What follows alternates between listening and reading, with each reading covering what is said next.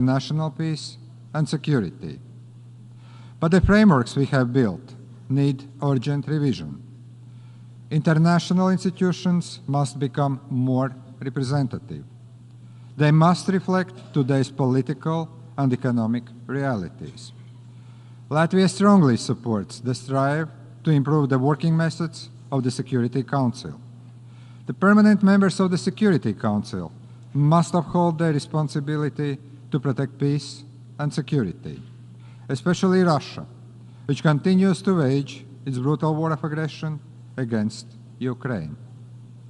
Ladies and gentlemen, if we deliver on these commitments and the Pact for the Future, it will echo through generations. Latvia is prepared to work towards a safe, equal, and sustainable future. Our commitment to the international rules-based order is driving also our bid for a non-permanent seat on the United Nations Security Council at the 2025 elections. Thank you. I thank the President of the Republic of Latvia. I invite His Excellency Emomali Rahmon, President of the Republic of Tajikistan, to address the Assembly.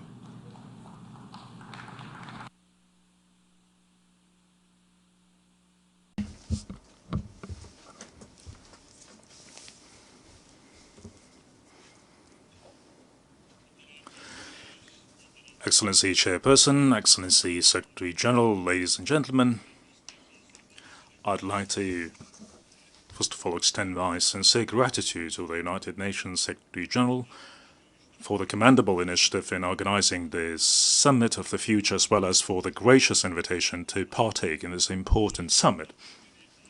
We held in high regard the diligent efforts of the coordinators of the Pact for the Future, esteemed representatives of Germany and Namibia. This meeting serves as a valuable platform for the review of the critical issues such as climate change, the safeguarding of public health, poverty alleviation, enhancement of women's living conditions, inclusive education, and other pressing global challenges. Furthermore, matters pertaining to disarmament, arms control, and modern threats and challenges to peace and security continue to demand our earnest consideration. It is anticipated that today's meeting will serve as a significant function in tackling issues pertinent to the reform of the international financial architecture and enhancing the global response to modern threats and challenges. The inclusion of climate and water agenda in the final document of this summit underscores the imperative for sustained and urgent action by member states and other stakeholders to secure a peaceful and sustainable future for the generations to come. According to the latest data from the United Nations, while there have been some improvements, the progress in the field of water and sanitation remains insufficient. Therefore, we are committed to enhancing our collaborative efforts with other nations to advance our constructive initiatives aimed at addressing water resource management and climate change. The ongoing implementation of the International Decade of Action Water for Sustainable Development 2018-2028 exemplifies our unwavering dedication to these critical issues. Distinguished participants, the adoption of the Pact for the Future as a forward-looking outcome of this summit aligns with the pressing reality that millions of civilians across diverse regions of the globe are vulnerable to a multitude of security threats. The actions of the United Nations in light of the swiftly evolving dynamics on the international arena underscore the necessity for nations worldwide to enhance their multilateral relationships. The international community can achieve success solely through dialogue and constructive collaboration aimed at addressing modern risks and challenges. Strengthening cooperation to achieve the sustainable development goals is fundamentally reliant on collaborative efforts aimed at ensuring lasting peace and genuine stability. In this context, it is crucial for policymakers and government officials to engage in concerted and coordinated actions at the global level to enhance collaboration and promote comprehensive security. Tajikistan, in its capacity as the host nation of the Dushanbe counter-terrorism process, welcomes the incorporation of this critical issue into the Pact alongside other significant matters. It is important that we enhance international collaboration, facilitate the exchange of information, and strengthen capacity-building efforts to effectively counter the rise of terrorism, extremism, and other global menace. We reaffirm our commitment to the pivotal and coordinating role of the United Nations in this endeavor. Ladies and gentlemen, today we stand at a critical juncture facing an alarming rise in conflict across the globe, leading to unimaginable suffering and hundreds of thousands of loss among innocent civilians. As heads of state, it is necessary that we come together united by our shared vision for a world free from ravages of war. Let us commit to a collective effort to forge a lasting peace, alleviate human suffering, and prevent terrible consequences of conflicts. It is high time to take decisive action to empower the United Nations in its vital mission of the conflict resolution and to restore peace and stability to our planet. Together we can create a brighter future for all. I, in this context, respectfully propose the adoption of a special resolution by the United Nations entitled Decade of Promotion of Peace for Future Generations. Furthermore, it is imperative that the United Nations, along with agencies and international and regional financial institutions, intensify their efforts to coordinate the actions of the international community in pursuit of sustainable development. I'm confident that the deliberations at today's summit will establish a solid ground for addressing the pressing challenges of our time. I thank you for your attention.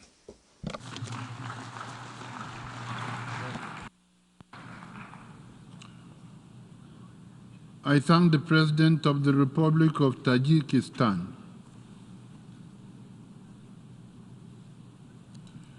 Notwithstanding the provision of Decision 79/504 of 13 September, I invite His Excellency Alexandro Rossi and Her Excellency Milena Gasperoni, Captains Regent of the Republic of San Marino, to address the Assembly.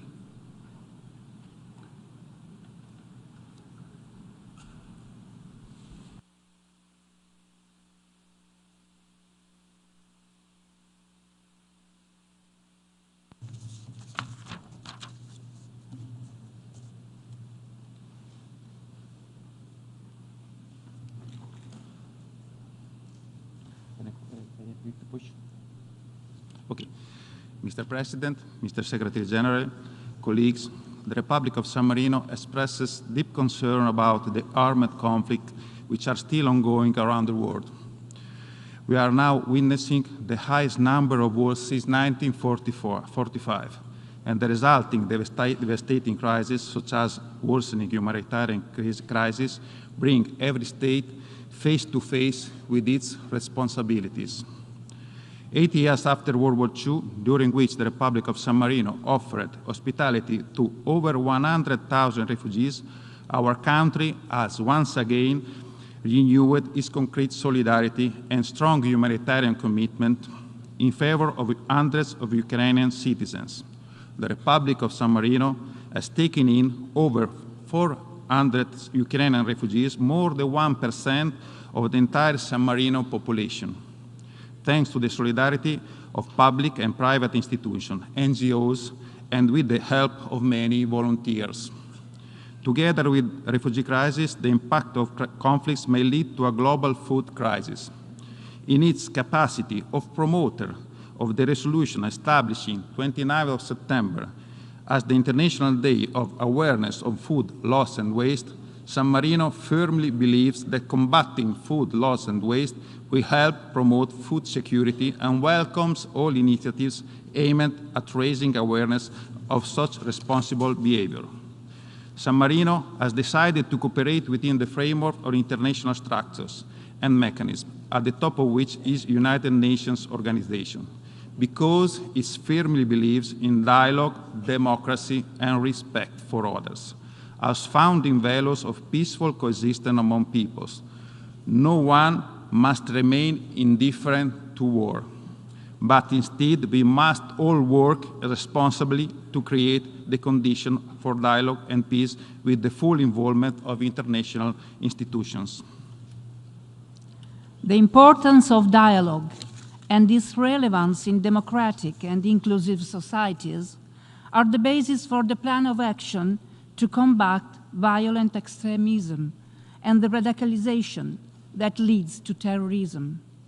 The Republic of San Marino still remembers the outstanding work carried out by the late diplomat Guido Bellati Ceccoli with regard to the religious dimension of intercultural dialogue, which made our country an important point of reference on this subject and led to the opening in the Republic of a place of prayer and meditation for different types of spirituality.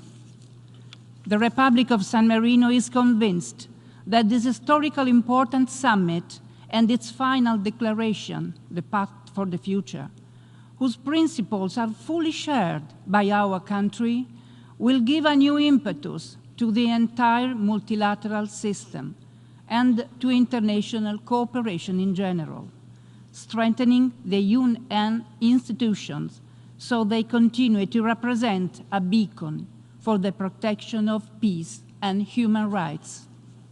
Indeed, in the case of small states, international law is seen as the one and the only safeguard in the event of a threat to their existence, and multilateral fora represent a valuable megaphone to make their voices heard, which would otherwise remain unheard. Within international fora, San Marino has always contributed to highlighting the role that small states can play as facilitators of dialogue and promoters of peace. The Summit of the Future will pave the way toward action leading to a safe, peaceful, fair, equal, and sustainable world, and our Republic will actively contribute to the search for collective solutions for a future of peace and dialogue, a better and more sustainable future for us and for future generations, in accordance with international law, including the United Nations Charter. Thank you all.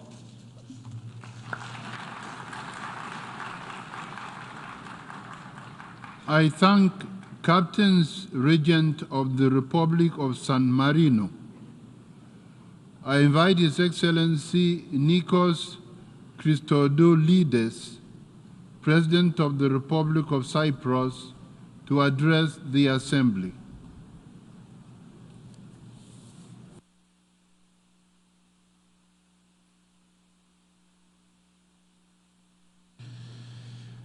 Excellencies, distinguished colleagues, last year's summit marked the beginning of a new phase as we collectively committed to accelerating progress towards achieving the Sustainable Development Goals. We reaffirm our commitment to the 2030 Agenda as our primary framework for addressing the multifaceted crisis facing humanity. This year is another pivotal moment as we should reinvigorate global efforts to success a sustainable future for all. Climate change, inequality, and conflict are only some of the multiple challenges the world faces today. Addressing them requires leadership and transformative action. The intergovernmental negotiations of the Pact for the Future, the Global Digital Compact, and the Declaration on Future Generations have revealed the extent of our perspectives. However, it is precisely this diversity and the bridging of different views, understandings, and expectations that is the true strength of multilateralism. I welcome the adoption of the Pact, and I commend the dedication of all who contributed to this, and primarily the co-facilitators. I truly believe that we can shape the future that reflects our shared values, even in complex negotiations. But our work does not end here. Ladies and gentlemen, as we move beyond this summit, Cyprus is ready to work alongside our partners in fostering collaboration between governments, intergovernmental organizations, civil society, and the private sector. In this interconnected world, networked multilateralism is essential. As a member of the European Union and the Asia-Pacific Group, and with strong ties to the small island developing states, Cyprus has a unique position, stands as a bridge between regions and perspectives. This vantage point equips us to better understand and address the concerns of our counterparts in Europe, Asia, the Pacific, and beyond. For Cyprus, climate change is not a distant threat. It is a reality. Droughts, rising sea levels, and extreme weather events affect our livelihoods and communities daily. Hence, we welcome the growing global commitment to addressing these urgent issues as reflected in the Pact for the Future. Dear colleagues, as a small island state, we are committed to working together alongside all UN member states to ensure the full enjoyment of human rights on equal footing. In this spirit of commitment, Cyprus has put forward its candidacy for the UN Human Rights Council for 2025-2027. Our focus will be on advancing the human rights of all, with particular attention to children, women, persons with disabilities, and other vulnerable groups. We will also promote cultural dialogue to bridge divides and combat discrimination. My country stands ready to continue collaborating with all UN member states, not only to defend human rights, but also to take concrete actions toward achieving the Sustainable Development Goals. Together, we have the power and the responsibility to turn these ambitions to reality and ensure future generations inherit a world defined by justice, sustainability, and peace. Thank you very much.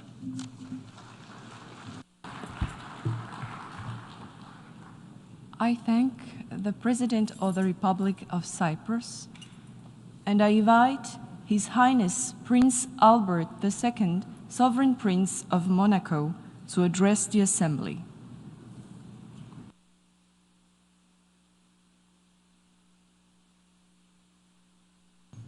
Excellences, Excellencies, I thank the Secretary-General, Mr. Antonio Guterres, for having convened this summit, which affords us a unique opportunity to consider the future which we want for our children, but also for our planet, our only home. By adopting a firm commitment to implement the 56 initiatives of the Pact, this establishes a bedrock for a new partnership for a fair, equitable, prosperous world for all. Moreover, the Declaration on Future Generations provides us with the necessary tools to provide our young people with opportunities to fully flourish in a healthy, harmonious environment while advancing the future as insecurity, conflicts, and terrorism, as well as transnational organized crime. All of these impact security and impede the development of our societies. Peace is our most valuable asset. There's a need to have access for the basic human rights. Without this, it is impossible to provide for a world that benefits all people. The restoration of peace and security is a collective responsibility. It is an urgent responsibility. President, we are aware that international tensions are exacerbated by environmental crises, climate change, loss of biodiversity, ecosystems, pollution on land and at sea. These are all exacerbating factors which we need to face. This is vital for the establishment of sustainable and peaceful societies. However, none of our objectives will be achieved if inclusion of all women and girls is not made a reality. Empowerment of women is critical to the achievement of economic, social, and political progress.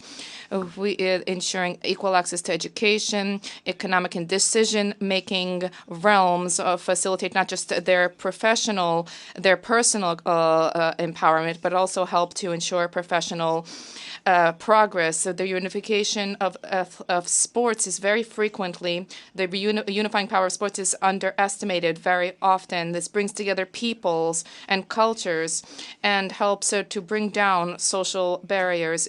My country will continue to endeavor to ensure that the contribution of sports to peace and inclusive social development is recognized rightly within the United Nations. Mr. President, we are committed to mitigating potential risks linked to the misuse of digital technologies. And we are endeavoring to establish adequate norms for ethical use of these technologies, which is respectful of both human rights and the basic freedoms of all people. We need to guarantee that the use of these technologies is not diverted for malicious purposes. To that end, we welcome the adoption of a global digital compact. This summit, Mr. President, is a milestone for the multilateral system. It affords us an opportunity to rethink multilateralism, to make it more able to surmount present-day and future challenges, and to help reinforce trust in international institutions.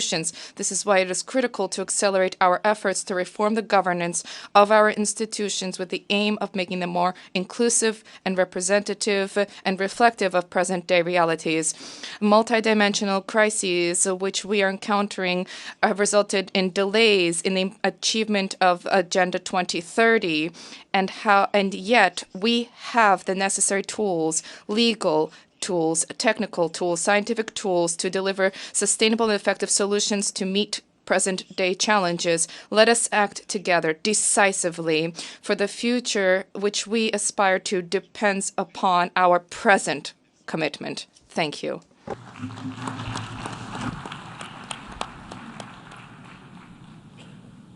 I thank the Sovereign Prince of Monaco, and I now invite His Excellency Wesley W. Semina, President and Head of Government of the Federated States of Micronesia, to address the Assembly.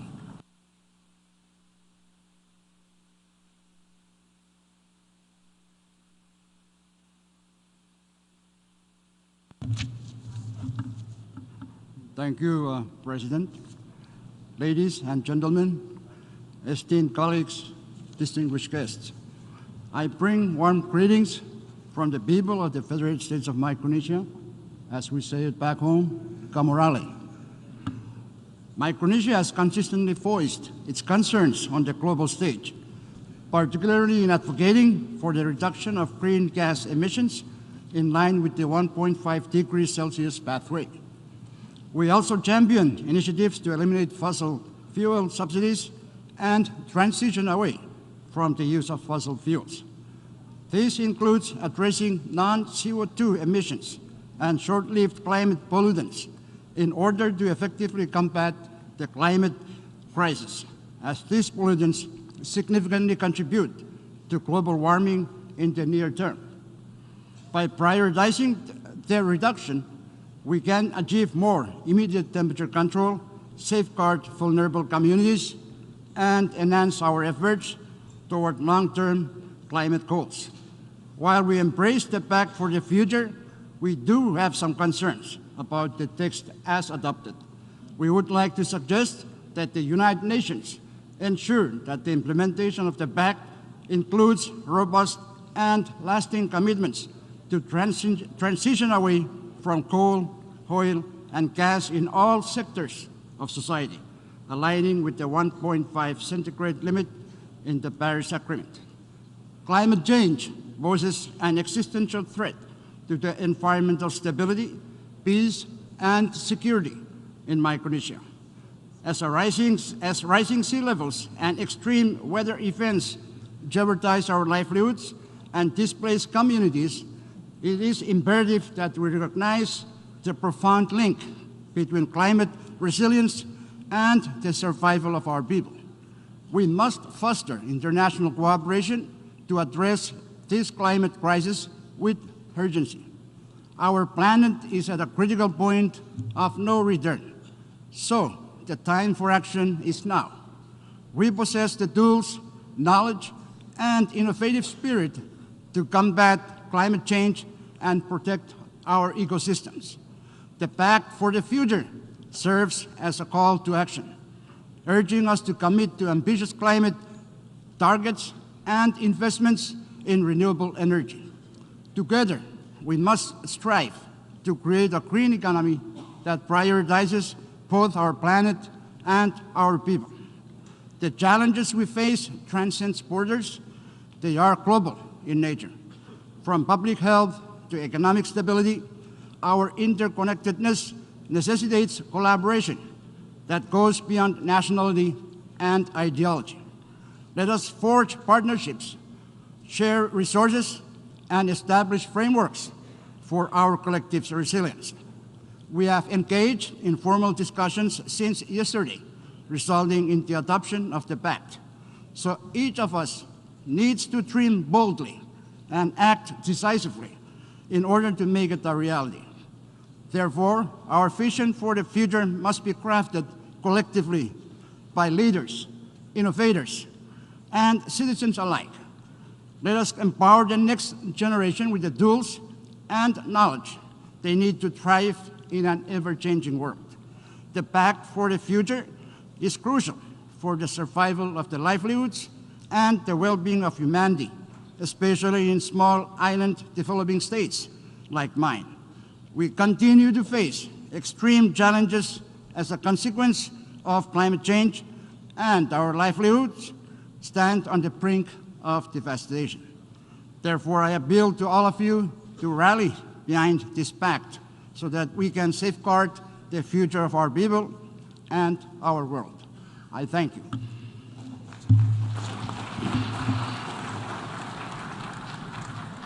I thank the President and Head of Government of the Federated States of Micronesia. I invite His Excellency David Ranibok Adeang, President and Head of State of the Republic of Nauru, to address the Assembly.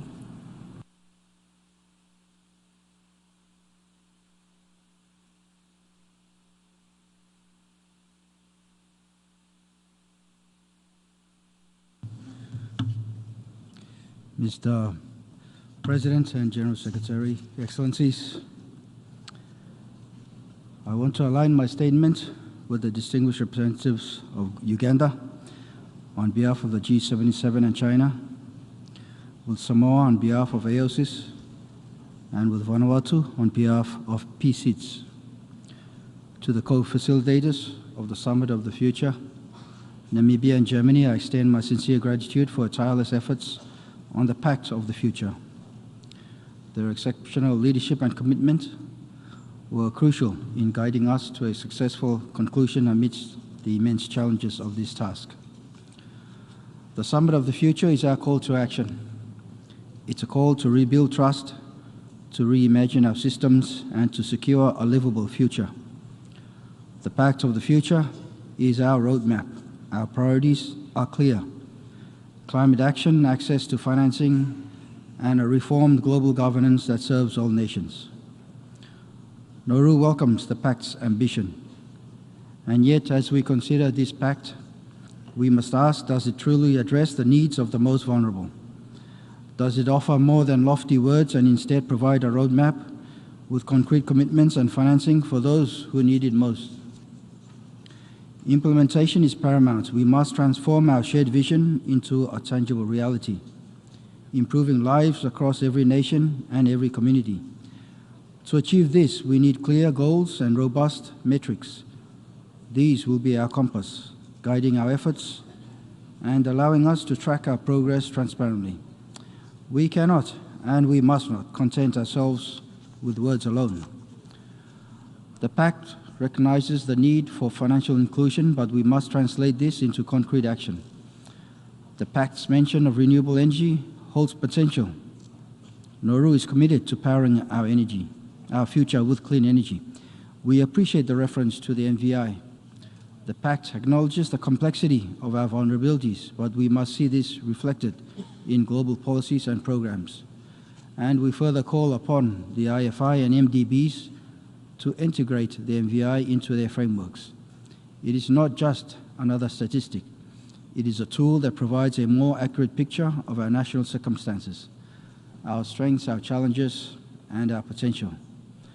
The path ahead will not be easy. It demands commitment, innovative thinking, and the courage to challenge existing norms. We will judge this pact not on the words spoken here, but on the actions taken in the years to come. And as we leave this summit, let us carry with us not just hope, but determination. Let our actions speak louder than our words, and let us work to ensure that the Pact for the Future delivers on its promise. Mataba.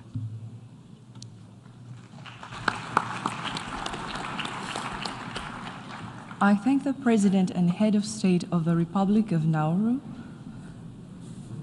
and I invite His Excellency José Raúl Mulino Quintero, President of the Republic of Panama, to address the Assembly.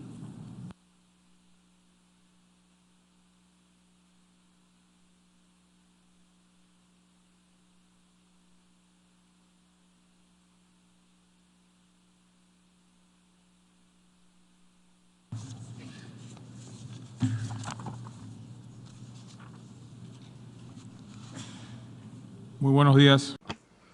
Good morning.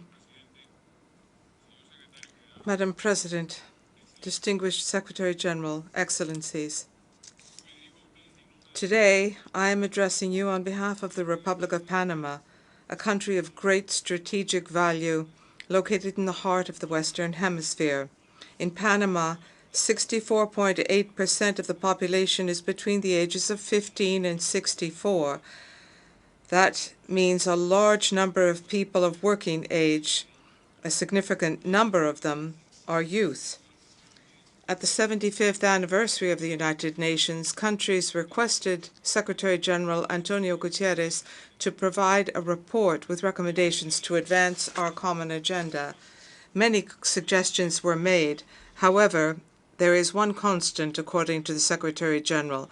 The decisions we take or fail to take today may mean either further backsliding or progress towards a greener, better, and safer future. For that reason, we cannot speak of a summit of the future and the documents resulting from it without mentioning the SG's Our Common Agenda. It serves as a mechanism to accelerate the implementation of existing agreements, including the SDGs.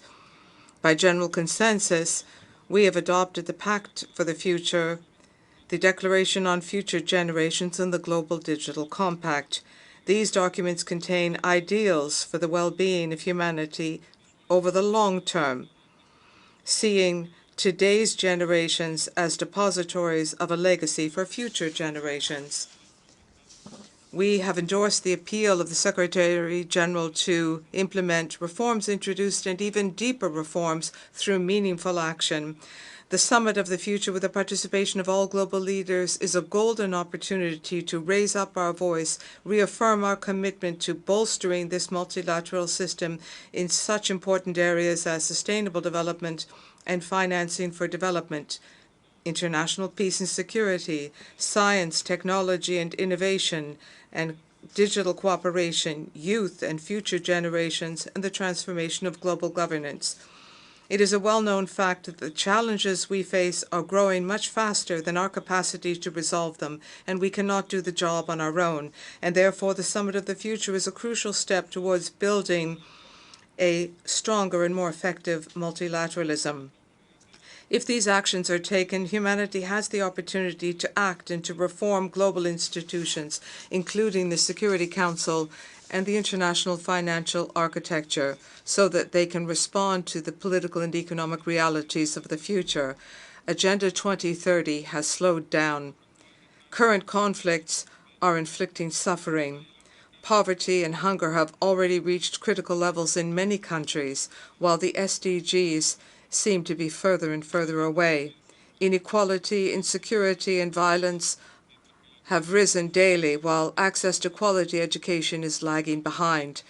Moreover, the growing fear of the use of nuclear weapons resulting from open conflicts is yet one more source of concern. We must not leave future generations a world of inequality, injustice, discrimination, misogyny, and racism in all its new forms. These attitudes erode good faith and trust of mankind. President, I cannot conclude without welcoming the proposals put forward in an effort to ensure greater political representation, transformative education, professional training, and continuous learning for our young people. The creation, the establishment of a UN Futures Lab, as well as the appointment of a UN Special Envoy to guarantee that budget and political decisions take account of repercussions on future generations are imperative. Panama is a country which has cemented its international relations in dialogue, peace, and multilateralism, is committed to strive to comply with these actions stemming from the Pact for the Future. Our young people, our children, are important to us, and we listen to them always. They are the ones who will shoulder this responsibility to fulfill these actions, and that is why we have met here, to take the first step. Thank you. I thank the President of the Republic of Panama, and I invite Her Excellency Hilda Heine, President of the Republic of the Marshall Islands, to address the Assembly.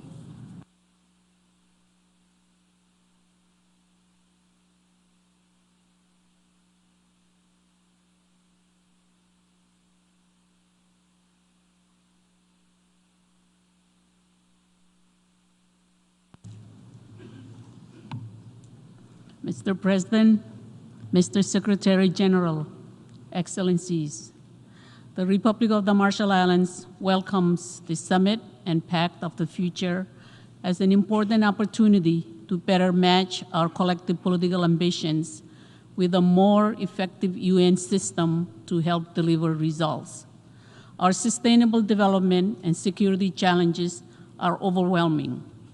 Rightly, the Pact has encouraged security and development agenda and assistance to be better aligned, a vital recognition that in the Pacific and in other fragile regions, development and security are closely linked.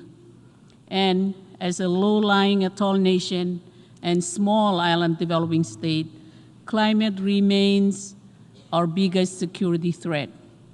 By better emphasizing peace building, we can help to reduce vulnerability to rising seas and to rising tensions alike. This meeting should truly be for the future and to boost the rightful participation of the youngest and future generations. It is youth, the leaders of tomorrow, who will face the strongest consequences of inaction today. Mr. President, the global digital divide is a major development challenge for our Pacific Island region. We are some of the most isolated places on Earth. We welcome the Global Digital Compact and highlight our joint program to advance digitalization, working with assistance across the UN system. It is important that more actions continue to show that we all can do more than commit. We can implement. Mr. President, the document ultimately reflects, not shapes, the fragmented multilateral platform. It is hard not to be frustrated over apparent political limitations. There is an incredible and persistent gap between ambitious solutions and international finance at hand. We have all seen far too many set it and forget it moments at international summits. And the international system is at risk of glossing over where we all have fallen short, instead of identifying and addressing the core causes. Many of the SDGs remain stuck in place despite our ambition and political will, and we cannot keep papering over the sobering shortcomings without arriving at the conclusion that the money just isn't there, or when it is so distant that it never reaches our shores and local communities. Finally, it will be an important task to develop clear lines and linkages between the Pact of the Future and the Antigua-Abbas agenda for SIDS. Small island nations need and deserve a dedicated focus, which we all adopted earlier this year. But if this pact is to be a blueprint for future partnership, then we cannot leave SIDS out of global goal setting. Mr. President, Taiwan remains a key partner to the Marshall Islands. Taiwan's important partnership deserves appropriate recognition. If we are to truly leave no one behind, then Taiwan deserves meaningful and enhanced participation in the UN system. Thank you.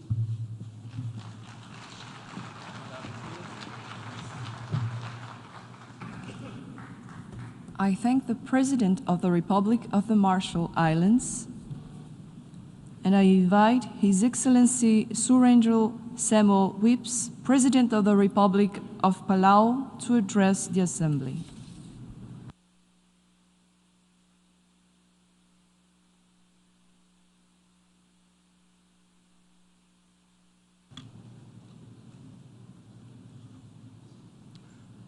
Excellencies, ladies and gentlemen, Ali from Palau. Our tradition of bull, a sustainable resource management practices rooted in conservation and social order, has guided us toward sustainability for centuries, protecting our natural resources for future generations. As the least contributors to climate change, we face its harshest effects, rising sea levels and extreme weather threaten our hospitals, schools, and food security, putting our children's future at risk. Our tradition of stewardship through the bull contrasts sharply with the global crisis we now confront, one we had little hand in creating. The fossil fuel addiction has worsened inequality and poverty. By returning to our traditions of the bull, sustainable ocean resource management, coupled with science and technology, we can lift our people out of poverty, restore balance to our ecosystems, and effectively combat climate change. We appreciate international funding for climate resilience. However, the burdensome requirements make it inaccessible. Financing tailored to special circumstances of SIDS is critical for effective climate action.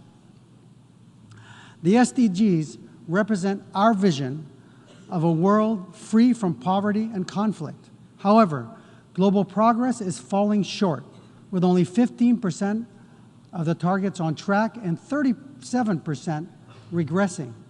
The reality is particularly challenging for small island states with limited resources. World leaders need to take decisive action, and corporate leaders need to integrate sustainability into their business practices. Despite our challenges, we have made significant strides in exhilarating sustainable development, and education has always been a top priority, and we have successfully improved access to education and vocational training by implementing online learning options for students in rural areas and expanding vocational programs. To address food security and combat NCDs, we have launched Kaledang Alet, Our Food is Our Responsibility, the initiative which aims to boost domestic food production and reduce food imports from 80 to 60% by 2030. Additionally, we are building a national fishing port to support fisheries, maximize the value of our tuna fisheries, and foster a thriving, sustainable blue economy.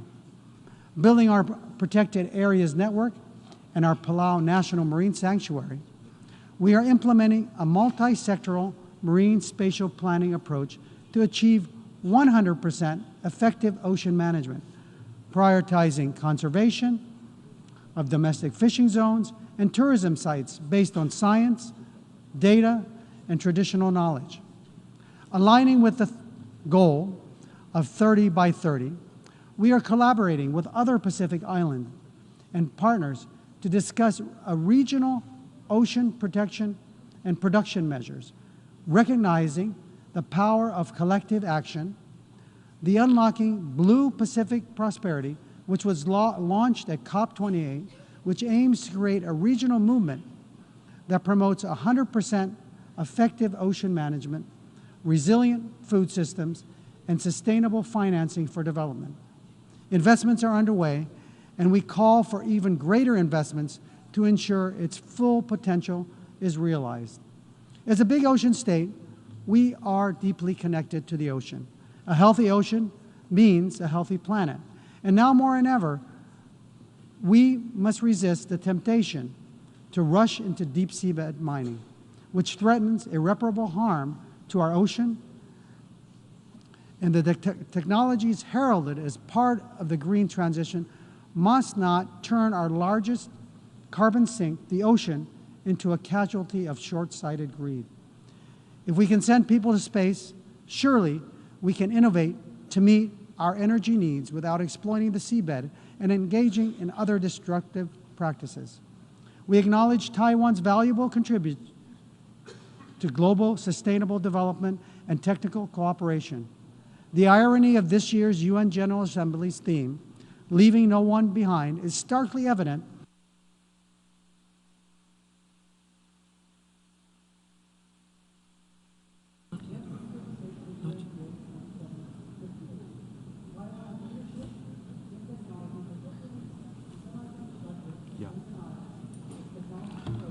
I thank the President of the Republic of Palau.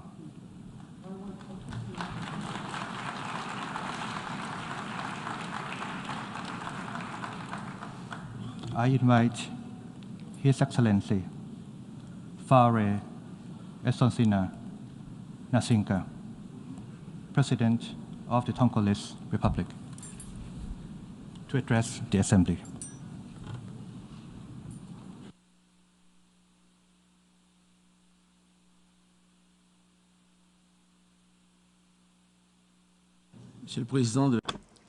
Distinguished General Assembly President, ladies and gentlemen, heads of state and government, UN Secretary General, heads of delegations, ladies and gentlemen, 8 decades ago, this institution was created, and the world was emerging from the second global conflict, and the future looked bright and promising. But today, complex crises throughout the planet mean that we must rethink our models for international cooperation and development. If we remain passive, then these crises and these models may well lead our planet to a dark future. Let us therefore take this opportunity we have here to change direction.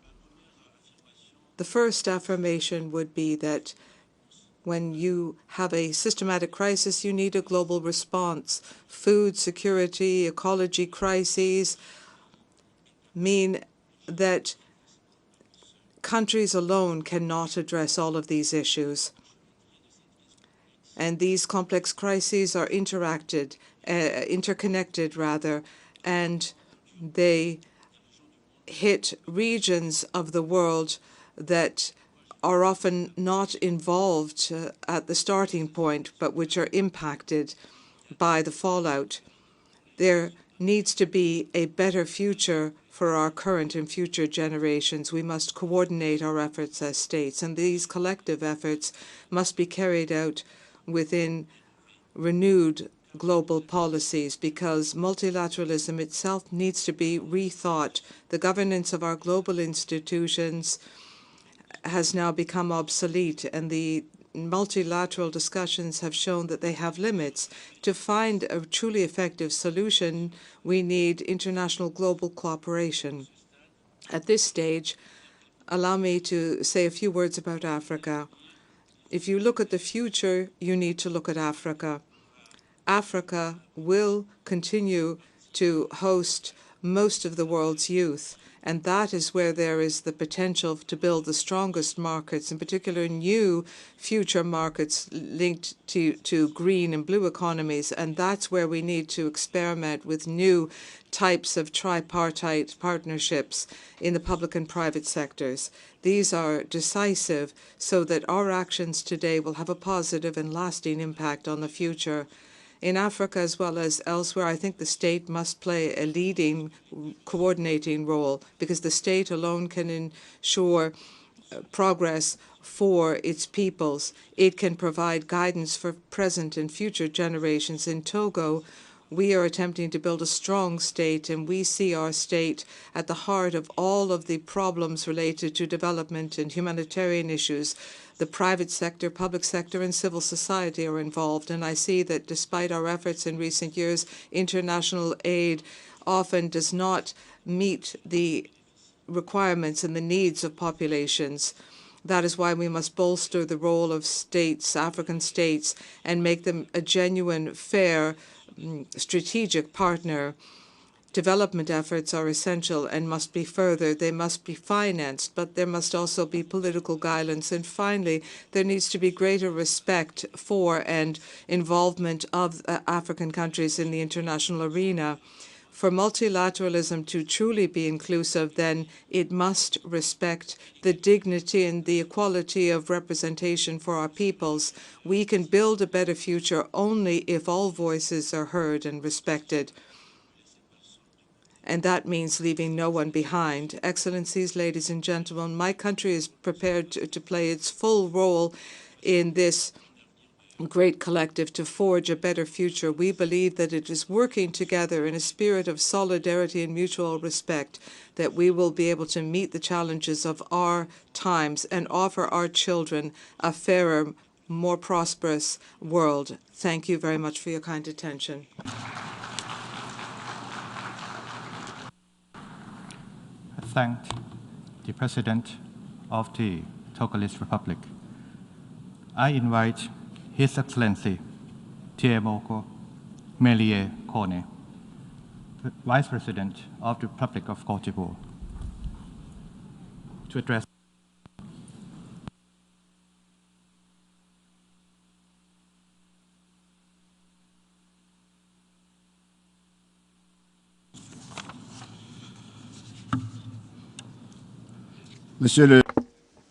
Mr. President of the General Assembly, Mr. Secretary General, ladies and gentlemen, I wish, on behalf of His Excellency Alassane Ouattara, President of the Republic of Cote d'Ivoire, to applaud you for convening this summit in such a timely manner.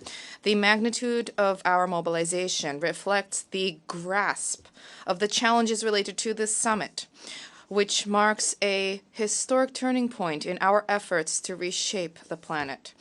International peace and security are gravely imperiled, with wars that are plaguing every continent. The human and material consequences of these conflicts are abhorrent, and no sustainable solution has yet appeared on the horizon.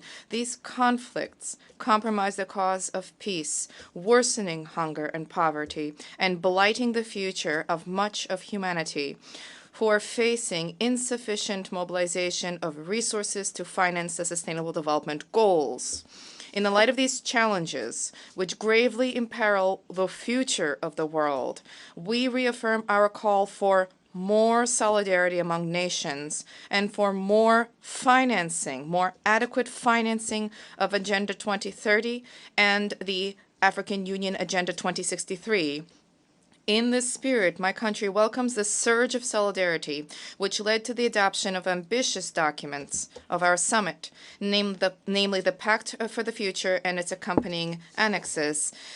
Our expectation is that the pact will foster the advent of a just, sustainable world through concrete and decisive actions. I welcome the support for the initiatives of the Secretary General, as well as the prioritization of preventing all forms of violence and security-related threats, as well as the prioritization of peaceful resolution of disputes for harmony among states. Mr. President, in the areas of science, technology, and innovation, as well as digital cooperation, we have a duty to step up multi-party cooperation, and to reinforce partnerships to build capacity, transfer technology, and mobilize the necessary financial resources to facilitate access to opportunities from science and technologies, to stimulate innovation, to bridge the digital divide, and improve governance of emerging technologies, specifically artificial intelligence. The digital pact, which we have adopted, is a part of this momentum, and we believe will help us to tackle critical challenges. I turn to young people and succeeding generations. There is a need to promote high-quality education, social inclusion, and the representation of young people in decision-making bodies. This is key. Young people are agents for development to build and transform model societies. Lastly, global governance that is more just, more representative, and more inclusive. This is more important than ever before. To that end, multilateralism needs to be revitalized to encourage more robust international cooperation.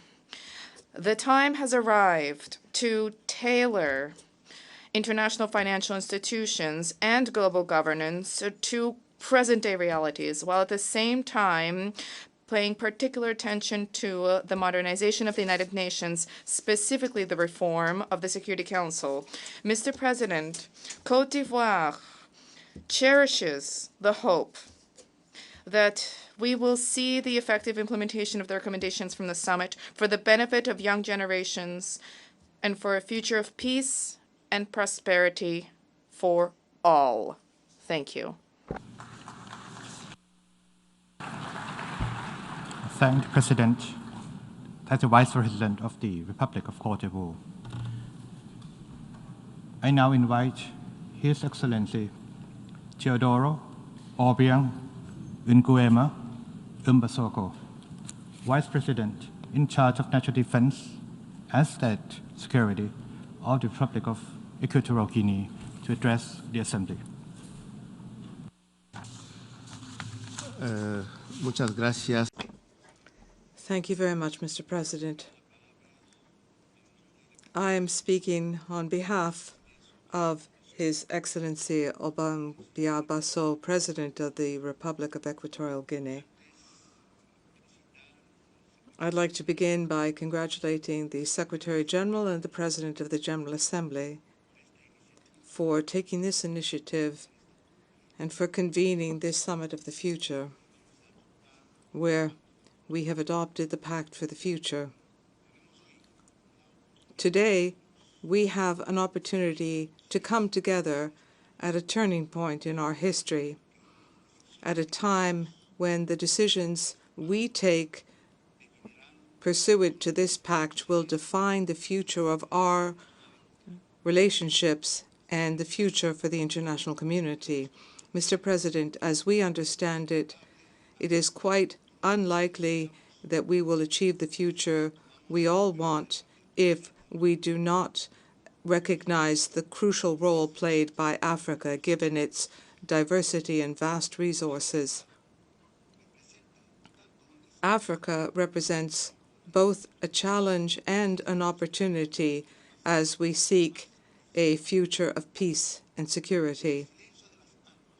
Silencing the guns, multilateralism, inclusiveness, financing for inclusive, equitable, sustainable development, ensuring that no country is left behind. To achieve all of these goals, we need a renewed commitment in order to mobilize financial resources, both public and private, and they must be earmarked for projects which will promote environmental sustainability, job creation, and development. International cooperation is essential to build resilient and sustainable infrastructures to benefit all generations. There can be no better future if we do not address unilateral coercive measures and sanctions, racism, and attempts to destabilize our countries, neocolonialist approaches, and other such mechanisms. as well as pressure and blockades which do nothing but obstruct the future of other countries, particularly the global south. Mr. President, this pact for the future must involve our youth. They are the future generations, and we must therefore invest in their education, their health, and their well-being. They must be drivers of change. In conclusion, the Summit of the Future is an opportunity to renew our commitments to the principles of the UN Charter and to work together towards a more peaceful world, a prosperous and safer world. Equatorial Guinea is calling on all countries from the global north and from the global south to come together, to join our efforts, and together to build a future where every individual, regardless of their origin, race, gender, or belief, can live in dignity and with hope. Thank you. I thank the Vice President in charge of national defense and state security of the Republic of Equatorial Guinea. May I now invite His Excellency Charlotte Salvai Tabimasmas, Prime Minister of the Republic of Vanuatu, on behalf of the Pacific Small Island developing states.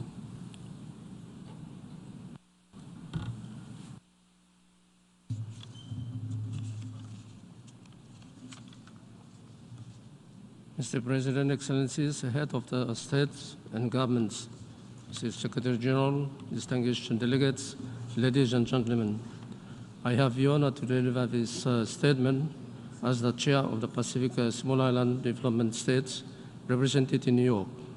We align ourselves with the statement delivered by Uganda on behalf of the Group of 77 and China, Samoa on behalf of AOCs, and Tonga on behalf of the Pacific Island Forum. We are on the front line of the climate crisis. The lives, livelihoods, security, and well-being of our people are threatened by the rising tides of inactions. We are here today to merely exchange words, but to forge a pact for the future, a pact that will determine the fate of our planet and the lives of the generation yet unborn. Excellencies, proceeds endorse the intended outcomes of this summit. We understand that the pact for the future, the Declaration on Future Generations, and the Global Digital Compact are more than just a document. They are a blueprint for a world which is equitable, sustainable, and resilient. These frameworks demand transformative multilateralism, urgent climate actions, and the responsible use of digital technology. The stakes could not be higher. As a small island developing state, we confront the devastating impact of climate change every day. Rising sea levels, intensified natural disasters, and the erosion of our ecosystem are our daily reality. We must act now. The commitment outlined in the Pact for the Future and the Declaration on our Future Generations compel us to ensure that our action today do not compromise the rights and well-being of those who will inherit this planet. We must confront the cause and impact of climate change head-on, scaling our efforts to protect the environment and accelerate our transition to a sustainable future. Excellencies, outcome of the COP28 and anticipated decisions at COP29 are pivotal in this endeavor. We reaffirm the critical need to accelerate climate action during this decisive decade, reflecting equity, the principle of common but differentiated responsibility and respective capabilities. We welcome the call on climate finance, starting on a flow of US $100 billion per year, with a focus on the needs of developing countries. As nations disproportionately impacted by climate change, the PSEED urges the international community to close the adaptation finance gap that severely affects developing countries, particularly small island developing states. Moreover, we emphasize the necessity of enhancing international cooperation and support to inspire greater ambition in the next round of nationally determined contribution. We must urgently accelerate the development, transfer, and deployment of renewable energy technology. Excellencies, climate change is more merely an environment issue. It is a security issue that exacerbates social tensions, economic security, and humanitarian disaster. We must integrate climate change into peace operation mandates and ensure comprehensive risk assessment that address the needs of vulnerable groups, including women, children, and indigenous people. We all recognize the transformative potential of digital technologies as outlined in the Global Digital Compact. However, this potential can only be realized if we bridge the profound digital divides that exists between our countries. Our digital future must be inclusive, safe, secure, and empowering all people to participate fully in the digital economy and society. We must harness digital technology to advance sustainable development, protect human rights, and ensure that no one is left behind. Let us remember the future we want within our grasp, but only if we have the courage to seize it. The Pact for the Future, the Declaration on Future Generations, and the Global Digital Compact offer us pathways grounded in solidarity, hope, equity, and justice to create a world where all people can thrive in peace, prosperity. We stand ready to work with all nations to turn these commitments into action to protect our planet and secure a brighter future for all. Thank you. I thank the Prime Minister of the Republic of Vanuatu. Now I invite His Excellency Irakli Kobakidze, Prime Minister of Georgia, to address the Assembly.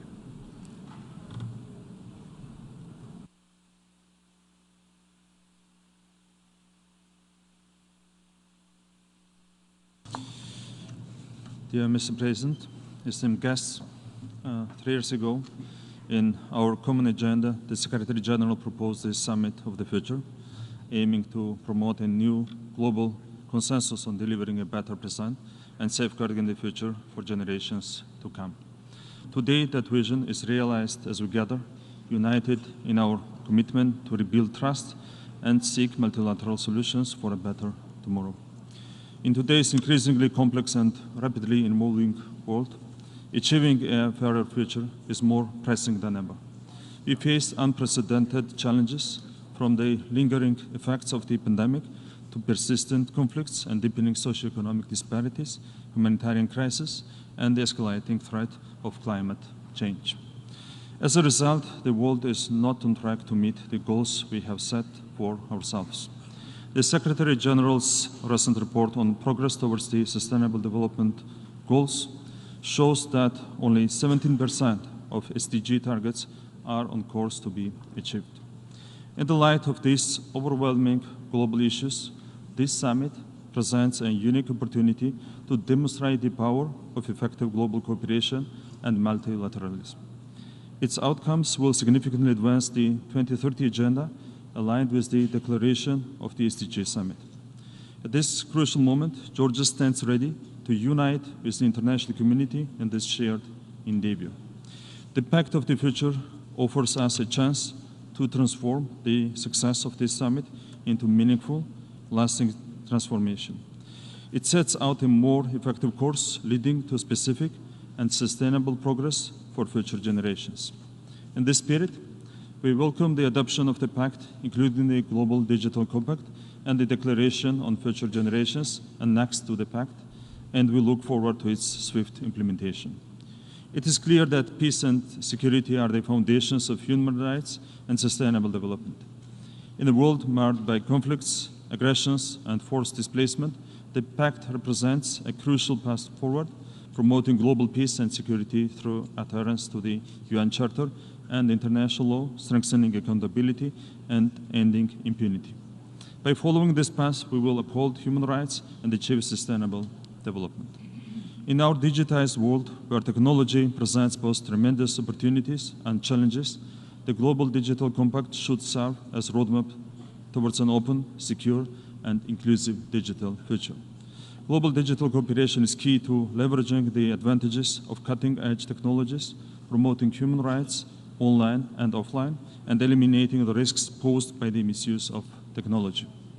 We believe it's essential to incorporate the viewpoints of future generations into our policy frameworks, ensuring that the long-term impacts of our actions are considered. The Declaration on Future Generations is a crucial tool for ensuring that their voices are heard and their concerns are addressed in shaping a sustainable future. The Summit of the Future has provided a vital platform for fostering international cooperation and solidarity.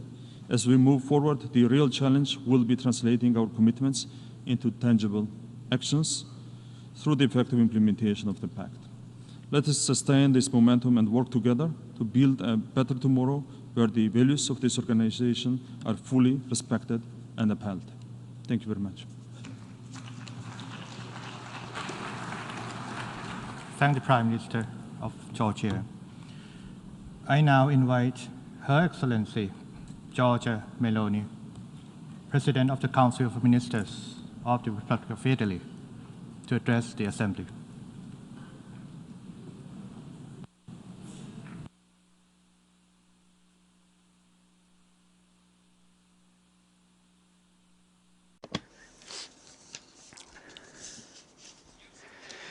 Secretary General, dear fellow delegates, the pact that we've undersigned is the result of complex negotiations for which I want to thank the President of the General Assembly, the negotiators, and of course all of the member states. The phase that now begins, that of implementation, is clearly even more complex, but definitely more crucial. The challenges that history has placed before us are manifold and multiform. Climate change, economic inequalities, humanitarian and health crises, transnational crime, and armed conflicts, starting with the unacceptable war of aggression of Russia on the country of Ukraine that make international security increasingly precarious. Faced with such a difficult scenario, we have no choice but to act. Because I think it is clear to all that we live in a time of crisis. Yet, crises always conceal opportunities. The word crisis, after all, derives from the ancient Greek term krisis, meaning choice, decision. Crises, therefore, force us to question ourselves. They force us to take a stand and do not allow for hesitation. We know that no state can effectively master current challenges on its own. And that is why Italy is a staunch supporter of multilateralism and of its most representative institution, the United Nations, the forum where each and every voice is heard, where we are called to learn, to understand each other, and to respect each other. Of course, any organization is effective if its rules are fair and mutually agreed. That is why we are persuaded that any reform of the UN governance, notably of its Security Council, cannot disregard the principles of equality, democracy, and representativeness. The reform makes sense if performed for everyone and not just for some. We're not interested in creating new hierarchies, and we don't believe that there are Class A nations and Class B nations. There are simply nations with their own histories, specificities, and citizens who have the same rights, because in our view, all humans are born free and equal. It also means rethinking in new ways about cooperation between nations. Italy has done so with the Mattei Plan for Africa, an investment plan designed to cooperate with African nations through an approach that is neither paternalistic nor charitable or predatory, but based on respect and the right for each one of us to compete on equal terms. It is our recipe to promote the development of a continent too often undervalued, build its stability, and finally guarantee one right denied to too many young people, that is, the right not to have to immigrate. And when talking about development, we cannot fail to address the new frontiers of technological innovation, starting with generative artificial intelligence, a phenomenon on which I'm afraid there's still insufficient awareness. AI is first and foremost a great multiplier, but the question we must pose ourselves is, what do we want to multiply? To put it bluntly, if this multiplier were used to cure still incurable diseases, then it would contribute to the common good. But if, on the other hand, that multiplier were used to further upset global balances, then the resulting scenarios would be potentially catastrophic. Machines will not answer these questions. Only we can do it. Politics must do it. And that is why it is crucial that AI be harnessed by human beings and be human-centric. All such issues are addressed by this pact and stand at the core of Italy's G7 presidency agenda. This is the role of multilateralism, not a club where people gather to write useless documents crammed with good intentions, but rather the forum where we must tackle decision-making urgency, where ideas must become actions, combining different sensibilities. Thank you. Of the Council of Ministers of the Republic of Italy. I now invite His Excellency Andrej Plenković, Prime Minister of the Republic of Croatia, to address the Assembly.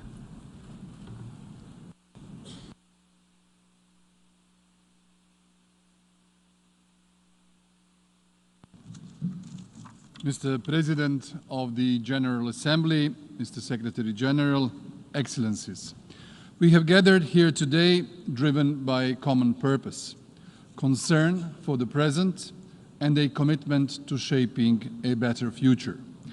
This summit is crucial because the choices we make now will define the world for future generations. I thank Germany and Namibia, alongside Sweden, Zambia, Jamaica, and the Netherlands, for their leadership in guiding this essential global dialogue. Today, the world faces an alarming surge in conflicts. The cooperative spirit that has long underpinned international relations, embodied by the United Nations, is under severe strain. The Russian aggression against Ukraine, the ongoing conflict between Israel and Hamas in Gaza and wider, as well as other global hostilities, are existential threats to global peace, security, and humanity. These challenges do not affect just one region. They endanger us all. In these turbulent times, restoring trust and solidarity among nations is not merely desirable, it is imperative. Croatia understands this deeply. 30 years ago, much like Ukraine today, we were a nation ravaged by war, defending our sovereignty against a far more powerful aggressor. Today, Croatia stands as a proud member of both NATO and the European Union. Our painful history has shaped Croatia's resilience and provided us with a unique understanding of the challenges that come with conflict.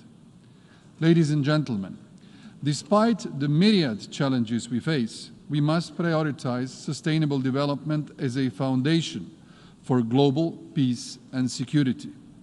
Sustainable development is not just an aspiration, it is essential for stability. To achieve this, we must foster global solidarity and urgently reform the international financial architecture to support these goals. Croatia firmly believes that effective multilateralism, rooted in respect for international law, the UN Charter, and genuine partnership is the way forward. Only through a unified approach, combining security, development, and human rights, can we ensure prosperity for all. Croatia's experience as a chair of the Peacebuilding Commission last year and our efforts in peacebuilding are now integral to the global peace framework. This is our legacy. We are also committed to the efficient implementation of the 2030 Agenda and its Sustainable Development Goals. I'm proud to say that Croatia currently ranks 8th out of 193 countries in Sustainable Development Goals implementation. This achievement reflects our commitment to sustainable growth and positions Croatia as a model how even smaller nations can lead by example. We continue to advance 3 key processes: digital transformation, demographic renewal, and decarbonization. These priorities, embedded in our national policies, drive our growth while ensuring sustainability. Croatia's forward-looking vision balances economic progress with social responsibility. Looking ahead, I see 3 critical areas that require our collective attention. First, conflict prevention is more urgent than ever. Our experience in Croatia reminds us of the importance of early action and diplomacy to avoid unnecessary suffering. Second, we must not waver in our commitment to sustainable development. Climate action, protecting biodiversity and reversing environmental degradation are essential for our survival. Third, we must strive for a more equitable and inclusive global governance system. International institutions must evolve to be more representative, promoting human rights and social development that reflect the diversity of the world's nations. The outcome of this summit provides us with a clear roadmap. Now it is up to us to turn these plans into reality. The time to act is now. Croatia stands ready to contribute our joint effort of a more just, peaceful, and sustainable global order. Thank you. I thank the Prime Minister of the Republic of Croatia. I now invite His Excellency Jonas Gahr Støre, Prime Minister of Norway, to address the Assembly.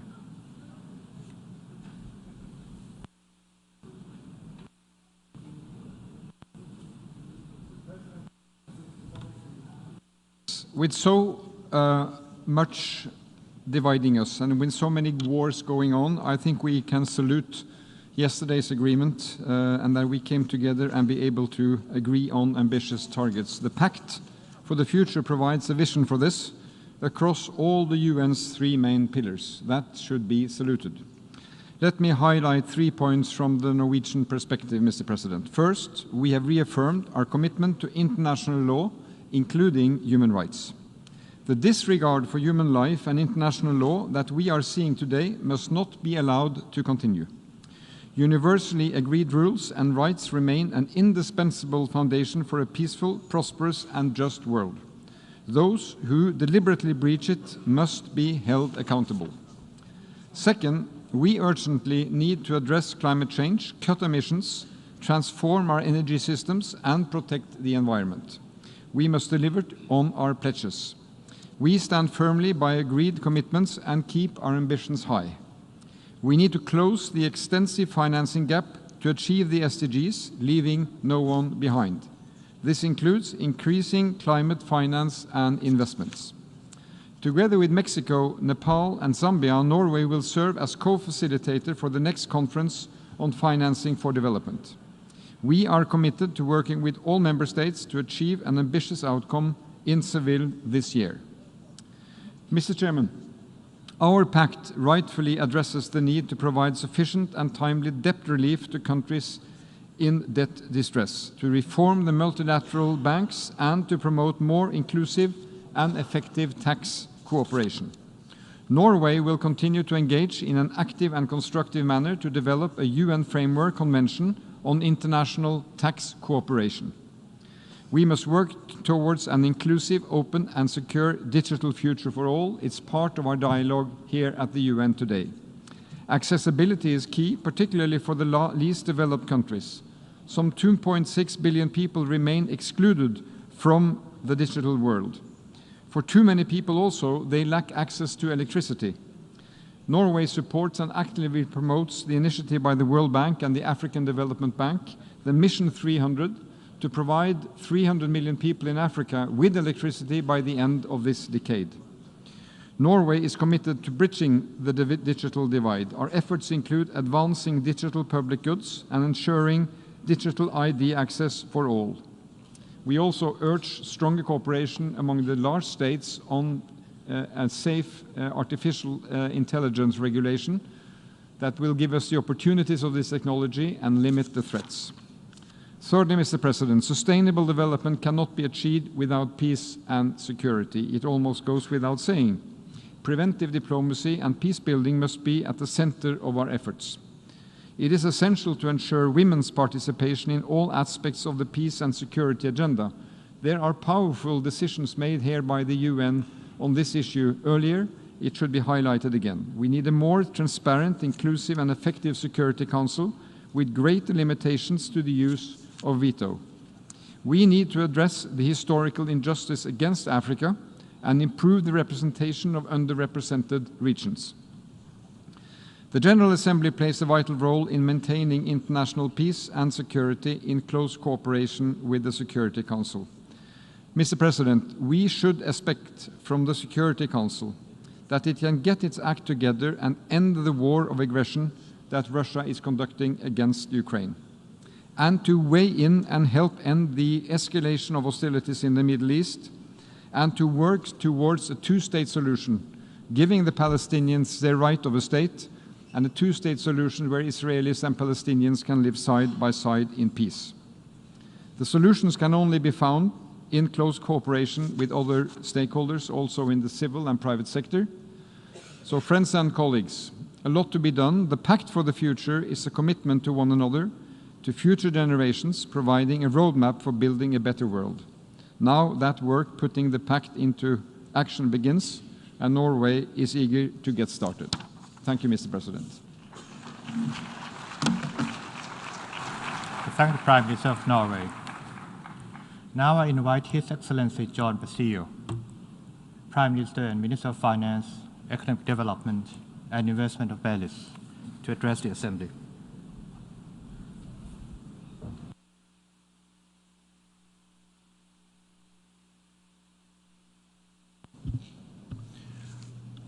Excellencies, Mr. President, ladies and gentlemen, the adoption of the Pact for the Future, the Global Digital Compact, and the Declaration on Future Generations must not be seen as an end, but rather as a beginning. While these outcomes lay a foundation for action, they represent only a floor for a much greater ambition that is needed to transform our world for present and future generations. The world faces a triple planetary crisis and a development crisis. Human and planetary capacities are approaching limits from which there may be no rebound. Our development and climate goals are slipping further away from our reach, and yet there has been no effective global response. To say we will do what we have failed to do will not suffice. Since the adoption of the Paris Agreement, every year has seen record-breaking climate impacts. For the first time, over a 12-month period spanning February 2023 to January 2024, global warming exceeded 1.5 degrees Celsius above pre-industrial levels. If that trend persists, then Paris alone will not be enough, nor will our promise to accelerate the implementation of the 2030 Agenda. These are unprecedented times. They demand unprecedented action across whole systems at all levels and at all times, guided by values and principles we espouse as a United Nations. We must ensure the dignity of people. We need to reimagine and remake this world into one that is just, secure, and that will endure, one in which every voice matters. Bringing the voices from the margins to the center, the voices of young people, women, indigenous people, and the voices of countries like my own, the small island developing states. They should benchmark our collective ambition, because a better tomorrow can only be realized if solutions respond to the most urgent of needs, their needs. In Belize, the youth are calling for opportunities to harness individual and technological potential. They need sustained investment in good, decent education, comprehensive health care, and a greener and bluer economy that targets support for micro, small, and medium enterprises and startups. We can go faster with international support, but that support must be tailored to the unique characteristics of small island developing states. The Antigua and Barbuda Agenda for SIDS is a forward-looking blueprint for resilient prosperity. It defines our vision and what the international community can do to help us achieve that vision. My country, like other small island developing states, still lack representation where decisions are being made on our behalf. As a placebo, we may be given the privilege for a 5-minute intervention on a matter that will have consequential impacts on our future. Likewise, the international financial architecture, even in its current phase of reform, is built on a foundation of a bygone era. The dynamics of power are ever-changing. We need to build these institutions to be effective well into the future. Excellencies, today I affirm Belize's unwavering commitment to achieve the SDGs. They are the only ambitious, universally agreed blueprint to achieve a sustainable and equitable future for all. Let us then push harder for justice, go deeper for change, and make our actions meaningful for everyone. More than an opportunity, the Summit of the Future is a challenge. Let us rise up to that challenge, go beyond the confines of our present context, be bold in our vision, and embrace a much greater ambition for a better tomorrow. Thank you. I thank the Prime Minister and Minister of Finance, Economic Development and Investment of Belize. I now invite His Excellency Nikol Pashinyan, Prime Minister of the Republic of Armenia, to address the Assembly.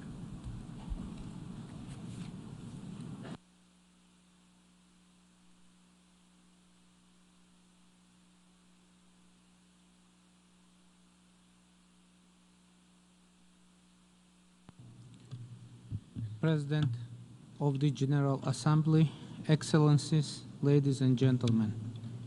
It is particularly significant for me to take part in this Summit of the Future because I have received my current mandate of the Prime Minister of the Republic of Armenia in the parliamentary elections under the slogan of our party, "There is a future." All the problems we are facing today are directly or indirectly related to the decisions made or haven't been made at some point in the past. And the same we can say about all the successes and achievements of today. We cannot change the past. We cannot change a lot even today, because today is to some extent a part of the past. But shaping the future is today's most important task. The agenda of our actions is also known: peace, security, prosperity, freedom, justice, human rights, artificial intelligence, climate change. But what is of high importance is the concept that we should put in the basis of our vision of the future, and consequently how to build the future. It may sound strange, but the most important thing we can do for the future is to create positive narratives and focus on the possibilities of creating the foundations for them, regardless of whether they exist at the moment or not. One of the reasons for today's global crisis is that international formats have long become an arena for mutual accusations, threats, and the places where crises and deadlocks take place or being announced. I can hardly remember a positive speech on behalf either of myself or other leaders on international platforms, and there are objective reasons for this. There is little material for positive discourse, and maybe it's because in the past there was very little or there was no any positive narrative at all. We usually come to UN to declare how bad it is going to be, because the facts proving this are a lot and everywhere. So it doesn't require much effort to see them. Effort should be made to see the prerequisite of a good future and think about them, because what happens in reality first happens in our minds. My party adopted the slogan, "There is a future," under the conditions when it seemed that there was no hope for optimism in our region. Now this happens globally, and at the summit of the future, I want to voice that belief of there is a future. And by doing this, I want to have my portion of contribution. Unlike the previous 3 times, this year at the General Assembly, I will more concentrate on opportunities rather than accusing neighboring countries in my speech. And this will provide room for positive thinking and for talking about the possibilities. Yes, for now, let's only talk, since in the beginning was the Word, and the Word was with God, and the Word was God. Therefore, it is necessary to start with the good words. It is necessary to bring forward the slogan, "There is a future," as a theorem, and to work to prove it. Let's do it. Thank you for your attention. I thank the Prime Minister of the Republic of Armenia. Now I invite His Excellency Luc Frieden, Prime Minister of the Grand Duchy of Luxembourg, to address the Assembly.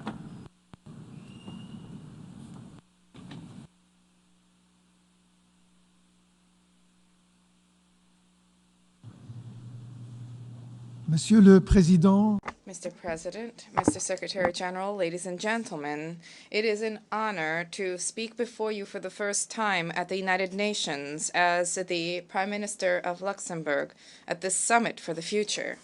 Luxembourg is well positioned to understand that no country, regardless of its size, can tackle the challenges it faces single-handedly. This is an observation which lies at the heart of our multilateral commitment. We were present when the United Nations Charter was signed in San Francisco because the people of Luxembourg, like all the peoples of the United Nations, was resolved to save succeeding generations from the scourge of war, as has so eloquently been enshrined in the preamble of the Charter. And alas, today the scourge of war is afflicting peoples throughout the world. I am thinking of the people of Ukraine who have, with exceptional courage, been resisting the war of aggression being waged by the President of the Russian Federation. I am thinking of the peoples plagued by conflict in the Middle East. I'm thinking of African peoples, those in the Sudan, in Sahel, and elsewhere, plagued by war, a lack of security, and terrorism. The international order founded in the rule of law is in crisis. Flagrant violations of the Charter and of international humanitarian law are proliferating. The Sustainable Development Goals for many are far beyond reach. In light of this reality, there is no miracle cure. There is no single solution. All that counts is the commitment, concrete commitment, day after day. Mr. President, it is clear that we need to move from words to action, more effective and efficient action on reform of the United Nations. The Security Council needs to become more representative, more accountable to all member states. Experience shows that states elected to the Security Council can make a difference by delivering new perspectives, specifically when permanent members are divided. Luxembourg demonstrated this in the past, and we hope to have an opportunity to do so yet again if we are elected to the Council for the 2031 to 2032 mandate. Let us reinforce the role of the General Assembly, particularly when the Security Council is blocked by the veto. It is also evident that the global financial architecture needs to be reformed, for it is not commensurate with the challenges of the present day, specifically the needs of developing countries. Our view in Luxembourg is that development, security, and human rights need to go hand in hand.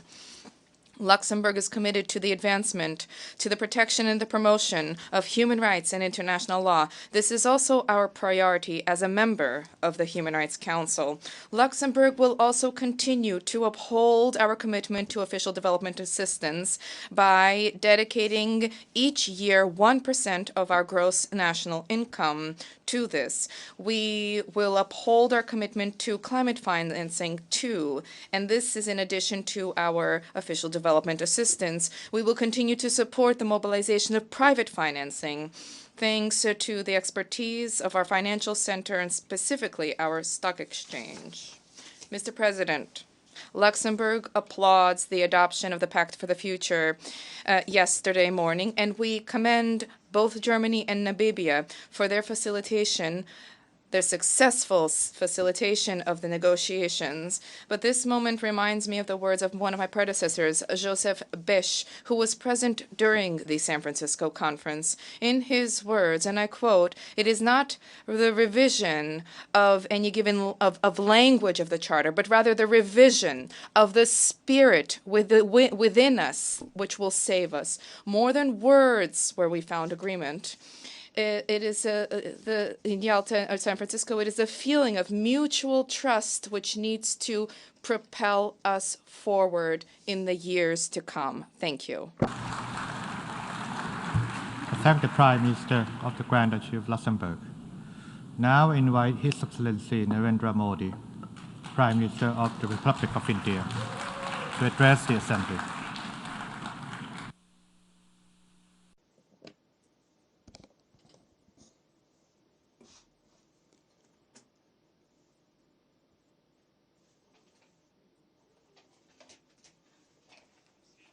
Excellencies, on behalf of India, the world's largest democracy, and 1.4 billion Indians, greetings to all of you.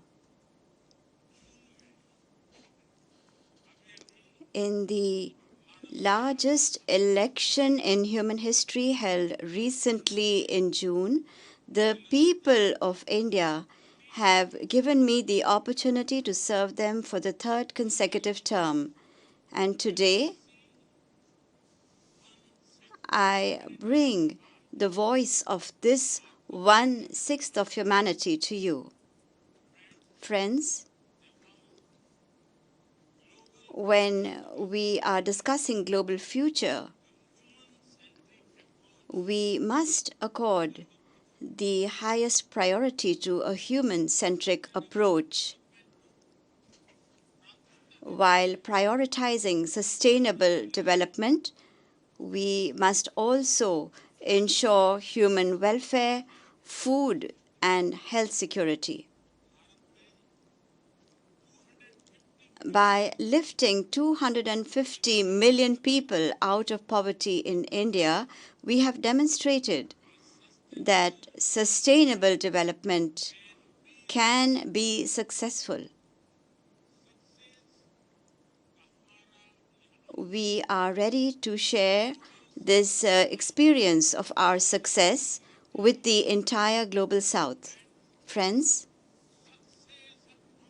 success of humanity lies in our collective strength, not in the battlefield. And for global peace and development,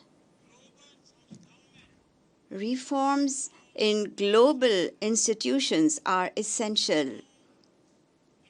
Reform is the key to relevance.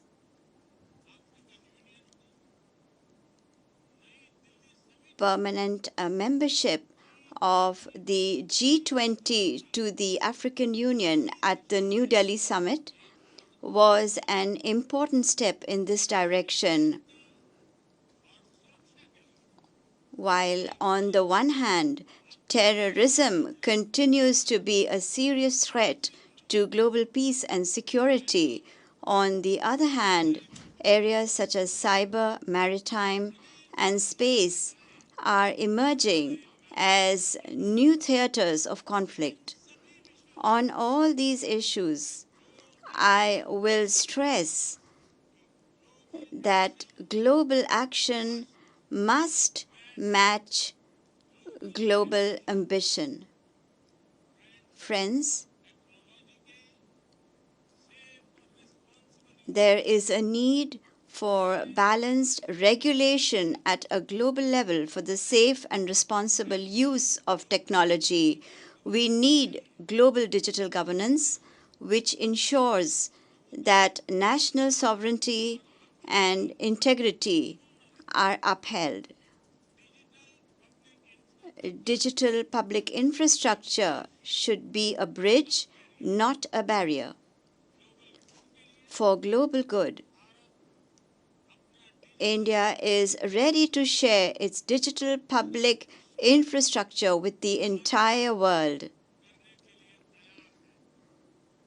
Friends, for India, one earth, one family, one future is a commitment. This commitment is also reflected in our initiatives such as One Earth, One Health, and One Sun, One World, One Grid.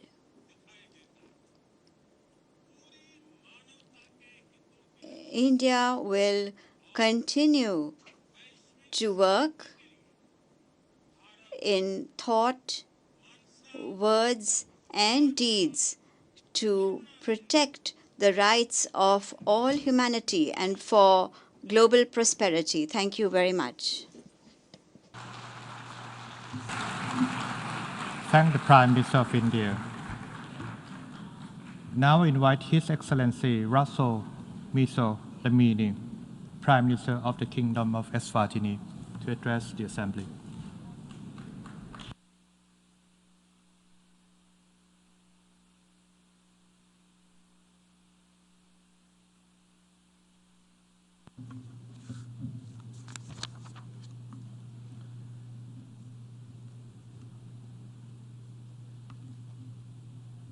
Co-chairs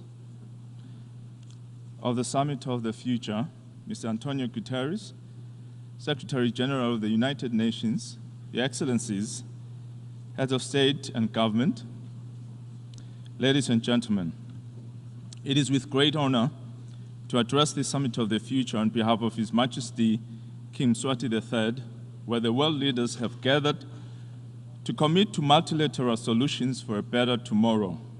This summit is an opportunity to take bold actions that will shape the future of our planet and the well-being of generations to come.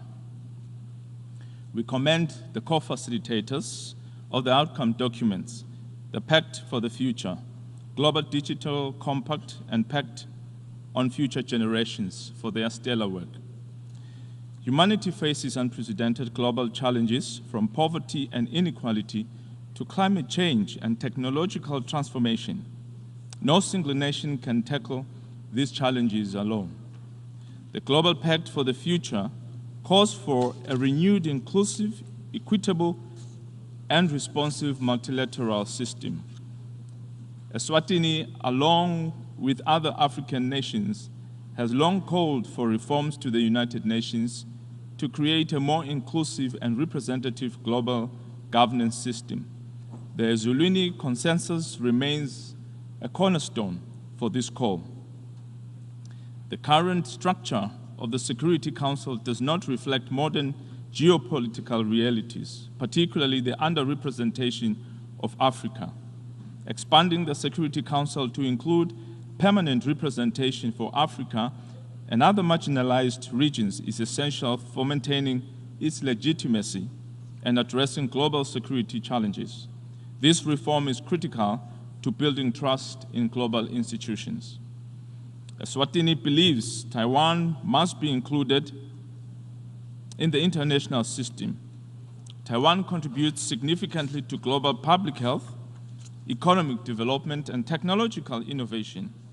Excluding Taiwan limits global cooperation when it is most needed. We call for Taiwan's meaningful participation in international organizations. The COVID-19 pandemic, economic shocks, and the climate crisis have exposed vulnerabilities in the international financial system. Many developing nations face unsustainable debt, limiting their investment in critical areas like healthcare, education, and infrastructure. Eswatini calls for comprehensive debt restructuring and reforms to international financial institutions like the IMF and the World Bank, ensuring that they respond to the needs of developing nations. Fairer access to financing for climate resilience and development is also crucial. Although Eswatini, like other developing countries, contributes little to the climate crisis, it is heavily impacted. While we have made significant improvements in disaster risk governance, urgent climate finance from developed nations is crucial to help mitigate and adapt to these effects. As we work to reduce emissions and meet our commitments, developing nations must continue to prioritize industrialization and energy security to achieve their development goals. Technological advancements create opportunities for development, but have also widened the digital divide. Eswatini recognizes the transformative potential of digital technologies, but urges technologically advanced nations to support affordable technology sharing with developing countries and address risks from emerging technologies like artificial intelligence. We must ensure technology becomes a tool for inclusion, not inequality. This summit presents a unique opportunity to rebuild trust in multilateral system. The crises we face require urgent coordination, international cooperation. In conclusion, the Summit of the Future offers an unparalleled opportunity to reshape the global system.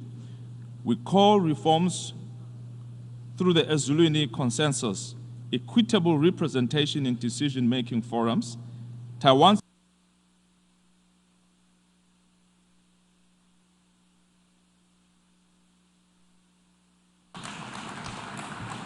Thank you, the Prime Minister of the Kingdom of Eswatini. I now invite His Excellency Gaston Alfonso Brown, Prime Minister and Minister of Finance, Corporate Governance, and Public-Private Partnerships of Antigua and Barbuda to address the Assembly.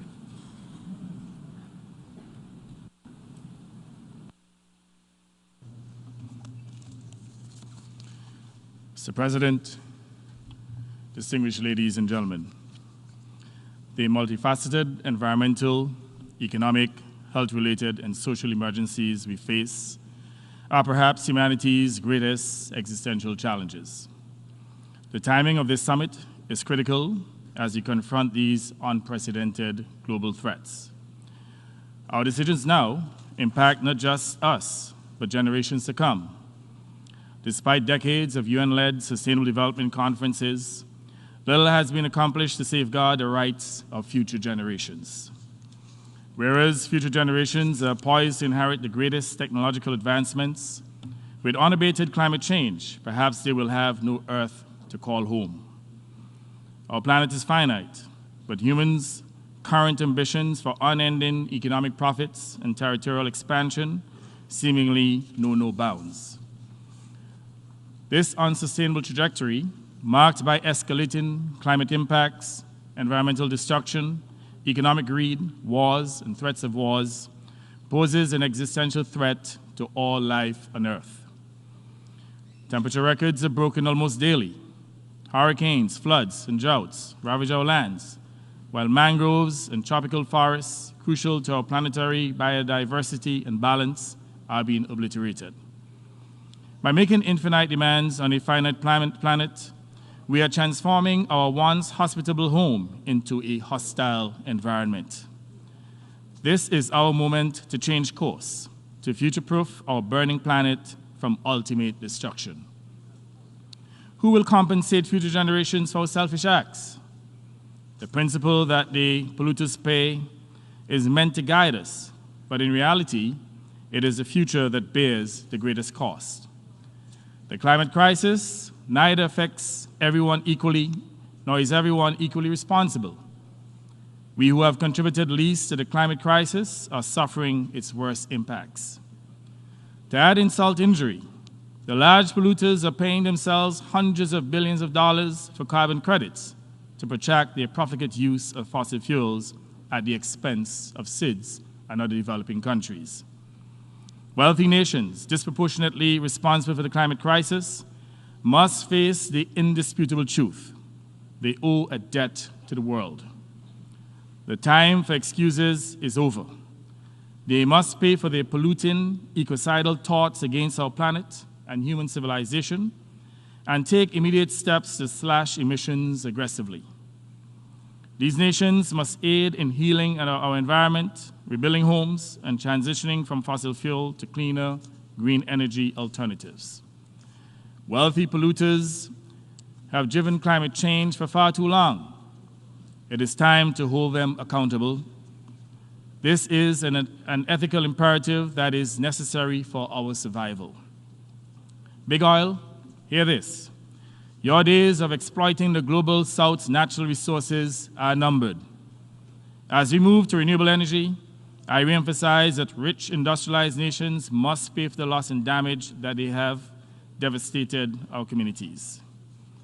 And to the carbon billionaires, your profits must fuel a sustainable future, not your profligate lifestyles. Wealthy countries and the industrial giants must pay their dues and invest in a sustainable, equitable future for all. Excellencies, without a healthy planet, there can be no viable future for humanity. We are integral to the solution, yet we neglect our obligations as world leaders because of a globalized economy controlled by a self-interested minority. Bold new international agreements to end fossil fuel proliferation, innovative financial instruments, and advanced technology are urgently needed. The weight of history and the responsibility to the future rests upon our shoulders. Small island developing states met recently in Antigua and Barbuda and laid out the future that we want, the Antigua and Barbuda agenda for SIDS. It is time for the international community to be as bold as SIDS and to shift focus, not just to sustaining our damaged ecosystems, but also ensuring equity and fairness, providing climate and financial justice to all. I call upon leaders and policymakers to commit to an international financial architecture that bridges gaps, alleviates inequalities, and fosters sustainable development. Providing debt relief and access to finance should be based on countries' vulnerabilities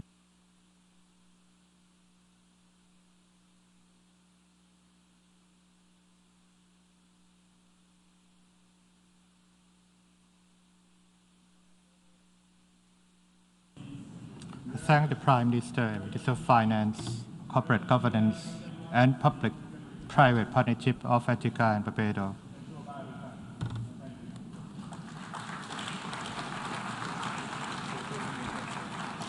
I now invite His Eminence Cardinal Pietro Parolin, Secretary of State of the Holy See, to address the Assembly.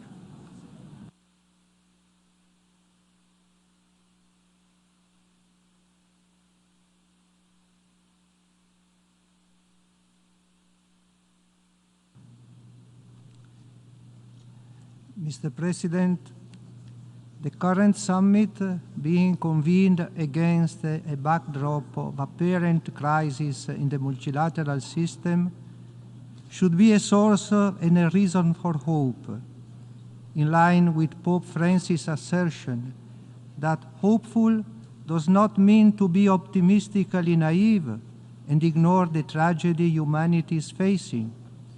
Hope is the virtue of a heart that doesn't lock itself into darkness, that doesn't dwell on the past, does not simply get by in the present, but is able to see a tomorrow.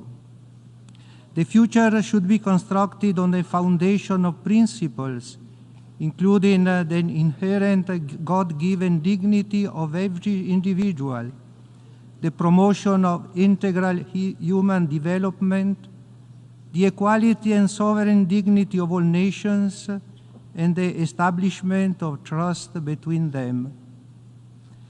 There is a need to rethink actions in a number of areas. First, eradication of poverty must remain the overarching goal of all future action, bearing in mind that development is the name for peace. This requires the political will to achieve sustainable development, also through the reform of international financial institutions, debt restructuring, and debt forgiveness. Second, the pursuit of peace requires the implementation of a general disarmament, and in particular the total elimination of nuclear weapons. Narrow geopolitical considerations must be put aside, and strong economic lobbies must be resisted in order to uphold human dignity and promote integral development. Third, artificial intelligence. The Holy See advocates for a regulatory framework of AI ethics that encompasses the life cycle of AI and addresses inter alia data protection, accountability, bias, and the impact of AI on employment. Thinking of the future should take into account the needs and interests of future generations, guaranteeing a dignified future for all, ensuring the provision of the requisite conditions, including a nurturing family environment, to facilitate flourishing.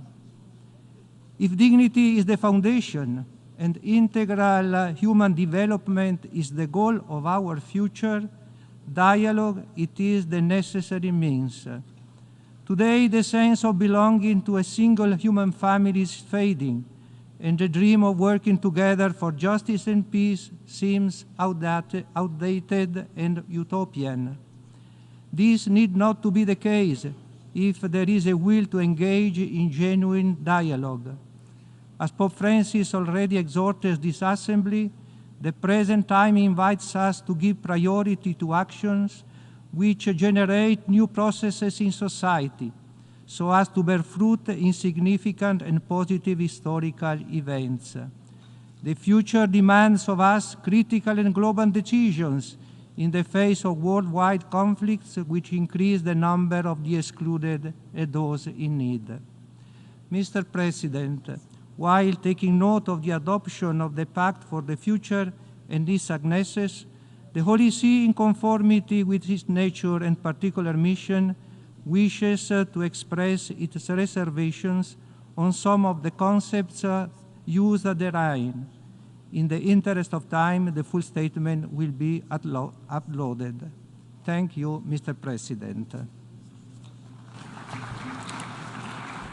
I thank the Secretary of State of the Holy See. I now invite His Excellency Chenda Sophia Sok, the Prime Minister of Foreign Affairs and International Cooperation of Cambodia, to address the Assembly.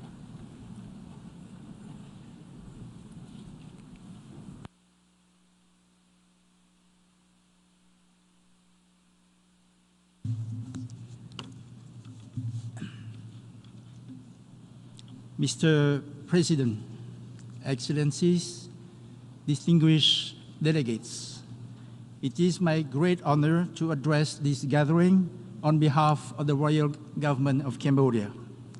This is a crucial moment to consolidate our commitment to address together many deeply interconnected challenges: climate change, inequality, poverty, gaps in technology, and increasingly complicate violent conflicts. The Summit of the Future is an opportune occasion to adopt global governance to today's reality. It is time to rebuild trust in the multilateral system as we strive to build a prosperous, healthy, and harmonious world for our current and future generations. Allow me to elaborate on a few key points. First, international peace and security become more fragile with each passing day as geopolitical tensions continue to intensify. It is incumbent on us all to firmly uphold the principle of the United Nations Charter and international law. They are the backbone of the international order and global cooperation. The use of diplomacy and mediation must be prioritized to resolve conflicts. Concerted efforts towards peace building should be enhanced. Cambodia sees great merit in the new agenda for peace presented by the UN Secretary General, and we are proud to have contributed nearly 9,000 men and women to support UN peacekeeping operations since 2006. Once a war-torn country, Cambodia understands that peace is the prerequisite for development and progress. Thanks to peace and stability, Cambodia now ranks among the best achievers on sustainable development goals, particularly when it comes to reducing poverty, providing quality education and health care, creating more jobs, and driving growth, addressing climate change. Second, sustainable development requires sufficient and efficient financing. Cambodia is currently investing in building up its human capital, targeting 1.5 million youths, diversifying its economic base, and intensifying its green transition. Cambodia strongly supports efforts to ensure a fair and rule-based multilateral trading system with the World Trade Organization as its core. Cambodia also joined the call to reform the international financial architecture and address financial gaps, particularly those that affect the least developed countries. Third, the advancement of science, digital technologies, and innovation presents both transformative solutions for human development and risks. Cambodia strongly supports efforts to intensify international cooperation to ensure that the proliferation of science, technologies, and innovation enhance human capital.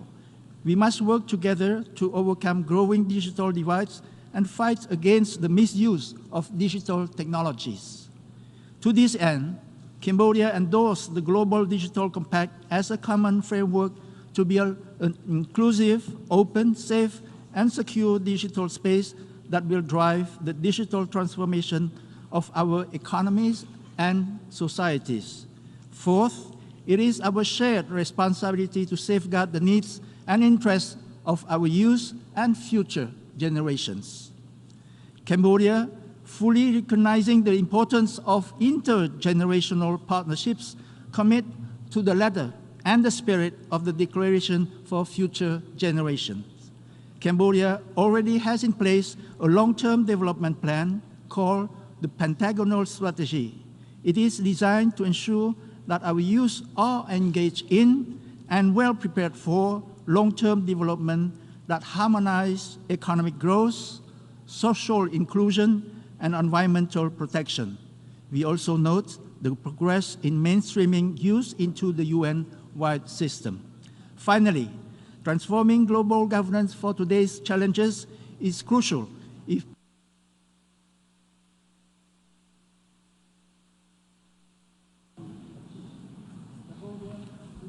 Thank the Deputy Prime Minister, Minister of Foreign Affairs and International Cooperation of Cambodia.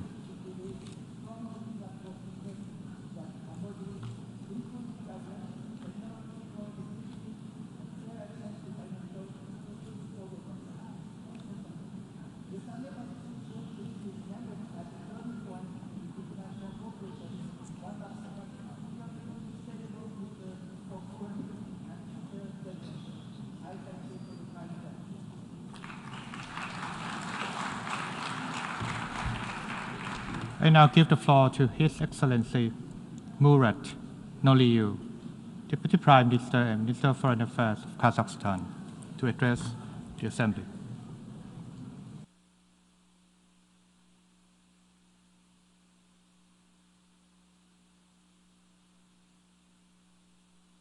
Mr. President, Excellencies, ladies and gentlemen, Kazakhstan is here today to join efforts with all UN member states and its institutions in ensuring a brighter future both for our planet and entire humanity.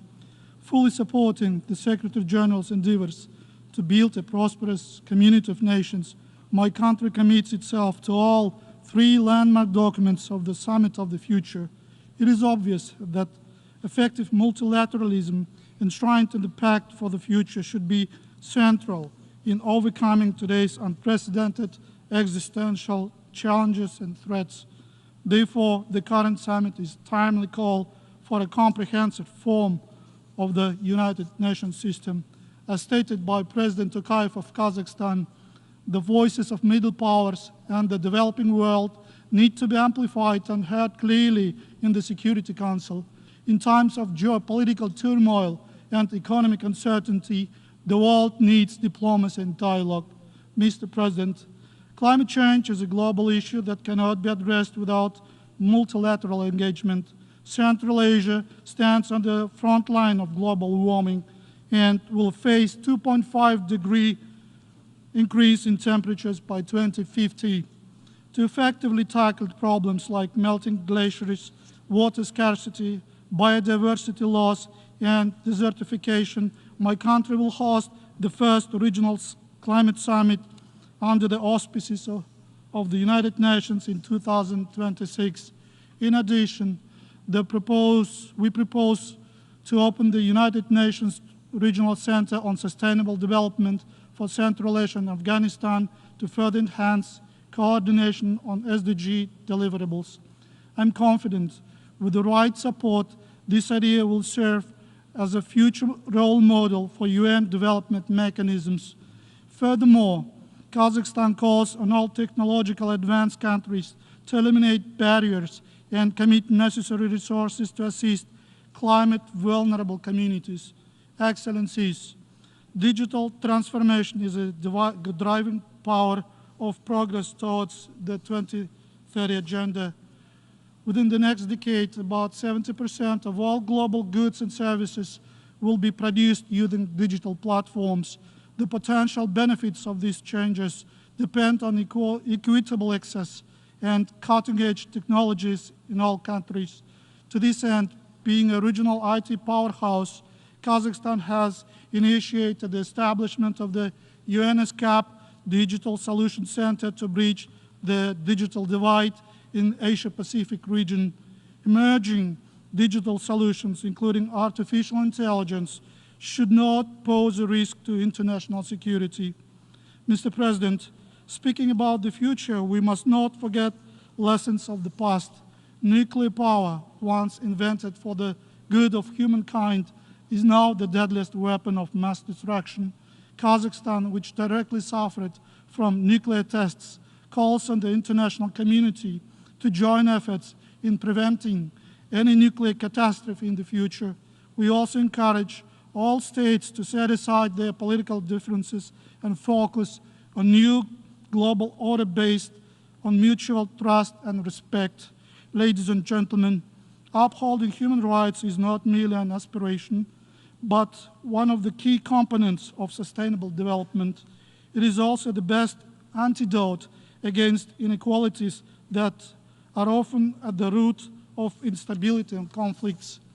In accordance with our objective to build a just and fair Kazakhstan, my country has abolished the death penalty, instituted a zero-tolerance policy against torture and domestic violence, and strengthened its national preventive mechanisms. President Tokayev's large-scale reform agenda is firmly based on the principles of rule of law, good governance, as well as inclusive social and economic development. In essence, respect for fundamental human rights is the highest priority for my country. Excellencies, we have a unique chance to advance our shared vision for equitable, stable, and peaceful future for generations to come. This is no alternative to the world based on there is no alternative to the world based on the UN Charter and principles of international law. Let us work together in the spirit of open, constructive engagement and through multilateralism. I thank you. I thank the Deputy Prime Minister and Minister of Foreign Affairs of Kazakhstan. I now give the floor to His Excellency Wang Yi, Special Representative of the Chinese President Xi Jinping, member of the Political Bureau of the CPC Central Committee, and Foreign Minister of the People's Republic of China, to address the Assembly.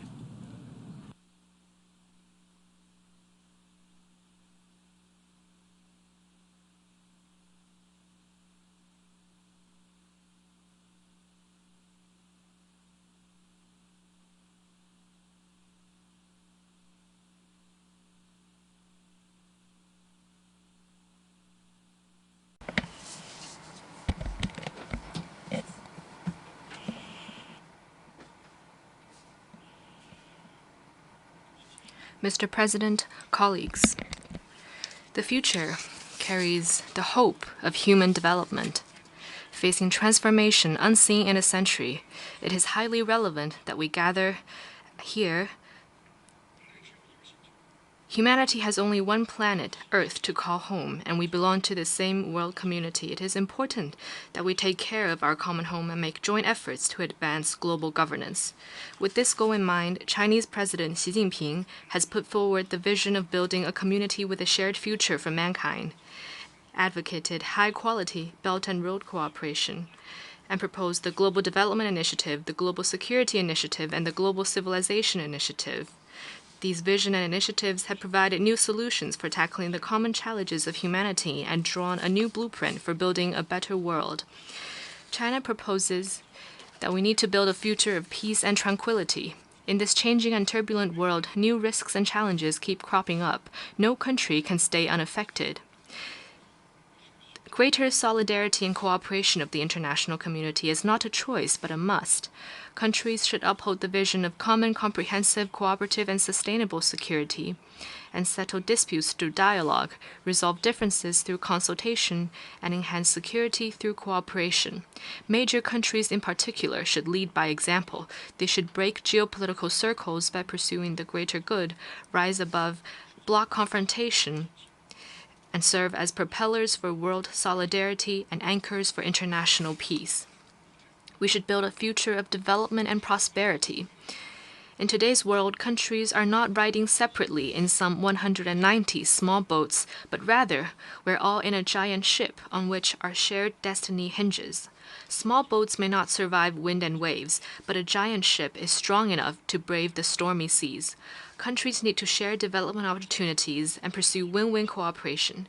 We need to follow a people-centered development philosophy and advocate a universally beneficial and inclusive economic globalization to deliver the fruits of development to our people and ensure common prosperity for all countries. A winner-takes-all approach is a sure way to lose the whole game, and the small yard with high fences would only imprison the builder and tear the world apart. We should build a future of fairness and justice. All countries, regardless of their size and strength, are equal members of the international community. International affairs should be handled through consultation by all countries.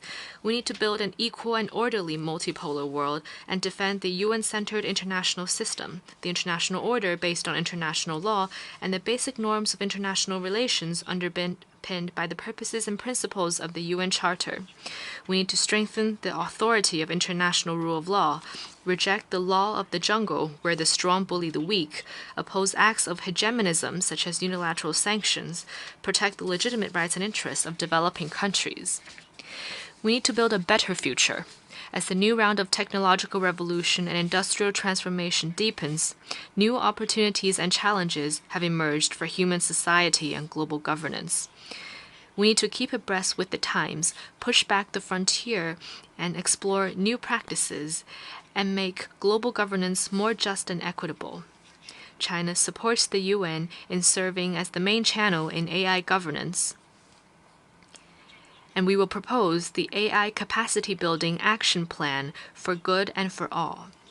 In particular, we need to encourage young people to bring out their creativity and contribute their share to the advancement of humankind.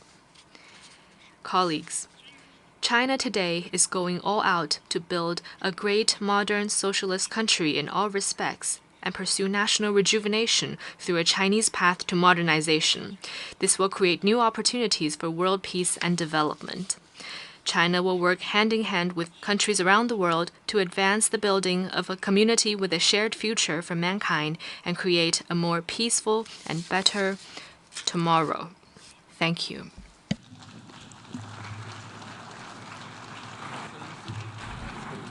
I thank the Special Representative of the Chinese President Xi Jinping, member of the Political Bureau of the CPC Central Committee, and Foreign Minister of China. I now give the floor to His Excellency Luc Mercelina, Prime Minister of Sint Maarten, the Netherlands.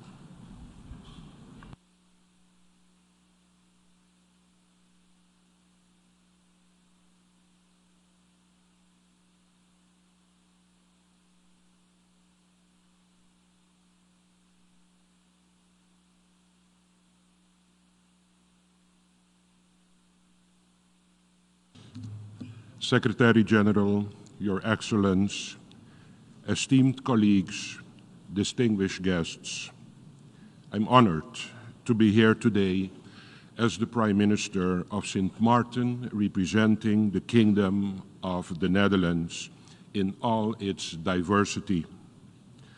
I thank the United Nations Secretary General, Antonio Guterres, for initiating this summit and spearheading efforts to forge a new international consensus on how we can deliver on a better present and safeguard the future.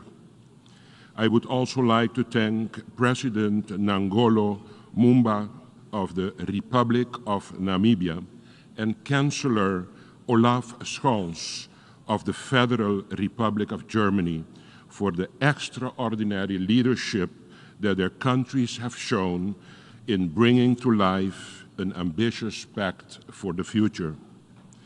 My special thanks goes also to the Prime Minister of Jamaica, Mr. Holness.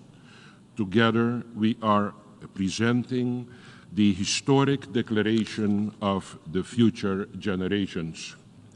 This will help us make better decisions that safeguard the interest and needs of future generations. The Summit of the Future presents a crucial opportunity to get things right for both present and future generations. At a time of profound global change, we need to recommit to multilateral collaboration in tackling the world's most pressing issues, such as climate change, gender inequality, and poverty, and collectively maintain a laser-sharp focus on the long-term challenges that demand urgent action. This summit is a chance to commit to strengthening the multilateral system based on the international rule of law, while also pursuing necessary reforms to ensure it is fit for purpose, effective, responsive, inclusive, and able to withstand future challenges. We should not forget what constitutes the fundamental principles of the United Nations architecture and its pillars of peace, security, development, human rights, and the rule of law. The Charter of the United Nations and the Universal Declaration of Human Rights are the solid foundations on which our multilateral system of rights and obligation is built. Member States all stand to benefit from a shared commitment to uphold and respect these agreements. The Pact for the Future clearly delivers on essential elements that are important to countries with particular vulnerabilities in areas like water management, and food security. As a kingdom uniquely positioned on two continents and with a proven history of dealing with water, we are pleased to see that this pact effectively addresses elements that are also crucial to small island development states. We are also pleased that the pact emphasizes the need for continuous learning and exchange of knowledge. From defending ourselves against the sea with the Delta Work projects to creating new land like the province of Flevoland, the history of our kingdom is a testament to the power of collaboration and learning. Of course, water offers many opportunities and supports thriving economies sector like tourism in the Caribbean as a part of the kingdom, where we from the Caribbean can offer crystal blue waters to attract our visitors. This pact for the future, supplemented by the Declaration on Future Generations, is another major step forward in making our multilateral system fit for the future. Your Excellencies, we now have the opportunity to prove that we can pass on a better, fairer, and more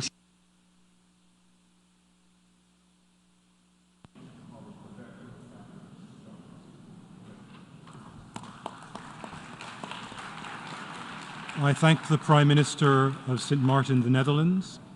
I now give the floor to Her Excellency Retno Lestari Priyansari Marsudi, Minister for Foreign Affairs of Indonesia.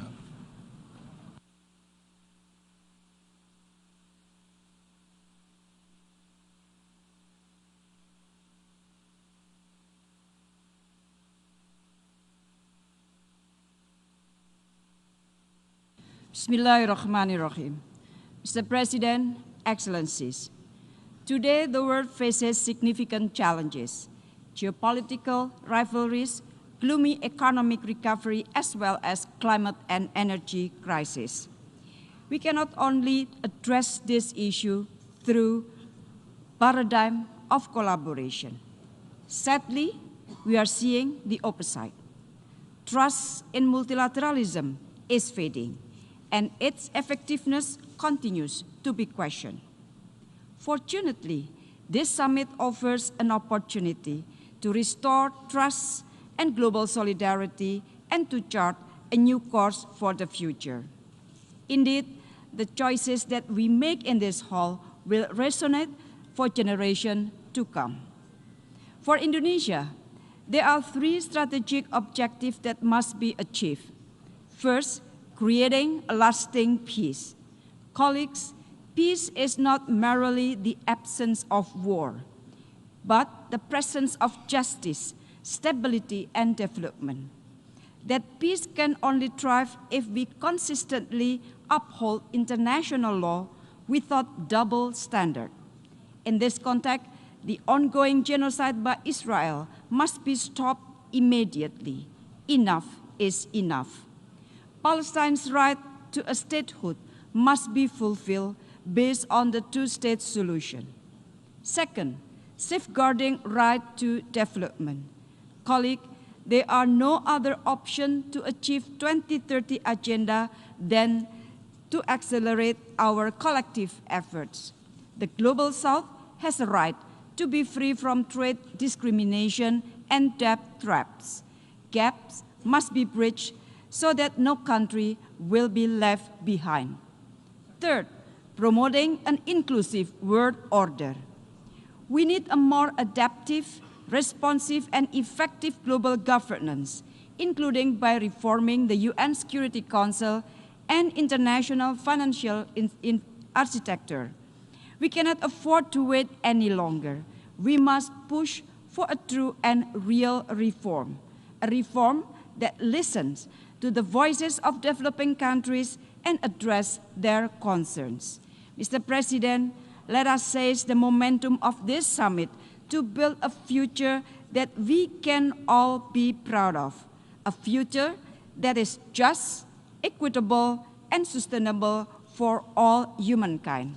To attain that, the pact of the future must not become a set of empty promises without tangible result on the ground. I thank you very much.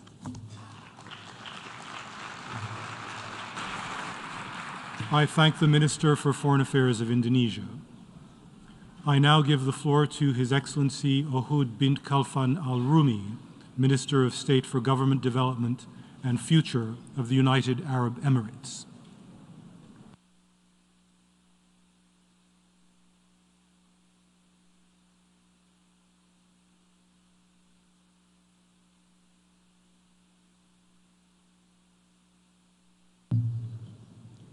السيد الرئيس الحضور الكريم يشرف President, ladies and gentlemen, as Minister for Development and the Future of the Government, I have the honour of representing the United Arab Emirates at this historic summit. I thank the Secretary-General, Mr. Antonio Guterres, for his vision for a future of international multilateral cooperation. We applaud the efforts that he has made and that are being made by all of those participating in the negotiations to achieve the Pact for the Future as well as the Global Digital Compact and the Declaration on Future Generations. My country subscribes to the statement made by Madam Ubija Bajana, the President of the G77 in China, and it's my honour to make this statement in our national capacity. President, conflicts and crises are multiplying and are hindering progress and the attainment of peace and international security, and they are also hindering the SDGs. Given these increasing challenges, we must focus on the chances and the opportunities offered by international cooperation for a better future. The United Arab Emirates have been focusing on the future, and this is an example of success in international cooperation, and this is providing new opportunities for youth the world over. The situation across the world at this moment requires us to pool our efforts and for us to commit to respecting our commitments and for us to overcome all the challenges we face. We must strengthen the United Nations Charter and the principles of multilateral international action. In this regard, my country wishes to extend the three following important messages. First of all, today's summit is an historic opportunity to confirm our commitment to multilateral international cooperation and to overcome the major joint challenges we face. No country alone can overcome all of these challenges. For this reason, this summit is of the utmost importance because it provides us a common vision for the future based on the UN Charter. For international cooperation to succeed, we must listen to all points of view. The COP28 was hosted by the United Arab Emirates, and that showed the strength of multilateralism. The agreement reached during that Conference of the Parties, and it was adopted by 198 states. The second message, my country believes that we should prepare for the future. To do this, we need to use modern technology. In particular, artificial intelligence, whilst at the same time respecting the principles of tolerance and cooperation. To achieve the SDGs, we need to use this modern technology properly, and that way it can help us to overcome major challenges and to achieve the SDGs. This technology is something that can help us to strengthen cohesion, tolerance, and can help us to counter hate speech. Furthermore, we need to strengthen creativity and innovation, as well as cooperation in the realm of digital technology. cooperation between governments and different stakeholders to achieve a safe digital future where this technology is available to everyone and where nobody is left behind. We are committed to a vision for the future that is based on the Global Digital Compact. The third message, we must do everything we can to preserve our planet for future generations. We must do absolutely everything to establish peace, security and prosperity. To achieve this, we need to listen to youth, to women and all segments of our societies when we are engaging in decision-making. And in particular, those in regions suffering from difficult situations. We need to adopt a scientific approach, and we have taken measures in the sectors of space and technology, and in order to be ready for the future, the interpreters apologise, the microphone's cut off. State for Government Development and Future of the United Arab Emirates. I now give the floor to His Highness Faisal bin Farhan Al Saud, Minister for Foreign Affairs of Saudi Arabia.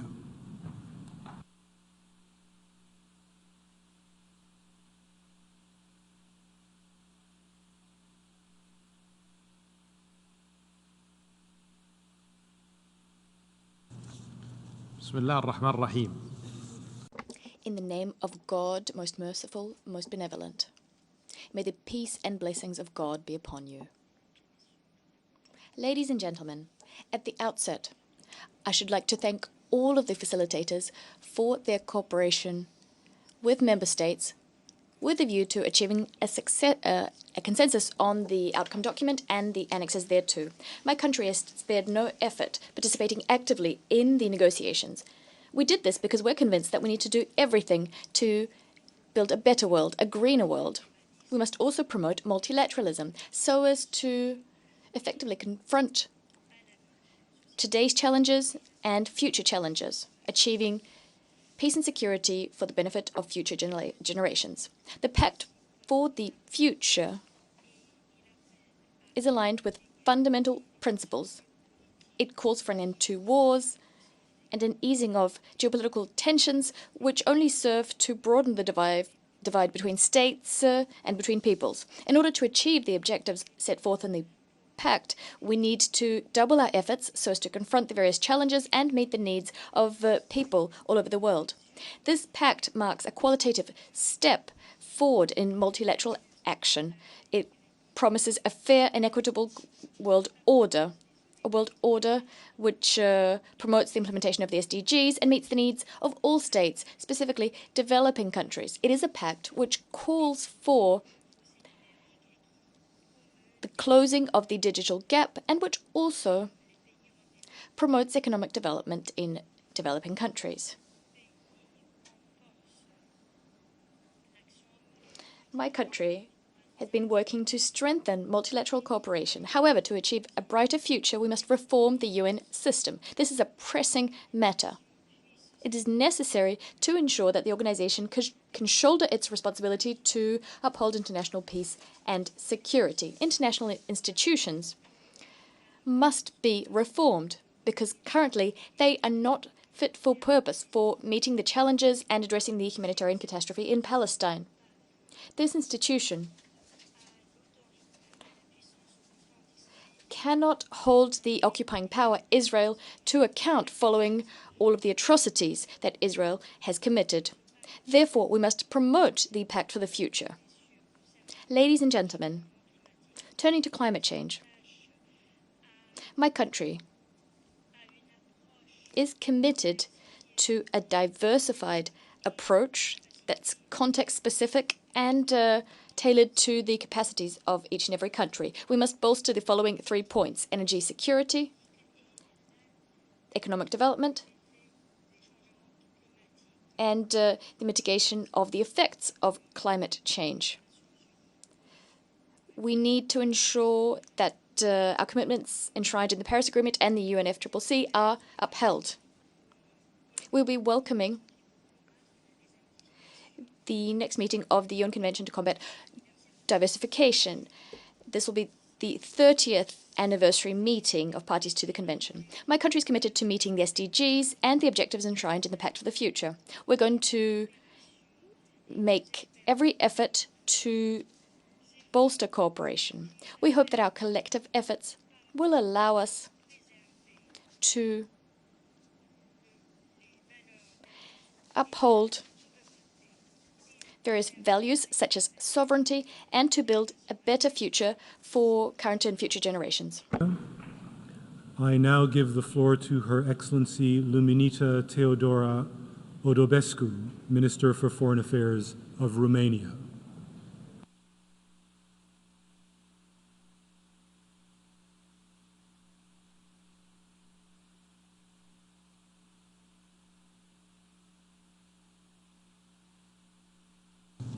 Mr. President, Excellencies, ladies and gentlemen, it is always the right time to think about the future.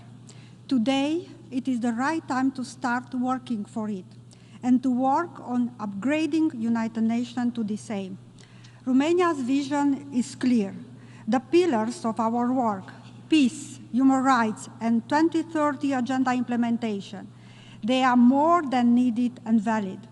International rules-based order, which is under attack, should be at the core of our actions. We need global solutions to global challenges: climate change, digital transformation, disinformation. Now, how can we together better serve the needs and aspirations of future generations? First and foremost, the imperative for all its members to respect the international law, the principle and the objectives on which UN was built. It is a question of credibility, and it is the most basic commitment we were entrusted with by our citizens. The aggression against Ukraine is a painful reminder. Our societies are in need of peace. Wars, violence, human rights crises are taking away human dignity, drawing back economies, and ruining years of development. The solution to these threats need to be rooted in the principle of international human rights and the rule of law. Accountability comes first. We need to ensure that aggression does not remain unpunished by the global community, especially when we speak about the crime of aggression. Romania supports the international efforts to address this issue. Second, never lose sight of tomorrow. This summit and its outcomes are already a big step to upgrade our work. The young generations need a healthy planet. Urgent action is needed to address critical challenges stemming from climate change. We also need to make better use of the opportunities by focusing more on education and by making the best and the right use of the digital transition. Technology is neutral. It is the purpose of its use which makes it wrong or right. We can use technology to support medical sector innovation or ease our struggle to fight climate change.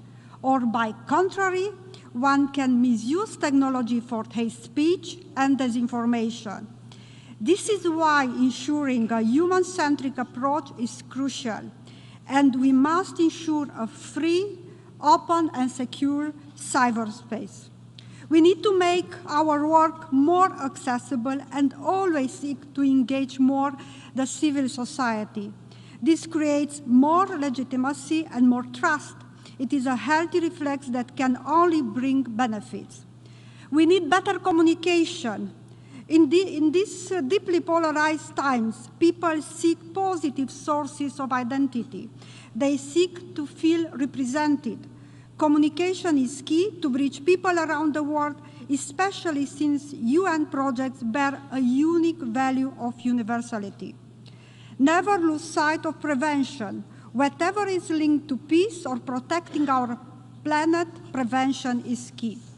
Ladies and gentlemen, all these elements, they factor in the reconnection we are seeking with our societies. and there is no other global organization to deliver them. It is now up to us to act and make the pact for the future a blueprint towards peaceful, just, and prosperous societies where no one is left behind. Thank you. I thank the Minister for Foreign Affairs of Romania. I now give the floor to His Excellency Valdrak Janška, Minister for Foreign Affairs for Nicaragua.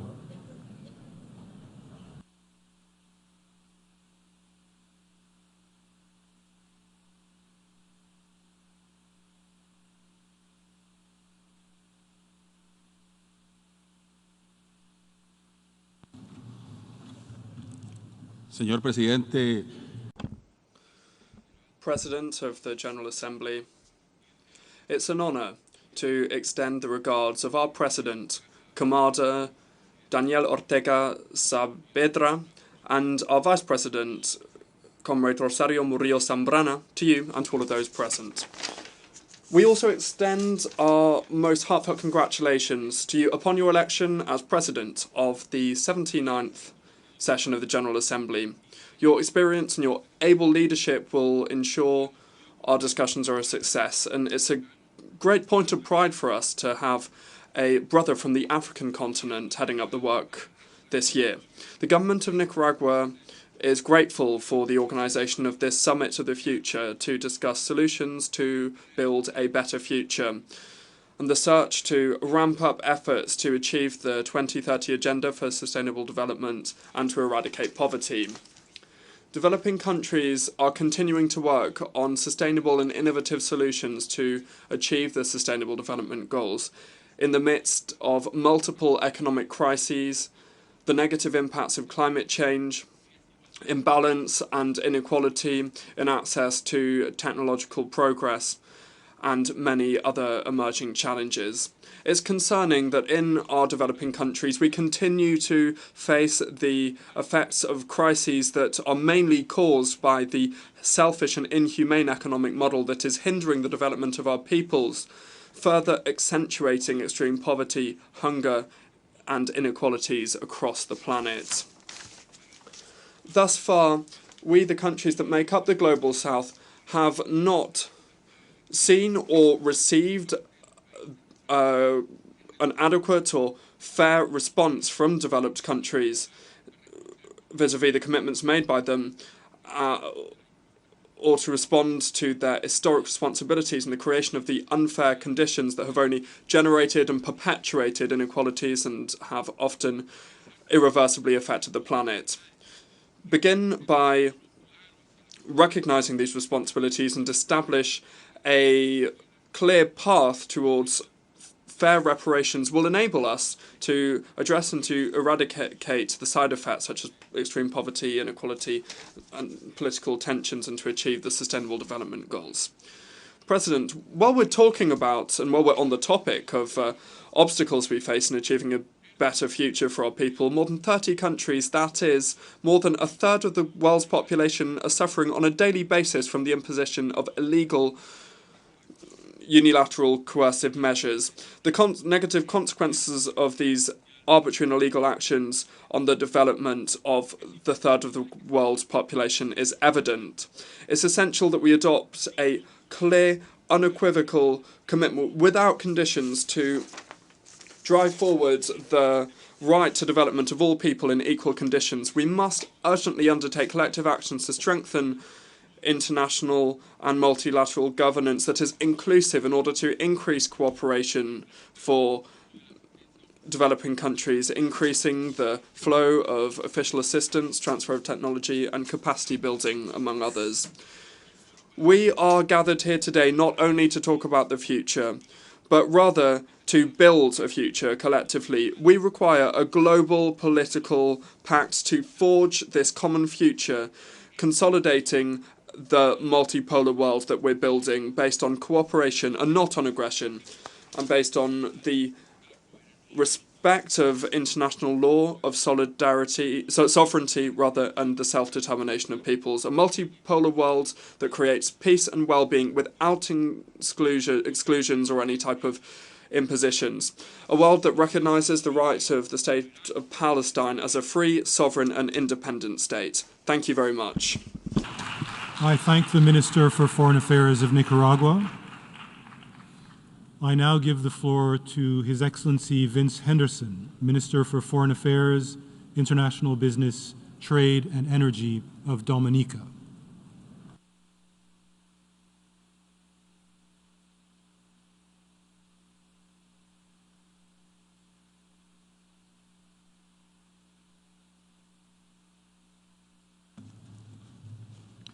Excellencies, ladies and gentlemen, I have the honor to deliver this statement on behalf of the Commonwealth of Dominica. We align ourselves with the statement made by the Group of 77 and China. The Commonwealth of Dominica welcomes this convening of the Summit of the Future. We also welcome the Pact of the Future, which is the culmination of the Global Digital Compact and the Declaration of Future Generations. Indeed, the co-facilitators deserve high praise for the dedication that they have shown to reaching consensus on these very demanding and equally important topics. Let there be no doubt that if there was any time for world leaders to coalesce and close ranks around multilateral fixes that will deliver a better tomorrow, the time is now. Excellencies, the 2030 Agenda for Sustainable Development was set in what, looking back today, seemed like a completely different world. The convulsions that have upset the status quo of yesteryear seem to be prime candidates for explanations why attainment of the SDGs has been so unsatisfactory. However, the midpoint to any goal worth struggling for is a milestone. For example, the commitment to leaving no country behind in the pursuit and indeed attainment of the SDGs was a paradigm shift of great value for many other lines that facilitate exclusion. Be that as it may, we are now past the midpoint towards the attainment of those same SDGs. Bold actions to deliver the promises made are what it will take. Bold actions are therefore what must be taken. Inequality that characterizes the social distribution of valuable goods and services in such a manner and to such a degree as to divide humanity into the haves on the one hand and the have-nots on the other must be left on the dust heap of history. The sooner, the better. That, by the way, is one reason why the Global Digital Compact is so critical. It promises to help bring equity into the social distribution of digital technologies, which are such a critical input into so much economic value being created today. We say help because we realize that if history has taught us any lesson at all where the fight for equality is concerned, it is that equality is not achieved by automatic means and attained forever. Equality is a distinctively human value, a superbly human pursuit, and its pursuit, and especially its maintenance, have to be the unending obsession of men and women of goodwill. Excellencies, having attained political independence in 1978, making our normative freedom of very short duration indeed, especially when compared to our overly long nightmare of conquest, colonization, slavery and neo-colonialism, equality and standards of dignity for all our citizens were a gargantuan task. In fact, it is still unfinished business. However, we used our sovereignty and drew on our history to commit ourselves to healing the grievous injuries that history has inflicted upon us. With the support of our multilateral partners, we have pointed our spearheads at and leaned into the fight to eradicate poverty from among our people. Our fight to eradicate poverty has been multi-pronged and multi-dimensional. because poverty is a mighty foe. We have targeted the elderly, the uninsured, women, the differently abled, for example, with caring services, supportive services, housing services, basic health facilities, and inclusion. We have targeted the very young. We have targeted as many as was possible given our resources. It would, however, be misleading to give the impression that our effort has not been or suffered any reversal. Worthy of particular note is the onslaught of tropical weather patterns that visit their fury upon us every hurricane season. However, we are resilient people. In the words of the great Bob Marley, we are the survivors. And as long as we are here, we will fight for a more equitable world and a more peaceful world. I thank you. I thank the distinguished representative of Dominica. I now give the floor to His Excellency Ivan Gil Pinto, Minister of the People's Power for Foreign Affairs of the Bolivarian Republic of Venezuela.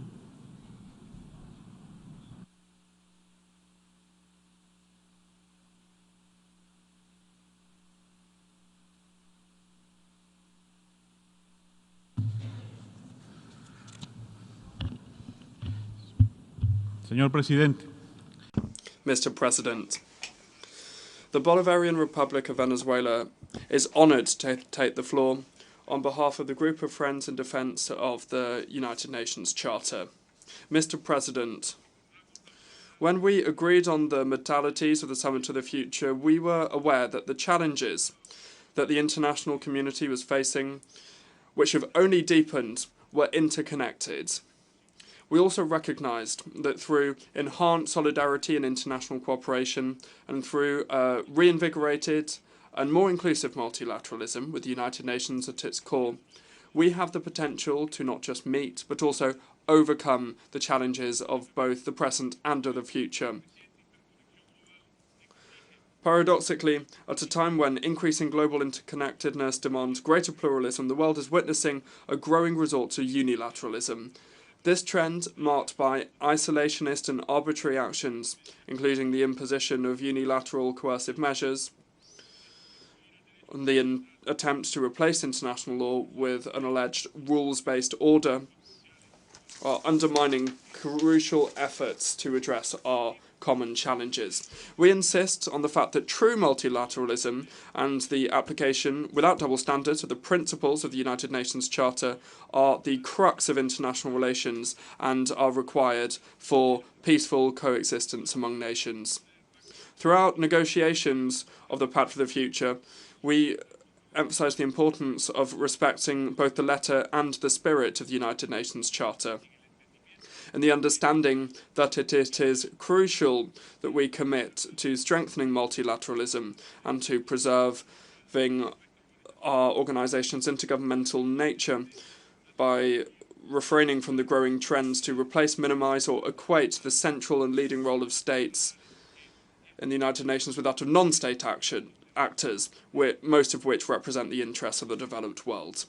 Mr. President, there will be no future without peace, and there will be no peace without sustainable development, which requires, among other things, to ensuring the realisation of the inalienable right of people to self-determination living under foreign and colonial occupation.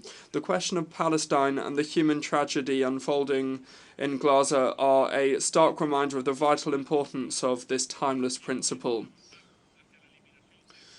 Time to advance towards the elimination once and for all of our colonialism in all of its forms and manifestations. It is our moral and ethical duty to conclude the pending decolonisation process around the world. In this context, we reiterate our appeal for a ceasefire in Gaza, as well as for justice and the end to the illegal Israeli occupation, and our appeal for the Security Council to fully shoulder its responsibilities, including by favourably reconsidering the application of Palestine for fully fledged membership of the United Nations. Remaining silent is not an option, as this will only embolden the occupying power as it continues to commit grave violations of international law in complete impunity. In addition to peace, our people also deserve to live better, and in this regard we are convinced that the right to development must be the ultimate goal of this organisation, and our future depends on ensuring that our nations, particularly those of the Global South, get back on track towards the timely achievement of the SDGs. It is urgent, of course, to reform the international financial architecture currently designed to serve the interests of model of subjugation, and also ensure that states refrain from using unilateral coercive measures. It's necessary to ensure a balanced realisation of the three pillars of the United Nations and to ensure a peaceful, prosperous, just and equitable world order in compliance and in strict adherence to the purposes and principles enshrined in the UN Charter. Only the consolidation of friendly relations and cooperation among states will ensure peace, security, stability, and the development of the international community as a whole. We regret that the Summit of the Future and its outcome documents may not have been as ambitious as we hoped in terms of turbocharging the 2030 agenda, which continues to be on our compass. We reiterate our firm commitment to the Charter of the United Nations, and the microphone has been cut off. I thank the Minister of the People's Power for Foreign Affairs of Venezuela.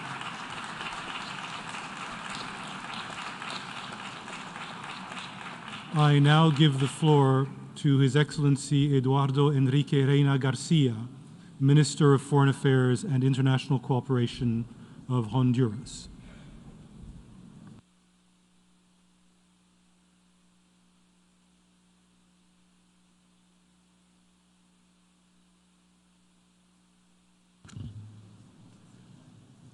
Señor Presidente, distinguido.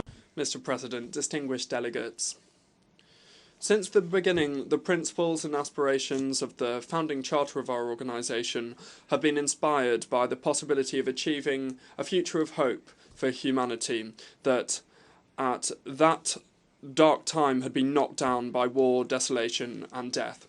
Today, Honduras is firmly convinced that a better world with opportunities for all is possible, and in line with our aspirations, we remain convinced that reaffirming peace and international security are, without a doubt, the norms that we need to achieve peaceful coexistence between nations.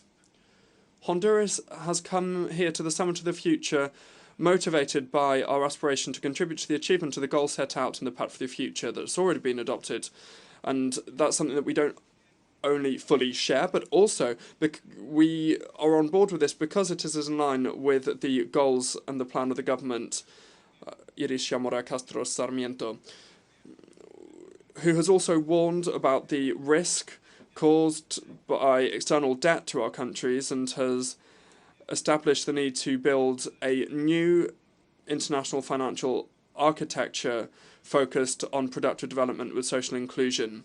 We believe that this is the right time for the United Nations Secretary-General to organise a summit whose goal is to reaffirm peace and international security in the framework of the Pact for the Future when we're seeing huge tragedies like the tragedy faced by the Palestinian people. It's therefore necessary to reaffirm the need for constructive dialogue and to establish a roadmap that helps to strengthen this dialogue and makes it possible for more stability in the global order. Therefore, we believe that it is urgent to build a society with gender equality to achieve true social justice. In the same vein, it is necessary to promote a reform of the UN system.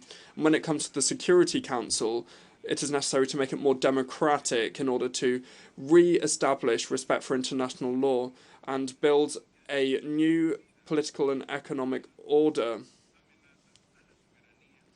that is able to deal with the self-determination of the peoples of the Global South. It's necessary to do this to achieve global peace. Therefore, when making the commitment that we are making here at this summit, we must address things through dialogue, through the establishment of trust of our peoples in this organisation. when it comes to dealing with great challenges such as the environment, the fight against corruption, the fight for institutionality, to change the planet. This future of hope is still within our grasp, and to consolidate peace and international security, it is doable. And today we continue to work as a member of this organisation to defend multilateralism and calling out the fact that unilateralism is still present in this organisation. We need to work for a more human, collective world where we work together, a world that helps to combat poverty across the world. The right of peoples to development is important, and it is something that we must respect. We must continue to turn this organisation into a strong organisation, despite the great challenges and threats that we still face in our planet. Thank you very much.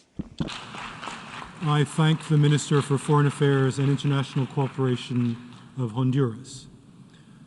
I now give the floor to His Excellency Alva Romanes Baptiste, Minister for External Affairs, International Trade, Civil Aviation, and Diaspora Affairs of St. Lucia.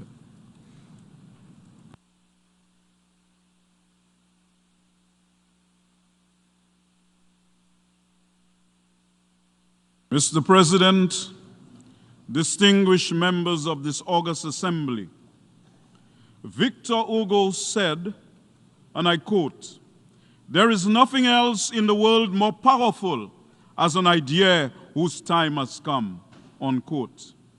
The idea that underpins the overarching purpose of this summit, multilateral solutions for a better tomorrow, is one born not only out of the urgent demands of a cascading crisis of our time, but it is the core principle of this global assembly of nations. The idea that we must forge a new international consensus to deliver a better present and safeguard the future is a categorical imperative. Mr. President, the time has come. St. Lucia continues to diligently chart its sustainable development path at a time when the world faces many global risks and challenges as well as remarkable opportunities. We remain firm believers in the power of multilateralism and the hope it offers to deliver actions that address the critical priorities of our times. These solutions require both a unified and resolute international community and an efficient multilateral system. Mr. President, the time has come. The power of the covenant of the future lies not in the text we have adopted, but in its application, in the implementation of its commitments, when we turn those words into action. We have the power to fundamentally address the systematic challenges that have plagued the multilateral system for decades. We have the power to transform global governance to respond to a rapidly changing global environment. Mr. President, the time has come. St. Lucia's aspirations for the future are focused on ensuring meaningful, sustainable development with a deliberate emphasis on people at the center of development and creating opportunities for the youth.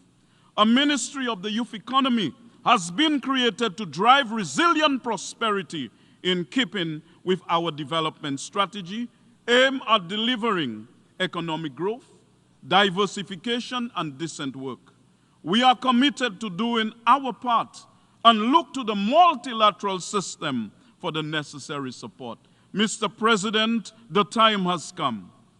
Our most valiant national efforts and ambitions continue to be tempered by economic, social, environmental, as well as geopolitical threats that are so immense. They can only be ameliorated by a re-energized, enabling environment that gives meaningful effect to our sustainable development. Mr. President, the time has come. Despite our vulnerability to external shocks and our fragile land and marine ecosystems, that continue to be ravaged by the impacts of the climate crisis, St. Lucia continues to be solutions focused. Small island developing states have provided the international community with a new 10-year action plan in the Antigua and Barbuda Agenda for Seeds, which provides an action-oriented blueprint to meet the global ambition of building more resilient economies and fostering prosperous and sustainable seeds societies. Mr. President, the time has come. In our interdependent world, no country can solve global issues alone. The time has come for all partners to consider ways in which the benefits and burdens of a globalized world can be more fairly shared across countries and populations. The time has come for us to truly reinvent not only the structures, but also restore the trust needed for effective global governance. The time has come for us to deepen partnerships and place solidarity at the center of international cooperation. Mr. President, I yield the floor. Thank you. I thank the Minister for External Affairs, International Trade, Civil Aviation, and Diaspora Affairs of St. Lucia. I now give the floor to His Excellency Mahmoud Ali Yusuf, Minister for Foreign Affairs and International Cooperation of Djibouti.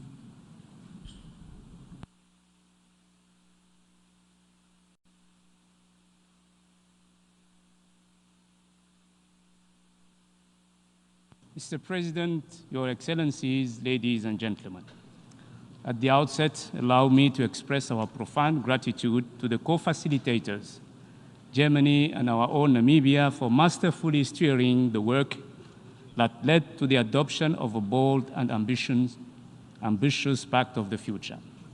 While recognizing the many challenges and the constraints that our organization faces, we indeed agree that we are at a moment of hope and opportunity. We're all by now acutely aware of the risks that erosion of multilateralism entails and the cost of inaction. We are grateful for the Secretary General's contribution and the elaboration of the landmark report, Our Common Agenda, as well as the various thematic policy briefs in response to the request by world leaders. The ideas and insights contained in this report offered a useful basis for discussions among member states. We can't thank him enough for sharing his vision for a better, more integrated and more impactful and more networked multilateralism. Mr. President, it is imperative, urgent and crucial that we achieve consensus on a set of measures which can advance global governance that is fit for the future. Djibouti, and indeed African countries, shared with UN member states our vision for our continent renaissance and roadmap for realizing it. We have worked off that same map while engaging in negotiations on the Summit of the Future with member states. The ambition we have is that of a United Nations that plays a leading and strengthened role. We envision the reform of global governance to be bold and transformative. The international financial architecture must address existing inequities and be better aligned with today's world. Le fardeau de la dette des pays africains. The burden of debt of African countries is increasing unsustainably so. It is exacerbated by unfair trade regimes as well as political strings attached. This has significantly circumscribed the political and budgetary room for maneuver of African states. The response has been inadequate given the scale of the problem and the urgency of the problem. According to the Secretary General, Antonio Guterres, a global safety net has not been created for developing states. We need adequate funding in order to be able to achieve the SDGs, to fairly protect states against systemic shocks, and to make financial systems more stable. President, in order to restore trust, we have to rethink and redefine global governance that can serve as a framework for the establishment of a fairer, more equitable and effective multilateral system. Africa remains severely underrepresented in various international financial institutions. The highest number of programs at the IMF are African. However, only 6.5% of the vote share is African. Created inequality between nations. We must collectively recommit to the Charter of the United Nations, in particular its purposes and principles, and reaffirm the primacy of conflict prevention and peaceful settlement of disputes. We must reject power politics and promote adherence to the Charter, specifically respect for sovereignty, territorial integrity, unity and political independence of UN member states in our efforts to maintain international peace and security. The concerns that have motivated the Charter remain salient today, over 7 decades later.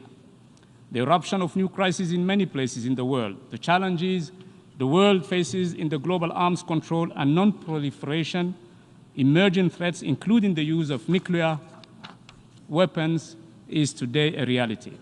Mr. President, ladies and gentlemen, the reform of the UN Security Council must be accelerated.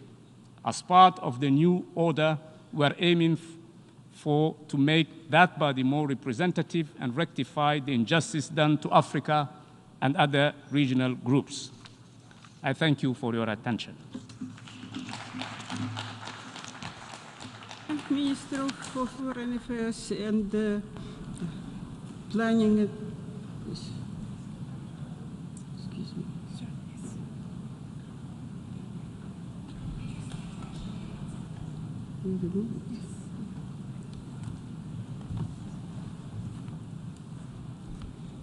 I thank His Excellency, Minister of Foreign Affairs and International Cooperation of Djibouti.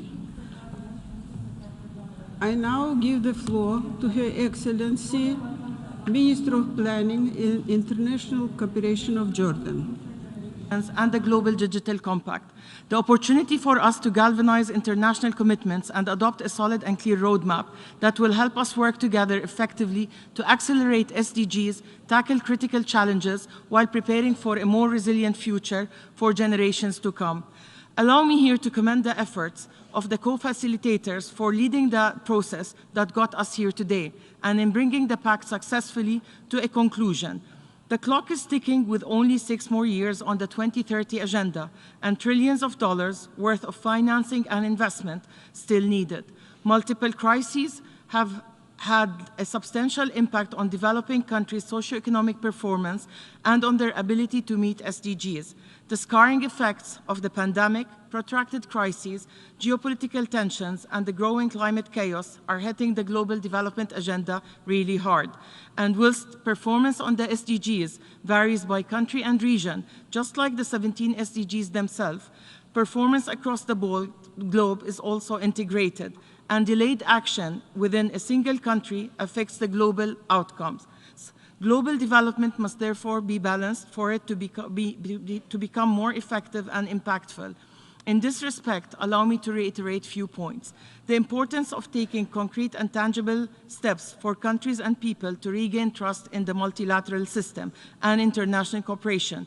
We have now an opportunity to achieve a more efficient and inclusive multilateral system that reflects the realities of today and delivers for the future.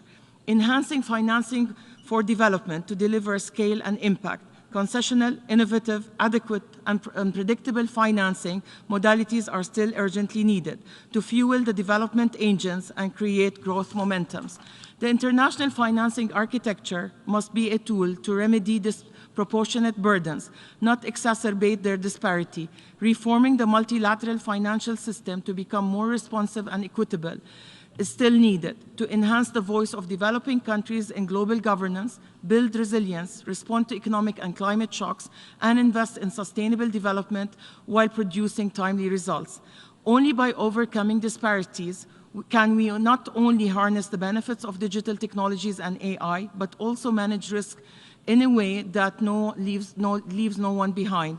Today's adoption of the Global Digital Compact represents a new milestone of the global digital ecosystem and has the potential to create a more inclusive and effective governance system within this sphere. Youth deserve a better future, a future of justice, peace, and opportunities. With the adoption of the Declaration on Future Generations, efforts should continue to be geared towards creating necessary platforms to expand and strengthen youth participation in the decision-making processes, both at country and global levels, to better utilize them in shaping the future that they aspire to. As we collectively work to catch up on the lost time and accelerate progress, we cannot forget the most vulnerable, especially in conflict-ridden countries and regions. The humanitarian catastrophe in Gaza, as a result of Israel's barbaric war on the Palestinian people, has become unimaginable. The killing of more than 41,000 civilians, the vast majority of whom are women and children, the mass destruction and forced displacement is a testament to the brutality of this war that is creating a lost generation deprived of peace, hope, and opportunities. A just and lasting peace is the only path to ending this conflict, once and for all. A peace that will ensure a viable and independent Palestinian state based on the 1967 lines, with East Jerusalem as its capital. It is therefore important to renew the commitments to the UN Charter to ensure no double standards in adhering to international law as well as to international humanitarian law. We must strive to revitalize and strengthen the work of the General Assembly and focus on reforming the Security Council in a way that reflects the realities of today's work and its role in promoting international peace and security in a way that ensure effectiveness and the ability of these bodies to fulfill their mandate. Excellencies, ladies and gentlemen, the summit is our chance to get back on track. To deliver on it, we need to stay united. Jordan looks forward to being part of these collective efforts to achieve the desired goals. Thank you. I thank Her Excellency, Minister of Planning and International Cooperation of Jordan. I now give the floor to His Excellency, Marins Sangyampongsa, Minister of Foreign Affairs of Thailand.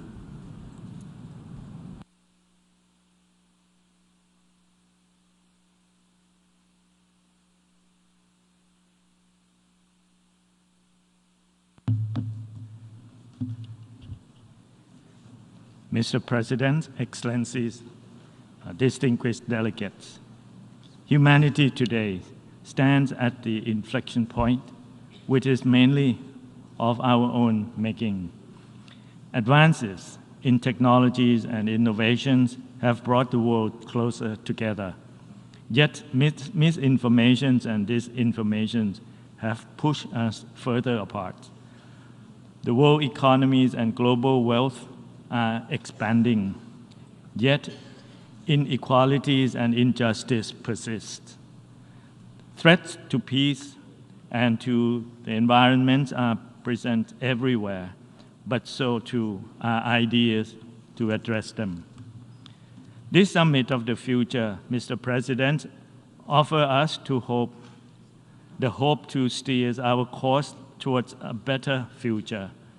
With this summit, we are presented with the opportunities to forge not just the future we want, but the future that humanity needs. What kind of future am I talking about? First is a future where all can be protected, and that protection starts with heeding the call in the Pacts of the Future for a fundamental shift in the way we approach growth. Thailand's sufficiency economy philosophy, our locally driven people-centered and planet-centric development approach prioritize the sustainable use of our planet's resources and teaches us to live harmoniously and in balance with nature, because without sustainability, there is no future.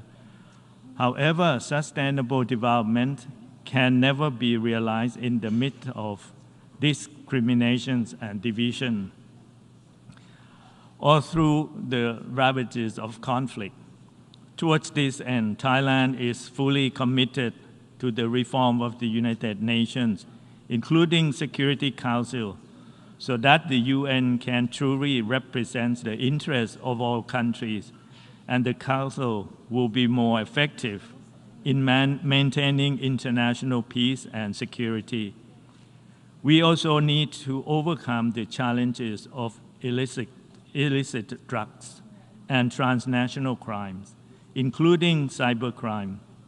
We will work with all partners to enhance the United Nations' role and as an actor of peace and sustainability that takes into account the interests of the developing countries. Second is the future where all can prosper.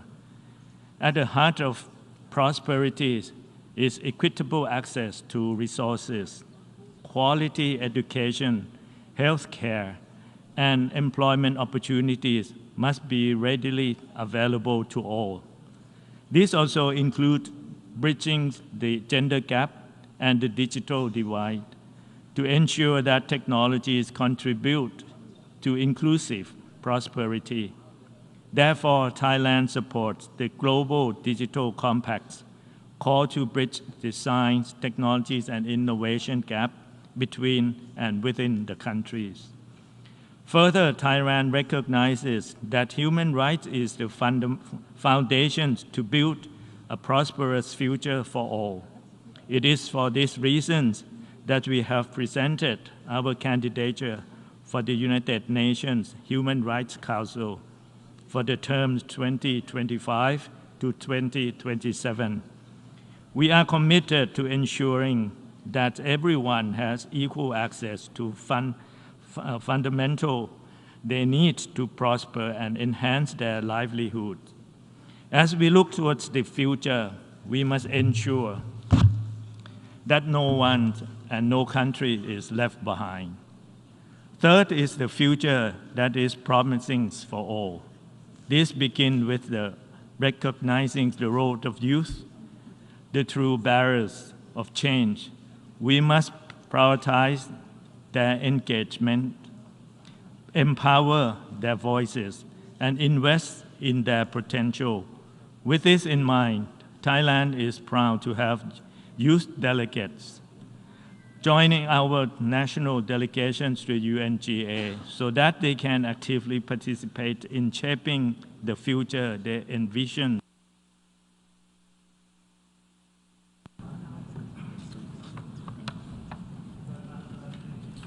I thank Minister of Foreign Affairs of Thailand.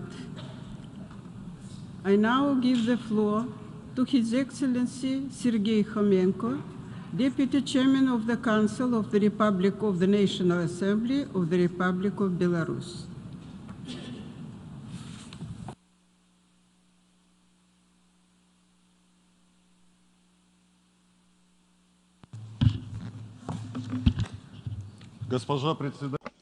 Madam President, distinguished delegates, the Republic of Belarus welcomes the SG's initiative, the initiative being to convene a summit of the future.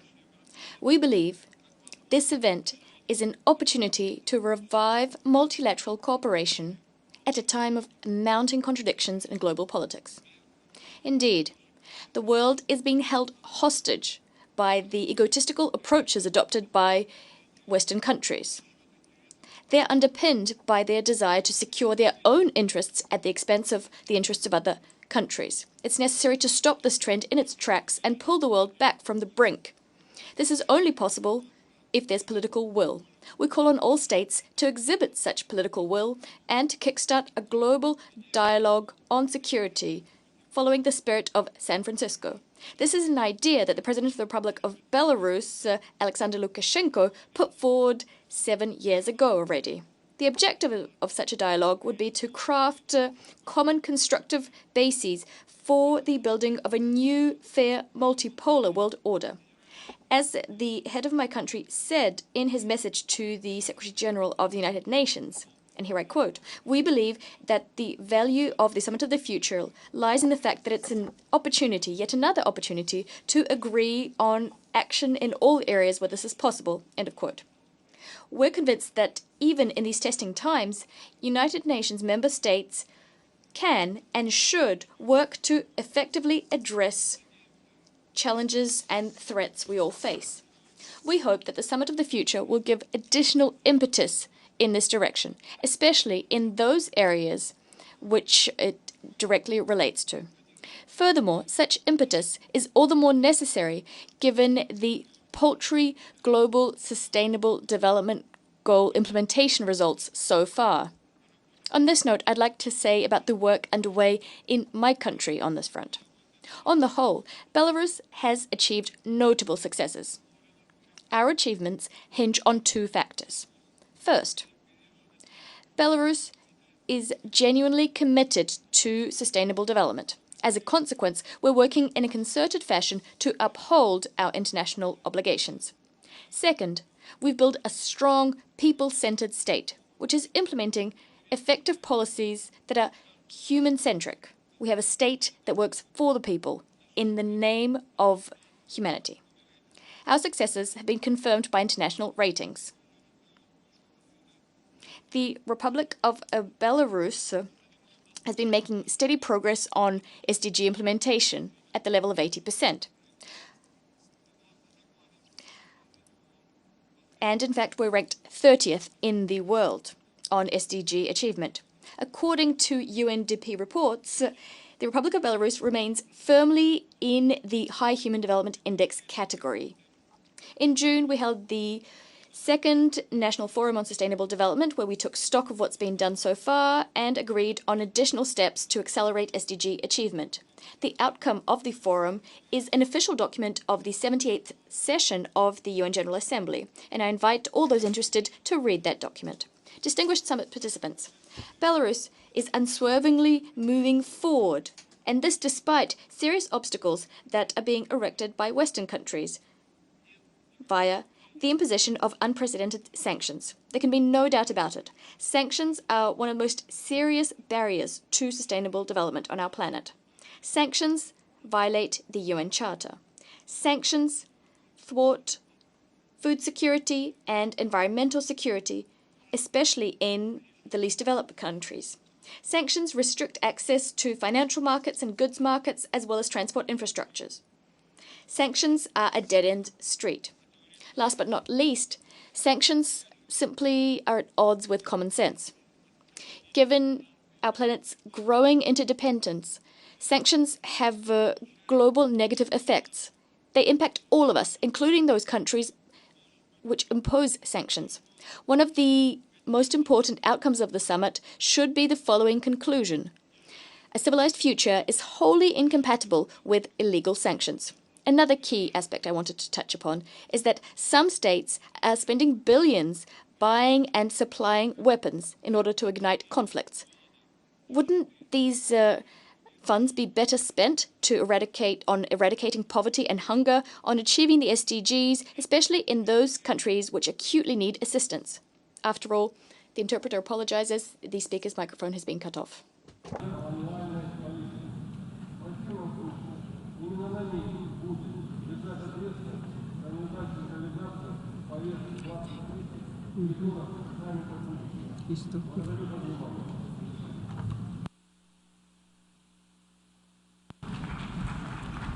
I give the floor. I thank the Deputy Chairman of the Council of the Republic of National Assembly of Republic Belarus. I now give the floor to His Excellency Osman Saleh Mohammed, Minister of Foreign Affairs of the State of Eritrea.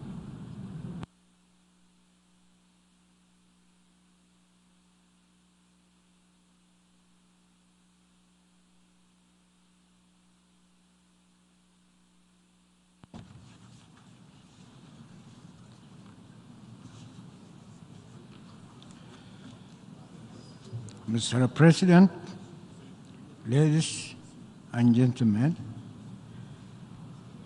Mr. President, at the onset, allow me to express our appreciation to the co-facilitators of the Pact of the Future, the Global Digital Compact, and the Declaration on Future Generations at this summit.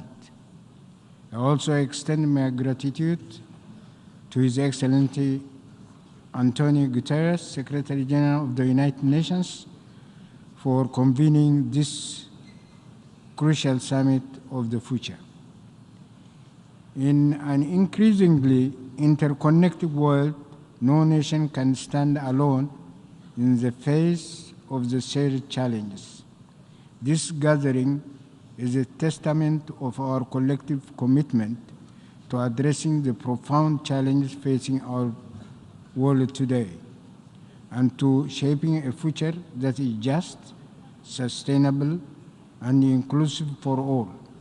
We must work together, guided by the principles of mutual respect, equity, and international cooperation. The United Nations remains the primary forum for such collaboration, where every nation, regardless of size or power, has an equal voice. The respect for national sovereignty and the right to self-determination are fundamental principles that must underpin our international order.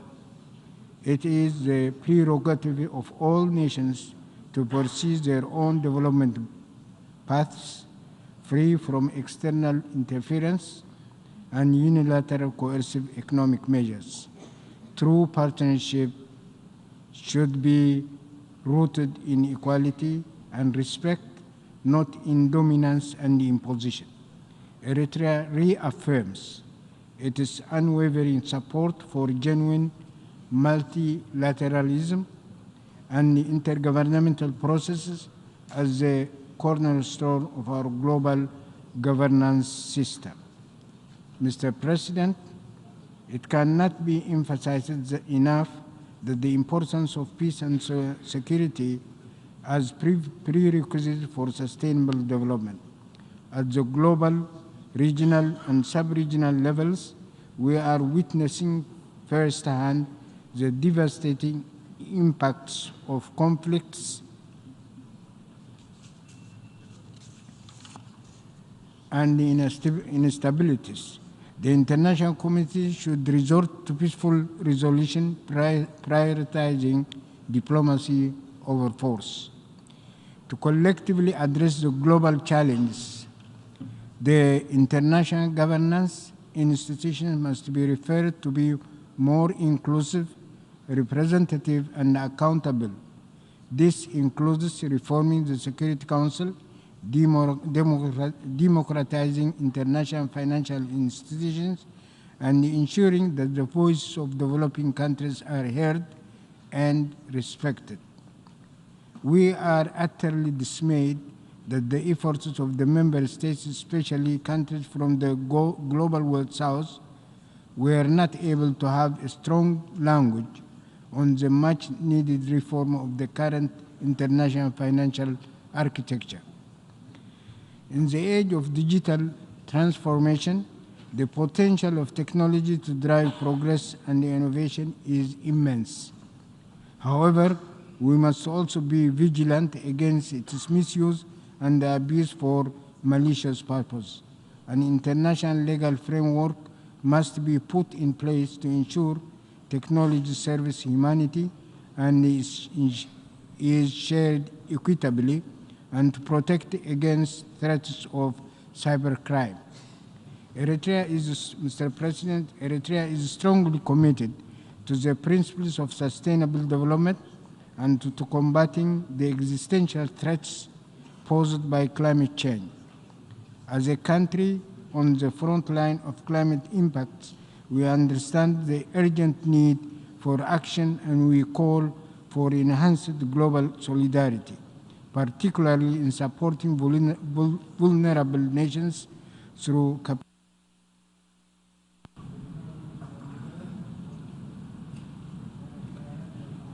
Thank the speaker. As soon as the microphone is cut off,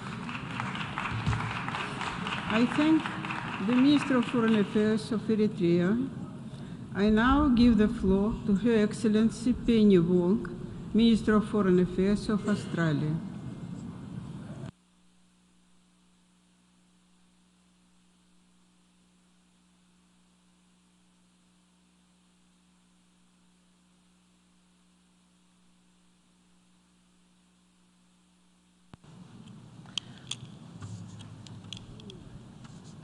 "79 years ago, we established the United Nations, agreeing on a vision to protect all of the world's peoples and the sovereignty of all nations. A vision for a world where no country dominates and no country is dominated. Yet these ideals endure more in promise than in practice. Our shared challenges are only getting bigger, but trust that this UN system can deliver for everyone continues to decline. As our challenges evolve, the UN has not evolved with them.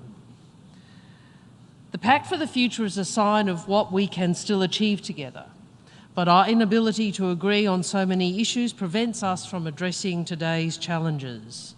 We need to reform the UN system, but reform cannot become a means for disruptors to undermine elements of the United Nations that protect us all. It must be about meeting the needs of all countries, including small and medium countries, rather than increasing the power of a few.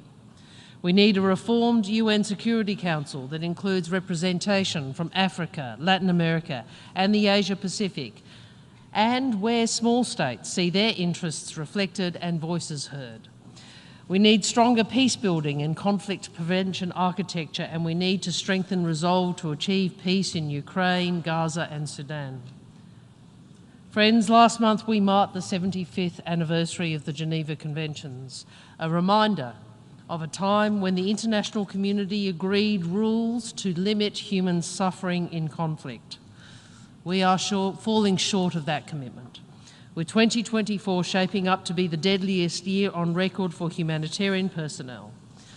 Australia has listened to humanitarian leaders' calls for greater protection of aid workers, and we are taking action.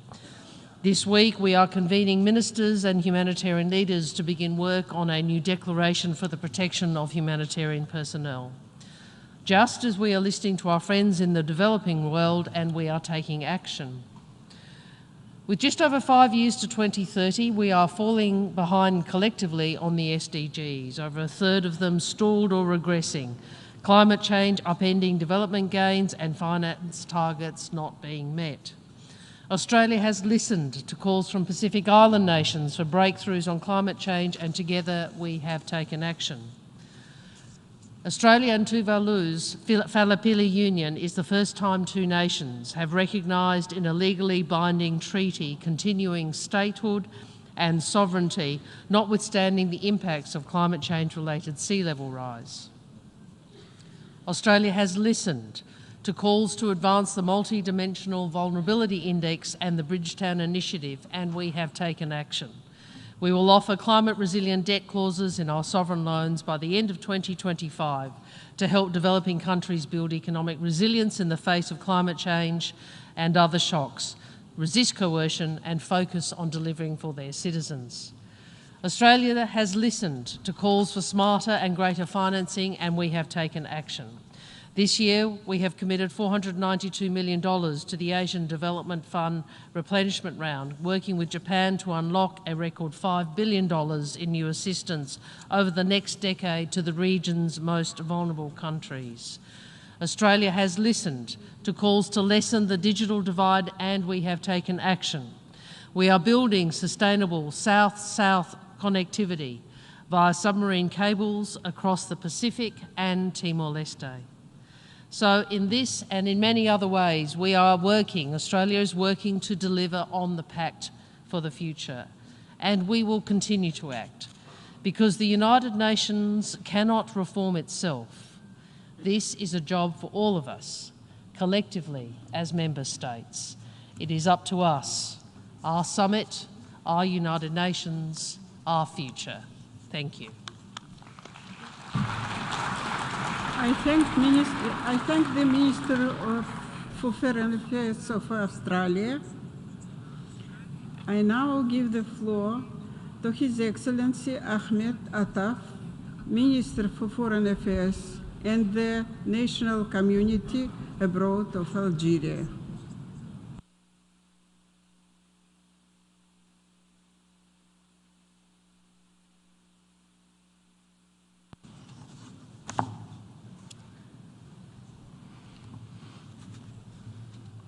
Shukran. Thank you.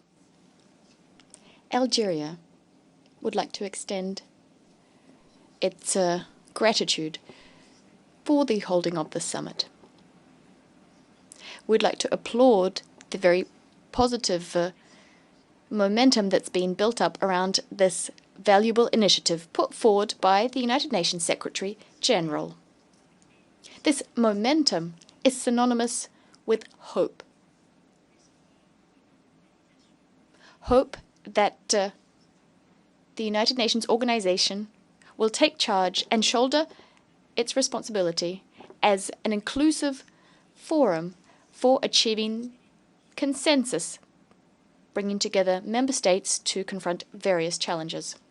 Indeed, the international community today, more than ever, needs to wake up in order to take stock of the challenges we face. The international community, our community, needs to rise up more than ever and right now to confront the various dangers lurking all over the world. I'm referring to, for instance, crises and wars which are getting worse and growing in number day by day. I'm also referring to development gaps which are only getting deeper. Moreover, there's climate change and environmental dangers, which have reached unprecedented levels. On this note, Algeria would like to welcome the qualitative outcomes of this summit.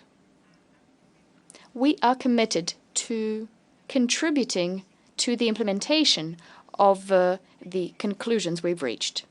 Furthermore, my country believes that a serious process must be begun so as to strike the necessary balance in international relations across all of its dimensions: political, economic, and social. The current imbalance is a source of very serious tension, upheaval, all of which are thwarting international relations, especially as regards the marginalization of developing countries, notably African countries, and in the Security Council in particular, but also in various international financial and monetary institutions and international institutions generally speaking. We stand convinced that the United Nations organization is absolutely vital. It cannot be replaced. Nonetheless, at the same time, we believe that the organization requires reform. Reform that would ensure continuity, but also that the organization adapts to rise up to the challenges and requirements of this era. Such a reform would restore the organization to its vital role as the beating heart of international diplomacy and multilateral action. We need a reform that would allow the UN to respond to the aspirations of current and future generations, and to do so equitably and wholly. Thank you. I thank the Minister for Foreign Affairs and the National Community Abroad of Algeria. I now give the floor to His Excellency Bakhtiyor Saidov, Minister for Foreign Affairs of the Republic of Uzbekistan.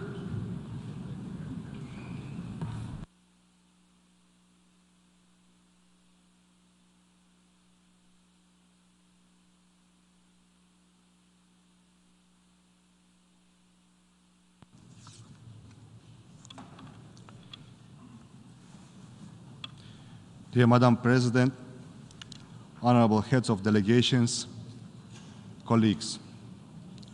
First of all, allow me to extend our deepest gratitude to the UN Secretary General, Mr. Antonio Guterres, for organizing this pivotal summit.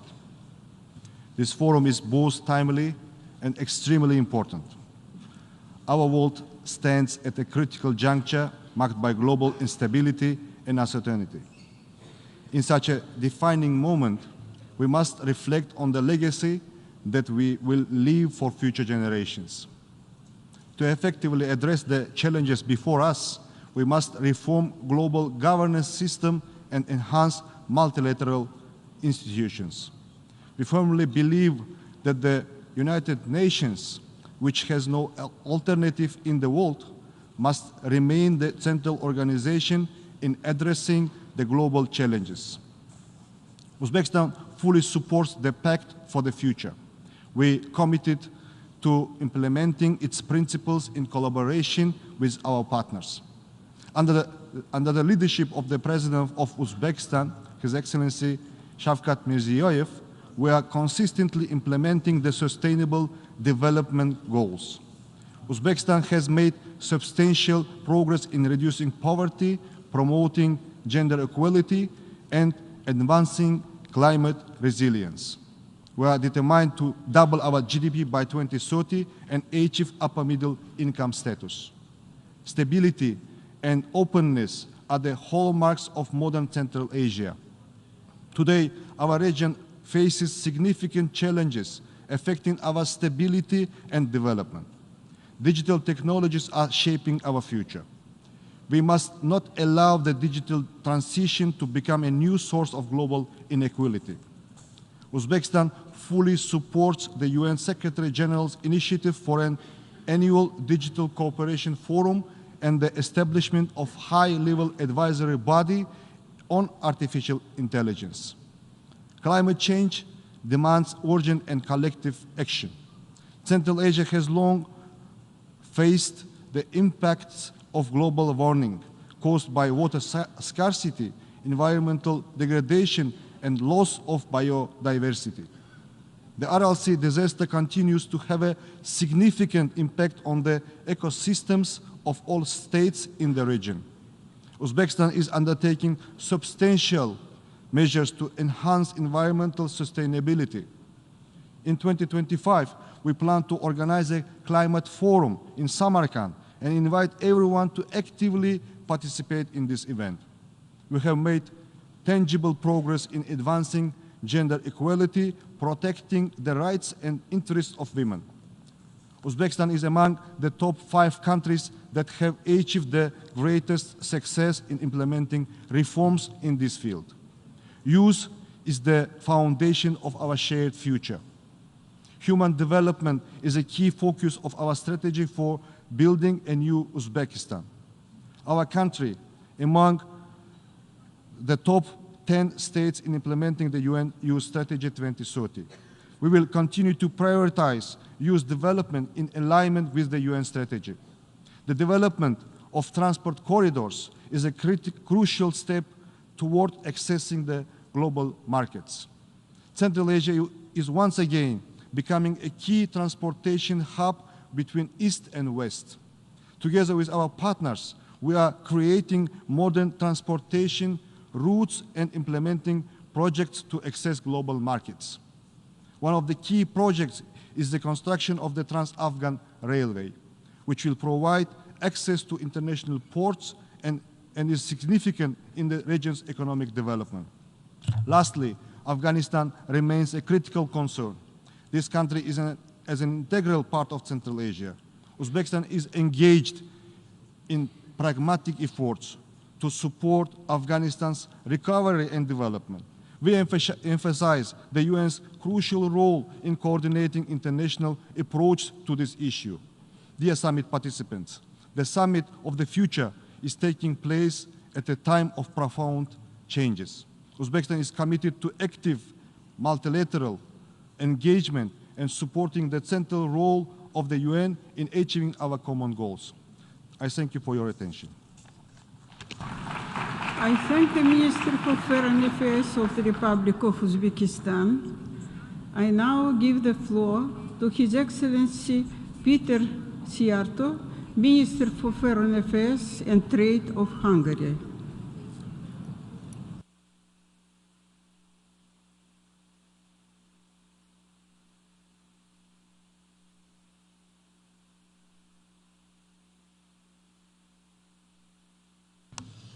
Madam Ambassador, dear colleagues, Your Excellencies, I regret to start with the fact that since the conclusion of the Second World War, the security situation of the world is now the most deteriorating.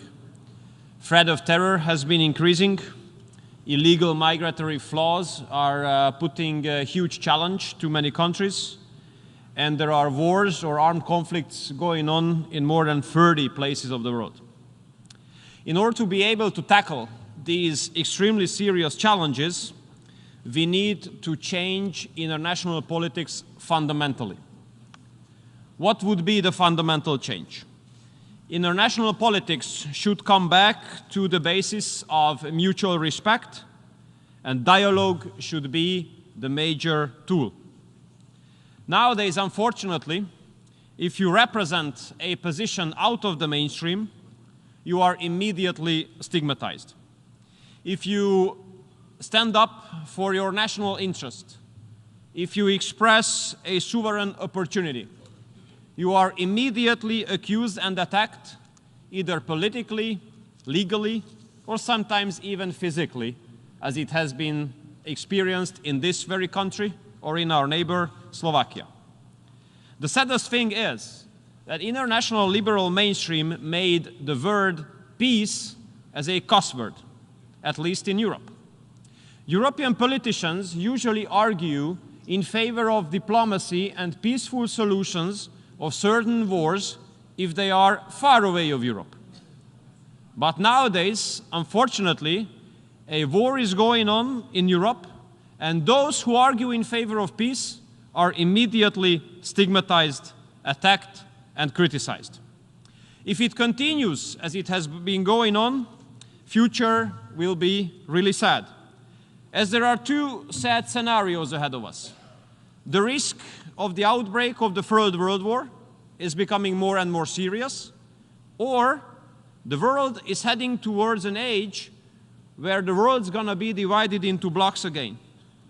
And myself, coming from Hungary, from Central Europe, a region which has suffered a lot under the age when the world was divided into blocks. We lost 4 decades of our lives at that time. And I do believe it's not a wonder after this that we don't want this age, the age of the world being divided into blocks, to come back. We want that the next decades would be characterized by connectivity and fair international cooperation. Because unlike the world divided into blocks, when the age was about connectivity, we had really great experience. When it was even realistic to speak about the chance of a Eurasian cooperation from Lisbon to Vladivostok, if these times could come back, I think the whole world would take a lot of profit out of it. And I do believe, Madam Ambassador, dear colleagues, that the United Nations should play a huge role to this direction. Because I'd like to remind all of you, United Nations was not established to be a group of like-minded countries. United Nations was established as a platform where everyone can talk to everyone about everything. And I do believe that United Nations should gain back this function of it. Because my question is, where should we speak about peace if not here? Where should countries talk to each other who are in a hostile situation with each other if not here? What would be the other platform? What would be the other venue? Therefore, we don't accept any kind of restrictions with whom to meet, with whom not to meet, and which topic to be discussed or which topic to not to be discussed. Madam Ambassador, we Hungarians are a Central European peace-loving nation. And what I can promise to you is the following, that we Hungarians will do our best to make the next period, to make the future as a period, as an age of peace, where international cooperation is fair and peaceful, where the word peace is not a cuss word, and where no one should be stigmatized who stands up for peace. Thank you so much. I thank the Minister for Foreign Affairs of Trade and Hungary. I now give the floor to His Excellency Rafarova Vitafika Rasata, Minister for Foreign Affairs of Madagascar.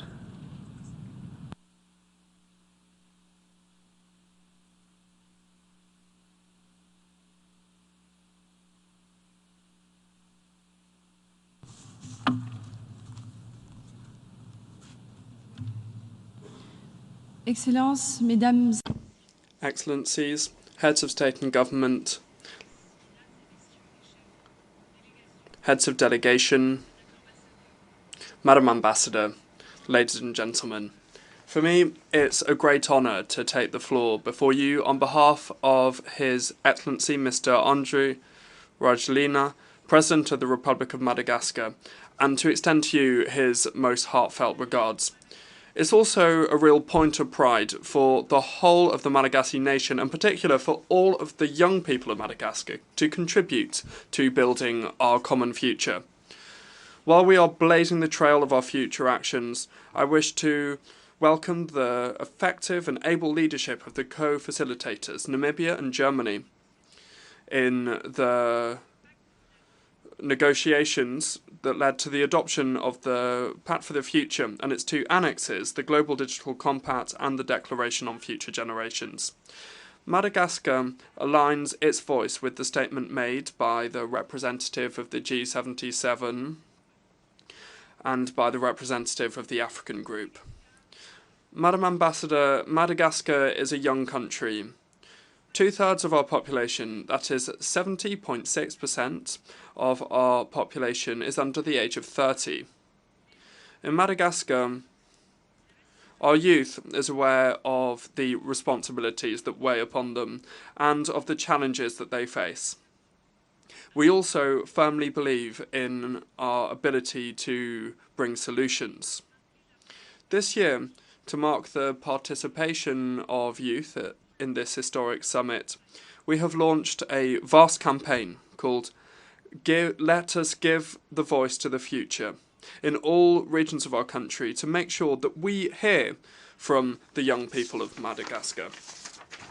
Our young people have shared their vision to define their priorities, and through the Youth Declaration they are calling for the inclusion of youth in public policy so that their aspirations for the future are taken into account, the valuing of their skills by promoting entrepreneurship and job creation, and participation in decision-making processes and involvement in high-level bodies.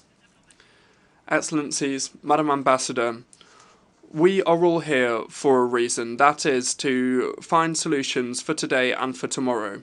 Climate change, inequalities, armed conflicts, pandemics, all of these crises require collective action. Courageous action for all of us, leaving nobody behind. It's distressing to see that 6 years from 2030, only 10% of these goals, these Sustainable Development Goals, have been reached. If we do have an ambition to leave it, let us dare to take the right measures. Let us respect our commitments and let us act to accelerate the achievement of the Sustainable Development Goals. President, Madagascar knows what vulnerability is. Every day we experience the impact of climate change. Nevertheless, we are not losing hope. We believe and we have faith in the strength of international cooperation. This Summit of the Future is the opportunity to reinvent our collective approach. We have the responsibility and the duty to rethink multilateralism. It needs to be more inclusive, more equitable, and more dynamic, so that the needs of vulnerable countries, developing island countries, are borne in mind. Today, more than ever, we must respect the commitments that we've made, in particular the Paris Agreement for reduction of greenhouse gas emissions, or the Declaration on Climate, Children and Youth to invest in peace, in sustainable development and in justice. Excellencies, Madagascar is advocating for international cooperation focused on inclusive actions, a multilateral system that is more fair and more representatives that takes account of the interests of future generations. His Excellency, the President of the Republic, Andry Rajoelina, likes to say that Africa is not a problem. Africa is the solution, and the solutions that we want to bring in to deal with current challenges must be engaged in with Africa and with Africa's youth. Thank you. I thank Her Excellency the Minister for Foreign Affairs of Madagascar. I now give the floor to His Excellency Justin Tkachenko, Minister for Foreign Affairs of Papua New Guinea.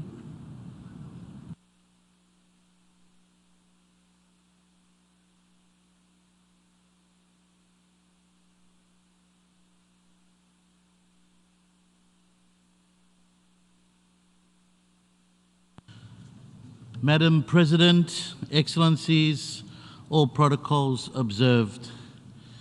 Madam President, we welcome and strongly support the landmark Pact for the Future and its accompanying Global Digital Pact and Declaration on Future Generations adopted yesterday in the General Assembly. This pact is complementary to Papua New Guinea's own Vision 2050, where we want to see a middle-income country that is peaceful, prosperous and caring. It also underscores the multilateralism under the United Nations and is crucially important for all humanity. This deserves our strongest support going forward. As leaders of our peoples in countries, we now need real and genuine action to translate the Pact for the Future and its accompanying outcome documents to benefit in an inclusive, fair and just way for all of us.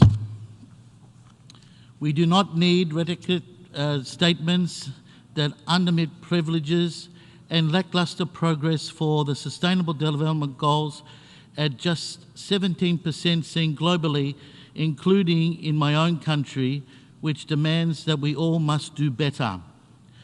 Despite notable strides in recent years in areas such as health, education, infrastructure, agriculture, governance, justice, peace and security, Papua New Guinea recognises that we can do better in delivery on these SDGs, and we are working hard on it.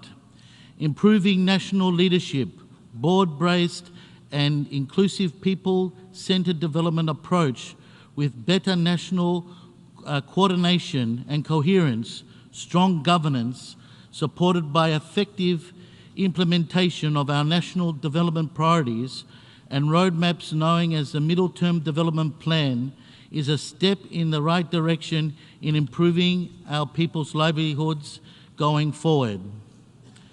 We need a global financial architecture that puts people's lives and livelihoods first over profit or self-interest.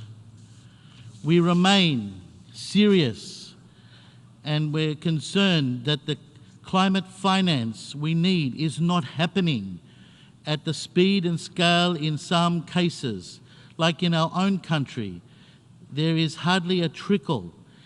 We need better support on this front from multilateral systems established for it. My government is now embarking on industrialisation through downstream processing of our natural resources to value add, benefit fairly from our national assets. We therefore welcome bona fide development partnership that is not detrimental but rather aligned with our national development priorities. This includes efforts to bridge the digital divide between and within countries where sharing of technology and knowledge and technical capacity in building and supporting and fostering nation development whilst preventing its misuse and abuse is also desired. This is why we are investing heavily in our ITC sector, therefore supporting of our global digital compact.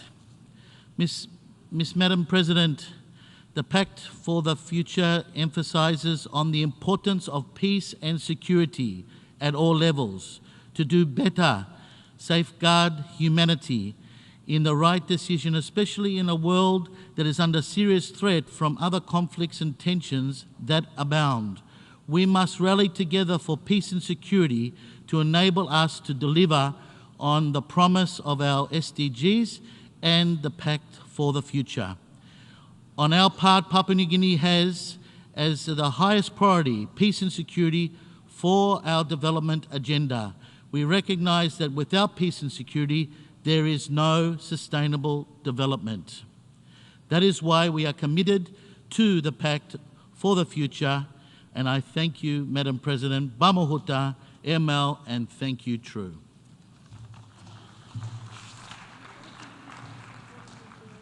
Papua New Guinea. I now give the floor to His Excellency Frederic Makamure Shaba, Minister for Foreign Affairs and International Trade of Zimbabwe.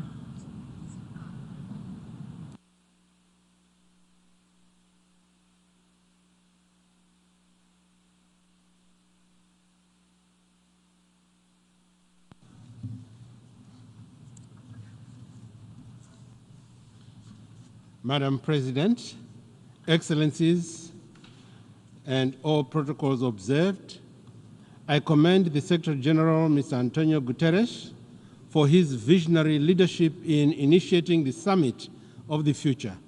I also commend the Presidents of the General Assembly, the Republic of Namibia, and the Federal Republic of Germany for providing leadership in the drafting of the Pact of the Future. The theme of the summit is both relevant and timely. The Summit of the Future is an opportunity for us to discuss the old, the new, and emerging challenges facing the world and to renew our commitment to multilateralism. As we navigate these challenging times, effective global cooperation is imperative if we are to attain sustainable peace and inclusive socioeconomic development. Madam President, the 2030 Agenda, the Paris Agreement, including the Addis Ababa Action Agenda, clearly focus on the what in terms of the goal setting our commitments. Now it is time for us to focus on the how. We can all effectively work together to meet those commitments and tackle the most pressing issues while preparing for a more resilient future that leaves no one and no place behind. Rallying behind the reform of the global governance systems, including global financial institutions and the United Nations Security Council, is a fundamental starting point. It is reformed institutions that are fit for contemporary challenging times that that will assist as developing countries to meet our common goals. It is equally imperative that developed countries provide a comprehensive package of support for developing countries to enable them to transition to greater economies. This must include financial resources, technology transfer, capacity building initiatives. Excellencies, given the current geopolitical contestations and increasing conflicts, it is imperative that the role and capacity of the United Nations in preventive diplomacy and conflict resolution be strengthened. The need to include women and youths in the peace and security agenda cannot be overemphasized. Zimbabwe therefore supports the new agenda for peace as proposed by the United Nations Secretary General and stands ready to play its part in this regard. Madam President, the need for political will is paramount if the implementation of the outcomes of this summit are to be actualized. It will be critically important to focus on vulnerable countries, least developed countries, landlocked developing countries like Zimbabwe, and small island developing states, in line with the cardinal principle of leaving no one and no country behind. Success should be measured in terms of the extent to which any interventions reach those in hard-to-reach areas and who are furthest behind. Madam President, Zimbabwe is relatively youthful as a nation, with more than 65% of our population below the age of 35. This presents opportunities for economic growth through harnessing the innovations and innovativeness and zeal of our youths. Our policies and programs have been designed and redesigned and strengthened to ensure that young people are key drivers of our social and economic transformation agenda. This includes the establishment of innovation centers at all institutions of higher education, underpinned by a number of new heritage-based approach to education 5.0. This approach is enjoying growing success, inculcating a sense of self.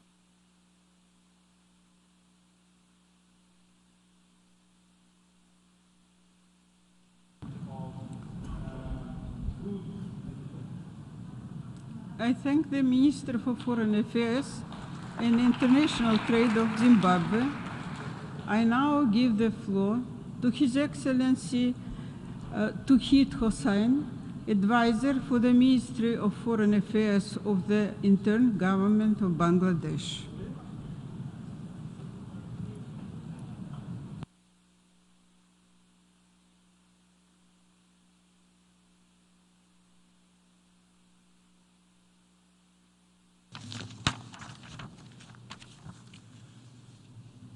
Madam President, Excellencies, I applaud Secretary General Guterres for convening this historic summit.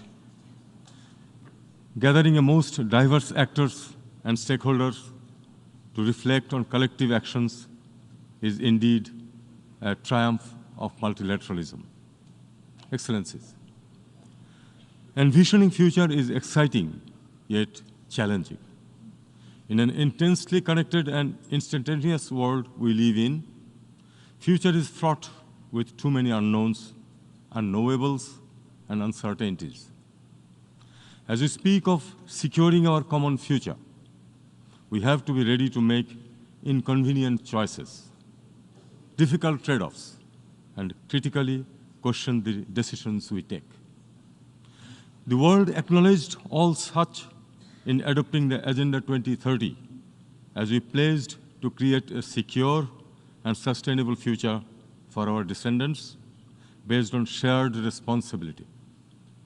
Nearly a decade since the Agenda 2030 being in place, we note social and economic inequalities across communities are rising. Poverty and hunger persists, yet we focus more on output than outcome. Humanity is endowed with so much of resources, knowledge, and technology, yet vast majority of population still lack capacity to cope and progress.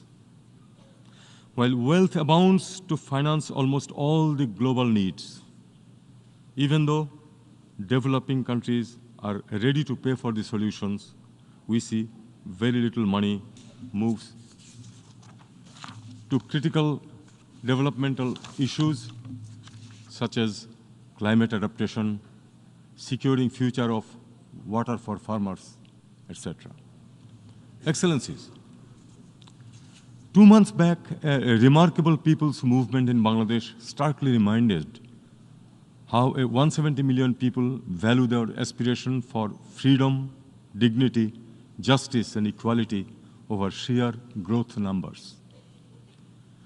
Drawing on the past 5 decades' global discourse and development, we may need to truly value the values to secure our future.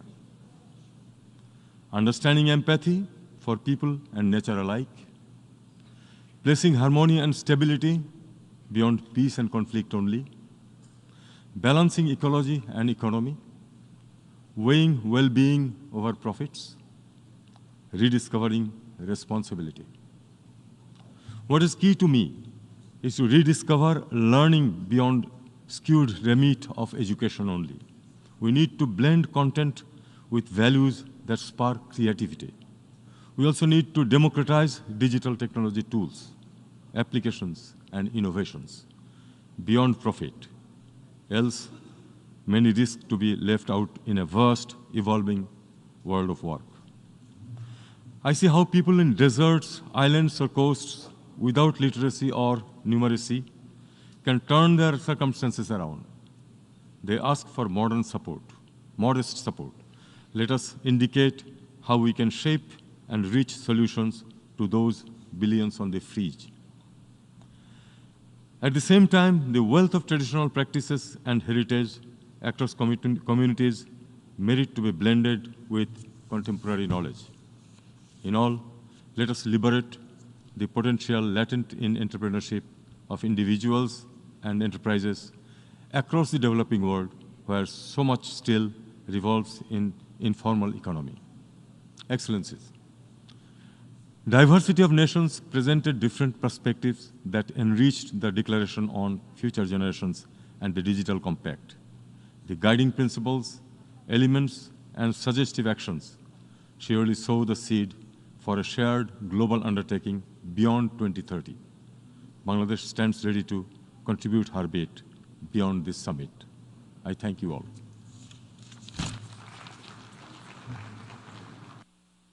Thank the advisor for the Minister of Foreign Affairs of the interim government of Bangladesh. I now give the floor to His Excellency Frederick Mitchell, Minister for Foreign Affairs and the Public Service of Bahamas.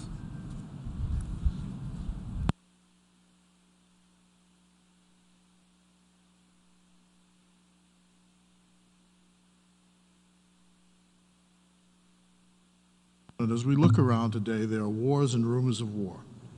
Some countries have marched into other countries and claimed the space as their own, simply because their troops are standing all over the land. We all ascribe to the UN Charter on Territorial Integrity, but the goal, though laudable, has fallen short. Ask the people from Ukraine to Gaza to Cyprus to Sudan if they believe the international system as it is values the Charter and the beliefs described therein. Ask Haiti. At one time, and to some extent today, people invaded or discovered other peoples and nations and claimed them in the name of the Lord. They then decimated the people that they met on the land and divided up the spoils. That was the founding principle that allowed the millions of African slaves to be transported across the seas as cargo and chattel to the small islands, displacing local populations. And that's how my fellow Bahamians and I got to be in the place called the Bahamas. We've made it thus far by faith. So Carl Sagan, the American astronomer, has a widespread video that shows the Earth in far relief from outer space. It is a blue dot, and he describes that we are, as far as we know, all alone on that blue dot in the loneliness of space. And from that standpoint, where there are no boundaries that can be seen, he argues compellingly that that is why we have to work together to resolve the issues of our survival. It is still all we have. Neil deGrasse Tyson argues that the one thing about science is that whether you believe it or not, it's true. I refer again to the immutable truth: Earth is all we have, and we are all in this together, for good or ill. The age of discovery that wrought the systems that we have today is still at work. Countries are now reaching out into the void of space and seeking to carve up in national names the resources of that void. This is what appears as we land on Mars and on the Moon. We argue and we give lip service to the creed that it belongs to all mankind, But the doctrine of I got there first, so it's mine, still applies as far as we, the smaller countries who have not gotten there, can see. If we scale back then to the immutable logic of what that means, it means that we who do not have the resources are expendable and power is the only fact. I said yesterday to one of the world's leaders that every time the Caribbean region tries to use the provisions of the market to save ourselves, the response from the powerful is to use their laws and other forms of coercion to ensure that our innovations in the market do not succeed. They often use the moral principle that they are preventing money laundering or tax evasion or some other invented evil. But morality works both ways. When actions result in penury, poverty, and displacement, and you're unable, after all the blandishments and niceties and forums such as these, to get any world leader on the phone, and you realize we're in trouble. Shakespeare wrote the words, "Help me, Cassius, ere I sink." The nations of the Pacific are facing the existential threat of climate change. Those who are responsible have not stepped up to the plate as they should have with money and material. And the same can be said for the Caribbean. The commitments have been observed more in the breach than in fulfillment. 51 years ago, on the 18th of September 1973, the Commonwealth of the Bahamas raised its flag here at this body. Our then Prime Minister Lyndon Pindling committed our country to the Charter and its provisions. We accepted and believe today, under the present Prime Minister Philip Davis, that we have no choice but to believe and subscribe and support the Charter and to commit ourselves today to global governance. We believe and recommit ourselves to the shared nature of the resources of the earth. We superintend 100,000 square miles of water. We superintend 4,000 square miles of land. We're about 400,000 people. This is not even the size of a small village in India. We fight, though, for the right to exist in the land that we now occupy and govern. We're tenacious about it. We pay tribute to the people who were there before us, and we fight to establish a viable economy that can survive on the moral principles that have founded that many nations talk and talk, but don't walk the walk. So, I end here with a recommitment to this body, to the pact for the future, so we have no choice. I ask delegates to forgive the circumlocution, but it is what it is. We are confident that humans have a soul, a right to exist, a God-given right to all the resources of the earth, sea, and sky, all humanity, not some. There must be a guiding moral and ethical principle to underline all that we do and say going forward to 2030 and beyond. That is why we say today, now more than ever, we need the United Nations. Thank you. I thank the Minister for Foreign Affairs and the Public Service of Bahamas. I now give the floor to His Excellency Hakan Fidan, Minister for Foreign Affairs of Turkey.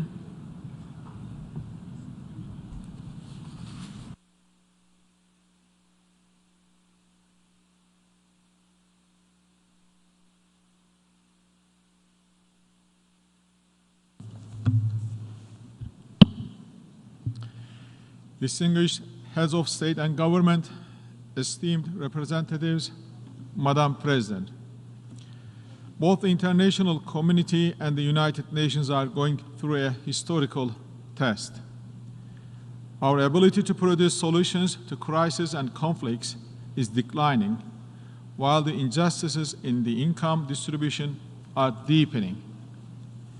Global inequality and injustice prepare the ground for extremism and failing states. Hatred against Islam and xenophobia, in their turn, gain strength on this fertile ground. The imbalances are constantly growing, be it in nature, economy, income distribution, as well as social and political spheres. Unfortunately, the United Nations cannot display the leadership that it should in the face of ever-growing threats against humanity. Today, we need an effective structure that will produce common solutions to our global problems, that will uphold hope against despair, prosperity against poverty, justice against injustice, and peace against violence. We need a more just, inclusive, an effective multilateral model. A comprehensive reform is needed in the United Nations, especially in the Security Council. In fact, the world is bigger than 5. We need to democratize the decision-making procedure at the UN. The resolutions that are adopted with an overwhelming majority at the General Assembly cannot be implemented because of the Security Council. International peace and security cannot be left to the will of a privileged clique consisting of a limited number of countries. We also need efficient tools and mechanisms to promote dialogue in the face of increasing polarization. In addition, the reform of the international financial architecture is also a must. This is the only way to achieve the Sustainable Development Goals. To pursue these objectives, we will continue to work and voice our views on every platform. Dear colleagues, at the same time, we are looking for ways to adapt new technologies, especially digitalization and artificial intelligence. In this context, we welcome the adoption of the Global Digital Compact, which is one of the fundamental components of the Pact for the Future. We expect the international community to increase its support to the United Nations Technology Bank, hosted by Turkey, in its critical task of closing the digital gap between developed countries and the least developed countries. The success of today's summit is a test that will reaffirm our determination to rebuild trust in the multilateral system. The Pact for the Future will shape our joint commitments towards a common world vision. I would like to take this opportunity to thank all the stakeholders who have contributed to the process. Thank you. I thank the Minister for Foreign Affairs of Turkey. I now give the floor to His Excellency Nicolas Albertoni, Vice Minister of Foreign Affairs of Uruguay.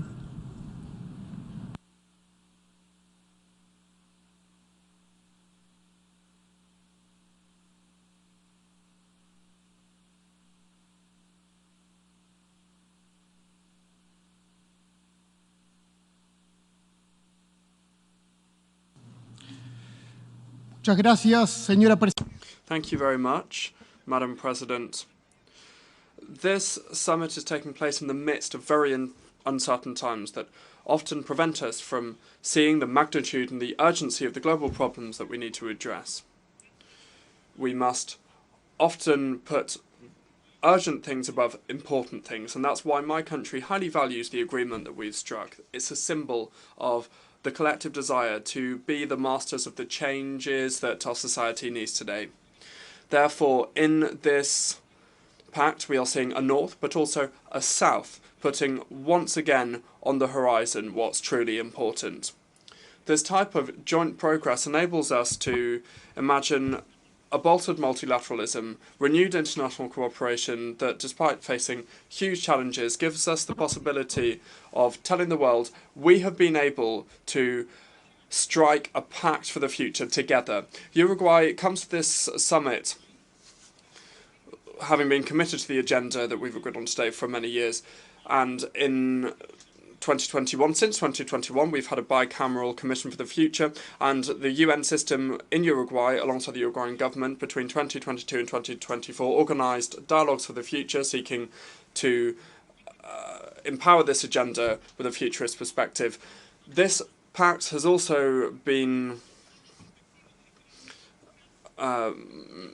motivated by focusing on climate change, because we need to improve the perspectives of future generations. It's essential to ramp up cooperation and commitments on climate change, and in this regard I must refer to the fact that although our greenhouse gas emissions are minimal on a global level, we have completed an energy transition with 90% of our energy from renewable sources. Now we are focusing on a second transition, enabling us to achieve electric mobility. However, like so many developing countries, my country needs us to comply with the commitments made in terms of climate financing, with the framework of common but differentiated responsibilities. Furthermore, we are calling for innovation and finance mechanisms that incentivize compliance with social indicators, environmental and governance ones.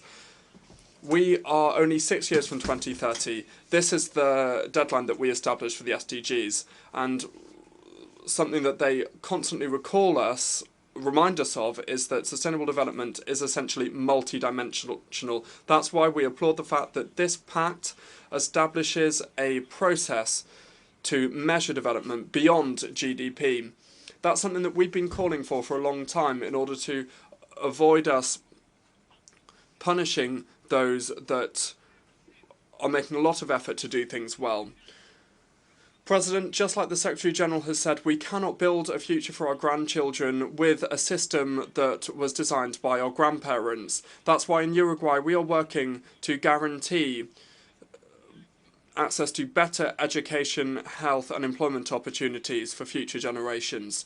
In this regard, I wish to underscore that Uruguay recently delivered an education transformation that will empower our education for the future. We also enacted a law for social security based on intergenerational solidarity that will not only enable the system to be sustainable on the long term, but it will also provide employment and entrepreneurship, formal entrepreneurship opportunities, and will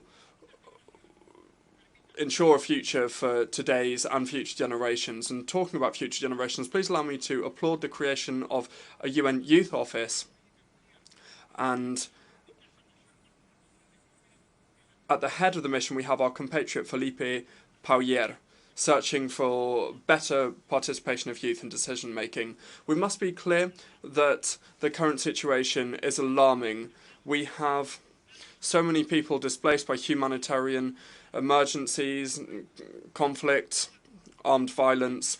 There should be no doubt that on this pact we have made a great step forward in terms of multilateralism. However, now our energies should be focused on ensuring that the commitments made do not just become good intentions. Be aware that Uruguay has always been an ally when it comes to looking to the future, because our country doesn't understand the future as something that we should wait for, but rather something that we should actively build together. Thank you very much. I thank the Vice Minister of Foreign Affairs of Uruguay. I now give the floor to His Excellency Sergei Vershinin, Deputy Minister of Foreign Affairs of the Russian Federation.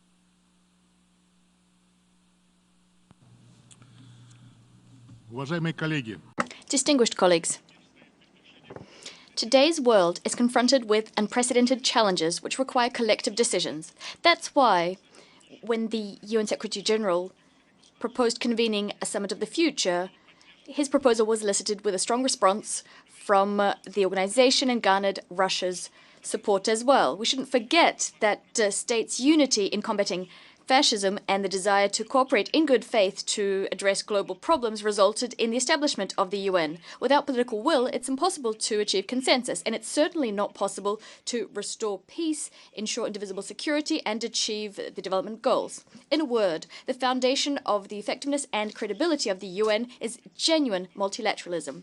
As a founding member of the UN and a responsible member of the international community, the Russian Federation attaches particular importance to strengthening the system of international cooperation.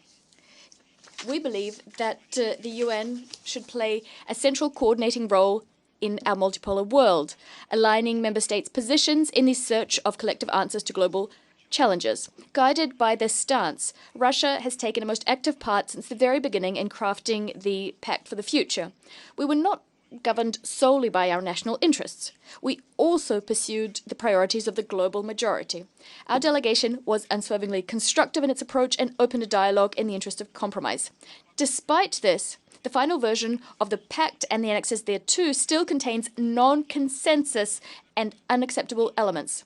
This does not foster the achievement of the stated goals of the summit, and spells negative consequences for the very foundations of the UN. For this reason, Russia did not block the adoption of the pact and joined the statement of the Group of Friends in Defense of the UN Charter voiced earlier.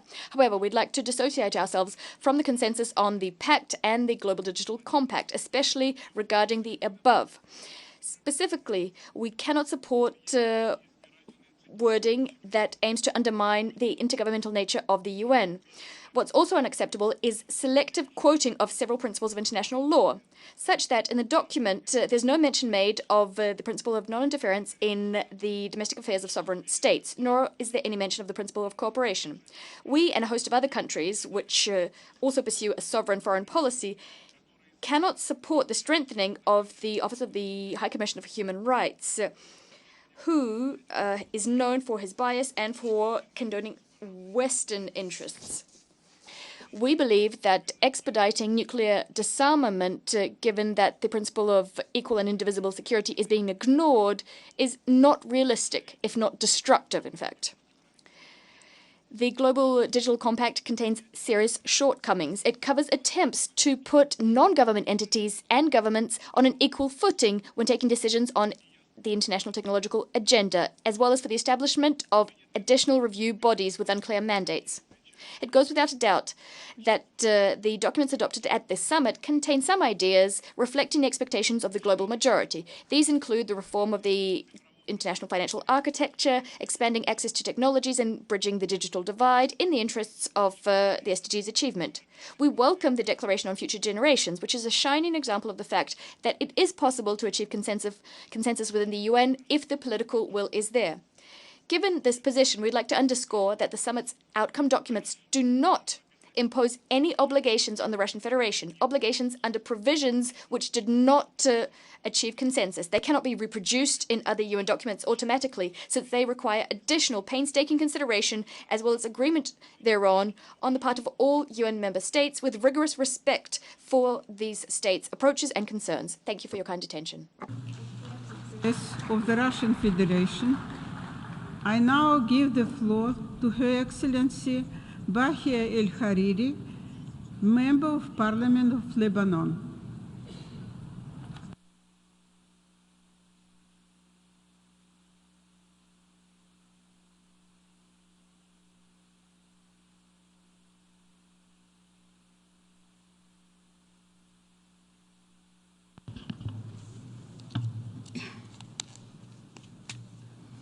السيدة الرئيسة أصحاب Madam President, Excellencies,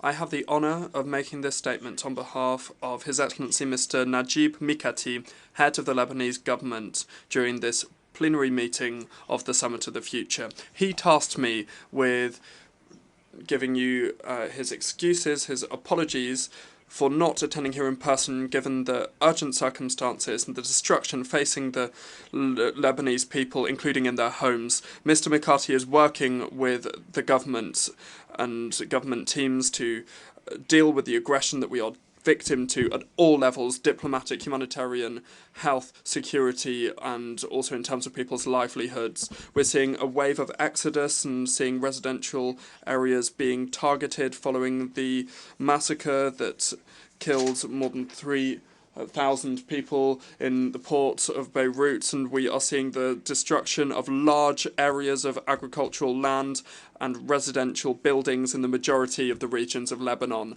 This has damaged the economy of our country and threatened our social order, especially since several countries have asked their nationals to leave our country.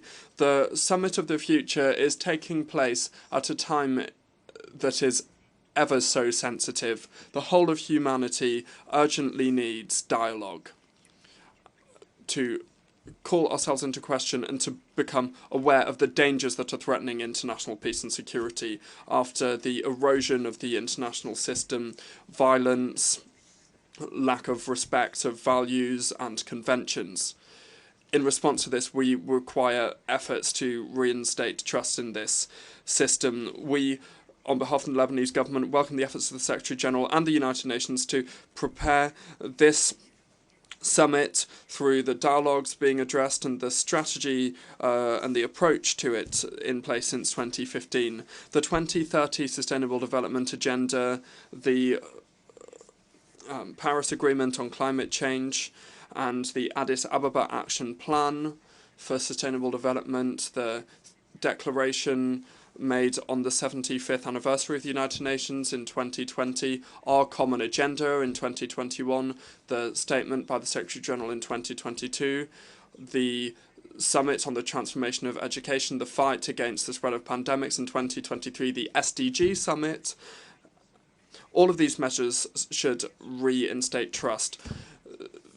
The establishment of modern Lebanon in 2020. Since then, we have been participating in the League of Arab States since 1945, and we participated in the drafting of the United Nations Charter in 1945, and we participated in the founding conference for UNESCO in 1945 and the drafting of the International Declaration of Human Rights in 1948.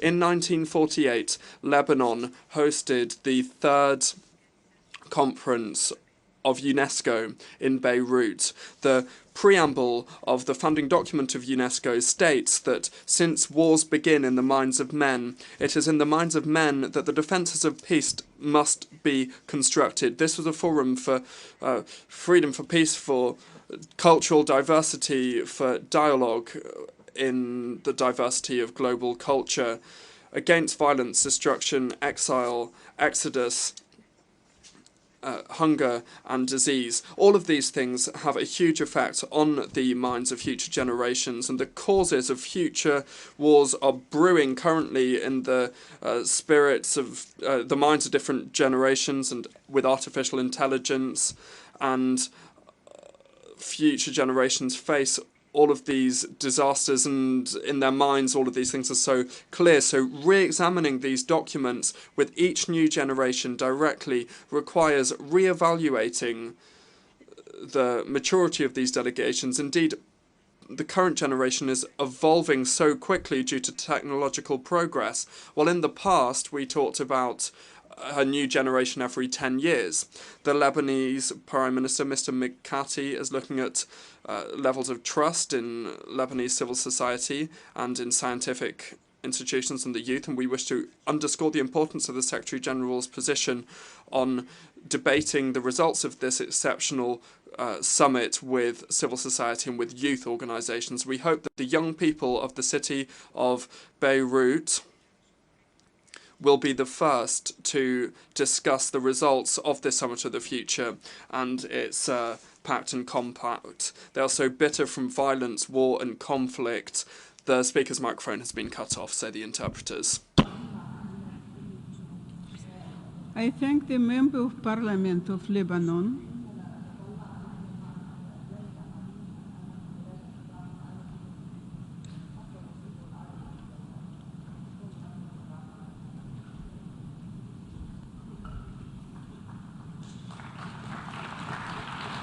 I now give the floor to His Excellency Karamoko Jean-Marie Traoré, Minister for Foreign Affairs, Regional Cooperation, and Burkina Faso abroad of Burkina Faso.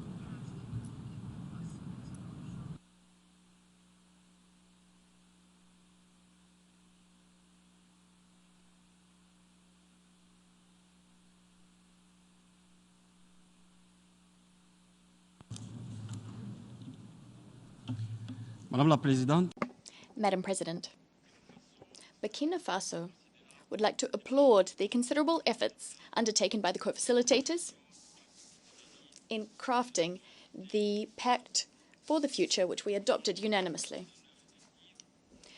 We will work towards its effective implementation as it opens a new era of hope.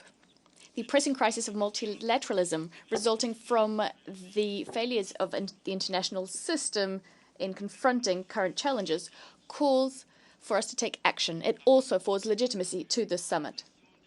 Unfortunately, the United Nations, which sits at the heart of multilateralism, is itself seeing dissent among its ranks and serious disagreements within the Security Council. The future is bright. And to build that bright future, we need rigorous, consistent international cooperation, with us shouldering our responsibilities and our obligations with the future generations front of mind. The following proposals are contributions which my delegation would like to make to this summit. First, for us, it's of utmost importance to monitor that there is strict compliance with the UN Charter to ensure that the use of force or the threat of the use of force becomes a thing of the past, as well as economic and political pressures, as well as the interference in the domestic affairs of states. We must promote transparency, justice, equity, and we can do this by moving forward with the reform of the Security Council. Second, security. It's vital for us to bolster the effectiveness and efficiency of peacekeeping operations, as well as the credibility of the United Nations organization when it comes to managing crises and conflicts. Third, it is important for development and health issues to remain front and center of our efforts, especially when it comes to implementation, bolstering capacity, technology transfer, as well as sufficient, predictable, and additional, as well as sustained funding for development. To this end, we need to strengthen multilateral efforts geared towards helping states manage debt distress. We need orderly, predictable, coordinated, transparent, and timely efforts on this front. The same interest should be placed in international financial architecture reform. This brings me to my fourth point. We must continue promoting our commitment to the empowerment of all girls and women across all areas. We must break down barriers to their access and their full, equal, and effective participation in the sciences, technology, and innovation. We shouldn't forget people who've fallen victim to war, including IDPs and refugees. In a similar vein, the youth of our planet should participate in decision-making at the global level. A standing assembly within the United Nations system would be an excellent idea. Next, given progress, digital progress, what we need is cooperation on digital matters which would pinpoint the principles, decisions that would uphold human rights. And to that end, we need an annual global dialogue on the governance of artificial intelligence under the auspices of the United Nations. This needs to be inclusive and green, as does international data governance. Next, our collective conscience is stirred by the threat of terrorism, which threatens to undermine the very foundations of our societies. We must stand in solidarity to combat this scourge, as well as take measures against states which support and fund terrorists, as is the case in the Sahel. It's incumbent upon us to translate into actions the Pact for the Future, so as to bolster multilateralism and meet the expectations of our people, and also to revive at last the hopes that they've pinned on our common organization. Thank you for your attention. I thank Minister for Foreign Affairs, Regional Cooperation in Burkina Abroad of Burkina Faso. I now give the floor to the distinguished representative of Sri Lanka.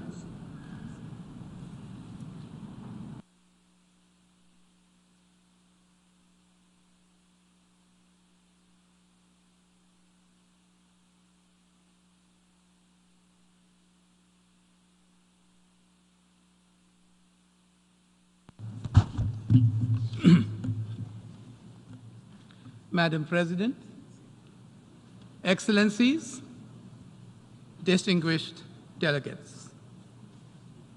Today, The 17 Sustainable Development Goals are in peril.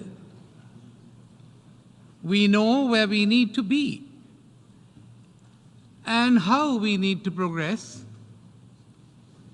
but the 2030 Agenda for Sustainable Development, which is our blueprint, is in peril. It, however, appears that we are plagued with a lack of political will and the commitment to multilateralism. Madam President, we are gathered here today to commit to 56 multilateral solutions that address the needs of our people, both now and in generations to come. The Pact of the Future is our opportunity to demonstrate our shared resolve to chart this new course. During our deliberations, we have visited several key aspects that require urgent attention, including reforms to the international financial architecture, the debt restructuring, financing for development, international peace and security, science, technology and innovation, global governance, youth, and future generations. Madam President, Sri Lanka thanks Namibia and Germany, Zambia and Sweden, and the Netherlands and Jamaica for navigating the deliberations over the last 18 months towards the adoption of this pact. We are sensitive to the fact that all our aspirations may not be accommodated in this pact. Negotiations on the Pact for the Future highlighted the challenges of our multilateral system, which must fit for the present and the future, prioritizing people at the center of our actions over political and economic divisions. Madam President, as a developing country, Sri Lanka sees the considerable opportunities that we can seize through the Pact of the Future and its accompanying declarations, the Global Digital Compact, and the Declaration for Future Generations. We will structure our national digital development strategies upon the commitment under the 5 objectives of the Global Digital Compact to augment the delivery of the SDGs. With this positive hope, let us highlight the issue that could have made this pact more inclusive and meaningful. Madam President, if we are to seek multilateral solutions for a better tomorrow, we recognize that all 3 pillars of the United Nations should be equally strengthened. Sri Lanka is concerned about the growing SDGs financing gap. We welcome the Secretary General's proposal for an SDG stimulus to mobilize resources and encourage developing nations to meet their official development assistance commitments. And having experienced a financial crisis ourselves, Sri Lanka calls for accelerated reform of the international financial architecture to be more efficient and more equitable to better respond to the challenges faced by developing countries.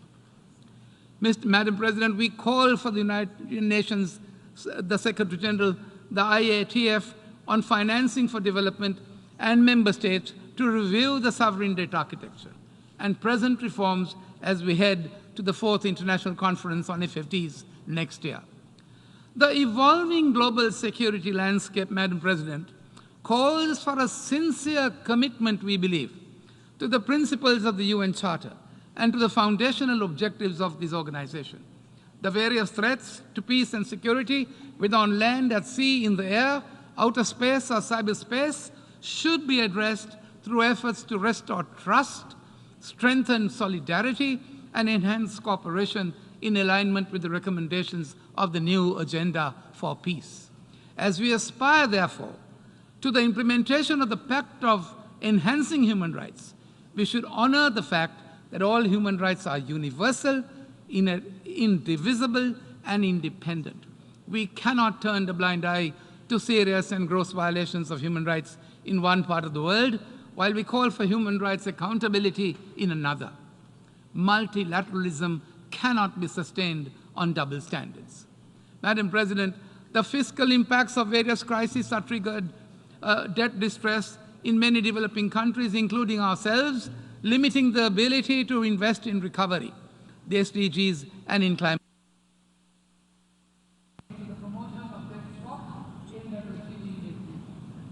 Madam President, may I conclude on the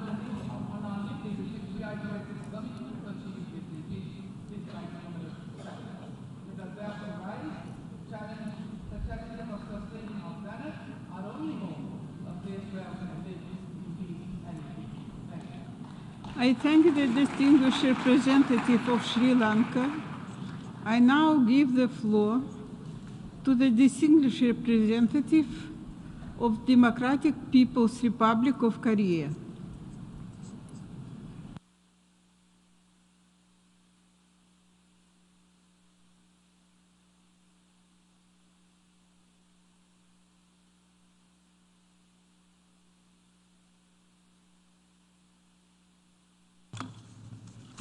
Madam President, it is aspiration of the humankind to achieve independent and stable development in peaceful world free from aggression and war.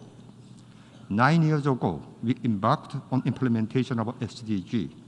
However, climate change, food crisis, and armed conflict are still grave threatening existence and development on humanity.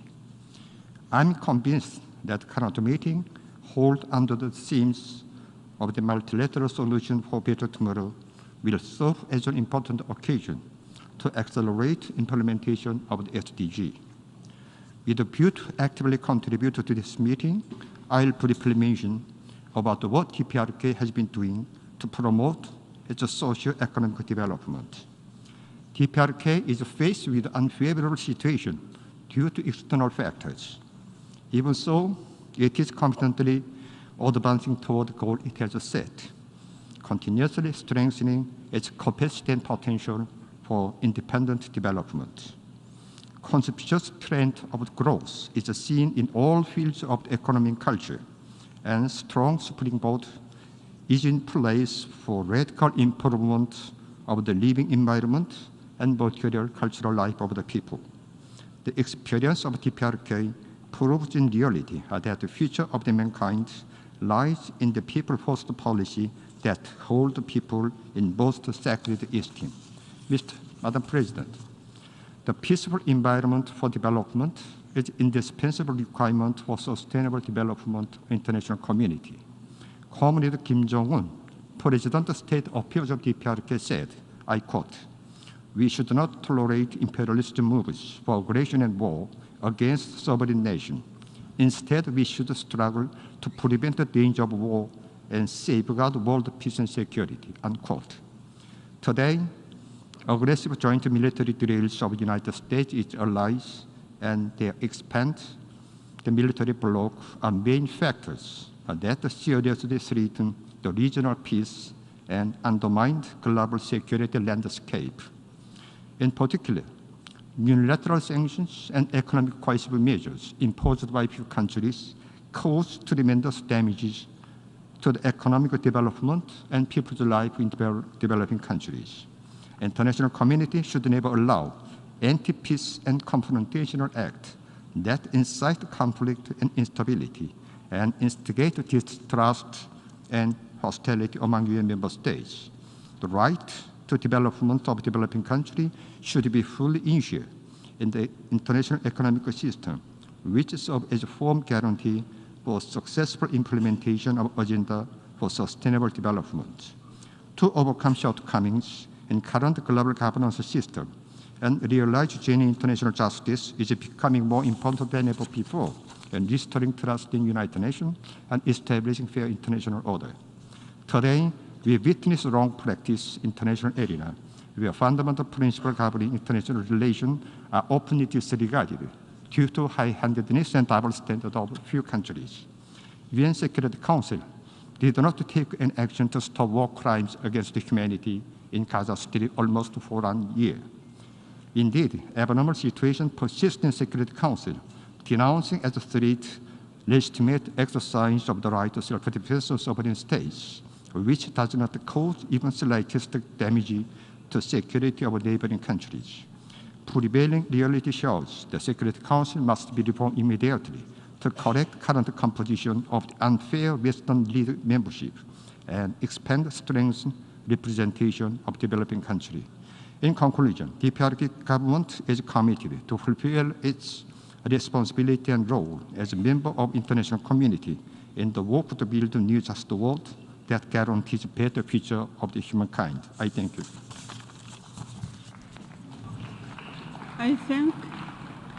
the representative of Democratic People's Republic of Korea, I now give the floor to the distinguished representative of New Zealand.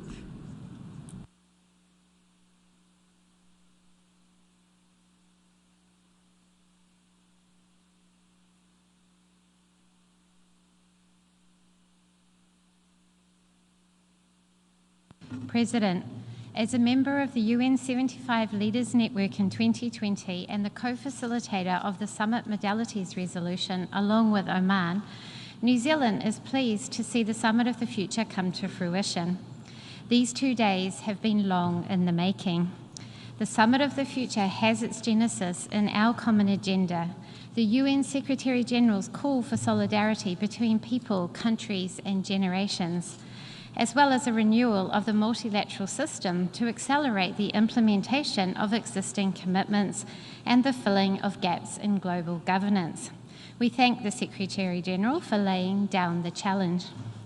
In preparing for the summit, member states were beneficiaries of a significant investment by the UN system and beyond. This includes the exemplary policy briefs and the report of the High-Level Advisory Board on Effective Multilateralism and a myriad of initiatives to build trust and facilitate compromise.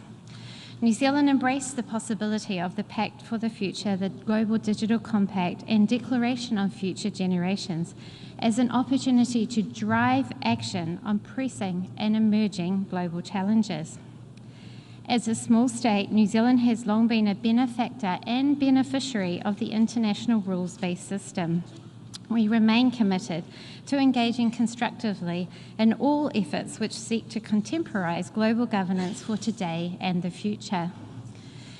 Size does not define influence at the United Nations. Small states have long been at the forefront of defending and strengthening the international rules-based system.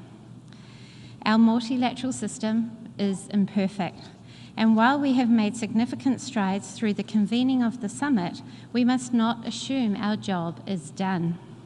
We must use the tools at our disposal to create a more representative and better networked United Nations, which is properly equipped to respond to the challenges of our times and those which lie ahead. Member states must do better to overcome division and competition. Against a backdrop of geopolitical tensions, the triple planetary crisis, and unprecedented levels of conflict and suffering, this is no small task. Never has it been more important to work across the kaleidoscope of fractures that punctuate progress in improving the well-being of people and the planet. Consensus does not happen on its own. It needs to be forged. Consensus demands leadership. It rests upon foresight. It requires hard work. We thank Germany and Namibia, Sweden and Zambia, and the Netherlands and Jamaica for their respective leadership in guiding the negotiations on the Pact, Compact and the Declaration. With regard to the Pact, we are pleased to see the relative balance between the three pillars of the United Nations: peace and security, sustainable development and human rights. We are satisfied that issues of importance to New Zealand, including gender, human rights and sea level rise, are reflected in the Pact. We all have our disappointments. For New Zealand, language on nuclear disarmament falls well short of our collective goal of a nuclear weapon-free world and how we take concrete steps to achieve this.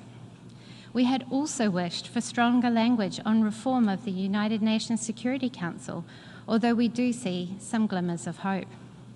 New Zealand welcomes the Compact as an opportunity to foster an inclusive, open, safe and secure digital future for everyone. This future rests on three essential pillars: human rights, multi-stakeholder governance and inclusion. And on the Declaration, New Zealand welcomes the concept that present generations act with responsibility towards safeguarding the needs and the interests of future generations. President, colleagues, as the geopolitical landscape continues to evolve, member states must act with agency in protecting the UN Charter and international law and in the implementation of the Pact. And we must engage all stakeholders to ensure that what we do here in the United Nations has real-world benefit for the communities that we serve. We must work together, listen to each other, and rebuild trust to ensure the future we want for people and the planet. Thank you, President. I thank the representative of New Zealand. I invite His Excellency Pedro Sanchez Perez Castejon, Head of Government of the Kingdom of Spain.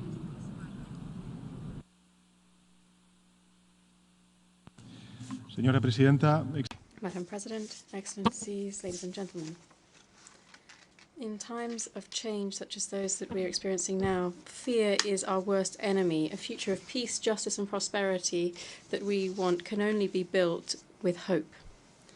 And to guarantee this future, we must firstly promote the governance of the multilateral system and make sure that it's more effective, inclusive and fair. This Summit of the Future is a key step forward to achieving this aim. Spain is working towards the necessary reform of the United Nations and its institutions to make them more representative, effective and transparent, to make it more democratic in its operations and to ensure that citizens feel its impact all the more. Further, we need to reaffirm the relevance of the extraordinary acquis of this organization, respect for international law, international humanitarian law, and the UN Charter itself. Spain defends and promotes these principles decisively and consistently in all contexts, be that in Palestine, Ukraine, or in any other part of the world. Secondly, we want a future of more and better international cooperation, which will allow us to forge ahead in achieving the 2030 agenda. We support this aspiration with our acts. Spain has committed to stepping up its ODA to 0.7% of our GNI in 2030. Furthermore, we are the main contributor to the Joint Sustainable Development Goal Fund, and I'm very honoured to be a part of the leaders group for the Secretary General's SDG stimulus plan. As the host to the 4th International Conference on Financing for Development, which will be held in June next year in the Spanish city of Seville, Spain would like to agree on specific measures which will allow us to mobilize all of the necessary resources and policies to promote sustainable development. To do that, we need to strengthen multilateral development banks, completing the review of the capital adequacy frameworks and furthering their reform processes. Secondly, we have to boost and optimize the use of special drawing rights and their potential reallocation mechanisms. Here we are meeting our promise of allocating 50% of the rights that we've received in 2021. Spain actually reached a pioneering agreement here between the IMF and the World Bank so that both institutions can use the Resilience and Sustainability Fund in fighting climate change. Furthermore, we must include contingency clauses in debt contracts to go beyond just simply covering natural disasters, to cover other crises, as Spain has recently done. This would allow us to better respond to food crises and health emergencies and in middle and low-income countries. All of this has to go hand in hand with fairer taxation and more effective and transparent tax policies that promote the mobilization of domestic resources. These include measures such as global minimum wealth tax and the full implementation of the 2 pillars of the OECD and the G20 on tax on multinationals. This would be a basis for the future Tax Cooperation Framework Convention. Thirdly, we have to work towards a responsible development of artificial intelligence and all other new technologies. Technology, when it's guided by shared values and principles, catalyzes social transformation and generates wealth and jobs, but it also needs international rules that promote its ethical use, transparency in how it's developed, and a guarantee for its fair access to that technology. For this reason, Spain has established the first AI monitoring agency in the world. And through this, we believe that the United Nations should play a key role in defining the global governance system around artificial intelligence. We welcome the first report of the Secretary General's Advisory Board, co-chaired by the Spanish expert Carme Antigas, and we share in its 7 recommendations. President, this summit and the Pact of the Future are an antidote to fear and an invitation to hope. They don't set out the end of the road, but rather a starting point, changing a path towards reforms that all UN member states need to move towards to update our institutions in global governance and to meet the challenges that we have and the opportunities as we look ahead to the future. The challenge is to keep up the pace that we're setting here today in New York and to speed up, and you can count on Spain for that. And I look forward to seeing you in Seville in Spain next June. Thank you. I thank the distinguished representative. I thank the head of government of the Kingdom of Spain. I now give the floor to the distinguished representative of Kiribati. Madam President, Excellencies, Secretary General, distinguished delegates, I bring you all warm greetings from the government and the people of Kiribati. Kiribati strongly supports the summit's aim to reincourage multilateralism. In an increasingly interconnected world, the challenges we face, climate change, pandemics, volatile global commodity prices, inequalities and conflicts cannot be addressed by any single nation alone. We need a robust, inclusive, and effective multilateral system that is fit for the future.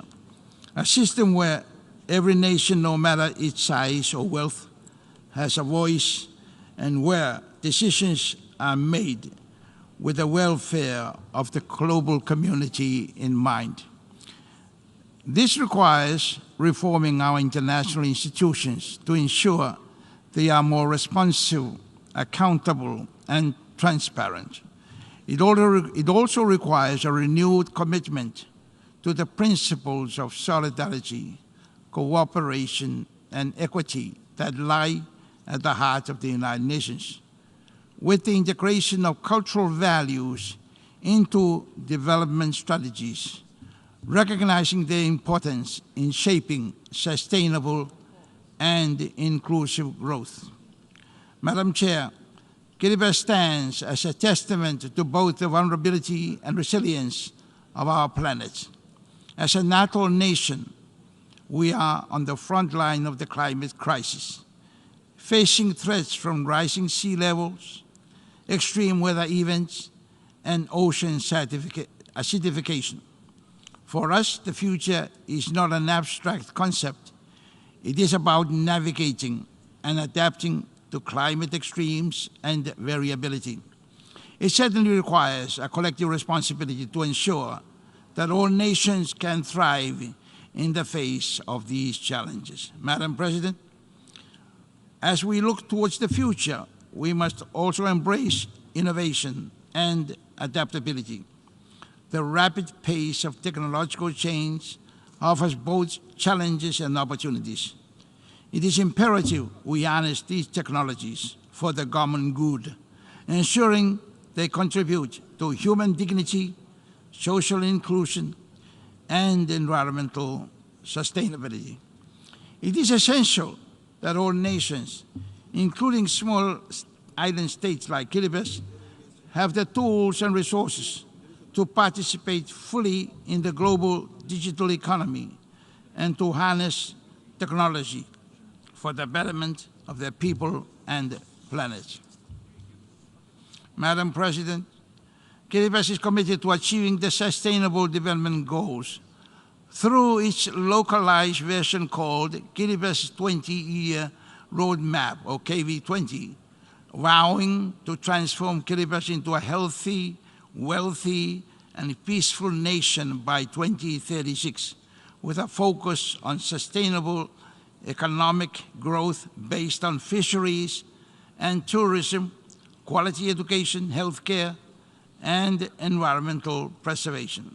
For Kiribati, the pursuit of sustainable development is not just a policy choice. It is a necessity. Sustainable practices in key sectors such as fisheries, agriculture, and renewable energy are critical for our nation's future. We call on our UN family to collaborate with us in promoting these practices, ensuring that economic development today does not compromise the well-being of future generations. Madam President, as we adopt the Pact of the Future, the integration of the principles of respect and responsibility into our global actions and commitments could not be underestimated. We believe that the principles of respect and responsibility forms the backbone of social order, peace, harmony, which are crucial for fostering a just and sustainable future. Respect for all peoples, cultures, and the environment underpin the ethical foundation of global cooperation, ensuring that no community or ecosystem is left behind.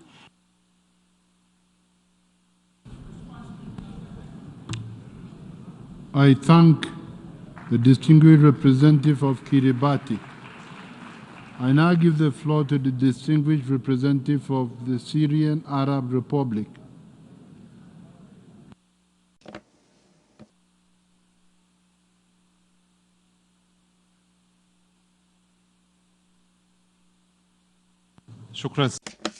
Thank you, President.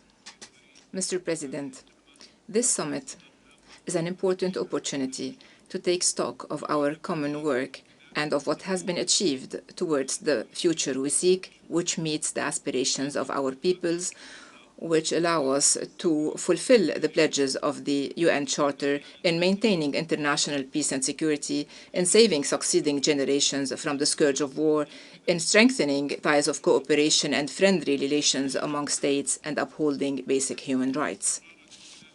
The ongoing Israeli occupation of Arab territories in Palestine, Syria, and Lebanon, and the persistence of the occupation powers to commit crimes of genocide, ethnic cleansing, and the ongoing acts of aggression against Palestine and Lebanon and against my country, Syria, represent an unacceptable, grave violation of international law, of the principles and purposes of the UN Charter, and of all the human and civilizational norms and values. They also represent a major obstacle hindering our access to the common future we seek. Hence the need to unite our efforts as a United Nations and to intensify them to confront the aggression, end it immediately, and end the Israeli occupation of Arab territories. Mr. President, ladies and gentlemen, the future for the sake of which we convene this summit should witness a radical change, a change that serves our member states and all our peoples. This future requires some Western countries to abandon the mentality of the past and their ambitions of hegemony and colonialization. They should cease attempting to impose their will on other peoples and respect their independent national choices and their civilizational and cultural specificities. For years now, some Western countries have implemented policies aiming at depriving the Syrians from their future, at undermining their national choices, at depriving them from their national wealth and development achievements, besieging them through unilateral coercive measures, which are illegal measures. However, the Syrian people, with their rich human and civilizational heritage, is determined to move forward and build their future with their free will, without allowing any external parties to dictate their agendas and their visions for the future of Syria. Mr. President, my country, Syria, looks forward to a future based on dialogue and diplomacy, on promoting multilateral action, on upholding the principles of the Charter and the rule of law on the international level, a future free from occupation, hegemony ambitions, terrorism, and UCMs, and free from the collective punishment of peoples. Hence the need to take immediate, serious measures to develop multilateral mechanisms and structures and to reinforce them to strengthen real participation away from the policies of exclusion and from the narrow interests of some Western states. My country, Syria, joins the other states calling for the reform of global financial institutions to guarantee the participation of developing countries in the international economic decision-making process, to address the global debt crisis, and to provide the financial support and resources as well as the ODAs necessary to implement the 2030 Agenda.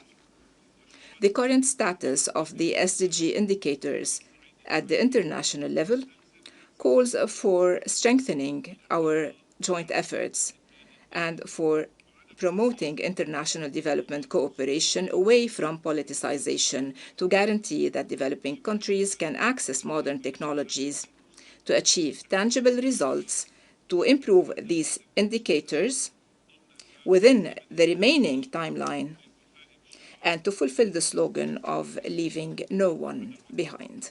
Thank you, President. I thank the distinguished representative of the Syrian Arab Republic, and I give the floor to the distinguished representative of the World Bank.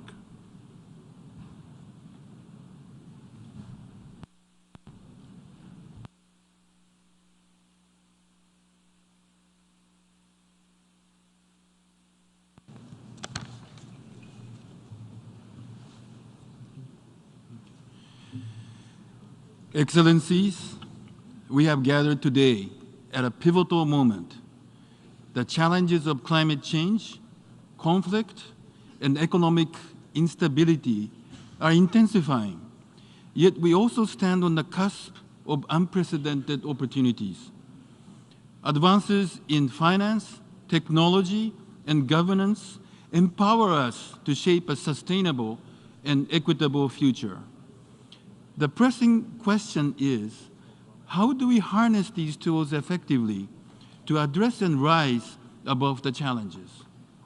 At the World Bank Group, sustainable development means addressing today's immediate needs while fulfilling the aspirations of future generations. It's about building resilient systems and forging enduring partnerships. The International Development Association, or IDA, is central to this vision. It multiplies donor contributions nearly fourfold, channeling resources towards health systems, infrastructure, and job creation. In fiscal year 2024, IDA delivered $31 billion to countries that needed it most, directly contributing to poverty reduction and tackling global challenges like climate change. Consider our Mission 300 initiative, which aims to provide electricity to 300 million people in Africa by 2030. Electricity is foundational. Without it, progress in healthcare, education, and employment remains unattainable. This initiative isn't just about powering homes and businesses, it's about illuminating the future. But we cannot achieve these ambitious goals alone. Multilateral cooperation is essential to tackle global challenges which know no borders. Together, we can pool resources, share knowledge, and amplify our impact to create lasting solutions. We can think creatively, act boldly, and support one another. Our focus must be on the next generation. Over the next decade, an estimated 1.2 billion young people will reach working age in developing countries, yet only 420 million new jobs are projected to be created. We must change this trajectory by improving infrastructure, healthcare, and access to clean electricity. We can create future jobs and opportunities for our youth. Let's ensure our children have the tools they need for a healthy, successful future. The jobs of tomorrow will require innovation, adaptability, and a commitment to sustainability. The World Bank Group is committed to partnering with you to tackle today's challenges while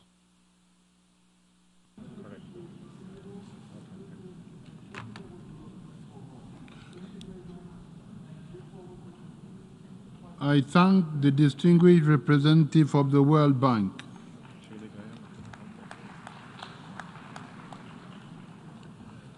We have heard the last speaker for this meeting. The next meeting of the Summit of the Future will continue immediately following the adjournment of this meeting to hear the speakers listed for that meeting. The closing segment of the summit will begin at 8:30 p.m. The meeting is adjourned.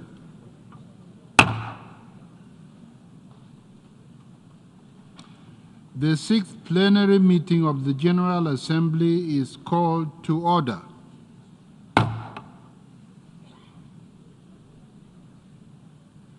The General Assembly will continue the Summit of the Future under Agenda Item 123 entitled Strengthening of the United Nations System. I invite His Excellency Gabriel Boric Font, President of the Republic of Chile, to address the Assembly.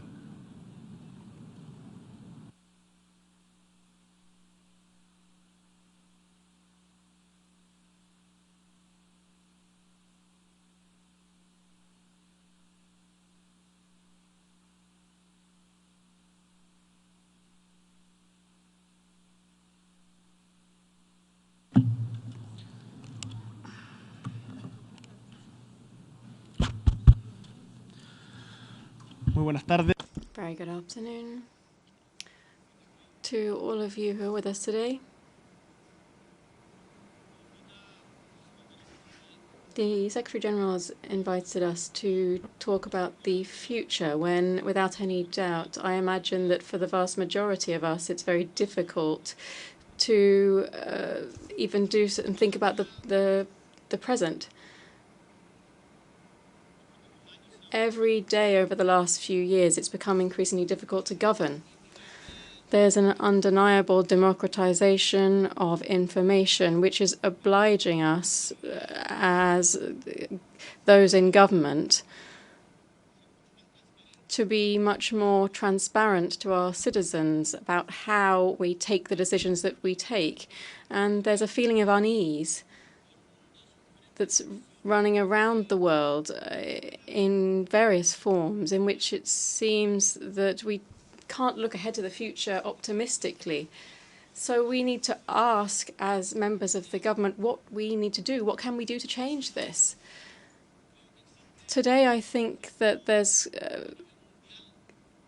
an emerging consensus around the world that there are no longer, or there shouldn't be, privileged classes, and that the wealth that is created in the world should be distributed much more equally than it is today, both in the world between member states and nation states, and also within nation states. And we need to be careful in how we use the finite resources that we have on our planet, in which the climate crisis, which is particularly striking many of our countries, has to be a priority. This is in part addressed in the Sustainable Development Goals that we are seeking to achieve as member states of this organization. But President Lula recalled yesterday that if we continue at the same rhythm, only 17% of these goals will be met. So it's very worrisome that we all come here to repeat the same words over and over again and go to a bilateral meeting without really understanding the urgency of the commitments that we're making and that we're not keeping to. Distinguished member countries of the United Nations. From Chile, I'd like to say to you, with frustration but also with hope, that if we haven't yet done what we need to do to build a better world, we still have time to do so. This means that we need to change our institutions. We need to ensure that there's a conversation that's always on the table but never concludes. We need to ensure that we have enough space, that ensure that the United Nations was made in a world that no longer exists. In 2024 is no longer 1945. We've seen this in various cases in which one or other country, depending on a different conflict, puts forward a resolution or vetoes a resolution. We have that in resolutions on Palestine and also on Ukraine. But yesterday's world is no longer today's. In the Security Council, for instance, today's world is no longer represented. Chile has always aimed to become a member of the Security Council, and we would like to demand that we change the rules of the Security Council to adapt to the world that we live in today. If we're not able to adapt all of this institution in which we have serious, reasonable people here on behalf of their countries, how can we then ask our own peoples to change? Distinguished guests, we have great challenges ahead. Without any doubt, the United Nations has been an important element in addressing challenges, but it needs more vitality. We need to give it that ourselves by changing the rules of play, the rules of the game here. The generation that I belong to and the future generations are looking ahead to that.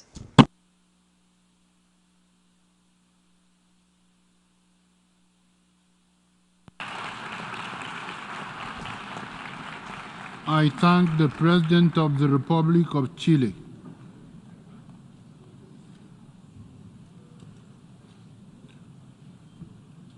I invite His Excellency Mohamed Ilfan Ali, President of the Cooperative Republic of Guyana, to address the Assembly.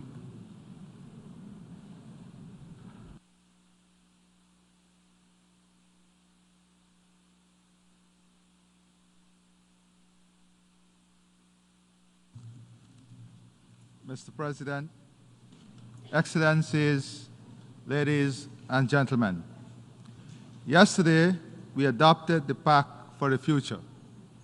The task for us now is to move from ambition to action. Actions that create an ecosystem of harmony between the environment, people, planet, and technology. But most of all, one that promotes human dignity.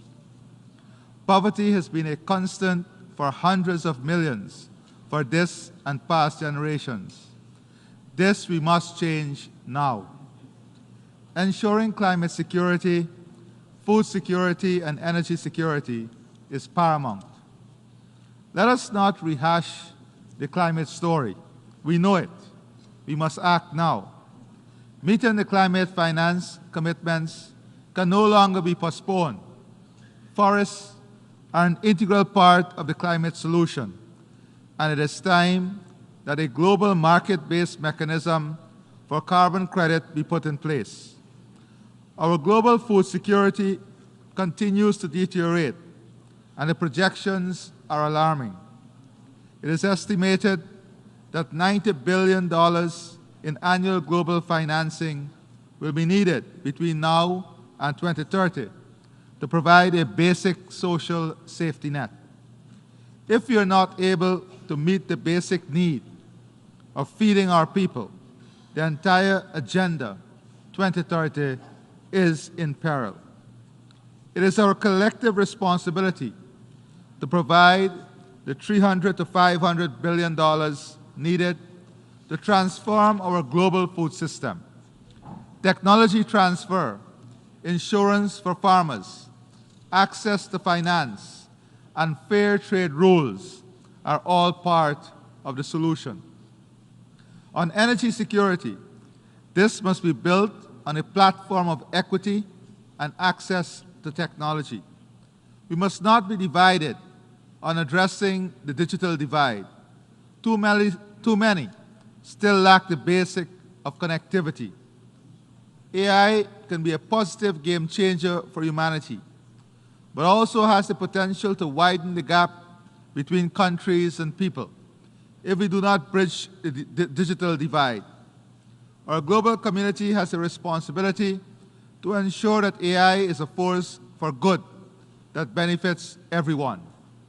Excellencies, to do all of this, our public policies and global strategies must be aligned, and our global institutions responsive. Outdated and broken global systems must be fixed.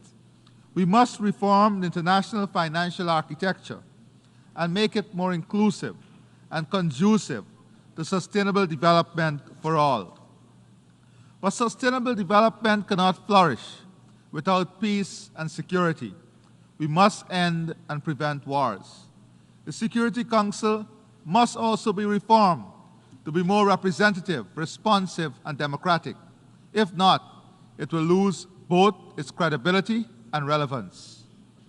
Excellencies, as we seek to create a fair and just world, we must focus on including all our people. No region, no country, or no group must be left behind. We must do more so that our women and youth are integral in all our decisions and actions. The future we envision must target directly the more than 340 million women and girls projected to live in poverty by 2030. It must also address the 110 million young women and girls projected to remain out of school by 2030. The 24% of women and girls projected to be food insecure, and the 245 million women and girls that will experience sexual or gender-based violence by 2030. The sustainable future we build must meet the needs and aspirations of the 1.3 million additional youths the world will have by 2030, ensuring sustainable development in which access to education, health, housing, and energy must be provided. Excellencies, we must now define an implementation plan for the Pact for the future to address the challenges in building a life of dignity for every global citizen. I thank you.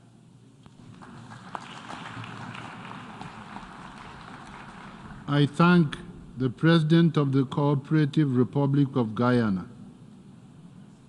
I invite His Excellency Masoud Pezeshkian, President of the Islamic Republic of Iran, to address the Assembly.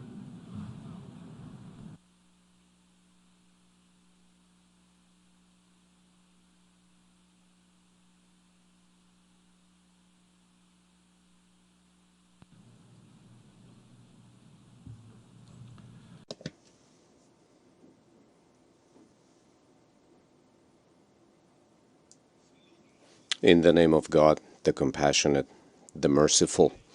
Mr. President, addressing today's and tomorrow's challenges demands collaboration rooted in justice and integrity. Let us build a just and thriving future for our children. The central focus of this joint effort is to highlight the role and status of the United Nations as a symbol of multilateralism and to promote respect for the goals and principles of its charter. The Islamic Republic of Iran has in the past expressed its views on the Pact for the future. Our collaborative efforts for the future should focus on reinforcing the multilateral system to effectively tackle fundamental challenges like war, discrimination, poverty, and hunger. The role of culture and family values, the necessity of intergenerational dialogue to preserve cultural values, and the attention to the role of women, girls, and youth, as well as their empowerment, are undeniable. The priorities of my administration at the national level include a focus on health, public education, public welfare, social security, creating equal opportunities, and reducing various forms of inequality. fair income distribution, strengthening and consolidating the family institution, reducing poverty and discrimination, expanding social justice, empowering women and youth, and fostering the enjoyment of a sustainable environment. Mr. President, achieving peace and development require respect for the right to development of nations, attention to their development priorities and cultural nuances, adherence to principles of fairness and solidarity, and the fulfillment of commitments by developed countries towards developing nations. Unilateral sanctions have hindered progress towards sustainable development goals and must be addressed in any document prepared for the future. I propose to the UN Secretary-General, in collaboration with countries affected by unilateral sanctions, present a comprehensive report on this matter to the General Assembly. We call for the urgent reforms in the governance structure of international financial institutions to ensure the participation of developing countries in decision-making and norm-setting, creating a fair and accountable framework to address the financial needs of developing nations. The Pact for the Future of the Global Digital Compact should contribute to reducing the digital divide between the global North and South, particularly through the transfer of new technologies, capacity building, and removing barriers. Equal and effective participation of the Global South countries in the governance of the Internet and artificial intelligence, respect for national laws, and addressing monopolistic practices are essential imperatives. Dear colleagues, we call for a world free of nuclear weapons and a Middle East free of weapons of mass destruction without any preconditions. As a victim of terrorism, we have always been at the forefront of the fight against this vile phenomenon and are ready to cooperate with countries genuinely seeking to combat terrorism. Iran seeks a strong, secure, and stable region where the resources of the countries can be used for mutual benefit in advancing economic and social progress and addressing common challenges. In a world where civilians in Gaza are ruthlessly killed, state-sponsored terrorism brutally targets children and women, and genocide and assassination are supported, no document will guarantee peace and development. The end of occupation, the cessation of apartheid in Palestine, and an immediate ceasefire in Gaza are prerequisites for global development and peace. The Islamic Republic of Iran is prepared to work with other countries to achieve common global goals. Thank you.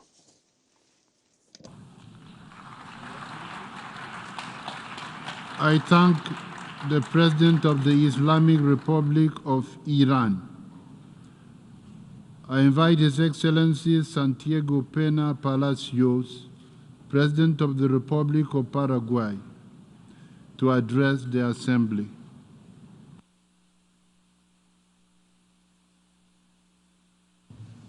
Excellencias. Excellencies, heads of state and government, ladies and gentlemen, it's an honor to address you today at this Summit of the Future.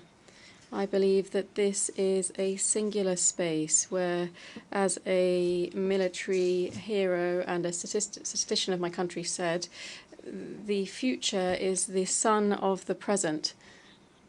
So what we have adopted at this summit will have a direct impact on the lives of our children and grandchildren. The consensus that we've reached doesn't mean necessarily that we have agreed on all matters. However, it's a step forward to ensure that the system carries on working. Paraguay, as a small but active country, supports international principles that are positions that are principles-based, not based on pragmatism or convenience. We're convinced, therefore, that the basic principle of international relations in the future should be as follows. We should ensure that the most fair is powerful and the powerful are fair. The principle of equity should be the fundamental pillar of our multinational system. Therefore, we shouldn't only be listening to the most developed or powerful countries, but rather all countries, including those such as Paraguay, which with a rich history has much to contribute. Paraguay loves peace and renounces war. We're convinced that the future must be one of peace, removing further away from war and conquests. We can encapsulate this with the sentence, "Might does not make right." Therefore, we defend countries such as Ukraine, Israel, or Taiwan, which have the full right to be respected and treated in a dignified manner. We also defend the rights of countries such as Paraguay, due to geography, are landlocked. We need to ensure that we have true equality between nations. For Paraguay, the future should also be built on the basis of democracy and respect for human rights. Our history, which has been peppered with dictatorship and authoritarianism, gives us a special right to say here that this future has to be democratic. We believe in multilateralism as the most effective tool to address the challenges that cross the borders of our countries. However, we need to recognize that the current multilateralism has shown that it has serious shortcomings. We need to take action, not merely speak words, and we need to favor collective work. I therefore propose that in the crisis of multilateralism, we should respond with better multilateralism. We are aware that food insecurity that is afflicting many regions of the world should mean that we focus on this issue. The measures to address climate change shouldn't punish the smallest, but rather strengthen them to work towards a more sustainable future. Paraguay has 100% clean, green, renewable energy. That's 100% is showing the path ahead. Within the United Nations, we have the responsibility to ensure that the digital revolution and emerging technologies are within reach of all and are used ethically and in a balanced manner, making sure that developing countries can have access to the same opportunities. We need to consolidate an international financial system that guarantees equitable access to necessary resources to promote the well-being of all countries, particularly developing and most vulnerable countries. We are concerned that the ability of emerging economies to address global challenges is hamstrung by effects on their growth. We need a solid system which is able to overcome the crises afflicting the most neglected. We are well aware that this Pact for the Future is a result of intensive negotiations in which states have had to balance their own interests and their own pretensions. We need to underscore our lack of agreement with some of the substantive aspects of the document that's agreed. I therefore need to think that we should say that this declaration is based on a non-binding document will be aligned with our national legislation. It's therefore fundamental for Paraguay to preserve our values and our culture and ensure that they will always be respected in our country. The productive capacity, the microphone has been cut off. I thank the President of the Republic of Paraguay.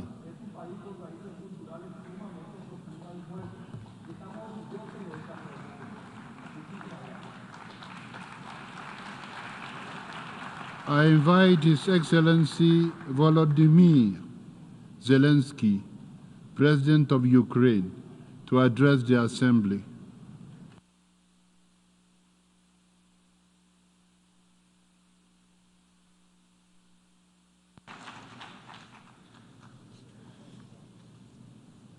Thank you so much, ladies and gentlemen. It's important that the world is working to develop a shared vision for the best future for humanity. As soon as such collective efforts begin, true interests are always revealed. Ukraine supports efforts to keep all nations united, safe, and strictly adhere to the UN Charter. And you all can see who always not only stands against it, but also actively works to undermine global unity. This time during the work on the Pact for the Future, the same small group of 7 accomplices led by Russia has once again acted destructively, always opposing any global initiatives that strengthen the effectiveness of the UN Charter. This group has always behaved this way whenever the UN tried to do something that works for everyone's good. And you all see it. I thank Germany and Namibia for their co-facilitation of the Pact for the Future. And I'll also thank Zambia and Sweden for facilitating the negotiations on the Global Digital Compact. My thanks go to Jamaica and the Netherlands, who co-chaired the intergovernmental process on the Declaration for Future Generations. It's very, very important that we hear a united voice from Africa now. This common stance of African nations strengthens global efforts.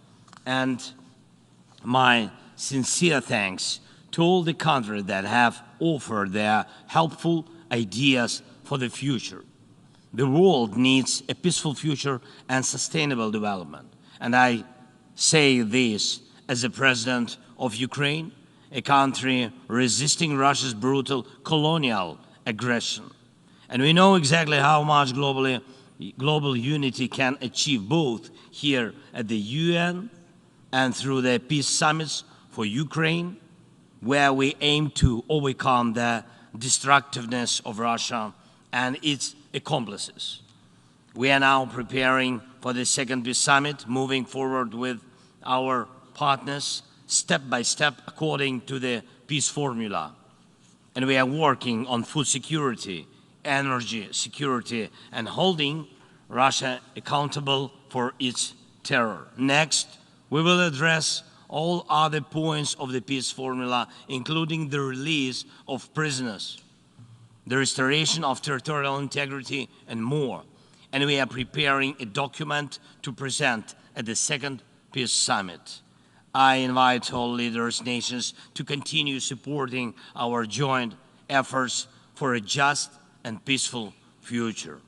Putin has stolen much already, but he will never steal the world's future, I'm sure. Thank you. Slava Ukraini.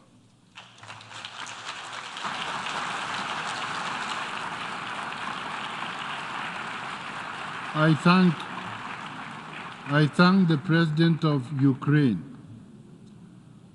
I invite His Excellency Luis Rodolfo Abinader Corona, President of the Dominican Republic, to address the Assembly.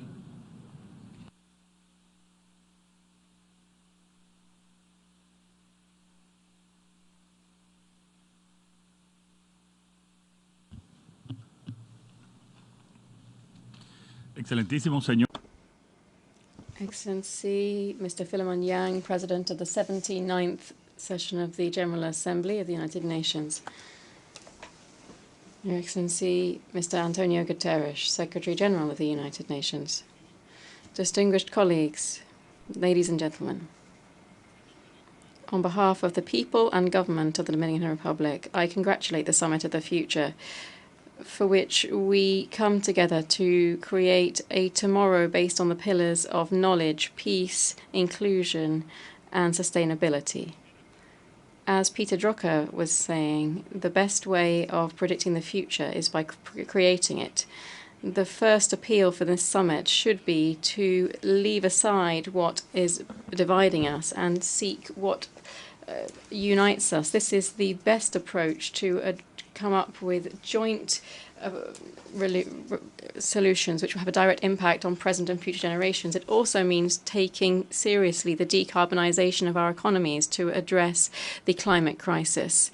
And even though all countries need to contribute, nations such as the Dominican Republic will have a limited impact unless the main producers of greenhouse gases contribute in a proportionate manner, proportionate to their resources and impact. Both green funds and the commitments made in climate change must be prioritized. To fully harness the potential of artificial intelligence, we need to make it accessible and inclusive for all within the context of ethical digital sovereignty, enabling us to transform manufacturing, education, health, and environmental care, and also ensuring that it isn't turned into a tool of exclusion or exploitation. We are seeing in real time the suffering of hundreds of thousands of people who are suffering disproportionate, unjustified violence for which they are not responsible. We need to seek incentives to avoid the nations violating the basic principles of coexistence and the peaceful settlement of disputes. At the same time, we must redesign the norms underpinning international institutions so that they can fully comply with their fundamental aims, safeguarding peace and international peace and stability. We reaffirm once again the unwavering commitment of the Dominican Republic to multilateralism, renewed effective multilateralism. We appeal for respect for and abidance by international law so that all states can have effective means to be able to ensure their security. President, none of this can be done without resources. We need to speed up the building of a new international financial architecture, guaranteeing available resources for investment in development, well-being, environmental protection, and climate resilience. The future is here. It's our present. It's the very cement on which we build today through all of the daily decisions that we take. The Pact for the Future is our opportunity to redefine a fairer, a more equitable and sustainable future in which everyone, anywhere around the world, can prosper in peace, with dignity and in harmony with the environment. Thank you very much. I thank the President of the Dominican Republic. I invite His Excellency Maugwitsi Eric Kaebetswe Masisi, President of the Republic of Botswana, to address the Assembly.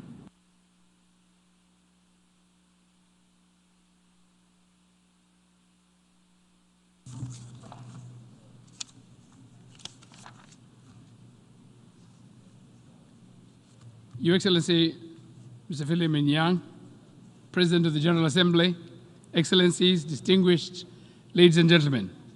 From the outset, Botswana aligns herself with the statement made by Uganda on behalf of G77 and China, and by Singapore on behalf of the Forum of Small States, and has the honor to deliver the statement in its national capacity.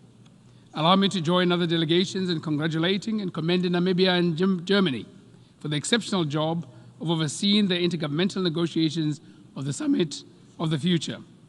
It could not have been an easy feat to comprehensively balance the divergent views and negotiate the Pact of the Future, an action-oriented and concise document. We are proud to join others during this historical moment as a demonstration of our shared political will and unity. Today is therefore a clear testament to the power of collective action and unity of purpose.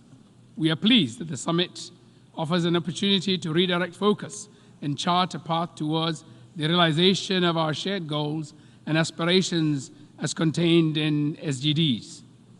As the summit reignites hope, we owe it to succeeding generations to demonstrate that no matter how bleak any situation may present itself, with renewed focus and vigor, no challenge is insurmountable. This historical moment will be remembered as a demonstration of our shared commitment to multilateralism and equally of our shared commitment to inclusivity. Mr. President, Botswana concurs and fully endorses the timely theme of the Summit of the Future, multilateral solutions for a better world, tomorrow, which reaffirms the need for addressing global challenges collectively. Botswana further welcomes the adoption of the Pact of the Future and its annexes, Global Digital Compact and declarations for future generations. Mr. President, my delegation wishes to highlight some of the issues of great importance to us as contained in the Pact for the Future and its annexes. We welcome the emphasis that the three pillars of the United Nations Charter, being sustainable development, international peace and security, and human rights, are mutually reinforcing as well as critical under international law. Botswana further wishes to underline the sustainable development and financing main the primacy of developing nations. I cannot state in any stronger terms that poverty eradication in all its forms and dimensions should be prioritized.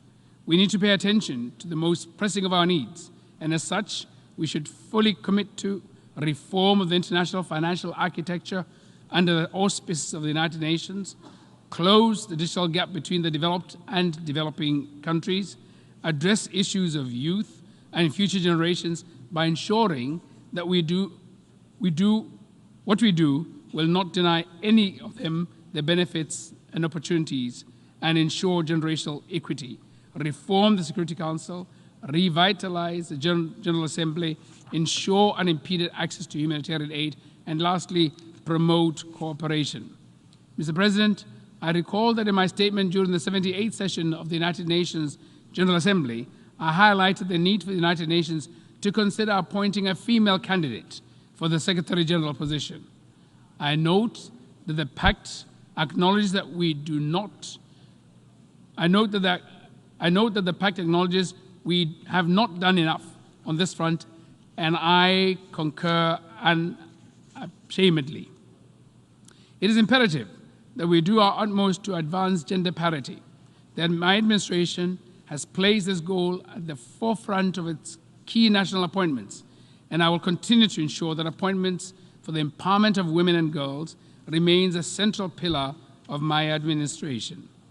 Mr. President, I'm also delighted and welcome the different review mechanisms contained in the Pact for the Future, including its annexes, which aim to ensure that concrete deliverables are outlined whilst ensuring a commitment to tenets of multilateralism.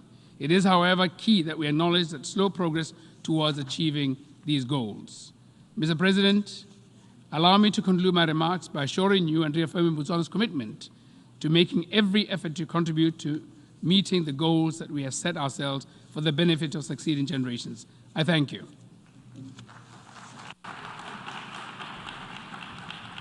I thank the President of the Republic of Botswana.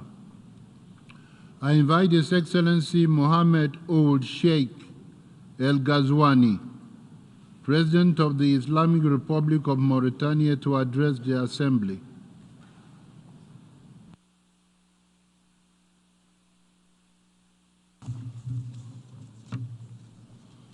In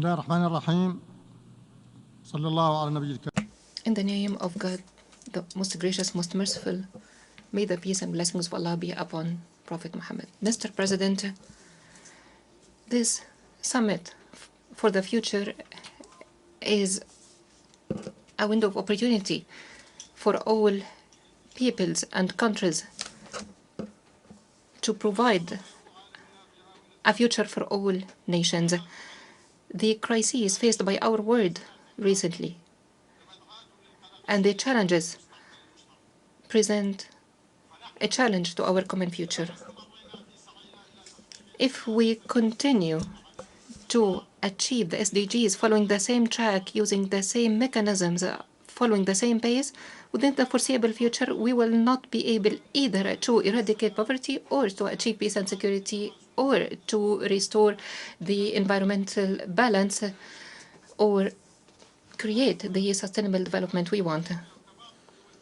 The slow pace of our progress in achieving SDGs have a negative impact on our present and future.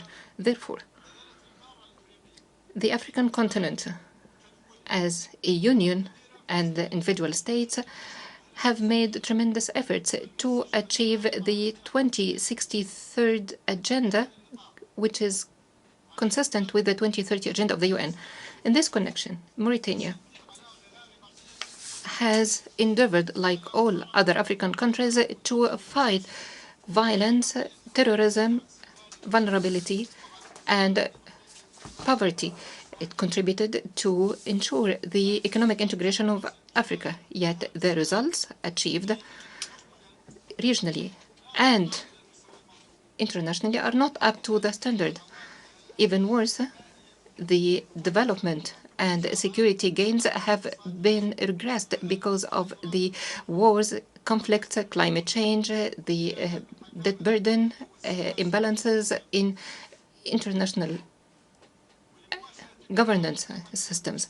To address all these challenges, it has been incumbent on the international community to find solutions, effective and efficient solutions that will establish a common agenda to accelerate the implementation of SDGs, to restore trust and regain solidarity among nations and countries, and to present a new dynamic to ensure multilateral cooperation and to reform the international financial structures. Mauritania, that is currently chairing the AU, welcomes the Pact for the Future that has been just adopted.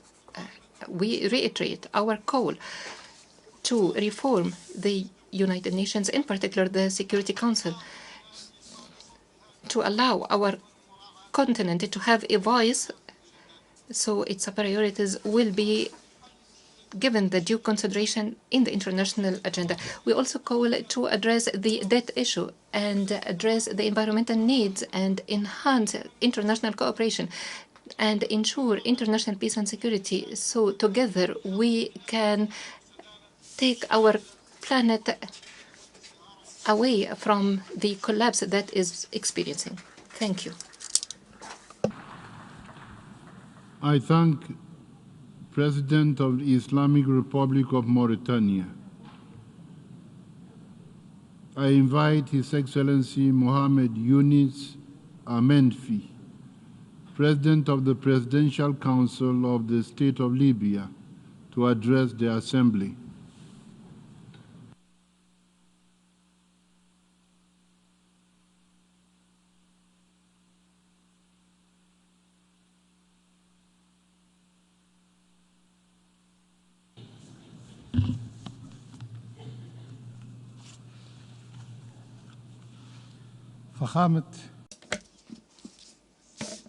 Your Excellency, the President of the General Assembly of the United Nations, Your Highnesses, Excellencies, ladies and gentlemen, may the peace be upon you. At the outset, I would like to congratulate His Excellency Mr. Fleming Yang for his election to preside over this very important summit. I express also our greatest and deepest appreciation for the efforts and the endeavors in order to achieve the very important outcomes of the summits. Ladies and gentlemen, the summit represents an exceptional opportunity in order to take a deep look at the current challenges and to find innovative and comprehensive solutions. We need to work together in order to ensure a better future for the upcoming generations, and with putting due focus on the very important principles of this summit. The summit puts us before a great responsibility. We need to change our approaches while dealing with the upcoming challenges.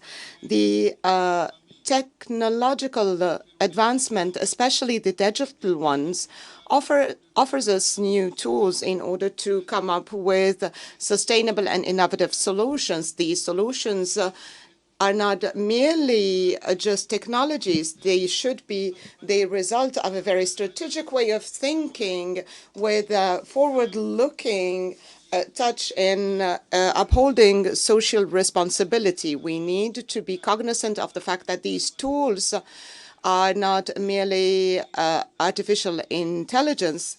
They are strategical developments in order to be able to bring about a positive change in the society. In addition, we reiterate the importance of the comprehensiveness and the fairness, the disparities economically and digitally between countries are still represent obstacles towards development. We need to bridge these gaps and guarantee equal chances and opportunities for all. Ladies and gentlemen, Libya works in order to uphold its regional and international role. It supports the principles, the same ones that this summit strives to achieve. We work in order to reinforce dialogue and cooperation in order to face our common challenges such as climate change, immigration, and terrorism. We are committed to work with our international partners in order to find innovative and sustainable solutions using the strategic experiences and expertise and using also new technologies to face these challenges.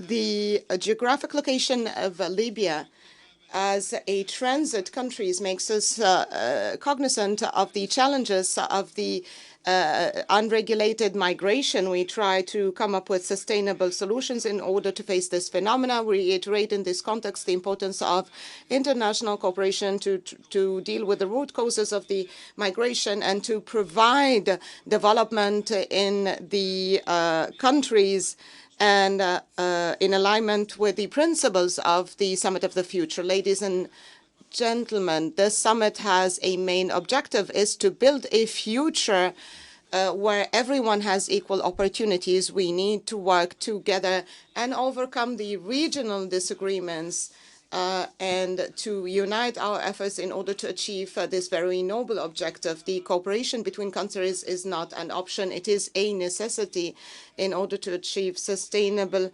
development and social justice. We need also to focus on the intergenerational responsibility. This is a historical opportunity, and we need to guarantee that our decisions, the ones that we are making today, it takes in account the upcoming generations and guarantees a sustainable future for them. We can no longer go on exploiting the natural resources in a very irresponsible way. In conclusion, we reiterate the importance of adhering to the principles of the Summit of the Future, the one that is calling for adopting sustainability, justice, and innovations in all walks of life. Through our joint efforts, we can overcome the upcoming challenges and to build a world where opportunities are for all and we can all be prosperous and live in dignity and peace. Thank you, Mr. President. I thank the President of the Presidential Council of the State of Libya. I invite His Excellency Gustavo Petro Urrego, President of the Republic of Colombia, to address the Assembly.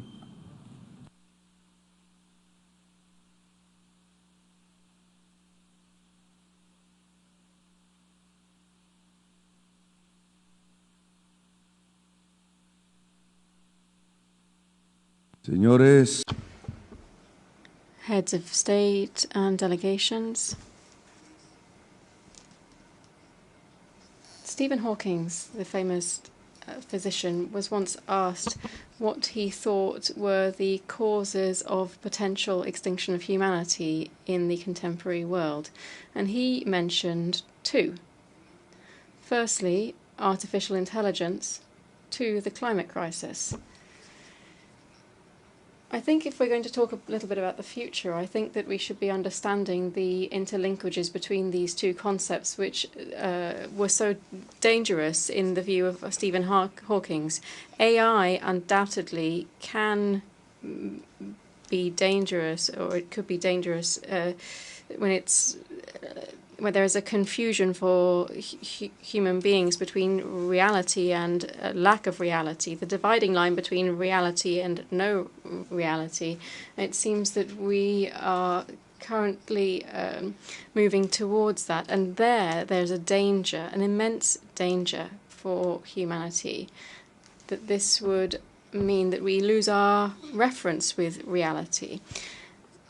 Secondly, artificial intelligence, I think, is here because it does substantially increase economic productivity, manufacturing on a per-hour basis, and it can also take away hundreds of millions of jobs, leading to even greater inequality than we have at the moment. Thirdly, artificial intelligence increases productivity. It's therefore highly energy consuming. Energy around the world is used to increase productivity, to produce more, to sell more, to earn more. And the only winner is capitalism. These three elements that we could see as negative, these three elements of artificial intelligence, use enormous amounts of energy, much more than we use today, will therefore contribute to the climate crisis. If artificial intelligence uses fossil fuel as a source of its energy, we would then, as Stephen Hawking said, be facing an Armageddon, the end. A world in this way would only politically lead us to the destruction of democracy and general barbarity, which we're already starting to see in Gaza, for example. Control of humanity through artificial intelligence confuses mankind. They can no longer see what's real and what's unreal. And this would be run fully counter to the democratic project that we have as a republic in Colombia. And if on top of this we have an explosion of demand for fossil fuels, we will have the extinction of life on Earth. Stephen Hawking, I think, was right. An alternative view, if we manage to move towards clean energy in an immediate future, to give clean energy to artificial intelligence, and if we transform our productivity, the free time of societies and of people might therefore mean that we see other keys to development in the future. Clean energy, high productivity, societies with free time. This would be true wealth for a nation. And then a nation would need to be built on the basis of global democracy, in which anyone around the world, wherever they are, in any nation around the world, could be equal to everyone else. A global world that we still have to build. But my vision of the future, therefore, would lead us to what the opposite of what Stephen Hawking saw as the threats. A global democracy which would plan the building of clean energy around the world, which would enable their growth, and they would allow for AI that elevates productivity, not on the basis of private earnings, which leads to much more unequal societies, but rather it would allow for emancipated workers with free time, and we would therefore live with greater wealth and happiness. Thank you. I thank the President of the Republic of Colombia. I invite His Excellency Bassirou Diomaye Diakhar Faye, President of the Republic of Senegal, to address the Assembly.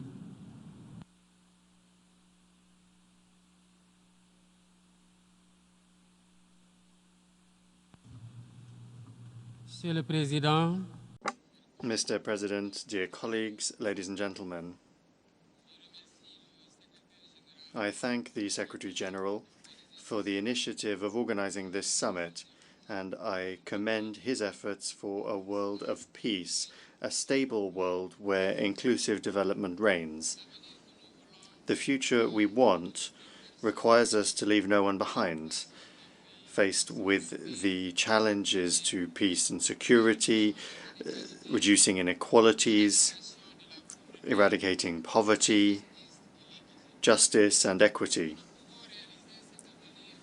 We can only bring this future about if we pursue joint solutions that are rooted in a multilateral framework, a framework that inspires confidence and buy-in and which serves everyone's interests. Otherwise, it would continue to give rise to mistrust from some and scorn from others, and would thus lose the credibility and legitimacy that are attached to its authority. In this regard, I would like to share 4 observations with you. Firstly, it is clear that our future cannot be built upon the current model, which is dominated by injustices, extreme poverty that affects 10% of the world's population, high-intensity geopolitical tensions, and unprecedented global warming, which is seriously affecting our countries. All of this is alarming, and as underscored in reports by the UN Secretary-General, if the current trends continue, 575 million people will still be living in extreme poverty in 2030. This will further hinder any hope of sustainable development. And in the face of this situation, it is essential that we attack the vicious cycle of debt, the abnormally high interest rates of which are suffocating many countries of the South. This system of iniquity that is underscored in the recent UNCTAD report constitutes a growing barrier to global prosperity, in particular in developing countries, whose borrowing interest rates are between 2 and 12 times higher than those accorded to developed countries. To achieve better debt sustainability, we must reform conditions of access to credit, above all export credit, by easing the rules relating to loan interest rates and the length of grace periods and the terms of those loans. Secondly, the need to reform global political, economic and financial governance so that it reflects the realities of the present. Although progress has been made recently, including the G20's decision to give a permanent seat to Africa and the decision by the member states of the IMF to give Africa a 3rd seat on the executive board, a lot still needs to be done to guarantee the full inclusion of developing countries in those bodies. Thirdly, it is essential that we strengthen activities to promote education and vocational and technical training, to combat ignorance and indoctrination, and to provide young people with vocations and ways that they can flourish. Investing in this way would help to combat inequalities and would help achieve the Sustainable Development Goals. It is therefore more than urgent that we accelerate the implementation of the SDG relaunch plan that was initiated by the Secretary-General. Fourthly, it is essential that we invest more in connectivity and digitalization by strengthening digital infrastructure, innovation, and support for the creative industry of young people upon whom the future will rely. We must provide young people with the means to learn, to succeed, and to flourish. They must be at the heart of our activities and be involved in management and decision-making as drivers of peace and of development. Thank you for your kind attention. I thank the President of the Republic of Senegal. I invite His Excellency Privilège Rupin, President of the Republic of Mauritius.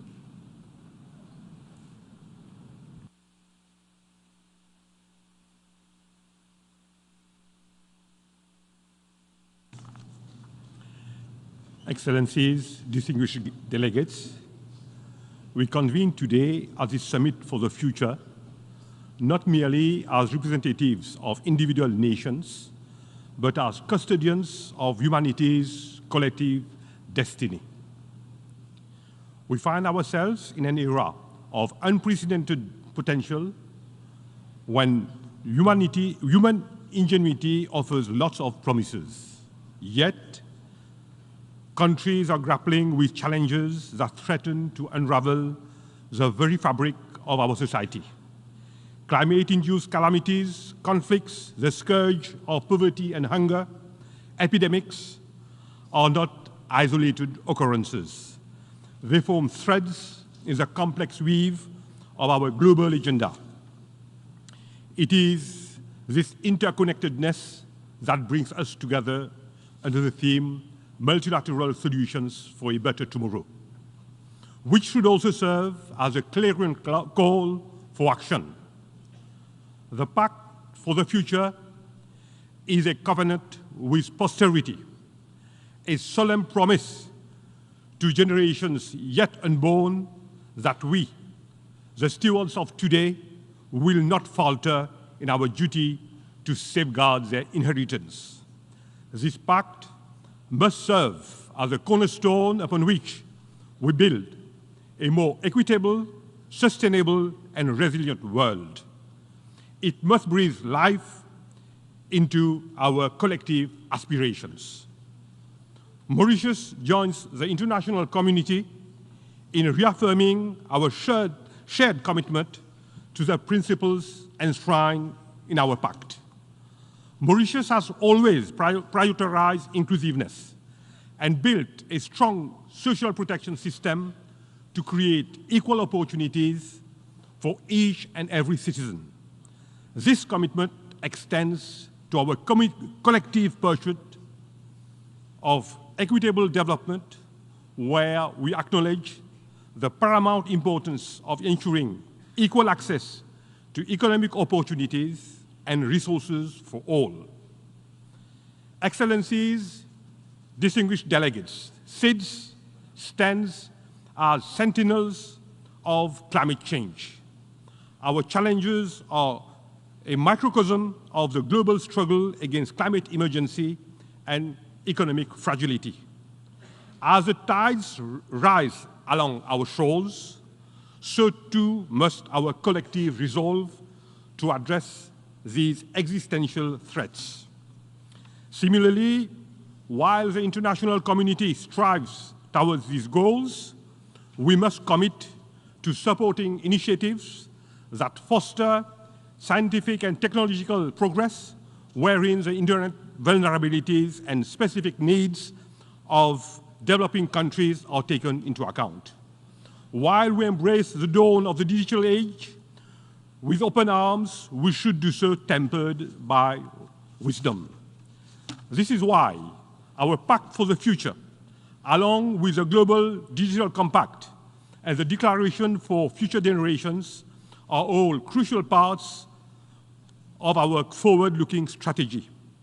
They all provide a roadmap for revitalizing our commitment to the Sustainable Development Goals and shall stand as a testament to what can be achieved when we unite in purpose and action.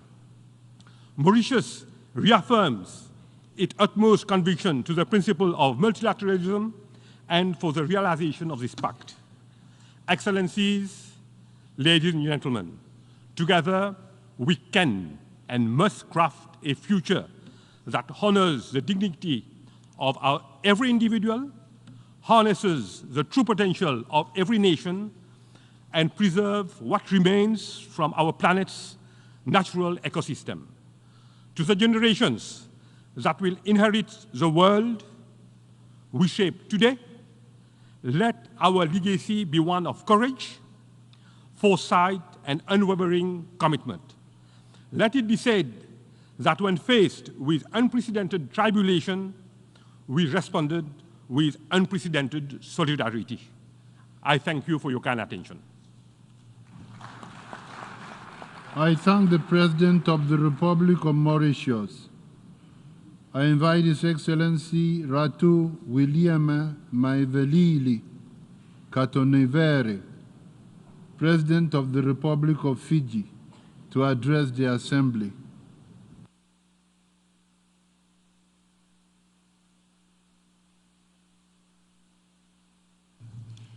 Mr. President, heads of state and your excellencies, the world is in peril. Conflicts are raging, the climate crisis is escalating, development is faltering, our ecosystems are failing. whilst inequalities and injustice are everywhere. It is the most vulnerable who are suffering the consequences. Tomorrow, it will be our children, their children, and succeeding generations who will pay the price for our inaction. In the face of pressing global challenges, the values of multilateralism has never been more relevant and more urgent. Fiji acknowledges the Summit of the Future as an opportunity to strengthen our resolve and consensus on safeguarding the future of humanity. The Pact of the Future, which has been adopted at this summit, represents a collective commitment to do better together and leave no one behind. Mr. President, we have a common vision for sustainable future. How we achieve this vision will depend on the efforts we undertake. We have only 6 years until 2030 to progress a sustainable development agenda. We must urgently recalibrate international cooperation and reform the multilateral system. We must be intentionally inclusive. We must work together as member states, supported by a multilateral system that is fit for purpose and in consideration of non-state actors, private sectors, and all members of society. We must choose peace over conflict and respect human rights of all as enshrined in the UN Charter. We must respect and protect our environment and its resources on land, in the sea, and in the air. We must trust each other, as trust is the foundation of strong partnership. We must be true to our word. Our legacy for the generations of tomorrow depends on the action we undertake today. We must do better for them. Mr. President, I thank you.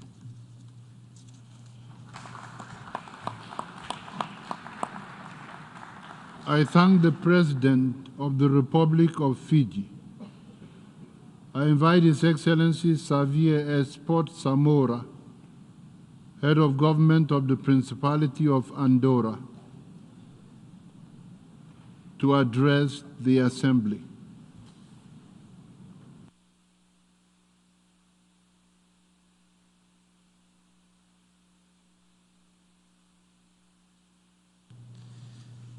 Monsieur le Président, Mesdames.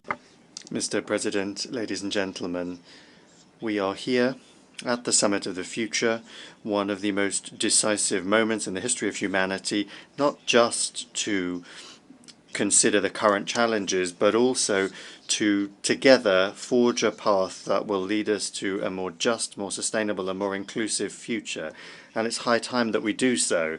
It is our responsibility as leaders to determinedly overcome the global challenges that are jeopardizing the well-being of future generations, our children and young people. The time has come for us to govern with greater modernity, humanity, empathy, and integrity. Andorra stands ready to participate in a new stage in the history of the United Nations, where the spirit in which this organization was founded resurfaces. We commit to adhering to the Pact for the Future, a pact between peoples and for peoples. Following many attempts, it is urgent that we send a message to the citizens of the entire world and show them that multilateralism is the best tool, indeed the only tool that we have to address universal challenges. Time has taught us that some challenges cannot be overcome unilaterally or by some groups of states alone. Climate change remains the most urgent crisis of our age. We cannot ignore this threat. We cannot leave the responsibility of resolving this problem to our children. The consequences have been felt for years and they are devastating. They require immediate action, unconditional cooperation, and firm commitments. The transition towards a green economy is not a choice, but rather a necessity. There is no other choice. We are also living in an increasingly interconnected world in which digital progress is transforming every area of human life. Artificial intelligence, gene manipulation, the increasing collection of biometric data, personalized medicine, and robotic manufacturing are undoubtedly advances that are generating confidence in human progress, but they could also have pernicious or harmful consequences depending on how they are used or the goals that are pursued with them. That is why, if we want technology to be a positive force, we must regulate it according to inclusive ethical criteria, making sure that nobody is left behind in this digital revolution. Data protection and the protection of private life also must become a global priority, and Andorra's premise is this indeed, that it is adopted thanks to an ambitious digital transformation agenda. This is an agenda that includes an ethical and legal framework for the storage of citizens' digital protection of citizens' digital rights, protection of the private life, and the security of data and free access to digital information. Andorra has also set up an action plan aiming to improve the digital well-being of children and young people, and it was one of the first states to sign the Council of Europe Convention on Artificial Intelligence, thus affirming its firm determination to strengthen human rights protection systems in the age of technological progress. Ladies and gentlemen, the triumphalist stance some experts have adopted, certainly sometimes justified, depending on the world that we live in that has changed from 100 or 200 years ago, cannot be an excuse. We cannot allow ourselves to reject empathy and remain indifferent to the suffering that surrounds us, to the conflicts, wars, and to terrorism which is undermining global security. As the world changes, the security mechanisms that have protected us for decades need to be adapted. We must strengthen multilateralism, make its decision-making mechanisms more representative and more effective, and consolidate and build the capacities of conflict prevention and mediation. Only open dialogue and diplomacy can lead to peace. Lastly, let us not forget the fight against inequalities. We must together work to redistribute opportunities and resources. The line that we need to follow continues to be the one that was laid out in the 2030 Agenda. Healthcare, education, decent work, gender equality, these must be our priorities. Allow me also to particularly focus on education, which is one of the most powerful tools that we have to transform our world. Andorra is convinced I thank the head of government of the Principality of Andorra. I invite His Excellency Siaosos Ofiakafolo Savaleni, Prime Minister and Minister of Education and Training, Minister for Police, Fire Services and Emergency Services, and Minister for His Majesty's Armed Forces of the Kingdom of Tonga, to address the Assembly. Ladies and gentlemen, warm greetings from the Blue Pacific continent. I address you in my role as Chair of the Pacific Islands Forum at this critical summit of the future. The challenges we face are many. They are urgent and they are interconnected. The Pact for the Future offers a path forward. This is a beacon of hope we all need at a time of escalating uncertainties. The Pact is introduced at a moment when there is a global demand for a more equitable, secure, and sustainable world for our future generation. The Pact is a blueprint for how to get there. The Pact recognizes the importance of conducting science, technology, and innovation ethically by ensuring we safeguard human rights. The Pact commits to safeguarding our shared planet's resources and fostering an international order respecting human dignity and justice. The decision we make today will shape the future of our shared humanity. The 18 members of the Pacific Island Forum are determined to be proactive and will not leave our futures to chance. In 2022, the Pacific Island Forum launched the 2050 strategy for the Blue Pacific continent.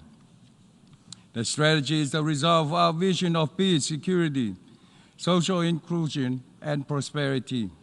Vision alone does not suffice. This is our solemn commitment to our people and future generations to build our common resilience and prosperity. The Blue Pacific continent, our home, is under threat. Climate change, geopolitical tension, and ever-growing financial and economic disparities are testing our resilience. We are determined to do everything necessary to move this vision to reality for our people, but this depends largely on a stable, open, and prosperous international order based on the UN Charter. Peace is the foundation for security. We in our Blue Pacific never have and never will take peace for granted. The reform of the Security Council must encompass the security challenges of the 21st century and beyond, including issues like climate change in its agenda. Further representation in the Security Council must include the voices of small island developing states. As far back as the last decade of the last century, we have sounded the alarm that climate change is a threat to the people of the Pacific. The situation has worsened over time, and what was once a threat has now become a crisis. A crisis which demands immediate and decisive action, and words are no longer sufficient.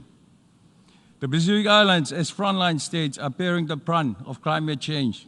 Yes, we are victims, but importantly, we also are leaders in the fight against this global challenge. We call for urgent, transformative global action to limit warming to 1.5 degrees Celsius. The Pact for the Future rightfully insists on the link between climate change and peace and urges the fulfillment of commitments to help vulnerable countries adapt and build resilience. We call for the reform of the international financial institution to reflect the realities of today and to be fit for purpose. For such MVI is essential for precisely assessing the challenges that we face. Let me turn for a moment to the Pacific Islands Forum. We have taken steps to build resilience.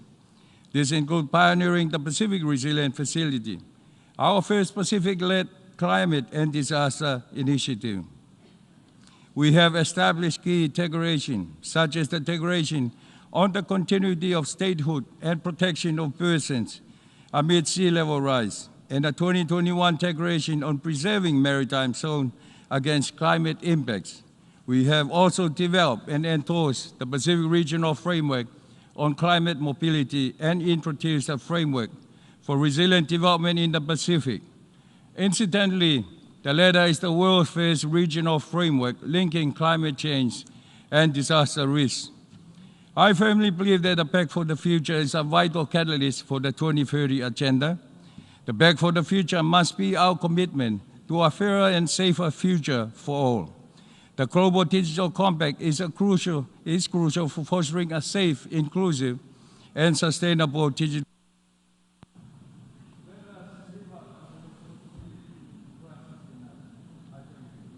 I thank the Prime Minister and Minister for Education and Training, Minister for Police, Fire Services and Emergency Services, and Minister for His Majesty's Armed Forces of the Kingdom of Tonga.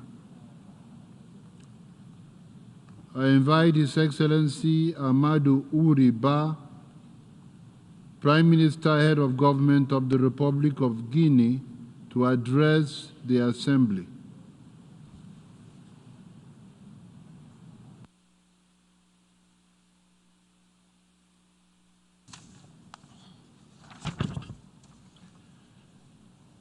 Monsieur le Président, Mr. President, ladies and gentlemen, heads of state and government, Mr. Secretary General, distinguished guests.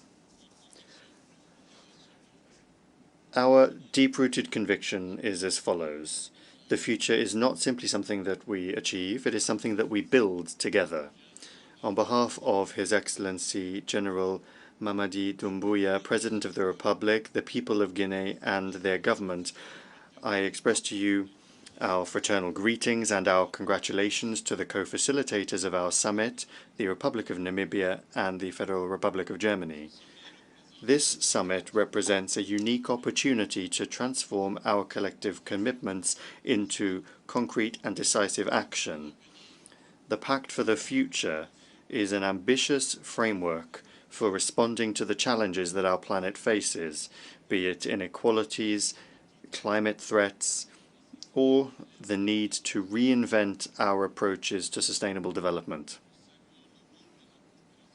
We applaud the role of international cooperation in providing adapted responses. Investing in young people and in future generations must be at the heart of our action. We need to provide them with what they need so that they can fully realize their potential in a context where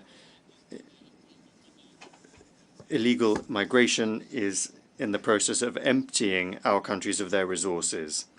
Technological and digital innovations must be used in the service of all of humanity, because technology and innovation can only be beneficial when they benefit everyone. That is why we advocate for equitable access to technology while stressing the ethical issues in their use. Peace and security are essential elements of global stability, and they are a vital prerequisite for any sustainable development. We therefore call for strengthened cooperation among states, aiming to prevent conflicts and promote international diplomacy. Sustainable development and the financing of development are essential pillars in this global transformation. It is essential that ambitious and inclusive measures be adopted to achieve the Sustainable Development Goals. As a country that is involved in this, my country hopes that the international financing mechanisms will be strengthened to allow all nations, particularly the most vulnerable, to make progress towards sustainable, resilient, and inclusive growth. In this vein, we cannot ignore the importance of preserving our environment, in particular sensitive ecosystems such as the Fouta Djallon Massif. This site, which is a genuine watershed for all of West Africa, is vital for the ecological balance in our region that affects 15 states. Protecting it is not just a national issue, but it is a collective responsibility. We firmly reiterate our commitment to getting it listed on the UNESCO Global Heritage List to ensure that it is conserved for current and future generations, and to strengthen global efforts for sustainable development and to anticipate and prevent water-related conflicts. Today we have a rare and precious opportunity to redefine our collective destiny. This summit must be much more than a simple meeting. It needs to mark a turning point where together we choose to build a tangible, inclusive and prosperous future for all. The Republic of Guinea is determined to contribute actively to the implementation of the Pact for the Future. We believe in the power of multilateralism and international cooperation to build a world where everyone can belong, a more just, more inclusive, more sustainable world. Long live international cooperation and long live multilateralism. Thank you. I thank the Prime Minister, Head of Government of the Republic of Guinea. I invite His Excellency Leslie Voltaire, Advisor to the President of the Transitional Presidential Council of the Republic of Haiti, to address the Assembly.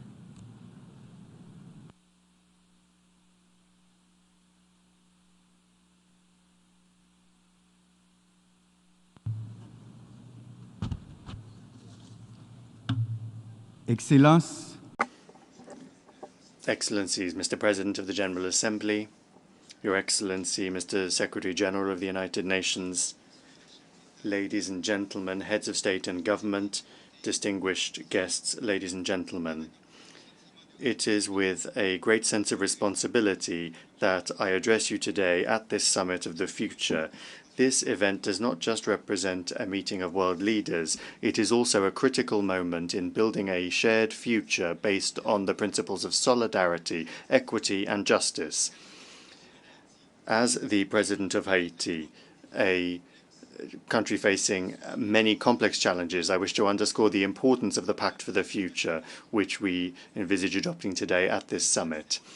This pact represents not just a historic commitment to renewed multilateralism, but also a unique opportunity to strengthen international structures so as to respond to the different economic, social, and environmental realities that we face. The world is currently faced with unprecedented challenges that require stronger, more inclusive international cooperation. With this in mind, this summit offers an opportunity to revitalize multilateralism and to modernize the United Nations system so that it is more inclusive and representative of the present realities. Global governance mechanisms need to be adapted to new economic and political dynamics and make sure that every nation, big or small, has a voice in settling global crises. This major event is also an opportunity to rethink global governance by addressing subjects such as financing of sustainable development, gender equality, and the protection of biodiversity. In particular, reform of the international financial architecture is crucial in order to support the transition of some countries, in particular the least developed countries, the LDCs, towards sustainable development. It is essential that we make sure that the benefits of growth be equitably shared around the world. One of the cornerstones of the Pact for the Future is the inclusion of young people and the protection of future generations. Today, more than 1.9 billion young people live on our planet, and their participation in decision-making processes is essential in order to ensure lasting peace and equitable development. All too often, young people are left behind or left out of economic and political discussions, even though they have vast potential to resolve global crises, be it climate change or social inequalities. In Haiti, the Transition Presidential Council and the government is working to integrate young people in all aspects of national reconstruction in collaboration with the international community. We will make sure that future generations do not bear the burden of the mistakes of the past, but rather that they benefit from progress towards lasting peace and social justice. This summit is an opportunity to reiterate this by making young people central actors in change rather than simple observers. Mr. President, Excellencies, ladies and gentlemen, Haiti faces a multifaceted crisis that is jeopardizing the very foundations of the state. The security crisis fed by organ trafficking, drug trafficking, arms and munitions trafficking, on top of a humanitarian crisis, requires an urgent solution from the Haitian authorities with the assistance of the international community. Climate change, which is intensifying natural disasters such as hurricanes and droughts, is seriously affecting our country. These challenges go beyond our borders and require a collective global response. The stability of Haiti is essential not just for the region, but also for the global balance. In order to overcome these challenges, Haiti needs the support of everyone. Direct foreign investment, the fight against inequalities, and the bolstered support in security, climate justice. These are all essential in order to ensure a prosperous future for our country. This Summit of the Future is a crucial stage in reiterating our collective commitment to multilateralism. International institutions must be reformed in order to become more inclusive and be better adapted to current challenges. The voice of developing countries such as Haiti needs to be heard in major international bodies where major decisions are taken. Security Council reform is needed in order to better reflect the current geopolitical dynamics. Haiti advocates for genuinely equitable multilateralism where every continent and every state, regardless of its size or influence, I thank the advisor to the President of the Transitional Presidential Council of the Republic of Haiti. I invite His Excellency Mohamed Mustafa, Prime Minister and Minister of Foreign Affairs of the State of Palestine, to address the Assembly.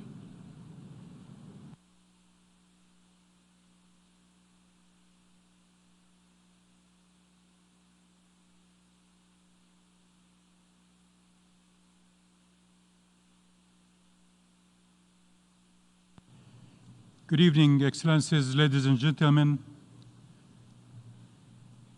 In 2015, we gathered for the historic adoption of the 2030 Agenda for Sustainable Development, the most ambitious, transformative plan of action for building a prosperous, equitable, and sustainable world. More importantly, this agenda is centered on human dignity and shared prosperity in a just world where no one is left behind. Unfortunately, recent years have seen a surge in economic, political, climate, and humanitarian crises, deepening marginalization of vulnerable communities. If not addressed, these crises will undermine our multilateral systems and put us further away from realizing the goals of the 2030 Agenda. With the Back to the Future, we have an opportunity to reverse this dangerous trajectory by rebuilding trust in international institutions and paving the way for a future of peace, justice, and sustainable future for all. Mr. President, in the state of Palestine, while striving to play a positive role in response to global challenges, we are regrettably further burdened by Israel's illegal occupation and aggressions in the Gaza Strip and the West Bank, including East Jerusalem.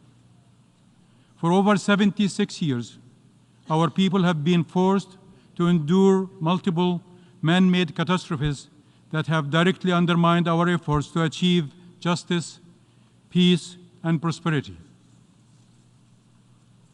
As I speak to you, before you, our people in Gaza are enduring one of the darkest chapters in modern history.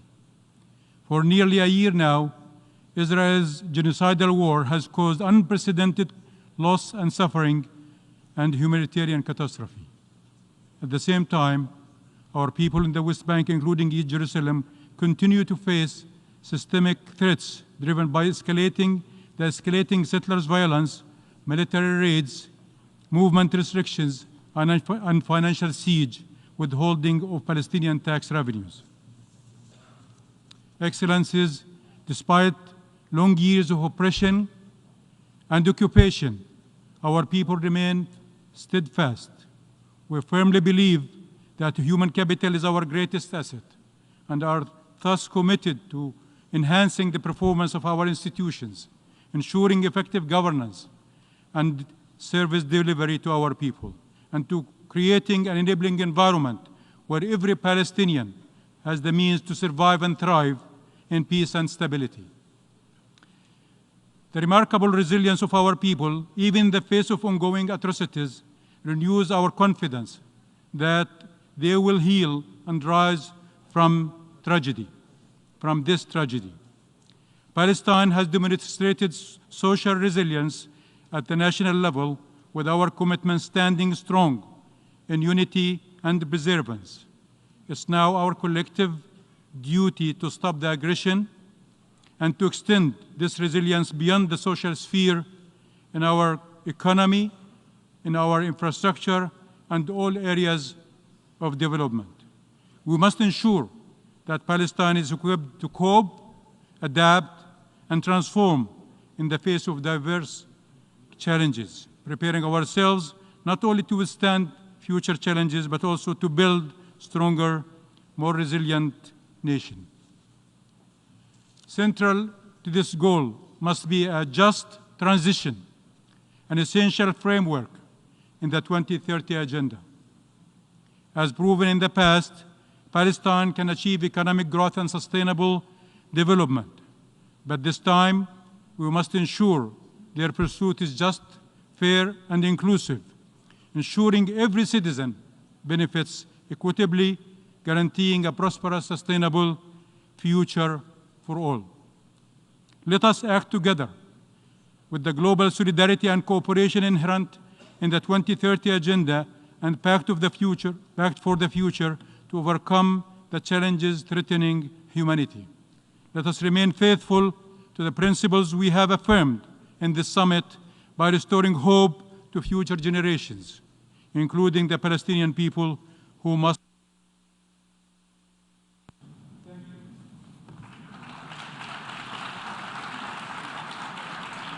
I thank the Prime Minister and Minister for Foreign Affairs of the State of Palestine. I now give the floor to His Excellency Filip Ivanovich, Deputy Prime Minister of Montenegro.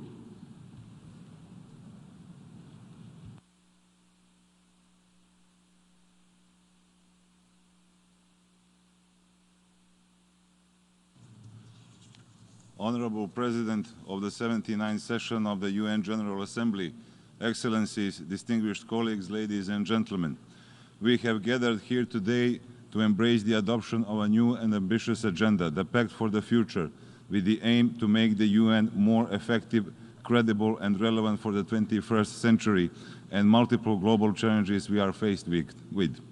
To achieve this goal, one of the main steps ahead of us is to reform decades-old institutions, bearing in mind that the world has been changed significantly from the moment of the creation of the United Nations. Such includes the Security Council reform, revitalization of the work of the General Assembly, and enhancement of the cooperation with regional organizations, private sector, CSOs and other stakeholders. In this context, Montenegro welcomes the consensus reached on the outcome documents of the summit and firmly believes that the pact, along with its two annexes, will make a meaningful impact, paving the way to a brighter future for both present and future generations. Another important step towards a prosperous future for all citizens is to work together on accelerating the implementation of the Agenda 2030 and Sustainable Development Goals. Along this journey, we must ensure that no one is left behind. It is of utmost importance that we continue to mobilize resources for the least developing countries which will enable them to make substantial impact. Dear colleagues, Montenegro was among the first countries to adopt the National Strategy for Sustainable Development until 2030. In this context, I would like to emphasize that Montenegro has already presented two voluntary national reviews in 2016 and 2022 on the implementation of the Agenda 2030. Furthermore, Montenegro is one of the 32 UN member states that has adopted the National Statement of Commitment to the implementation of the Sustainable Development Goals, which outlines specific pledges and benchmarks to focus on and enhance SDG actions in the coming years.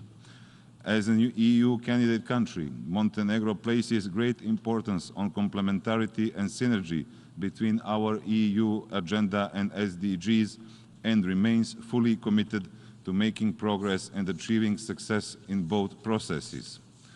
A revitalized role of the United Nations in the field of disarmament, an updated approach to collective security that could better prevent conflicts, the responsible use of artificial intelligence in military domain, and the adaptation of UN peacekeeping operations to new realities and threats, including enhanced protection of civilians in armed conflicts, are all crucial for ensuring more just, secure, and peaceful future for all. In this regard, we welcome the UN Secretary-General's new agenda for peace and his recommendations. Excellencies, distinguished partners, we welcome the adoption of the Global Digital Compact, included as an annex to the Action-Oriented Pact, which aims to ensure that technology serves in the best interest of humanity, along with the efforts to bridge the global digital divide. Additionally, we support increased use of science in policy making in order to ensure that more people could benefit from advancements in science, technology, and innovation. We also welcome the adoption of the second annex to the Pact, Declaration on Future Generation, which reinforces our commitment to the meaningful participation of youth in the United Nations processes.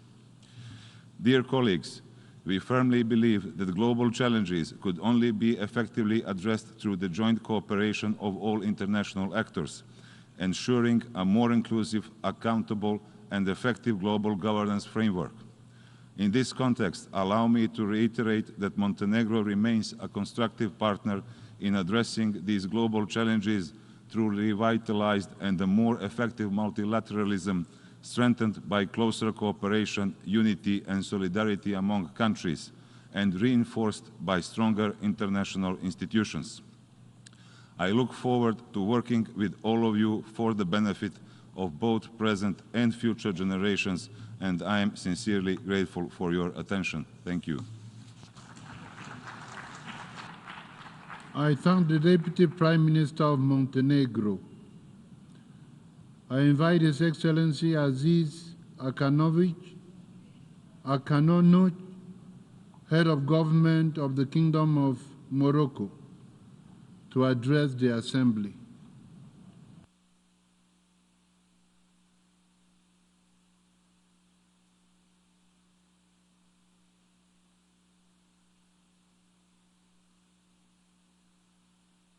علي أصحاب المعالي.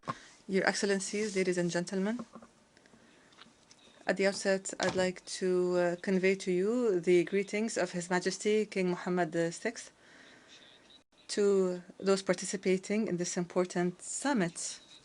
This is a summit that is being held in an international context that is full of complex challenges.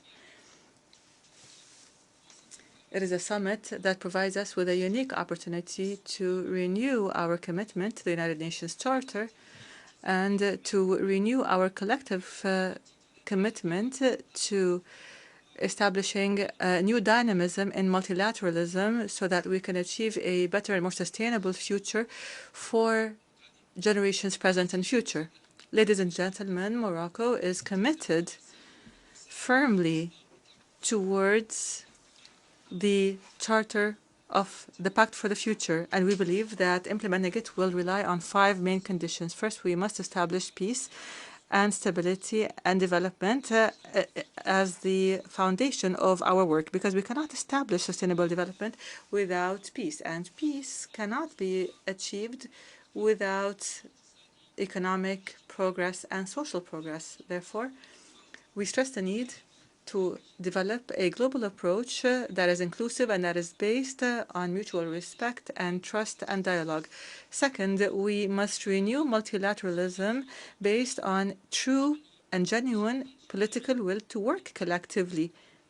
We are required to enhance our work that is based on legitimacy and solidarity. And here, His Majesty King Mohammed VI, in his letter to those participating in the annual meetings of the IMF that were held in Marrakesh, in that His Majesty stated that economic and social and political developments that have taken place over the past years require us to reform the institutions and the policies of multilateralism. Third, we must place Africa in the heart of the United Nations works and all measures that are taken here. And here we ask, is Africa not a good indicator to evaluate our collective efforts to establish the highest aspirations of peace and stability throughout the world? We are thus required, more than any time before, to help Africa transform its current challenges into opportunities to achieve development. Fourth, we must translate these commitments into tangible actions that are measurable, especially since combating climate change and combating terrorism and extremism and human trafficking and combating poverty and social inequality and food insecurity. All of these require renewed an active political will. As for the climate, it is worth noting that Morocco has raised the level of its expectations in setting a new goal to lower greenhouse gases by 45.5% by 2030. And Morocco aims to enhance the level of investment in renewable energy, including green ecology, to achieve the objective of 52% of clean energy in its energy basket by 2030. These are the same efforts that are being exerted in terms of social protection, as well as enhancing nutritional and health sovereignty, as has been confirmed by the latest comments by His Majesty the King in the speech from the throne, in which he said, "What we have achieved makes us believe in ourselves and have hope for the future." I thank you. I thank the head of government of the Kingdom of Morocco. I now give the floor to His Excellency Ian Borg, Deputy Prime Minister and Minister of Foreign and European Affairs and Trade of Malta. Excellencies, I will begin with 4 overarching ideas. First, global challenges require global solutions. We gather at this summit for a common purpose, to make the world a better place for present and future generations. Together, there is nothing we cannot achieve. Second, to create a better future, we must accelerate action right here, right now. Achieving the SDGs by 2030 or net zero by 2050 requires immediate action. Number 3, this summit is not a final destination, but a stepping stone, a journey. We celebrate the positive elements in the Pact for the Future, and we encourage member states to be even bolder in their vision and use this occasion as a springboard towards even more ambitious action. And fourth, we must recognize the interconnectedness and harness the synergies across the 3 pillars of the United Nations: sustainable development, peace and security, and human rights. The UN stands tall when these 3 pillars are strong.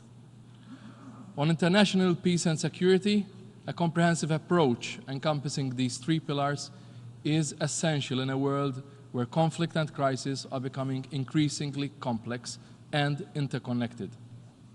We support the Secretary General's call, now reflected in the Pact, for a greater focus on conflict prevention.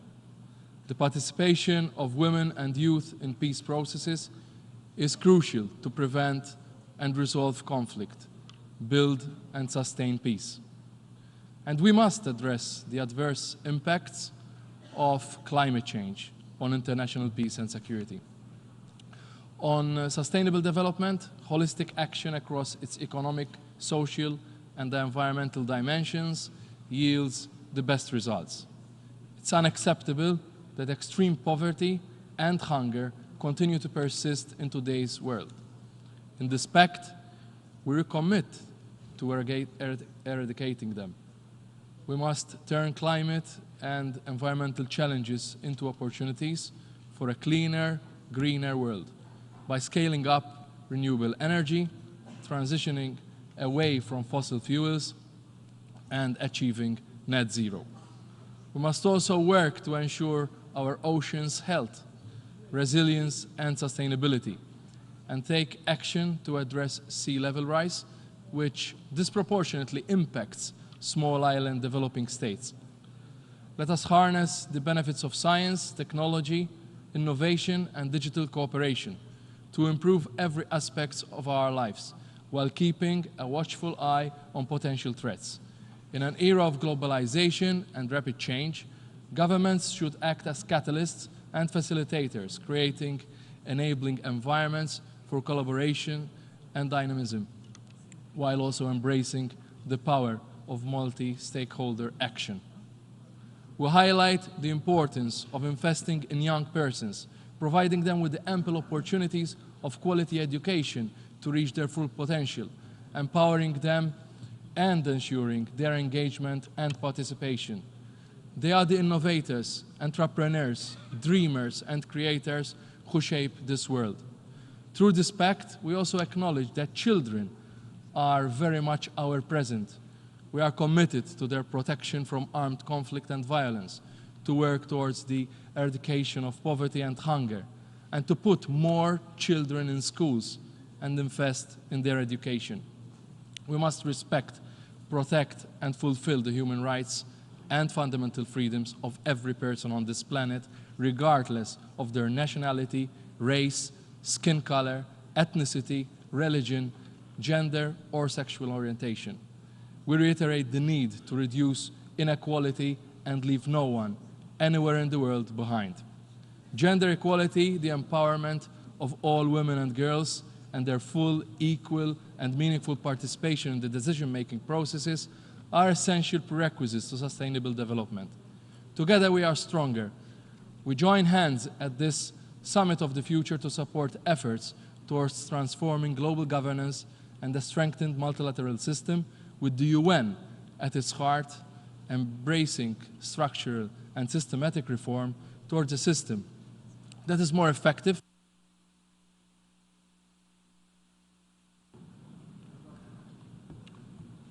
I thank the Deputy Prime Minister and Minister for Foreign and European Affairs and Trade of Malta. I now give the floor to His Excellency Vivian Balakrishnanan, Minister of Foreign Affairs of Singapore.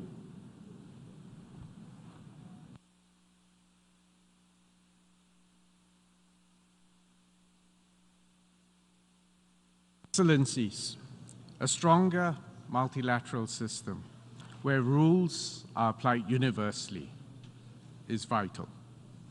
Peace and security depend on adherence to international law and the UN Charter. We strongly support the Pact for the Future and the accompanying Global Digital Compact and the Declaration on Future Generations. These are critical building blocks for a stronger, future-ready multilateral system. First, we reaffirmed our commitment to international law and the UN Charter. This is vital amidst the intensifying conflicts and geopolitical tensions today. We must all recommit ourselves to peaceful resolution of disputes through diplomacy. A world in which respect for sovereignty, for territorial integrity, and international law that is being eroded will become a very dangerous world for current and future generations, and especially for small states. Second, we adopted the groundbreaking Global Digital Compact. As digital technologies continue to shape our lives in all-encompassing ways, we need to establish common rules to unlock its transformative potential whilst mitigating the risk. More than 2/3 of the UN's targets for sustainable development can benefit directly from digital innovations. Singapore has worked with Rwanda to launch an AI playbook for small states. Together with our capacity building efforts under the Digital Forum of Small States, this AI playbook will empower all of us to leverage AI for public good. Third, we are glad that the Declaration on Future Generations emphasizes youth engagement. Young people have an even bigger stake in the future that they will inherit. The emphasis on incorporating anticipatory planning and foresight in our work is most timely. We must ensure that the policies we make today are future-ready to build a better world for successive generations. Excellencies, the adoption of the Pact represents the start of a long and essential journey to reinforce and renew our multilateral system. We need to summon collective commitment to stay the course. We need to embrace the spirit of compromise to find common solutions. We must also have the courage to take the bold action essential for the long-term well-being of future generations.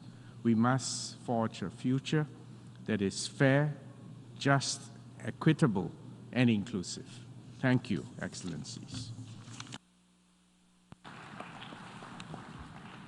I thank the Minister for Foreign Affairs of Singapore.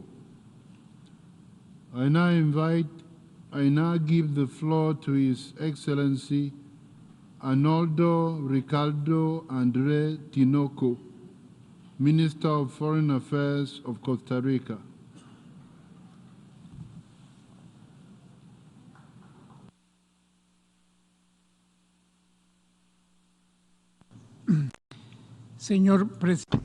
Mr. President, Excellencies, the Pact of the Future is not only a vision, but actually an urgent call to collective action. The call is to put dialogue over arms, negotiation over coercion, and cooperation over competition.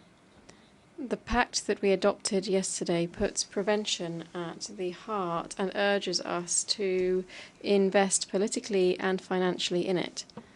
Because prevention not only saves lives, but it also protects the progress made in development. The pact reiterates our profound disappointment at the lack of progress in nuclear disarmament. However, it falls short in establishing specific deadlines for nuclear weapon states to destroy their enormous arsenals. It doesn't even mention the Treaty on the Prohibition of Nuclear Weapons, which is our compass here. Nuclear weapons threaten our present and our future. The pact recognizes climate change as the greatest threat for future generations and underscores that collective action is essential to address this, in particular for the greatest emitters. Costa Rica welcomes the stress put on climate action and the conservation of biodiversity, and we appeal to all states to speed up efforts to comply with obligations under the Paris Agreement and the Global Biodiversity Kunming-Montreal Framework, and thus curb the loss of biodiversity by 2030. The pact calls on us to lift up our ambition levels for the ocean. To have a vital planet, we need a healthy ocean. From it, we get 50% of the oxygen that we breathe. It is the greatest source of protein around the world, the greatest source, carbon sink and climate regulator, and its biodiversity sustains 3 billion people around the world. Hence, it's urgent that as soon as possible the Treaty of the High Seas, the VBNJ, enters into force, and that we conclude the Treaty on Plastics and do not begin mining of the deep ocean until we can prove that it will not have harmful effects on the marine environment. I invite you to participate in the 3rd UN Conference for the Oceans with Costa Rica and France as co-hosts. This will be held in Nice in June 2025. We hope there to be able to seek common solutions there for the challenges that we face. We welcome the fact that the pact focuses on science, technology and innovation as facilitators of sustainable development, establishing governance frameworks for artificial intelligence is one of its most important agreements. Costa Rica supports the establishment of a scientific international independent panel on artificial intelligence, and the United Nations can and must develop international consensuses to address the challenges that the planet and artificial intelligence are raising and thus protect future generations. The pact also sends out a political sign at the highest level that it is time to start having urgent conversations, particularly for those who need an international financial architecture that is fairer, more equitable and more representative, that meets the needs of the most vulnerable countries and those that are most affected by economic and environmental crises. This would be a system that guarantees access to finance for all, including concessional financing. Excellencies, we hope that by the end of this, it is thought that by the end of this century, the planet will be home to more than 10 billion people, majority of whom will be in developing countries. Ensuring equity and the involvement of women and young people in decisions that will guide their future is fundamental to build fair and sustainable societies in which their voices are heard and their rights are respected. The Pact calls on us to overcome our differences and to take decisive steps to protect our planet.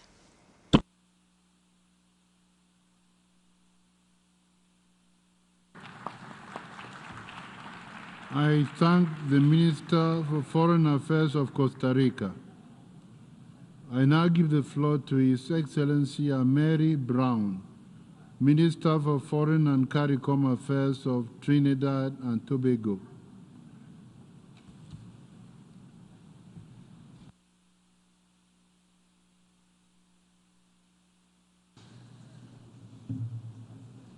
Mr. President, the convening of this summit is crucial to renew global solidarity, to meet our existing commitments, to take advantage of new opportunities, and to effectively identify a clear path to address contemporary challenges.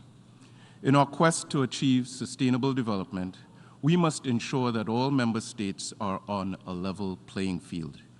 Those who are particularly in unique circumstances must be afforded the necessary support through international cooperation in order to truly ensure that none are left behind.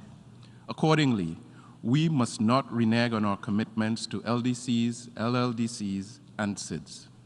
Therefore, Mr. President, Trinidad and Tobago underscores the importance of the reform of the international financial architecture and emphasizes that official development assistance should be guided by the Multidimensional Vulnerability Index.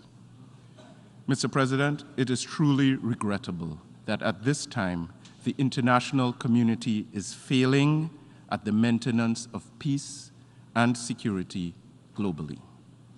The unprecedented escalation in the number and scale of conflicts contradicts the very purpose for which the United Nations was built. We must act boldly and decisively to effectively bring an end to these conflicts and to achieve sustainable peace for all. The ease of access to illegal firearms in the Caribbean countries continues to harm our societies with unacceptable consequences. In this context, it is imperative that there is better cooperation within and amongst national, regional, and global stakeholders to combat, prevent, and eradicate the illicit trade in small arms and light weapons. Mr. President, Trinidad and Tobago recognizes the role of science, technology, and innovation for us to achieve sustainable development. However, as we progress into an era of high dependence on technology and rapid advancements in artificial intelligence, we must also acknowledge the magnitude of the associated risks. Therefore, as a small developing state, we are not only advocating for cooperation aimed at bridging the digital divide, but also for strengthening our capacity in cybersecurity to address those risks. Mr. President, our young people are key stakeholders in our pursuit of sustainable development. Consequently, we must ensure that they are equipped with the necessary tools and provided with opportunities to reach their full potential. Additionally, our policies and programs must include provisions to ensure the well-being of future generations. In this context, Trinidad and Tobago remains unswerving in our commitment to enhance the quality of life of our youth population and that of future generations.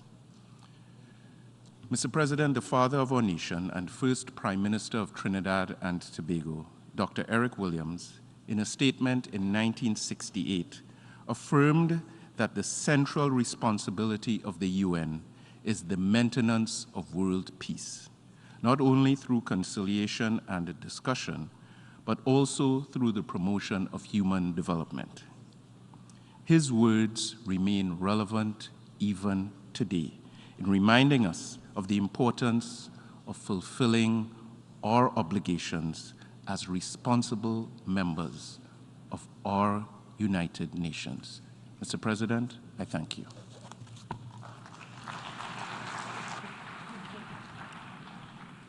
I thank the Minister of Foreign and CARICOM Affairs of Trinidad and Tobago. I now give the floor to His Excellency Ceyhun Aziz Oglu Bayramov, Minister of Foreign Affairs of Azerbaijan.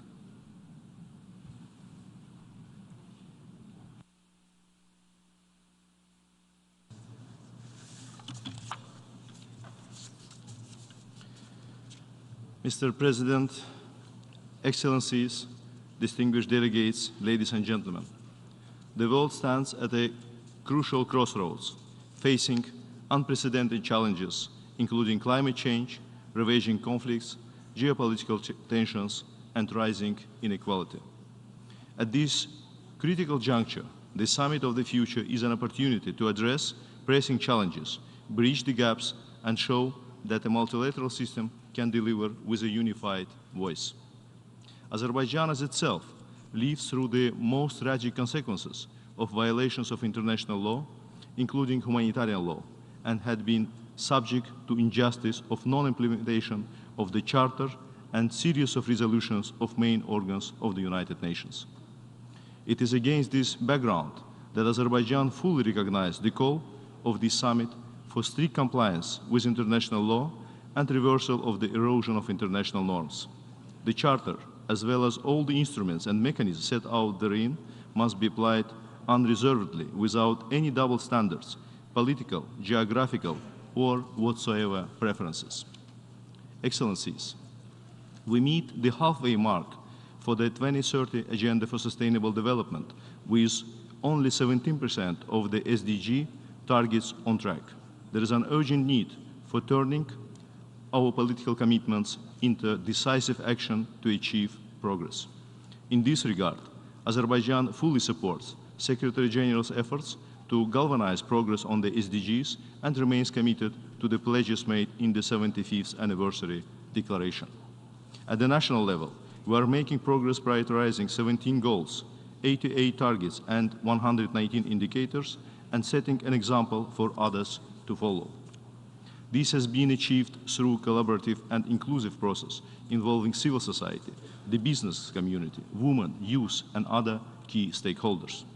Liberation of our territories from occupation opened a new page also in terms of attainment of SDGs. The government has embarked on a large-scale reconstruction and rehabilitation efforts worth of tens of billions US dollars, covering all aspects of implementation of SDGs. Moreover, Azerbaijan has introduced a national goal, SDG 18, focusing on mine action. We call for greater international support and solidarity, as demining is crucial for addressing immediate humanitarian needs, restoring livelihoods, and revitalizing communities. We are also among the few countries worldwide and the first in our region to submit 4 voluntary national reports on the 23rd Agenda. In the 2024 Sustainable Development Report, Azerbaijan ranks ahead of the 2/3 of the countries. Excellencies, Azerbaijan has entered into a new era, having restored its rights to sovereignty and territorial integrity safeguarded under the Charter. By putting an end to the illegality of the use of force, Azerbaijan has initiated post-conflict normalization agenda with Armenia, fully based on mutual recognition of and respect for each other's sovereignty and territorial integrity. Building upon the progress that was made through bilateral negotiations, we call for expeditious actions to address the remaining impediments and underline the importance of exercising necessary political will and responsibility. Ladies and gentlemen, it is imperative to address climate change as the greatest transnational challenge of the century. It is not a future risk, but a present danger to billions of people worldwide. In November 2024, Azerbaijan will host the 29th Conference of the Parties to the United Nations Framework Convention on Climate Change. Guided by the call in solidarity for a green world, Azerbaijan will spare no effort to strengthen collaboration for a more climate-resilient and sustainable world. We aim to bridge both developed and developing countries and foster collaborative spirit to tackle climate challenges as a common commitment and moral duty. As the COP29 incoming presidency, we have been working inclusively with all parties and non-party stakeholders. COP29 Azerbaijani presidency's overarching and inclusive strategy is anchored in two mutually reinforcing pillars: enhance ambition and enable action, with establishing a new climate finance goal as a key priority this year. COP29 will also be an opportunity to contribute to both global peace and climate agenda. Given the intersection of conflicts and climate crisis, Azerbaijan has introduced a flagship COP29 Truth Initiative embedded in Joint Solemn Appeal, announced a few days ago. We call for unity and respect for the truth during the months of COP. I thank the Minister of Foreign Affairs of Azerbaijan. I now give the floor to Her Excellency Selinda Sosa Lunda, Minister of Foreign Affairs of the plurinational state of Bolivia.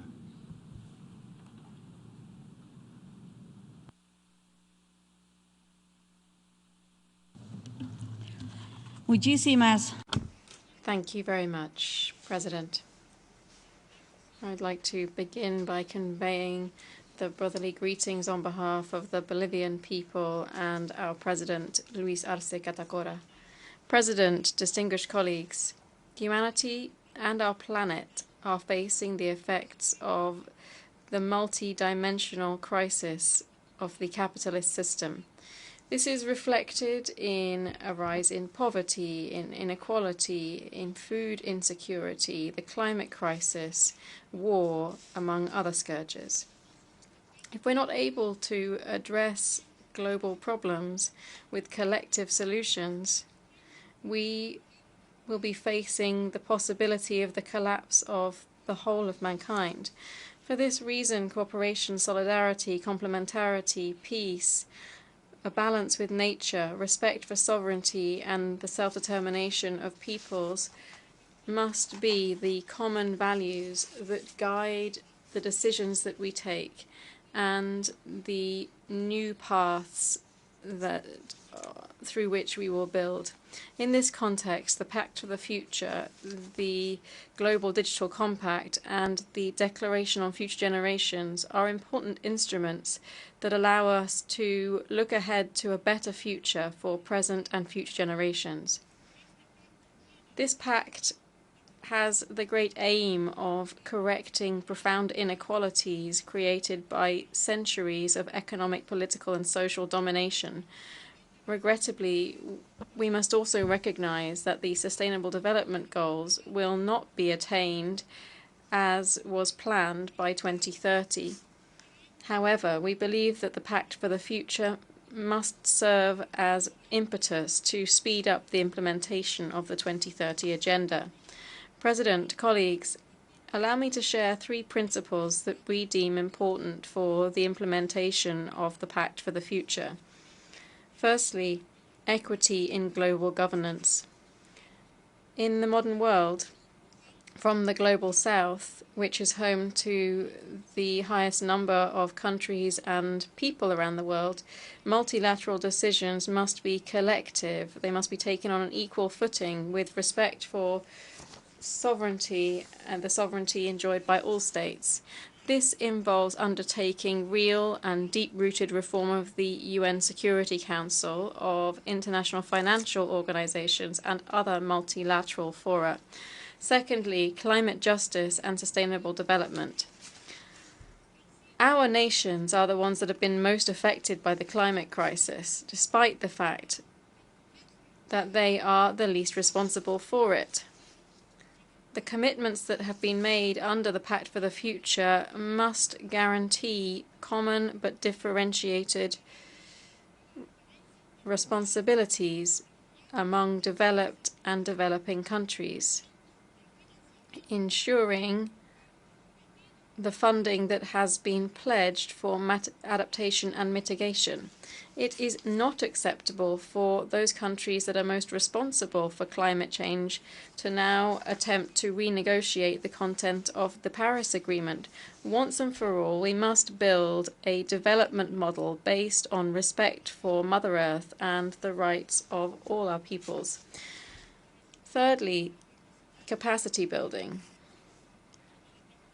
In a world in which technology is advancing quickly with artificial intelligence and already forming a part of our daily lives, it's important for developing countries to be able to achieve the same technological development for health, education, among other areas, so that our societies can have a necessary ability to address the challenges of the future.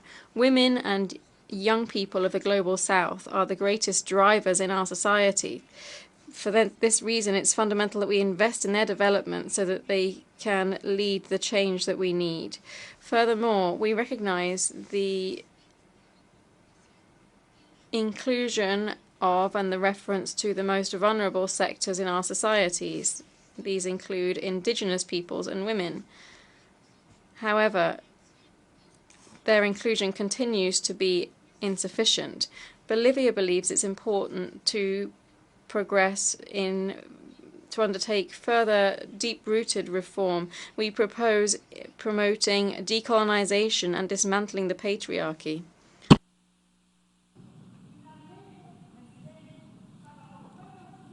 I thank the Minister of Foreign Affairs of the plurinational state of Bolivia.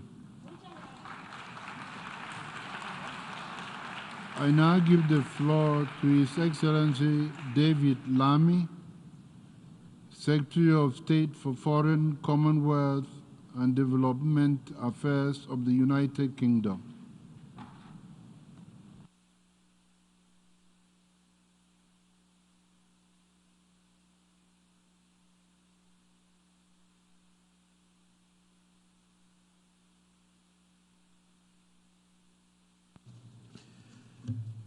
Mr. President, I stand here as a man of multiple identities, a Londoner, a patriotic Brit, a lawyer, proud of my African, Guyanese, Caribbean, and Indian heritage, a committed multilateralist who believes in the importance of the United Nations. I agree with my great predecessor, Ernie Bevin, when he said in 1945, our eyes should be fixed upon the United Nations. All nations of the world should be united to look that way. The purposes and principles of the UN remain as indispensable today as in Bevin's time. Our task is to recapture that founding spirit so that when we reach the UN centenary, their legacy endures. But we cannot ignore the challenges we face. More conflicts than at any time since 1945, costing the global economy over $900 billion and creating the most refugees and displaced people on record. Geopolitical tensions are rising, progress against the Sustainable Development Goals stalling, trust in multilateralism faltering. The Pact for the Future and this summit offer a chance for member states to show responsible global leadership, to engage with the rapid changes of our age and go further in meeting the needs of everyone, especially the most vulnerable. As I know all too well, countries of the Global South suffered great injustices in the past, and I've heard repeatedly how frustrated partners are by the unfairness of the global system. We cannot ignore these frustrations. We must act. First, as the Secretary-General has said, we need greater collective efforts to prevent and end conflict, For Britain, that means upholding Ukraine's sovereignty, urging an immediate ceasefire in Gaza and Lebanon, and supporting an end to the fighting in Sudan. It means robustly challenging member states who violate the Charter, rejecting a world in which might makes right. It means a more representative Security Council.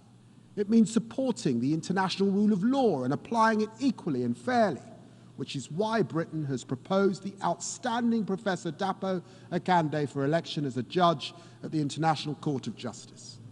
Second, we need urgent action on the climate and nature crisis. With this new government, Britain is renewing our ambitions at home, aiming to deliver clean power by 2030. And I am determined that we also reconnect abroad, building a global clean power alliance, championing creativity and reforms to unlock international climate and nature finance, particularly from the private sector, and bolstering efforts to protect at least 30% of the planet's land and ocean by 2030. Third, countries like Britain must modernize our approach to development.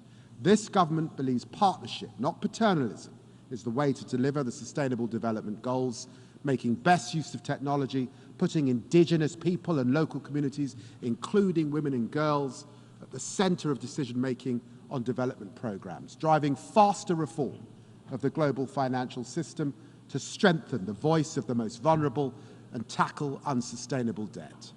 Friends, action on conflict, climate and poverty, delivered by a reformed multilateral system. This is the path to peace and prosperity on a livable planet all over the world, in every war zone, every refugee camp. The UN is there, a beacon of hope and humanity, to which, as Bevin said, the gaze of all nations should turn. This summit must direct the world's eyes towards that beacon once again, and Britain is proud to support it. Thank you very much.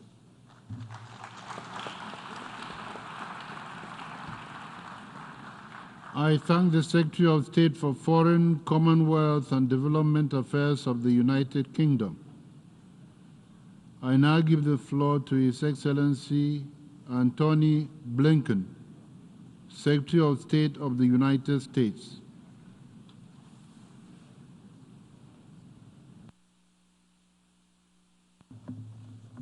Good afternoon. At this summit, Secretary General Guterres and many world leaders have argued powerfully that to fulfill the crucial purpose of the United Nations, we urgently need support, reform, and revitalization. The United States fully agrees. That's why we joined fellow member states in shaping and committing to a broad range of priorities in the Pact for the Future. Forging the Digital Global Compact, signing on to the Declaration on Future Generations, enabling the United Nations and international institutions to better respond to shocks like pandemics and natural disasters made more severe by the climate crisis, addressing growing and diverse threats to international peace and security on land, the sea, the air, in outer space, and in cyberspace, ensuring that universal human rights are respected equally online and offline, empowering women and girls across the UN's efforts, reforming the UN Security Council to better represent the developing world and, more broadly, the world as it is today. The United States believes that this should include 2 permanent seats for Africa, 1 rotating seat for small island developing states, permanent representation for Latin America and the Caribbean, in addition to the permanent seats for countries we've long endorsed, Germany, Japan, India. The United States supports starting negotiations on Council reforms immediately. The Pact for the Future does not include every priority, every reform that we believe the UN needs, but it is a significant step towards strengthening and evolving this institution that every member state should get behind and work to achieve. We're also pursuing reforms in other international institutions, as well as in our own country, that advance the bold goals and the aspirations of many member states, particularly those we've heard directly from developing countries. We strongly supported the African Union joining the G20 so that African voices are better represented in that group. We're leading efforts to strengthen the ability of multilateral development banks to deliver on the Sustainable Development Goals. We're making the biggest investments of any country ever to accelerate the transition to clean energy at home while dedicating billions to help people in developing countries adapt to and manage the impacts of the climate crisis. And as the world's leading humanitarian donor, we are forging new partnerships across public and private sectors to meet what are unprecedented needs around the world. These are important steps, but more must be done because simply preserving the status quo is not an option. The United States is committed to adapting the UN system to reflect this world of today and tomorrow, not the one that existed in 1945. But we are, and we will, remain resolutely opposed to revisionism.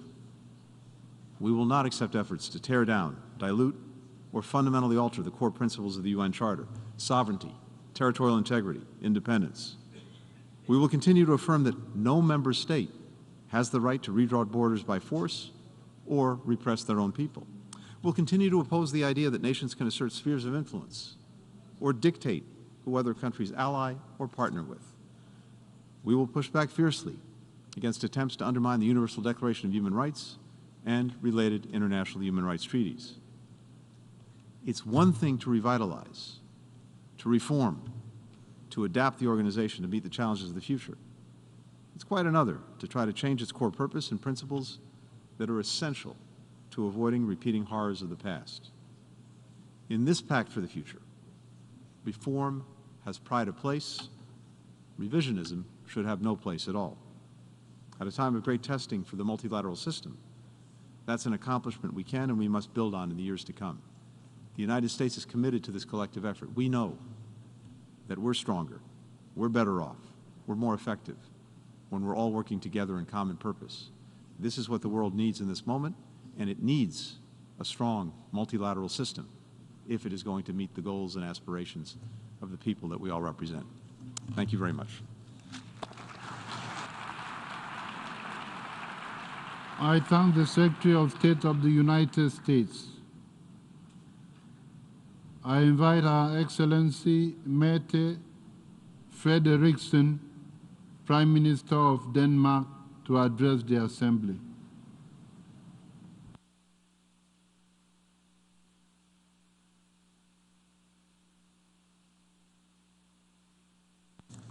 Dear colleagues, to give everyone the opportunity to live good lives in freedom and in dignity, that is our most noble task. A task that can only be achieved if we truly commit ourselves to work together. Right now, we see brutal and tragic wars around the world, in Africa, in Middle East, and in Europe. And as a world community, we are faced with human disasters, poverty, hunger, climate change. If we do nothing, it will only get worse. The decisions we make today will define the future for generations to come. This is why the Pact for the Future is such an important step forward for the United Nations. Thank you, Namibia and Germany, for your lead for the Pact and for the commitment of Secretary General Guterres. It has not always been easy, but it has been a great example of successful cooperation. The negotiations have focused on concrete and action-oriented results with the necessary willingness to find workable compromises.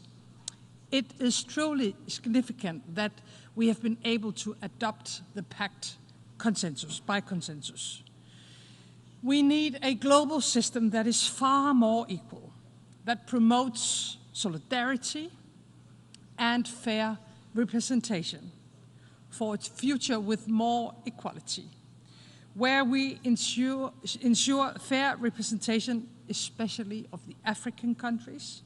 We have discussed this for decades. Now it is time to make it happen. We must also face a truth that can be a bit difficult for all of us, that our current international financial system is outdated. Right now, it cannot respond to the challenges we face. Old patterns and power structures stand in the way of the necessary progress. We have to reform to make it fair, to make it just and more responsive, so that we will be able together to mobilize finance at the scale we need to, when we need to, and invest in sustainable development, education for all kids, health for all human beings, and not least climate solutions. Denmark already gives a good contribution to the International Development Association, and I am proud today to announce that we intend to increase it with 40%. Next year, Denmark will join the UN Security Council. We know that it is a huge responsibility. We will do our very best to ensure implementation of the pact, and we look forward to work with all other members to promote, hopefully, a constructive cooperation and push for a more accountable, effective, and representative Security Council. Dear colleagues, I think we stand at the crossroads. If it's what we do that really matters now, we need to set a better course for our world, to make it more fair and to make it more just. So all people all over the world have the opportunity to live good lives in freedom and in dignity. Thank you.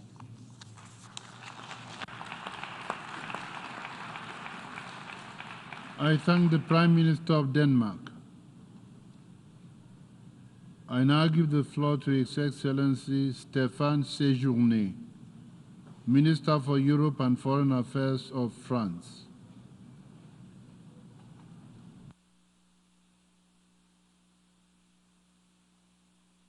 Président de l'Assemblée. Mr. President of the General Assembly, Deputy Secretary General, ladies and gentlemen, heads of state and government, ladies and gentlemen ministers, ladies and gentlemen ambassadors, dear colleagues, we are here today to reaffirm our commitment to an ambitious, effective, and representative multilateralism to address the challenges of tomorrow.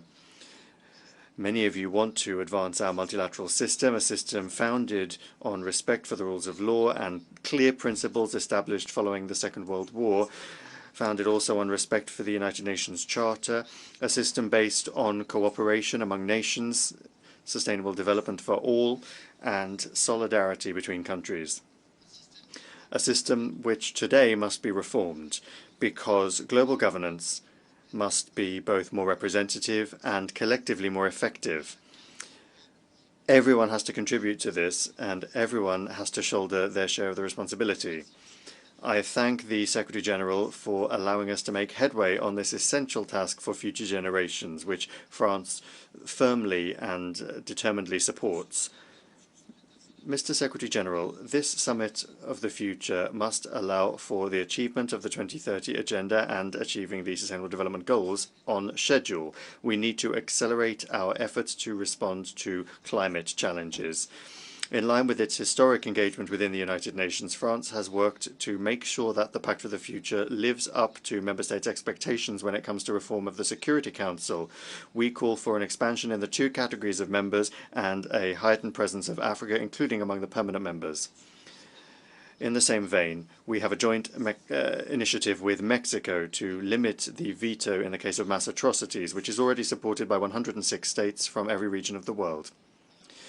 France is also innovative in terms of its proposals for reform of the international financial architecture in the spirit of the Paris Pact for Peoples and the Planet launched by the President of the Republic at the Paris Summit in June 2023. The new agenda for peace must allow us to modernize the United Nations tools for international peace and security. We need to make sure that peace operations, which have changed a great deal, allow us to respond to new challenges. I commend the work of Blue Helmets. Each day they work for peace and security around the world. I'm thinking of the men and women of UNIFIL in Lebanon and the French contingent there. I'm thinking of the Lebanese people, as Israeli strikes have just killed hundreds of civilians, including dozens of children. These strikes, conducted on both sides of the Blue Line and in the region more broadly, must immediately end. France once again calls upon the parties and those that support them to de-escalate and avoid a regional conflagration that would be devastating for everyone, first and foremost the civilian population. For that reason, I have asked for an emergency meeting of the Security Council on Lebanon this week. In Lebanon, as elsewhere, France will remain fully mobilized to resolve major crises that are disrupting the international agenda.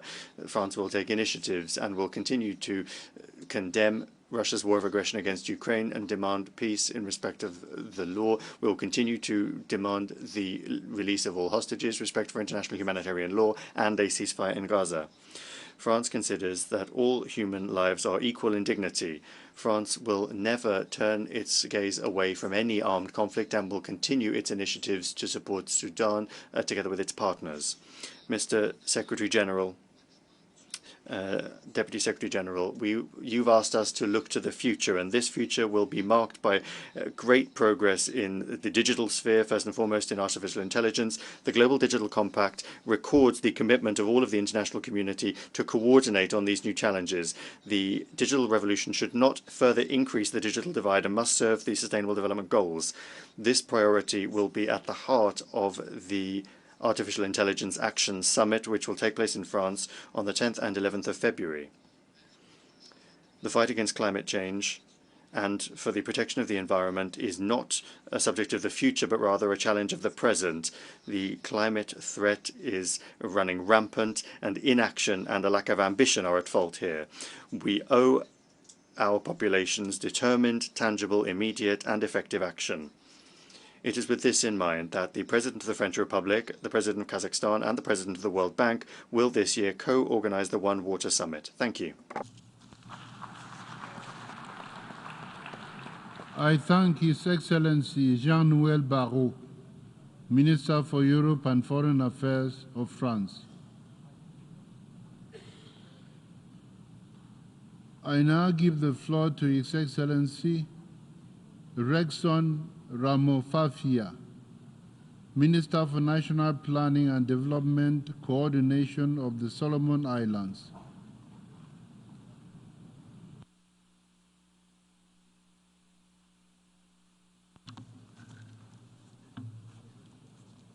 Mr. President, on behalf of the people and the government of Solomon Islands, I am honored to address this high forum.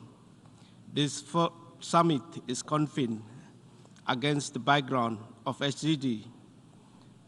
Progress is prevalent. The multilateralism and the international financial architecture being out of touch for our global realities. Mr. President, Solomon Islands has relatively small and open economy, which makes us highly susceptible to extreme shocks. Our dispersed economic geography tightens the cost of connecting and bringing service to our people. So as the cost of domestic and international trade, we also challenge with twin disease burden of communicable and non-communicable disease. Mr. President, in July this year, Solomon Islands reported through our second voluntary report that we are off track against the SDG as well as the objectives of our national development strategy. This underscores the importance of our decision yesterday on the path of the future. Mr. President, partnership and collaboration are indispensable to our development. However, we also recognize that we need meaningful partnership. Mr. President, climate change remains a dividing issue for Solomon Islands and the Pacific region. It is an external crisis that is already impacting us. Our ecosystem and ocean economy are risks from climate change. whether extreme driven by climate change, are already causing fatality and impacting our infrastructure, economic development, and indigenous culture. Mr. President, for those of us at the front line of climate change and sea level rise, it is frustrating to experience that climate finance is still being mobilized in modality with conditions that are not matched with climate change emergency we are confronting. We recognize that future of our world will be increasingly shaped by technology and digital transformation. The Global Digital Pact offers the opportunity to bridge digital gaps and ensure that no one is left behind in the digital age. Mr. President, my country's access to affordable digital technology is still limited, despite recent efforts including expansion of our telecommunication network and use of digital technology for financial inclusion. Solomon Islands launched its first ever national cyber policy last month, positive step for digital technology governance. We cannot ignore the urgent need for peaceful and secure world. We are deeply committed to global peace, rule-based multilateralism, and principle of the United Nations Charter. However, the UN system must be reformed to reflect and respond effectively to realities we face on the ground. Global cooperation and diplomacy are pathway to peaceful resolution of conflict. Mr. President, as we talked about the future, we must remember that it belongs to our youth and future generations to come. Over 60% of Solomon Island population is under the age of 30. Our youth people are full of potential, but they face immense challenges, including impact of climate change. We are engaging efforts to empower youth through human development and economic transformation. In conclusion, Mr. President, let us move forward with sense of shared responsibility, ambition, and commitment to path of the future. Let us choose future of prosperity for all and resilience and peace. I thank you all. I thank the Minister for National Planning and Development Coordination of the Solomon Islands. I now give the floor to His Excellency Elma Ciala Salcedo, Minister for Foreign Affairs of the Republic of Peru.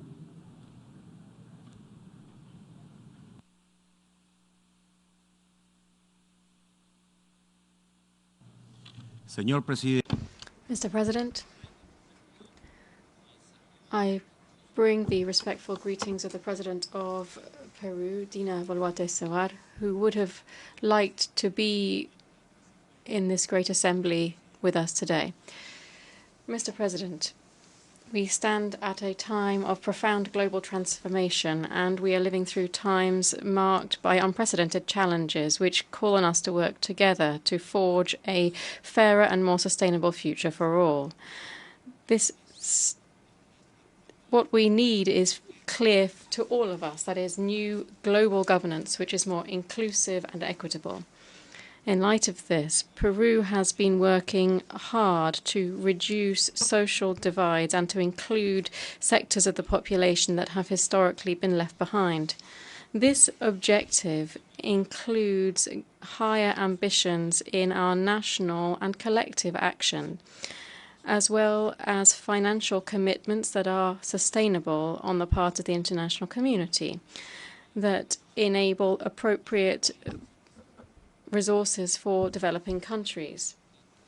An important outcome from this summit is the commitment to begin an intergovernmental process for the adoption of multidimensional indicators, poverty indicators, and progress indicators that go beyond measuring the progress made by countries and their consequent needs in cooperation and finance, beyond the cold figures of their GNI. Therefore, I welcome the establishment of a high-level group which will be working on developing these new indicators. We trust that this work will be essential to best channel in the most inclusive way international cooperation, including middle-income countries, in which we continue to see pockets of poverty and exclusion.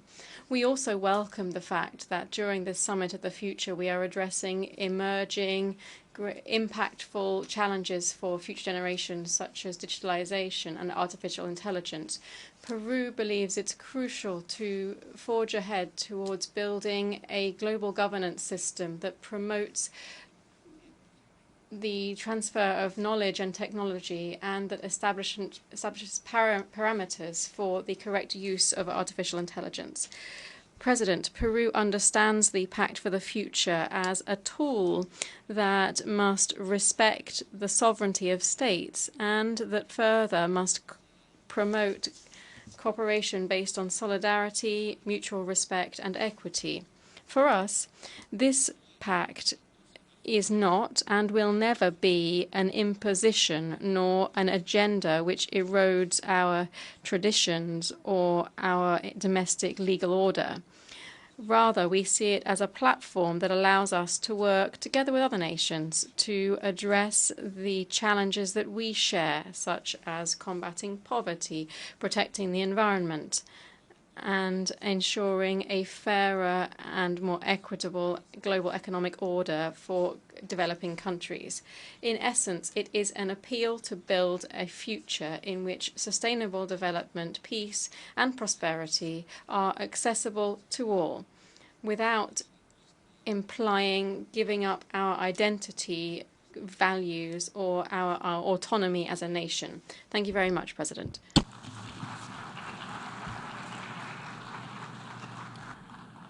I thank the Minister for Foreign Affairs of Peru.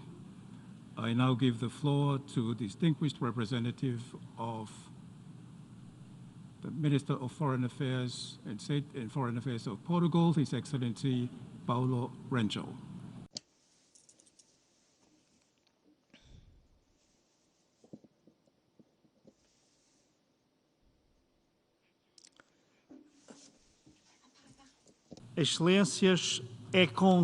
Excellencies, is with hope and responsibility that I assume the word in this Summit of the Future in representation of Portugal as well of the first Prime Minister of Portugal that cannot be here today due to the terrible fires that have made our country in a tragedy for the last few days. We are here for the future of the world, for the future of our nations.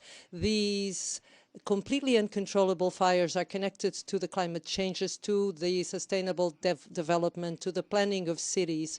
This city shows well the reason why the Secretary General of the United Nations, when he presented our common agenda and launched an ambitious process to reconstruct and rebuild the trust in a multilateral, efficient system focused and centered on the United Nations. Aligned with this ambitious and broad initiative of a more efficient multilateralism, Portugal participated effectively and actively on the negotiations for the Pact for the Future, the Global Pact for the Future, Digital Global Pact, in a clear expression of our determination in promoting peace, sustainable development, and respect for human rights.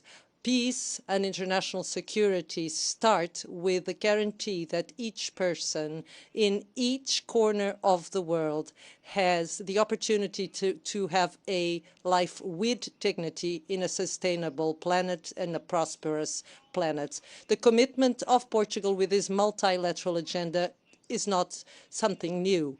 In peace, security, education, health, dignified employment, we also have been committed to seek collective solutions for all. We will maintain this ambition for the next years summit, global summit, to increase the partnerships that increase the resilience of the global challenges, investing in preventing and prospective capacity, to supporting the good governance of the world, the digital world, the external space, promoting innovation and the responsible use of science and the digital transformation.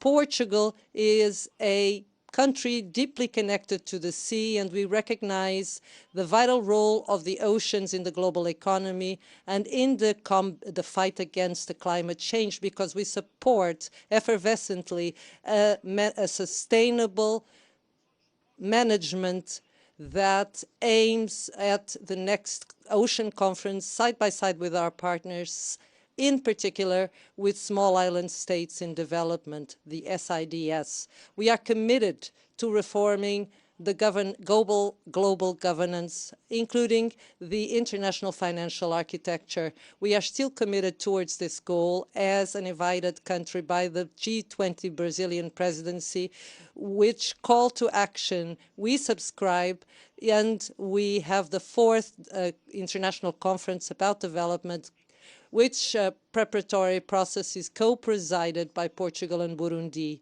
Ladies and gentlemen, in the beginning of the summit, we celebrate the International Day of Peace. And it was precisely to maintain and promote peace and security that we created the United Nations. It is also this one of these goals for the Pact for the Future to which we commit, including towards our candidacy to the Security Council for 2027-2028. We live in a world of geopolitical crisis and that affect the confidence of the citizens in multilateralism, not forgetting the ones who live in Gaza, Sudan, the conflicts of Sahel, inequality, gender violence, and in the terrible impacts of climate change. What's happening in the Pacific Islands and Caribbean islands, the forest fires also in Portugal and so many other parts of the world. The challenges that we face today do not know borders and deserve a pact for the future.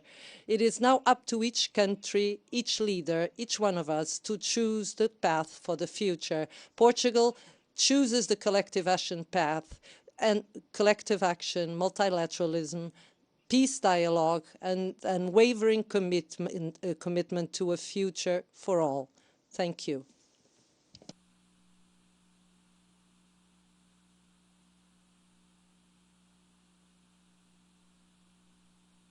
Khawaja Mohammed Asif, Federal Minister for Defense of Pakistan.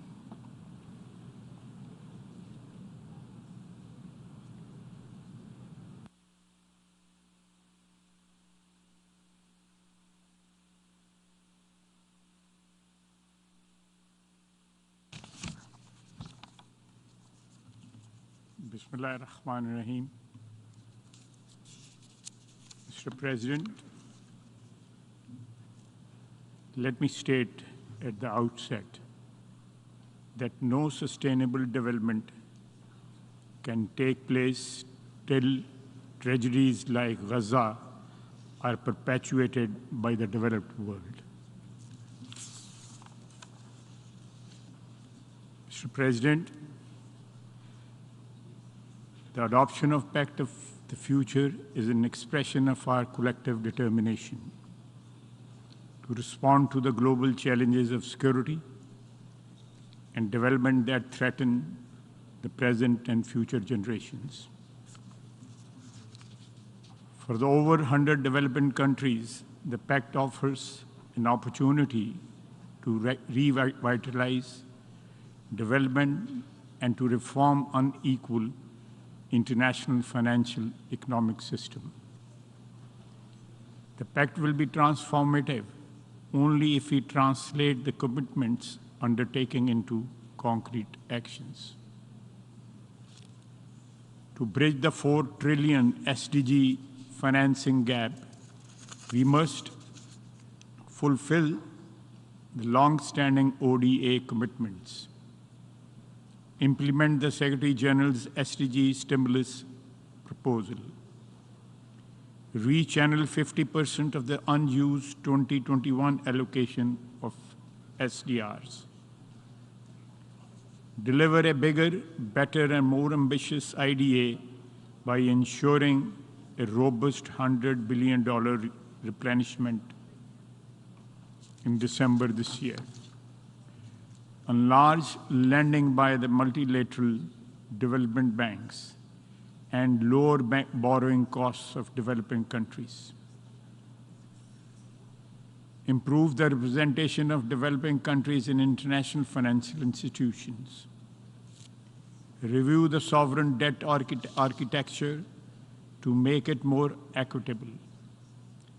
Adopt an equitable international tax regime and reform the WTO to serve as a vehicle for export expansion and development through preferential treatment for developing countries and avoidance of new environmental protectionism. The UN, by virtue of its universal membership and mandate, remains an indispensable platform to propel and monitor implementation of these commitments. Excellencies, bridging the digital divide is key for an equitable future. Pakistan welcomes the outcome of Global Digital Compact in this regard.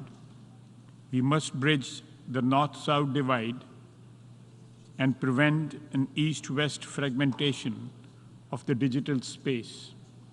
We must ensure equitable data governance, and we must capture and control the power of artificial intelligence. Thank you very much.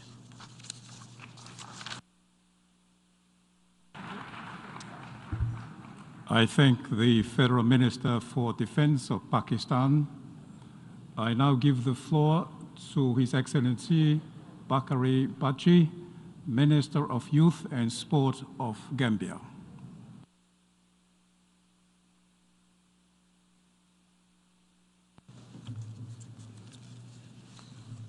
Mr. President, distinguished delegates and participants, the government of the Gambia expresses sincere gratitude to the United Nations Secretary General for convening this significant summit, which aims to foster sustainable multilateral solutions to advance the 2030 Agenda for Sustainable Development and beyond. We also extend deep appreciation to the co-facilitators from Namibia and Germany for their tireless efforts in facilitating the negotiation process, an invaluable contribution to the preparation and execution of this summit. The Summit of the Future demonstrates our collective will to strengthen multilateralism as it presents a significant opportunity to reaffirm our commitment to addressing shared global challenges as we engage in discussion on enhancing multilateralism and transforming global governance in the coming days. Let us accelerate our commitment to reinforcing our sacred multilateral principles of upholding human rights, sustaining peace, and driving sustainable development. Solidarity and respect for human dignity must underpin our collective action and commitments at all levels, be it regional or global. These are and should remain the bedrock of our efforts. The theme, Multilateral Solution for a Better Tomorrow, is both timely and relevant. It is particularly relevant at the critical moment when the world, especially the Global South, is grappling with persistent existential challenges, including escalating regional tension and instability such as the ongoing crisis in Ukraine, Palestine, and the Sahel region, have to increase displacement of people, particularly women and children, thereby further depressing the economies of the developing countries. Mr. President, as a developing country, the Gambia is deeply concerned about the disproportionate impact of global challenges on small countries, especially the negative socio-economic dimension of the COVID-19 and the recovery efforts, increasing climate vulnerabilities, food insecurity, poverty, and emerging health threats, which continue to exacerbate existing inequalities, pushing millions further into poverty. Majority within this poverty bracket are women, who continue to face considerable barriers to education, economic resources, and deeply entrenched gender norms, hindering their participation in the workforce and decision-making process. These challenges have stalled progress on the SDGs and the 2030 agenda, with the deadline looming and many targets unmet. We urgently need bold actions, comprehensive solutions, and significant resources to tackle these pressing global issues. Youths continue to face structural shortage of decent employment opportunities, compounded by global economic uncertainty, making it challenging for government to tap into their potential. In our collective response to these complex challenges, the need for multilateral cooperation with a holistic approach built on dialogue, common understanding, solidarity, and shared responsibility are essential for safeguarding global stability and ensuring that the SDGs are achievable within this decade. In this regard, the government of the Gambia, with the support of the United Nations, organized a two-day national youth consultation to prepare a position paper and select young delegates to attend this summit. During these consultations, young people from all over the country demanded and asked for our government to champion for the restructuring of the international financial system to better address their needs. They advocate for increased access to climate funding, the development of technical skills for climate innovation, and robust measures. The young people have also asked that they become participants in the decision-making at the political level as well as at the international level. Mr. President, the Gambia fully welcomes the adoption of the Pact of the Future, recognizing it as a commitment to actionable solution that places further generation at the core of our concern. We reaffirm our commitment to strengthening international cooperation to ensure that the goals of this summit are realized and built upon for a better future. I thank you, Excellency, and thank you all. I thank the Minister of Youth and Sport of the Gambia. I now give the floor to Her Excellency Adriana Mira, Vice President of Foreign Affairs of El Salvador.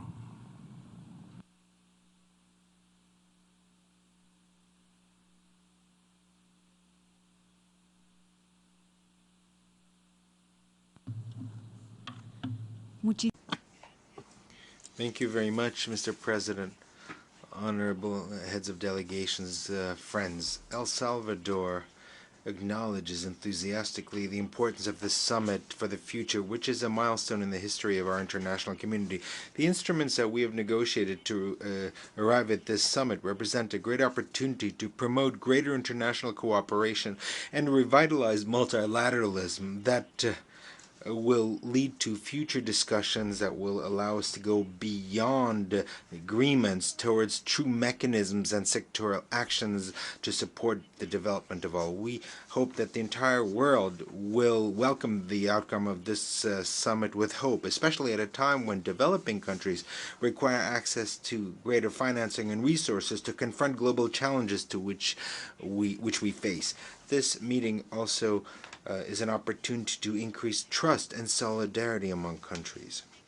The current multilateral system will continue to regress if we allow the objectives and the power of the few to prevail over the rules established for the benefit of all.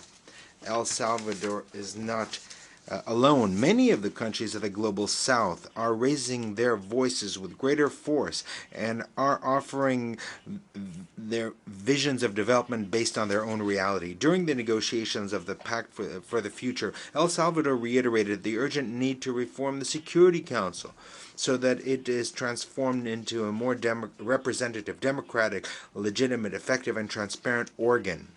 An organ that allows for the participation of more countries which today are underrepresented in this forum, in which important decisions are taken for the maintenance of international peace and security.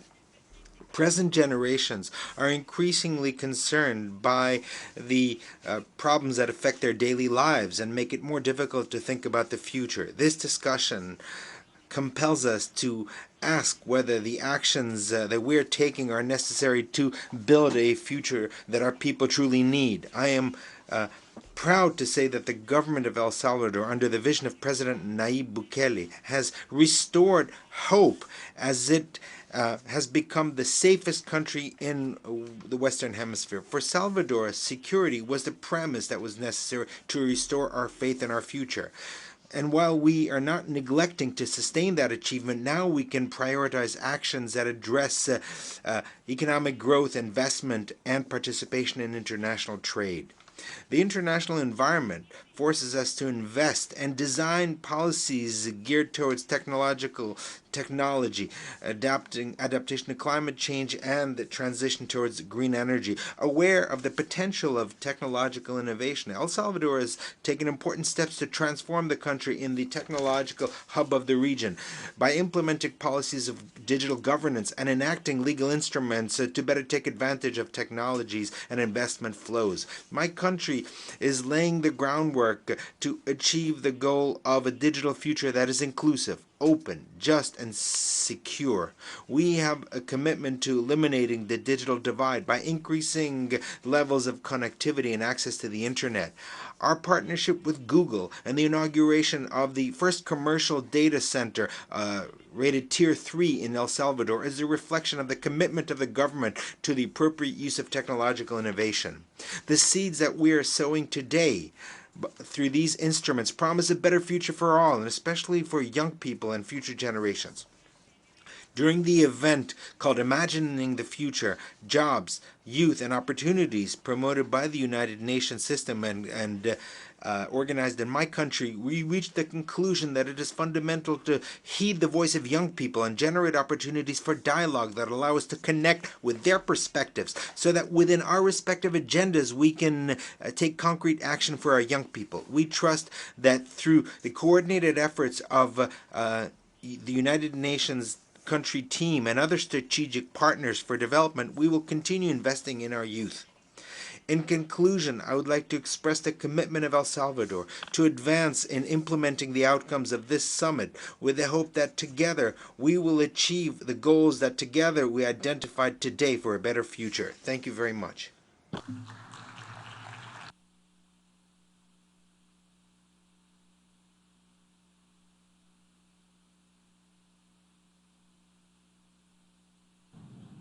I thank the Vice Minister of Foreign Affairs of El Salvador.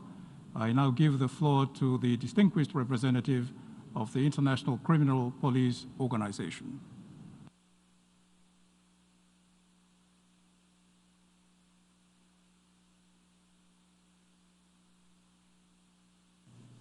Mr. President, it is my great honor to address the General Assembly at this esteemed gathering of the United Nations Summit of the Future. The summit represents a moment of reflection and a moment of action as we reaffirm our commitment to building a resilient, equitable, and safer world. In an era marked by profound changes, from rapid technological advancements to environmental crisis, global security and sustainable development are inherently linked. Interpol recognizes the crucial role that law enforcement plays in ensuring the security and the prosperity of communities around the world. By securing the streets, police strengthen the foundations for development. By protecting communities, police empower them to reach further. This is why Interpol launched the Global Policing Goals back in 2017. These offer a blueprint for law enforcement to advance Agenda 2030 in complementarity to the UN Sustainable Development Goals. Later this year, the UN General Assembly will also seek to adopt the fourth review of its resolution on the cooperation between Interpol and the UN. Through previous reviews, the international community reinforced this complementarity and affirmed Interpol's position as a key implementing partner. In achieving the objectives of the SDGs, we must also recognize that no country and no organization can act on its own. Criminal networks are being built around the world. Ties are being created, actions coordinated.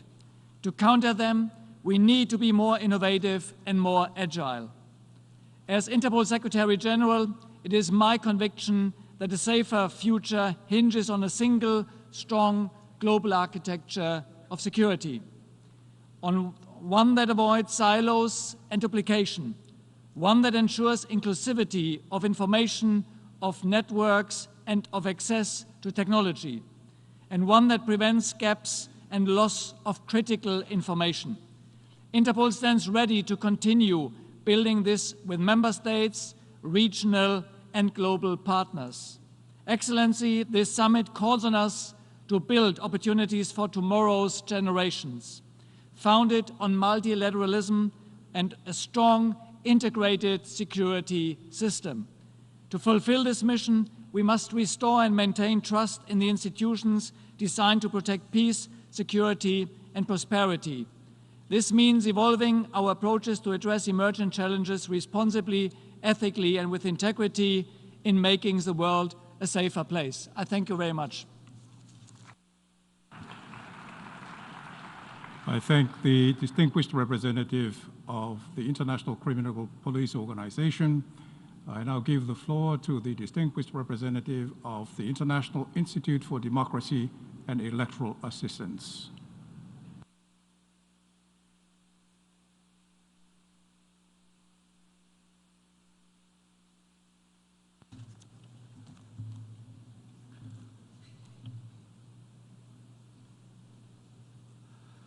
Mr. President, Mr. Secretary General, Excellencies, I stand before you as Secretary General of International IDEA to speak on the future of our planet and the pact we need to make it viable.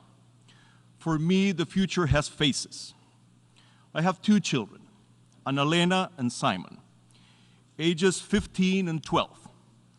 The pact we have forged here is about the world we will bequeath them.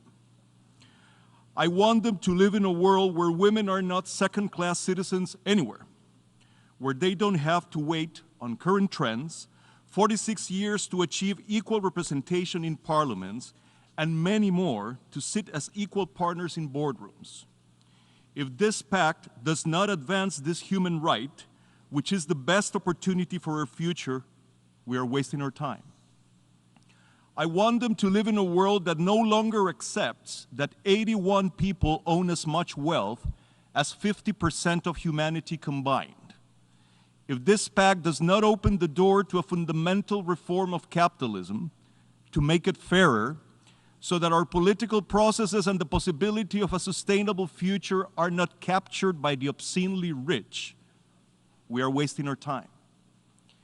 I want them to live in a world where nations are truly able to collaborate to solve the great problems of our time. If this pact does not help us to bring international governance structures closer to the realities of power in the world, starting with the UN Security Council, we are wasting our time.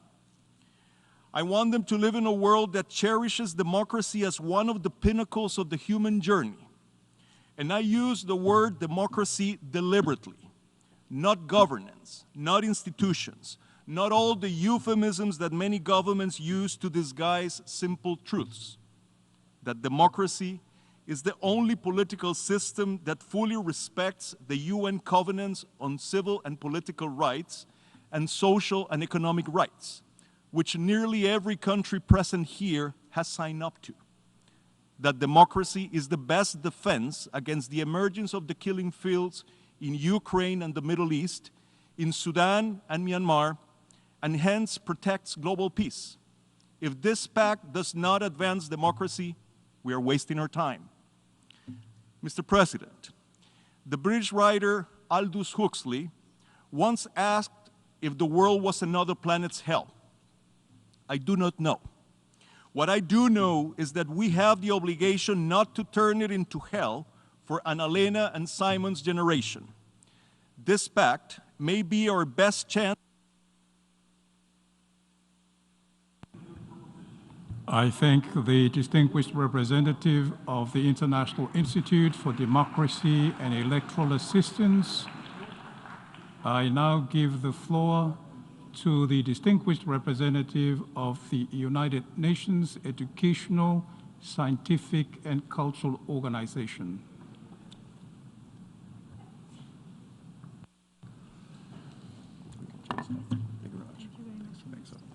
Excellences, Excellencies, ladies and gentlemen, the Summit of the Future is a call to build more just, prosperous, and peaceful societies. To meet this challenge of sustainable development, UNESCO's mandate is focused on education, science, and culture, and it is essential. This was just recalled by the Pact for the Future that has just been adopted. First, there can be no viable future where more than 250 million people are still deprived of the fundamental right of education. As the Pact for the Future reaffirms, we must carry out in-depth reforms in line with the work already carried out by UNESCO to achieve universal access to education, in particular for girls. Strengthening teacher training and access to digital learning technology is also essential. UNESCO is convinced that sustainably reducing inequalities also requires innovation and knowledge, and yet we are all aware of the gap that remains in the world in this sense. That is why it is essential that the Pact for the Future enshrines the need to promote international scientific cooperation in line with UNESCO's recommendations on open science. Thus, we will promote the transfer of technologies and making sure that all talents can flourish and that risks are managed responsibly. And finally, culture in all of its diverse expressions. It is our global common good that is one of the most powerful. The preservation of world heritage is a vibrant example of this. These World Heritage Sites not only testify to the richness of human history and the beauty of nature, but preserving them is also essential for local populations that are exposed to the risks of climate change, illicit trafficking, and pressure of tourism. Our organization also stands by creators and all culture professionals who, through their talents and imaginations, bring us together and create millions of jobs, which is a powerful driver for inclusion for youth and women in particular. Article 11 of the Pact for the Future recognizes this crucial role played by culture in our societies, a role of bringing people together, of ensuring well-being, which must play its rightful role in public policies. This is a major step forward today, together, but we can go even further by ensuring that culture is finally subject to its own goal of the post-2030 development agenda, which has yet to be built. Only culture can open up peoples to one another while nourishing the best among us all. Thank you very much. I thank the distinguished representative of the United Nations Educational, Scientific, and Cultural Organization and give the floor to the distinguished representative of the International Atomic Energy Agency.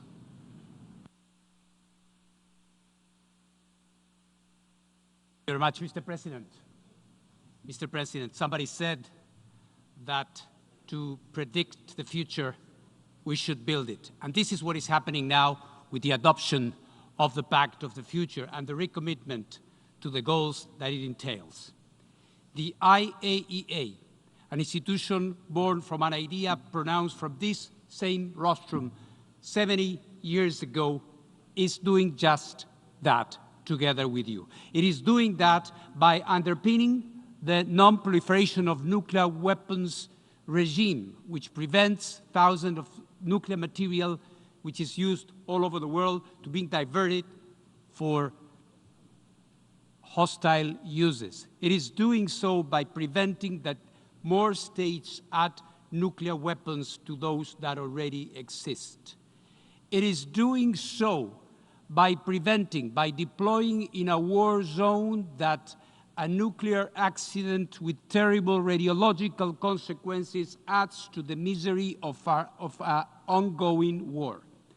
But importantly, it is also doing that through its programs like Rays of Hope, which is bringing oncology and nuclear medicine to places that do not have a single radiotherapy unit. It is doing so in places where food is scarce through the Atoms for Food project. It is doing that by protecting the environment through its nuclear techniques against plastic pollution and protecting the oceans from ocean acidification and other problems like this. It is doing that in all these ways. The world and the pact that you just adopted, importantly, needs instruments, concrete instruments to materialize those goals, including in energy, which through clean nuclear energy is allowing more and more states reach economic development without harming the environment. The IAEA is just that. It's an instrument of all the lofty goals and ideas that have been adopted here. And the IAEA will continue doing just that. Thank you very much. I thank the distinguished representative of the International Atomic Energy Agency and give the floor to the Joint UN Program on HIV/AIDS.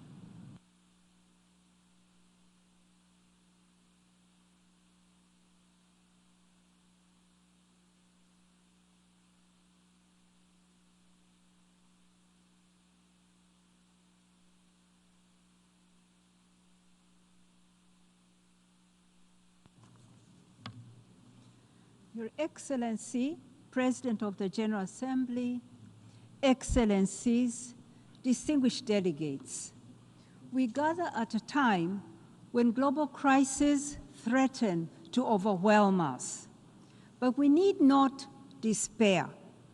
I come to you with a proven path, a path through which the world can overcome all challenges. Over 25 years ago, governments came together with civil society, with the private sector, with the philanthropists here at the United Nations to fight a disease, HIV/AIDS. They set up institutions such as the United Nations Joint Program on HIV/AIDS. That is a program I lead. They set up a fund, the Global Fund. They set targets and they worked together, collaborated to fight a disease. Today, almost 31 million people living with HIV around the world are on treatment and living healthy lives. The AIDS response defines the path to success, a path of multilateralism. Key elements of this success are, first, shared responsibility and global solidarity. No single country or entity can ever solve global problems. Second, ensuring that the benefits of scientific innovation are shared by all countries.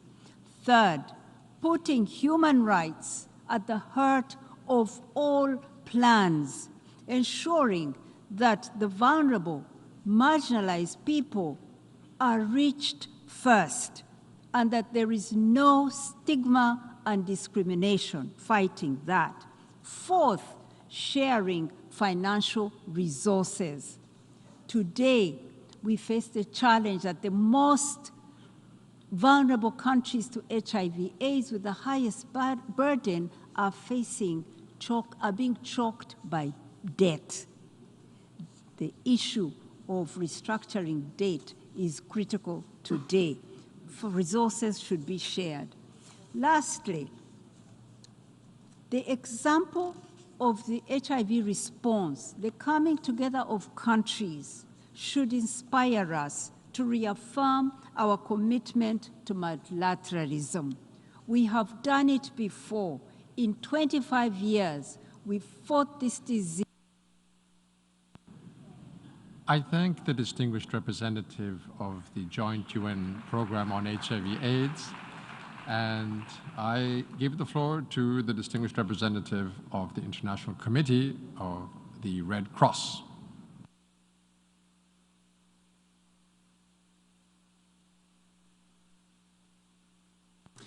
Thank you, Mr. President.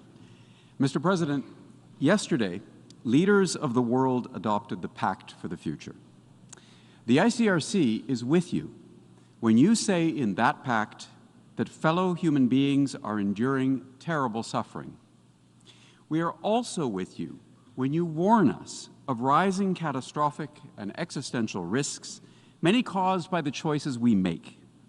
However, you are also right when you say that there is a path to a brighter future for all of humanity.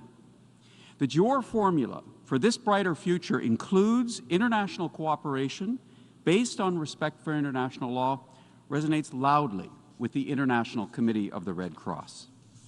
This year, we mark the 75th anniversary of the 1949 Geneva Conventions, which regulate how wars are to be fought.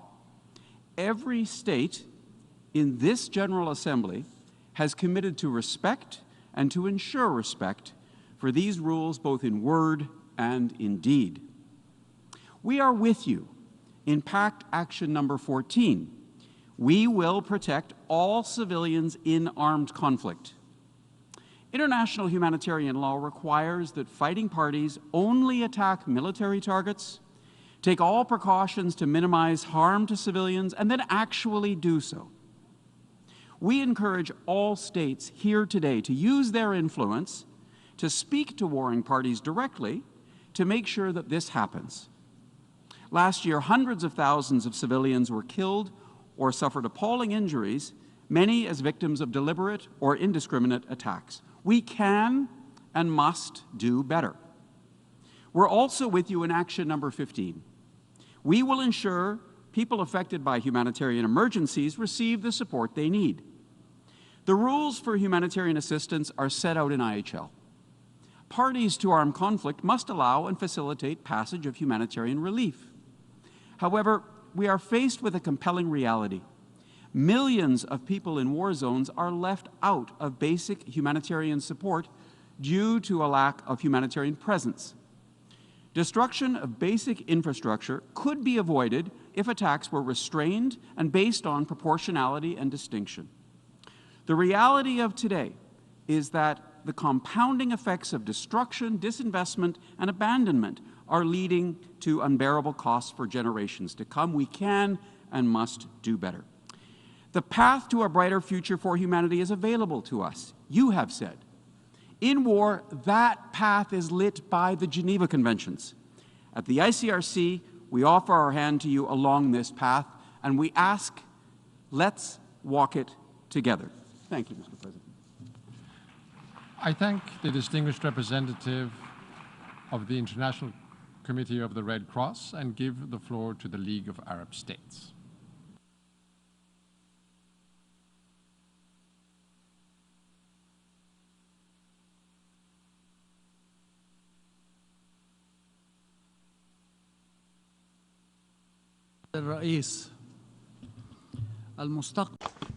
Thank you, Mr.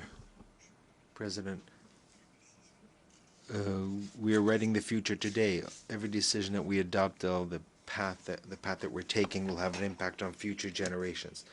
This summit must deliver a strong message. That is, the future generations deserve to live in a world free of conflict, from hunger, absolute poverty, and extreme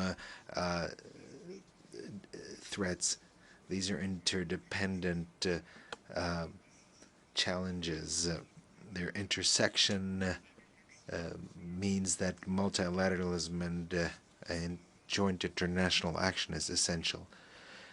Indeed, urgent action is needed to counter global warming, climate change, the gaps between the rich and the developing world, especially in terms of climate financing and the sharing of the benefits of climate adaptation in a fair way, the debt crisis and the challenges of new technologies, especially artificial intelligence. All these challenges can only be addressed through multilateralism and by a global organization. In spite of all these challenges, I am convinced that the The essential duty of this universal organization is maintaining international peace and security. The other objectives will be difficult to achieve in a world of conflict and fear. We must acknowledge that sources of tension have expanded. Efforts at solutions have stagnated. Competition among major powers does not benefit a universal organization. This competition throws us back to a period of paralysis. Everyone now is convinced that the Security Council in its current configuration no longer reflects the world, does not serve multilateralism in an effective way, and where action can be taken on conflicts. Another example, if you look at the conflict in Gaza, the aggression of Israel against Gaza has continued for many months. There have been massacres, killings, destruction, hunger, and displacement, without the Security Council being able to adopt any resolutions. At last, a resolution was adopted, but unfortunately the Security Council could not implement it. Today it's the turn of Lebanon. The international community and the international organization must work to save the situation, otherwise to restore it. Otherwise the conflict will expand and it will endanger peace and security. Thank you. I thank the distinguished representative of the League of Arab States. I now give the floor to the distinguished representative of the United Nations Human Settlements Program.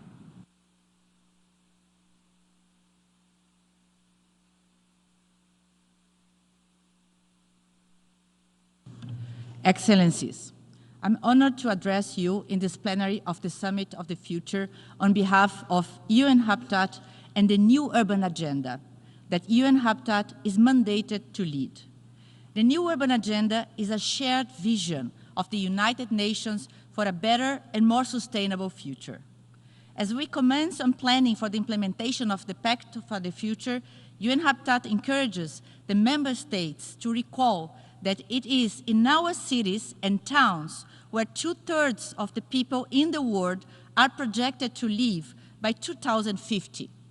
This shift towards urbanization is driven by various factors, including economic opportunities, better access to services, and increasingly by involuntary displacement, disasters, and conflicts. Combined with the overall growth of the world's population, this could add another 500 million people to cities every 5 years. Against this projection, UN Habitat stands ready to support member states in the commitment of the Pact for the Future to ensure access for all to adequate, safe, and affordable housing, and support developing countries to plan and implement just, safe, healthy, accessible, resilient, and sustainable cities, as well as commitments in support of access to sustainable essential services in cities and the integration of disaster risk reduction into policies and programs. Well-planned urban infrastructure, housing, and services can transform the lives of people in cities towards more sustainable and resilient. Sustainable urban development is steered by inclusive, resourced local and regional authorities, and with participation of the young people in cities, will also provide the foundation for long-term stability, security, and peace building of societies by leaving no one and no place behind. In well-planned cities, climate and disaster risks can also be effectively managed, assisted by digital technologies.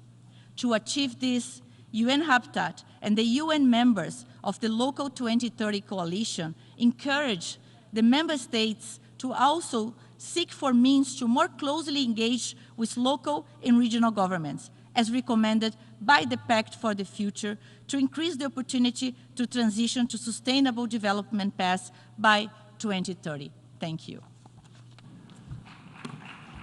I thank the distinguished representative of UN Habitat and give the floor to the distinguished representative of the Economic Commission for Latin America and the Caribbean.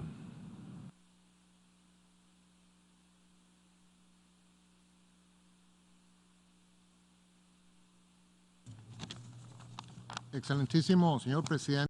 Mr. President, the General Assembly, Your Excellencies, ladies and gentlemen, the Summit for the Future gives us a unique opportunity to show to the world that it is possible to restore trust in the multilateral system and demonstrate that international and regional cooperation can respond to the huge challenges that we confront and also serve to build a more peaceful, just, productive, inclusive, and sustainable future through collective action.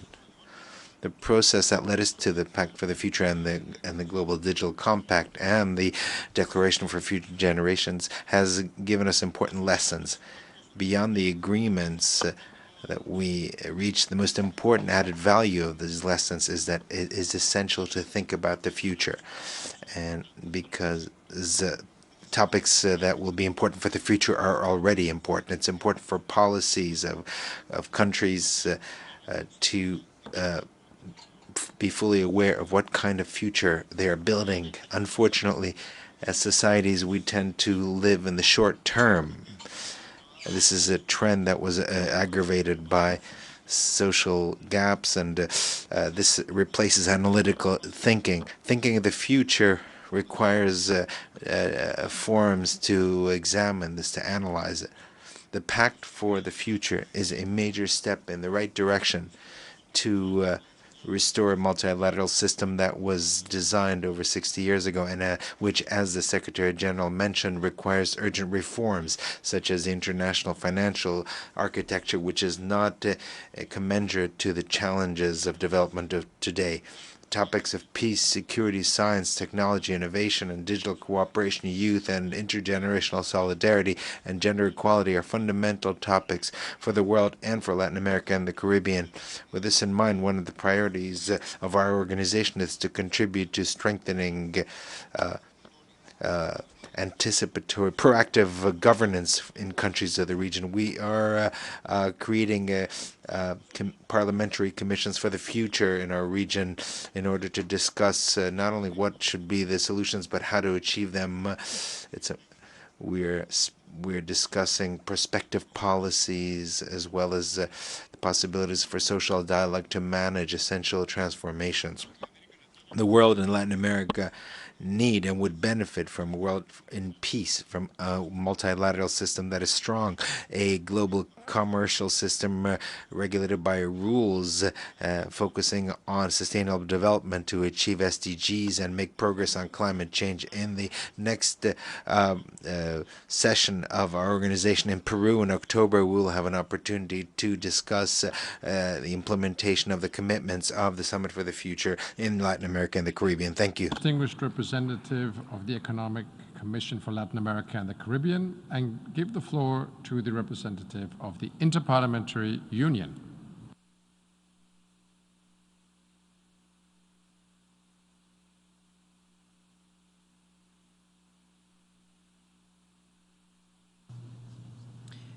Mr. President, the Pact for the Future, that is the outcome of this summit, does provide a clear path forward to turbocharge the SDGs and to fix a multilateral system that is nearly broken. As President of the Interparliamentary Union, I am here to tell you that you can count on our organization, with a membership of 180 national parliaments, as a trusted partner in the journey ahead. No challenge is too big for those who are determined and willing to work together. IPU welcomes the strong acknowledgement of the role of parliaments at the United Nations provided in Action 55 of the Pact. This action line stresses the need to deepen the relationship between the United Nations and parliaments, and welcomes the contribution of parliaments through the IPU in supporting the implementation of United Nations agreements.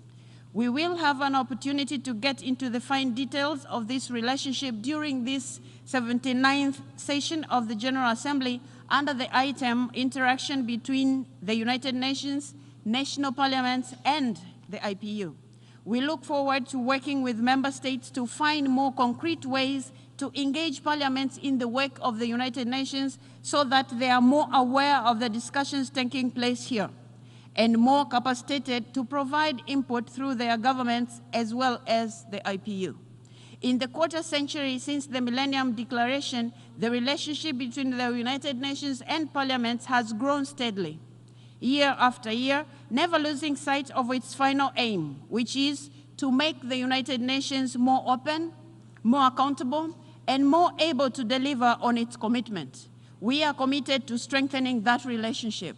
Today, most major United Nations meetings take place with at least some parliamentary components.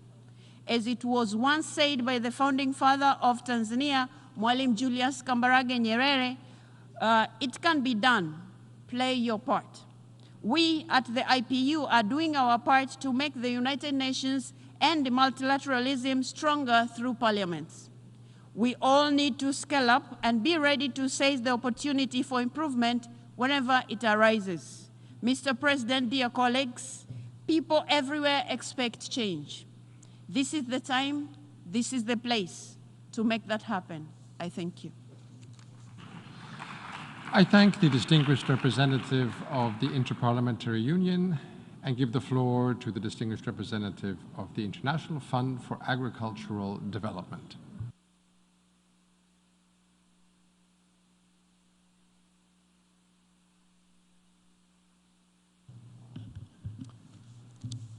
Excellencies, distinguished delegates, IFAD, the International Fund for Agricultural Development, welcomes and supports the outcome of the Summit of the Future. And today I want to reconfirm our commitment to ensure leaving no one behind.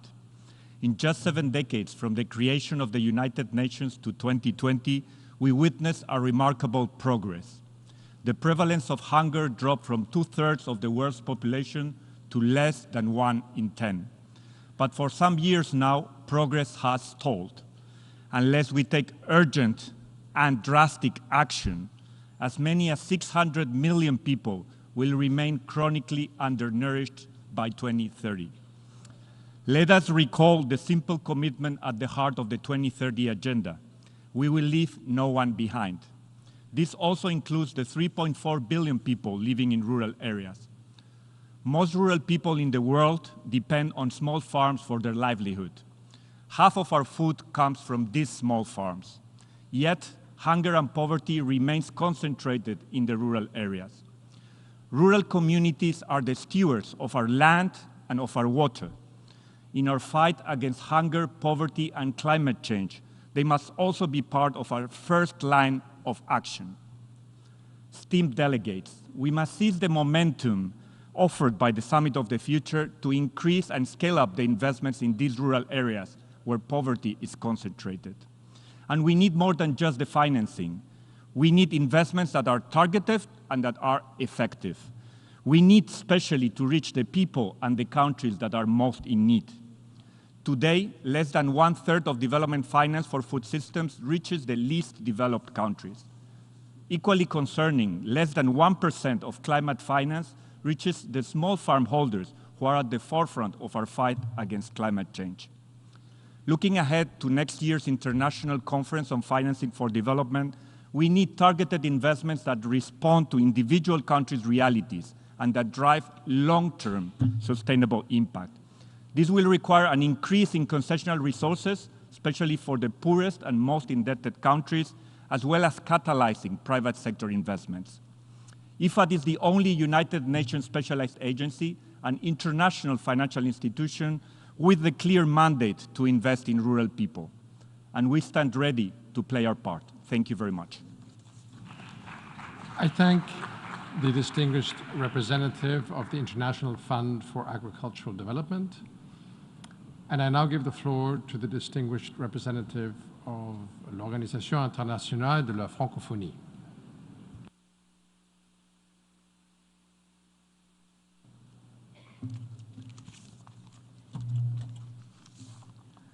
Monsieur le Président. Mr. President, Excellencies, I have the honor to speak on behalf of Her Excellency Madame Louise Mushikiwabo, Secretary General of La Francophonie, and to convey her warmest congratulations on the holding of the Summit of the Future and the adoption of the Pact for the Future, the Global Digital Compact, and the Declaration on Future Generations. With its 88 member states and governments, the Organisation Internationale de la Francophonie has appreciated the inclusivity of this process. We have had the opportunity to present our organization's vision and contributions through our Secretary General, the group of Francophone ambassadors, and our experts. La Francophonie is constantly working for a reinvigorated multilateralism. To achieve this, it has urged the international community to reestablish the values to which our movement is so deeply attached: solidarity, equity, and full respect for diversity. That is the purpose of the advocacy that we have undertaken to ensure due consideration for cultural and linguistic diversity in the Global Digital Compact, which is the first instrument of global scope to enshrine the principles that will govern the digital space of tomorrow. That is also the thrust of our call for a reform of access to concessional financing for development that would take into account all dimensions of vulnerability, economic, social, and environmental. Driven by our duty of solidarity, we must now pursue our advocacy with international financial institutions. The next steps will be essential to make development opportunities both more equal and more sustainable. That is also the goal of the contribution that we have presented on the issues of peace and security in the context of the new agenda for peace. La Francophonie in the area of peacekeeping advocates for giving due consideration to multilingualism and intercultural skills, which are drivers of effectiveness in the implementation of the complex mandates of peacekeeping operations. Finally, La Francophonie welcomes the consensus that was reached on the need to honor, preserve, and promote cultural and linguistic diversity to benefit future generations. We are also pleased that the Pact for the Future provides for actions aimed at protecting and promoting culture as an integral component of sustainable development. On October 4th and 5th, La Francophonie will hold its 19th Summit of Heads of State and Government in France, at Villers-Cotterêts, and in Paris, on the topic of creation, innovation, and entrepreneurship in French. It will focus on the common efforts that we must undertake in order to achieve a renewed multilateralism. Our vast Francophone community will ensure that the outcomes of this Summit of the Future bear fruit. By drawing from our common language, French, a lever for sincere listening and dialogue which we so need, we will continue to play our full role in the development of a culture of peace. Merci. I thank the distinguished representative of l'Organisation Internationale de la Francophonie, and I give the floor to the distinguished representative of the Cooperation Council for the Arab States of the Gulf.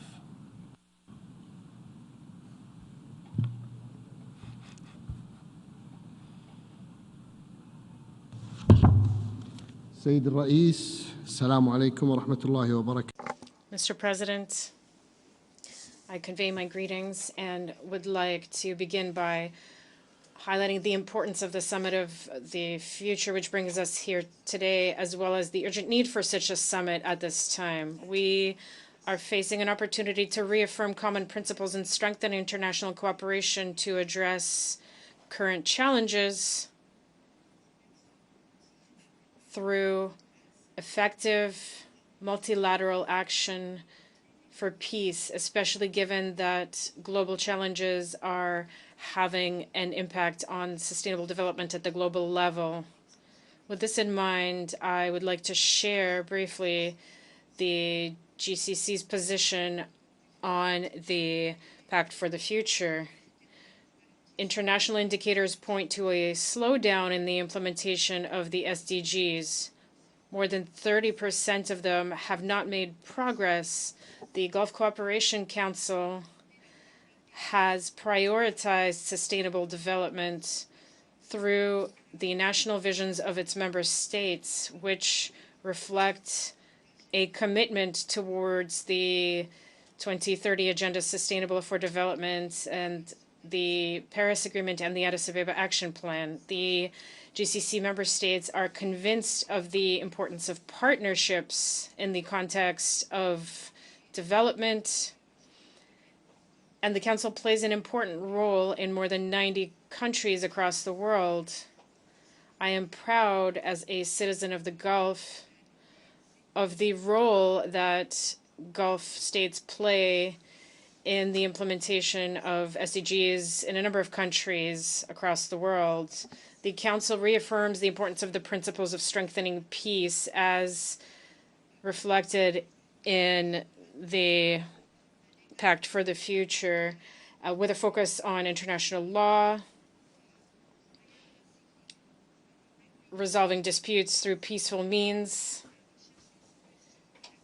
and seeking a solution to the issue of Palestine that is in line with the Arab Peace Initiative and international law. We must also strengthen the international order to benefit future generations. As Antonio Guterres has said, we cannot build our future based on a system built for our grandparents. We must therefore pool efforts in order to ensure that needs of future generations are met in all areas. The GCC stands ready to make its contribution to this effort. I also reaffirm the vision that we share and which is in line with the Pact for the Future. Thank you. I thank the distinguished representative of the Cooperation Council for the Arab States of the Gulf, and I give the floor to the distinguished representative of the United Nations Population Fund.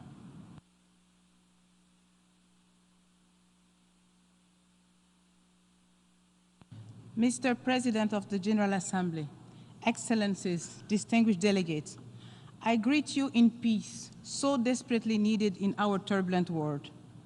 The United Nations Population Fund stands with you to forge a path to a better, more sustainable future of peace and prosperity for all. Demographic shifts, population growth, aging, migration are reshaping our world and our future.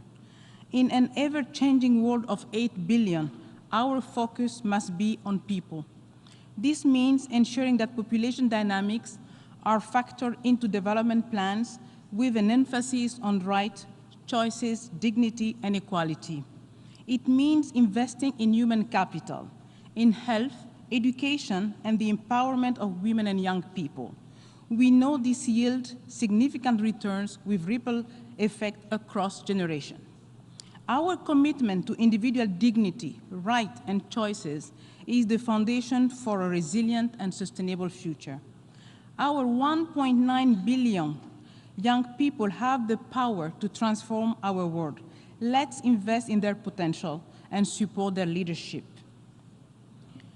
They have a fundamental right to participate in sustainable development, humanitarian action, and sustaining peace. By leveraging science, data, statistics, combined with strategic foresight, we can ensure that we are thinking about the present and preparing for the future. Let's embrace and shape the technology that is transforming our world and our work. As we work to bridge the digital divide, our task is to ensure technology fosters empowerment and gender equality rather than perpetuating violence. Excellencies, 3 decades on from the groundbreaking International Conference on Population and Development in Cairo, and as the end of our ICPD 30 review process draws near, UNFPA remains laser-focused on sustainable human development. This requires rallying new allies, new partners, harnessing innovation, exploring new forms of financing, and embracing the power of technology to advance rights and choices for her and for everyone in line with the objective of this summit. We congratulate member states for their consensus on the Pact of the Future, the Declaration on Future Generation, and the Global Digital Compact. These important outcomes offer some solution, yet we know much more remains to be done to translate commitment into action. By focusing our effort and strengthening our partnership and investment, we can overcome our common challenges and build a more inclusive, equitable, and sustainable future for all. I thank you for your kind attention. I thank the distinguished representative of the United Nations Population Fund and give the floor to the distinguished representative of the Digital Cooperation Organization.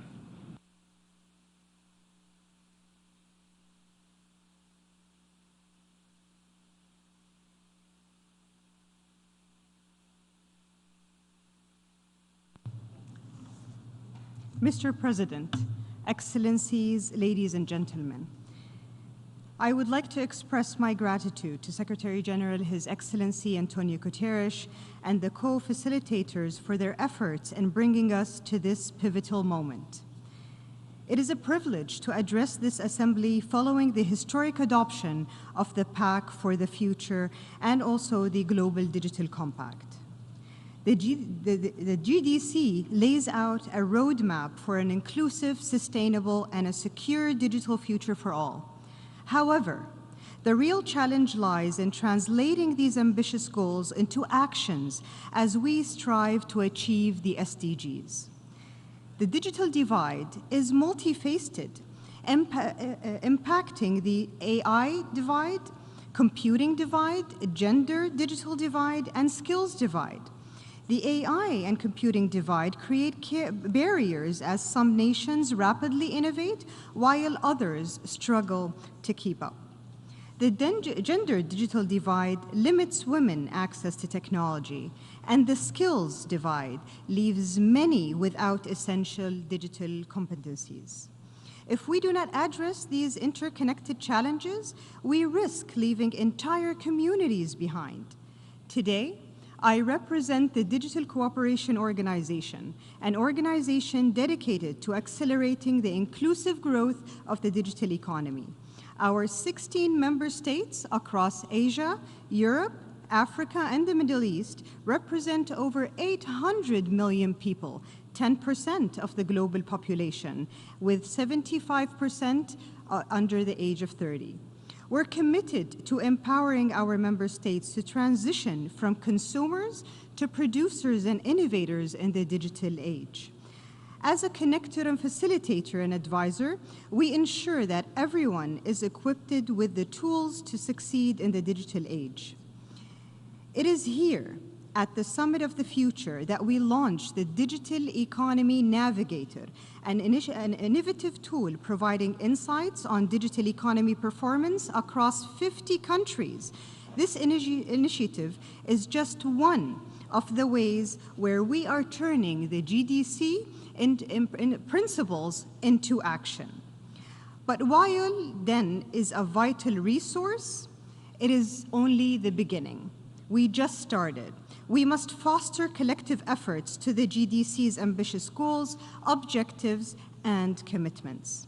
I call upon every country, every individual, every organization to foster this digital navigator and to join forces in this critical endeavor. Let us create a future where everyone, everywhere can thrive.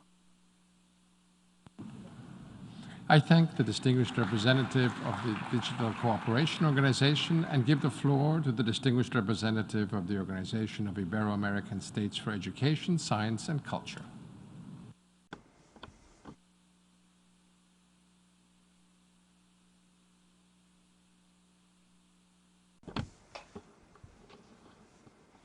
Mr. President, Secretary General, Your Excellencies, the Organization of Ibero-American States for Education, Science, and Culture would like to express its gratitude for the opportunity to participate in the Summit of the Future as a observer organization to the General Assembly. We're very honored to offer our vision on the situation and challenges in education, science, and culture in the Ibero-American region at a crucial moment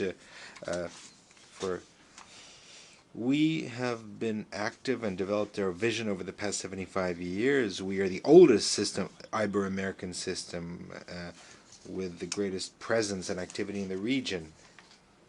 Ibero-America is not what it used to be after the crisis in 2018 and then the pandemic, which obviously requires a profound digital transformation. Progress in fulfillment of SDGs are only 22% of the targets compared to 15% at the global level.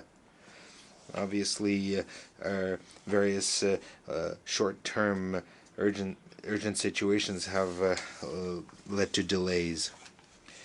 Now, it's important for us to be more effective and efficient in education, science, and culture. That is our commitment to make public policies possible, to make sure that public policies reach the citizenship. Iberoamerica has reached significant goals. For example, almost universal coverage in primary and secondary education, significant increase in higher education, but the quality of education and other public services are still insufficient. We need to obviously mobilize resources, financial ones, and as an example, we can consider that compared to countries of the OECD, they spend 3 times more in education.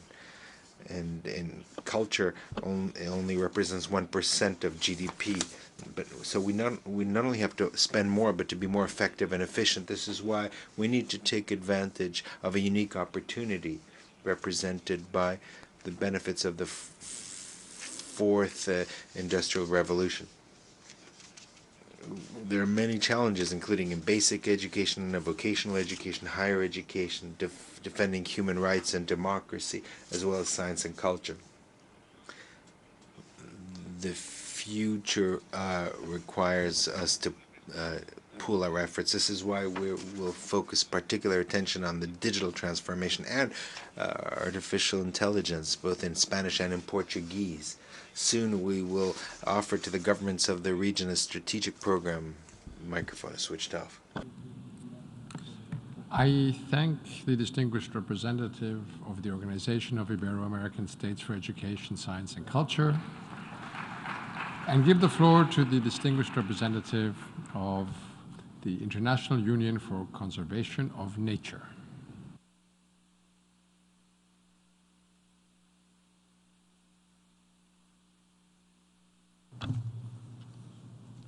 Excellencias.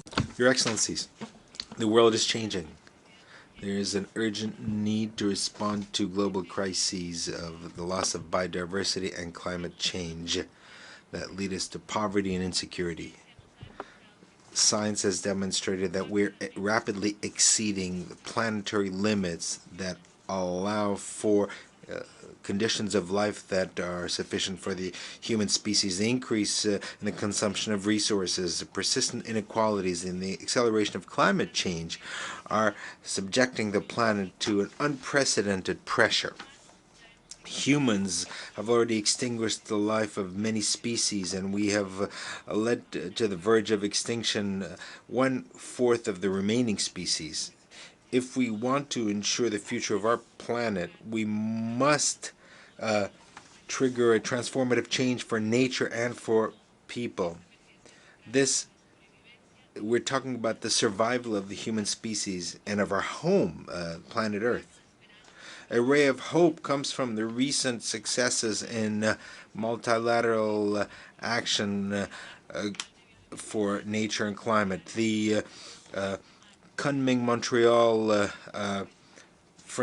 global framework for biodiversity, and the Treaty for the High Seas are significant achievements that demonstrate the international community and the multilateral system function, and then we can achieve radical change that we need. It is essential to implement these and other key agreements. We must situate nature at the heart of global social and economic systems, change the relationship between people and nature in a way that nature offers solutions to people, and so that people enjoy the benefits offered by nature in an equitable and effective way. We have to transition towards a circular global economy that takes into account the true cost of ecosystemic services that are necessary for the production of goods and services. We must implement policies aimed at achieving a future free from fossil fuels, and one that is a positive for nature. This must be based on inclusive decision-making processes that are participatory and that include in a meaningful way young people, indigenous people, and local communities, taking into consideration gender aspects, and that are backed by scientific tools and data. The IUCN, the International Union for the Conservation of Nature, welcomes a Pact for the Future as a renewed commitment to multilateralism by the member states.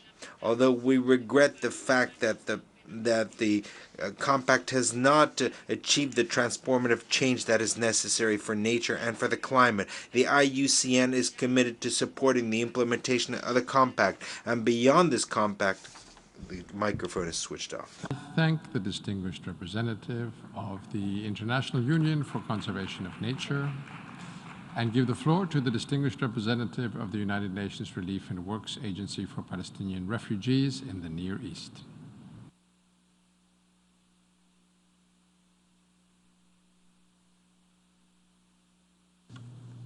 Mr. Chair, Excellencies, we have gathered here to shape our collective future.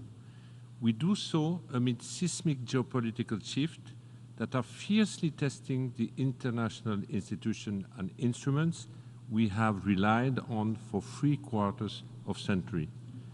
We have an opportunity to reaffirm the values and principles that have served us well and to pursue meaningful reform where needed. The United Nations Relief and Works Agency for Palestinian Refugees, UNRWA, confronts daily the challenges this summit seeks to address. For 75 years, UNRWA has provided human development services for generations of Palestinian refugees in the occupied Palestinian territories, Lebanon, Syria, and Jordan. Millions of children have been educated in our schools, which equip them with the values, knowledge, and skill they need to thrive. Our education program has reached gender parity and teaches the value of human rights and tolerance. UNRWA's education outcomes are among the best in the region and at the lowest cost per student. Our health program provides primary health care to millions, achieving universal vaccination in Palestinian refugees communities. Today, however, our decades-long investment in the future of Palestinian refugees is at risk. Excellencies, the blatant disregard for international humanitarian law in Gaza should alarm us all. The scale of human suffering is immense and our ability to respond is severely constrained. 222 UNRWA staff have been killed. 2/3 of our buildings have been damaged and destroyed, killing hundreds of people seeking United Nations protection. Legislative efforts are on the way to evict UNRWA from East Jerusalem, remove its privileges and immunities, and designate it as a terrorist organization. Failing to push back against violation of international law and failing to push back against efforts to intimidate and undermine the United Nations sets a dangerous precedent. It will compromise the future of humanitarian work and erode the rule of law. Excellencies, the international response to the war in Gaza, escalating violence in the West Bank, and the spillover of conflict into Lebanon and across the region is highly concerning. International law is implemented selectively or not at all, reinforcing perception of inequality and injustice. Dehumanization is rampant in public discourse. I thank the distinguished representative of UNRWA and give the floor to the distinguished representative of the United Nations University.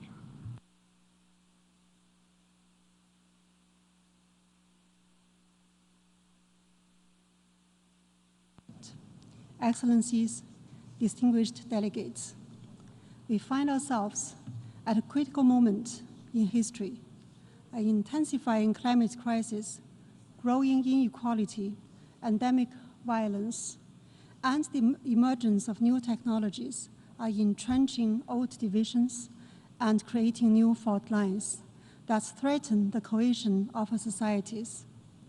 The Summit of the Future is an opportunity to collectively address these challenges and deliver on the vision we established here almost 10 years ago with the launch of the Sustainable Development Goals. The summit and the Pact for the Future is a defining moment for current and future generations. Decades from now, I hope that our children will look back and acknowledge the summit as a momentous occasion, and thus they will agree that we have been good ancestors who laid the foundations of a more just, sustainable, and peaceful world. The Secretary General has argued that we can't build a future for grandchildren with a system that was built for grandparents. Our future will be defined by the collective commitments we make today to transition away from fossil fuels, strengthen the governance of new technologies, build peace, and reform the international financial architecture. Science and research will be a critical facilitator of this shift, informing the development of policies and solutions and ensuring they will have real impact. The United Nations University, through its collaborative research and education, is a source of impartial knowledge, evidence, and policy solutions. We have been committed to the development of the Pact for the Future, and we are committed to its successful implementation. We offer you a bridge to the scientific community. We offer you a neutral space to test ideas and build new coalitions around bold policy solutions. We offer you our expertise and our networks in service of a reinvigorated multilateralism. Today, as we seek a new consensus to accelerate the attainment of the Sustainable Development Goals and secure a prosperous, resilient, and peaceful planet for current and future generations, it is imperative that we acknowledge and make strategic use of science and scientific institutions. I thank you. I thank the distinguished representative of United Nations University and give the floor to the distinguished representative of the Comprehensive Nuclear Test Ban Treaty Organization.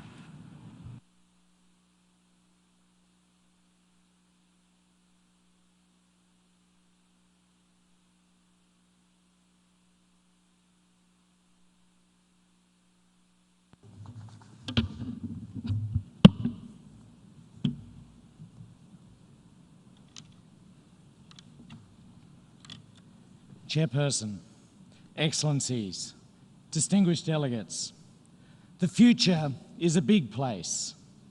Where will we live in it? The good areas or the bad areas? That's up to us. But one thing for sure is that if there is a return to nuclear weapon testing, our shared future will not be bright. There were 900 nuclear weapon tests between Hiroshima in 1945 and the signing of the Nuclear Non-Proliferation Treaty in 1968. But even then, the nuclear tests kept going, an average of one a week for over 25 years. In the future, what if we return back to a renewed nuclear armed race? Or there's a catastrophic miscalculation? Or we're just unlucky? A pact for the future is a shared vision for a better present and a safer future. In the safer future, the Comprehensive Nuclear Test Ban Treaty is vital. The CTBT is smart. Our international monitoring system network of sensors is a scientific wonder, so sensitive. The CTBT is transparent. States know that we'll detect any test and fast. We'll know where it has happened. And the CTBT has worked. Under the CTBT, there's been only a handful of nuclear tests this century. Remarkably, all this when the treaty has not yet entered into force. These are worrying times, even dangerous times, with reports of enhanced activities at former nuclear test sites, of threats of the use of nuclear weapons, or we're creating a bright future. We cannot do that if we're heading into nuclear war. A big step towards achieving this is ending nuclear testing once and for all. The future is a big place with big issues to consider. That's what this summit has been all about. Climate, migration, preserving the environment, the future of multilateralism. Major change usually requires major investment, but stopping nuclear tests costs so little. All it takes is our collective will and then the action of a few. There is no exaggeration, the CTBT is a great shared achievement. If this summit moves all the nations of the world towards making bold... I thank the distinguished representative of the Comprehensive Nuclear Test Ban Treaty Organization, and I give the floor to the distinguished representative of the International Trade Center.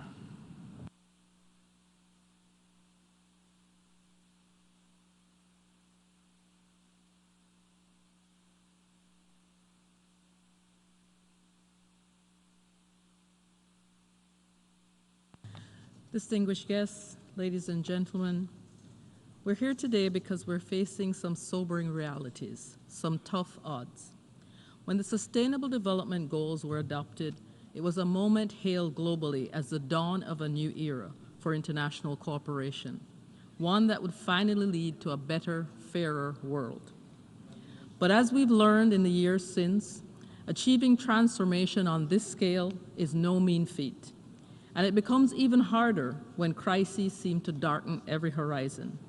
Now, too often, it is easy to fall prey to pessimism, to see the world before us with so much human suffering and loss of life, with an ever-warming climate and mounting conflicts, and fear that things may never get better. But when I think of the small business leaders and the member states that we serve at the International Trade Center, it's clear that we don't have to look very far to see what a new world could and should look like. These small business leaders don't have the luxury of saying that it's too hard, and they already live and breathe the values that the SDGs were designed to uphold. These small business leaders are women who are running firms that tackle challenges ranging from food security to healthcare. They're refugees who are finding new ways to support their families through digital tools while sharing their expertise with the world. They are young people who are teaching us how to safeguard our natural environment while creating new jobs along the way.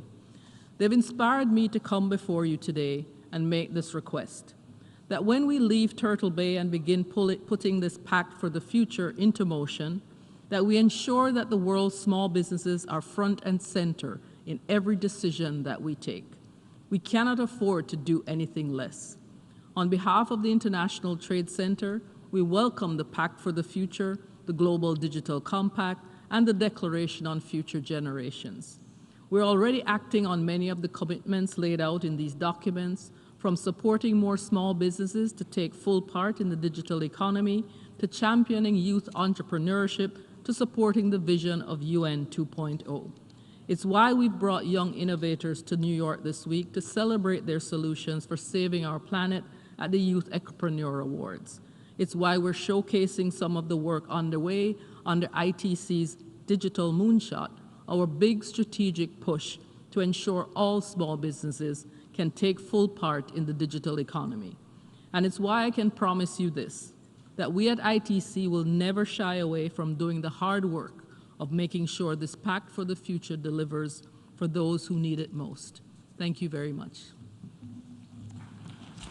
I thank the distinguished representative of the International Trade Center, and I give the floor to the distinguished representative of the United Nations Entity for Gender Equality and the Empowerment of Women.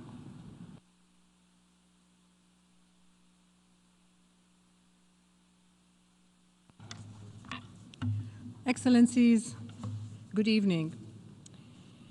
As you convene here for the Summit of the Future, we join you in applauding the world's commitment to reinvigorated and more networked multilateralism. We see a commitment to advancing gender equality and the rights of women and girls across the Pact for the Future and its annexes. And yet, the summit comes at a time when the crisis of women's rights preoccupies us, when we are all seized of the need to accelerate progress towards the 2030 agenda, and when the evidence has never been more clear or compelling for SDG 5 as the accelerant to the entire 2030 agenda. Our latest data unpacks concerning ways in which we remain off track. Without change, without acceleration, it will take 137 years to eradicate extreme poverty for women and girls, 68 years to eradicate child marriage, 39 years for gender parity in parliaments. Excellencies, next year, we will commemorate the 30th anniversary of the Beijing Conference and its platform for action. It remains the most widely endorsed and visionary agenda for women's rights in history. The best way to commemorate this and to deliver promises of the Pact for the Future is to implement real change in the lives of women and girls and critically to deliver on peace. Time to silence the guns everywhere. That is why UN Women is putting forward a plan for Beijing Plus 30 that is closely aligned to the ambition of the Pact for the Future. First, we will work with member states and other stakeholders to advance high-impact, high-return on investment priority actions at country level that will accelerate Agenda 2030. Second, we will work to ensure more resources for the crucial role of civil society across all gender equality issues. Finally, we are echoing your call for a stronger multilateral system as a force for real change in the lives of all women and girls. We must and can make the choice to collectively leverage this moment and galvanize the will, commitment, and resources needed to get back on track. UN Women looks forward to joining you all in this endeavor. Thank you. I thank the distinguished representative of UN Women and give the floor to the distinguished representative of the United Nations Children Fund.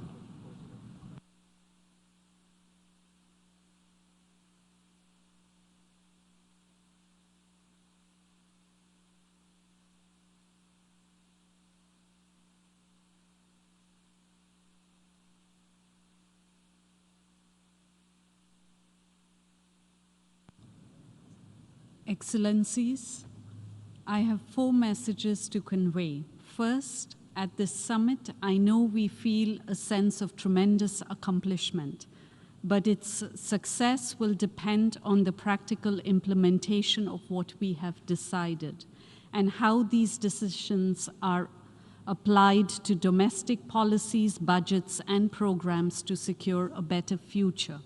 Second, together we have accomplished extraordinary achievements over the last few decades for our youngest citizens, our children. We know that millions of children today are surviving and thriving, having had improved access to health, nutrition, education, protection, and participation. But we also know that millions of children across the globe are facing a confluence of intractable crises, from armed conflicts through climate change to persistent poverty and inequality. Third, we must accept that children will influence and shape the future, and it is imperative that children's rights, including their right to be heard in matters that affect them, is placed at the center of our collective development efforts. 35 years ago, we also made this commitment to our future when we adopted the Convention on the Rights of the Child, the most ratified international human rights treaty in history. We further cemented this promise in MDGs and then the SDGs. But sadly, we are off track to meet the SDGs, particularly those related to child rights. Finally, there is hope that comes with opportunity of accelerating to meet the SDGs and setting the present and future generations on a trajectory for success. This is a choice we have the power to make. Government and public financing are key to accelerating social investments in children. Just this morning at UNICEF House, We shared a comprehensive set of proven solutions to unlock benefits for child well-being across sectors. We can and must take these proven solutions to scale and achieve the much-needed impact for children that we have committed ourselves to across the 19 child-related SDG indicators. Our efforts have very real consequences for children around the world and our future. As you return home to you and your daily lives, please take with you the conviction that we can and we must work together so that every child everywhere today and tomorrow will survive, thrive. I thank the distinguished representative of the United Nations Children Fund, and now give the floor to the distinguished representative of the Economic Cooperation Organization.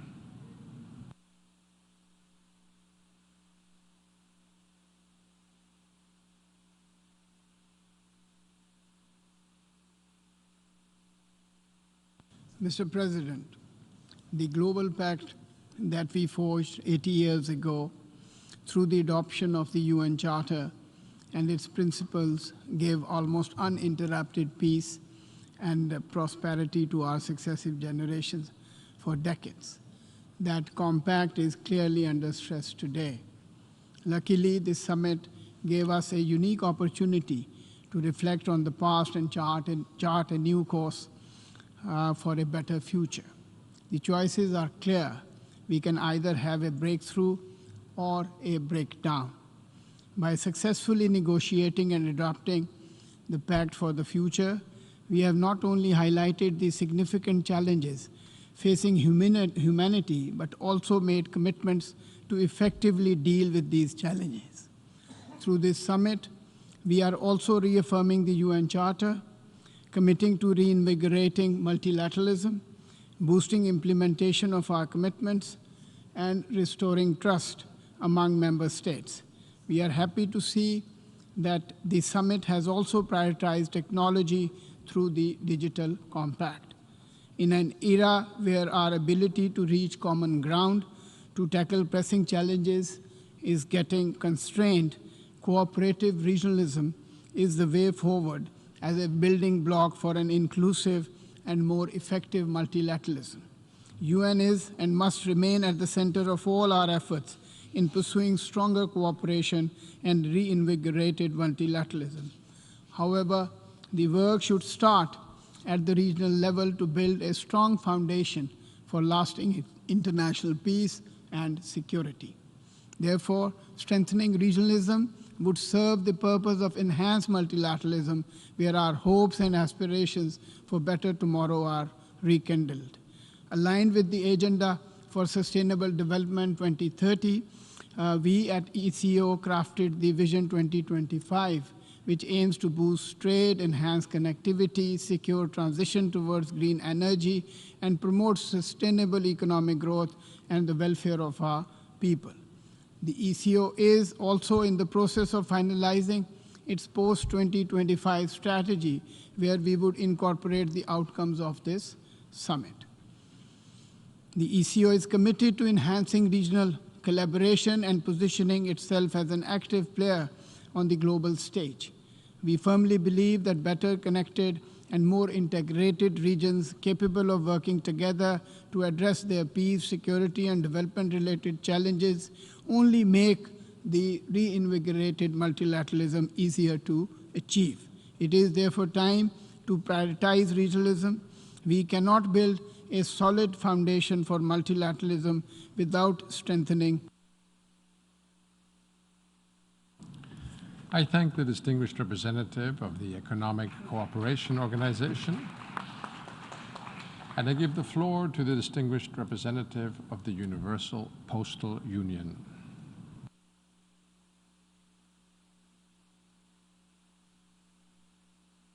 Excellencies, on behalf of the United Nations Interagency Group on Aging, I am honored as a representative of the Universal Postal Union, a member of the group, to deliver this statement. The postal sector, represented by the Universal Postal Union as a specialized agency of the United Nations, plays a vital role in the development of universal postal services that meet the needs of all citizens. With its extensive network of 700,000 post offices and a growing digital and social infrastructure, the postal system reaches even the most remote communities, providing essential services to billions of people worldwide. As we convene at this summit, often referred to as a once-in-a-generation opportunity to shape our collective future, it is imperative that we adopt a people-centered, right-based, life course approach, one that fully includes all generations, including older persons. Demographic changes are not a distant challenge. They are already transforming our world and will define the future. Population aging is a global phenomenon that is accelerating. This demographic shift, where people are living longer and increasingly healthier lives, is a human success story, not a crisis. It is a testament to advances in health, living conditions, and technology. However, whether this transformation unfolds as an opportunity or a challenge depends on the policy choices we make today. The dominant narrative often frames population aging and increased longevity as inevitable burdens on national economies, health, and social care. This perspective is both limiting and inaccurate. The outcomes will depend on how we craft our policies and whether we seize the opportunity to invest in inclusive, age-responsive systems that benefit everyone. In reviewing the Pact of the Future, the group recognizes its bold and ambitious vision for a sustainable and equitable future. Nevertheless, we are disheartened to see only one mention of older persons compared to 30 references to youth. This stark imbalance ignores both the needs and contributions of today's older populations and the fact that today's youth are tomorrow's older generations. Furthermore, we note with concern that the Global Digital Compact, while rightly recognizing groups experiencing vulnerabilities, fails to specially mention older persons. This omission is particularly troubling given that older persons are among the group most affected by the digital divide. They must not be left behind. Members of the United Nations Interagency Group on Aging stand ready to support member states in this endeavor, and we look forward to continuing our work in partnerships with all stakeholders. I thank you.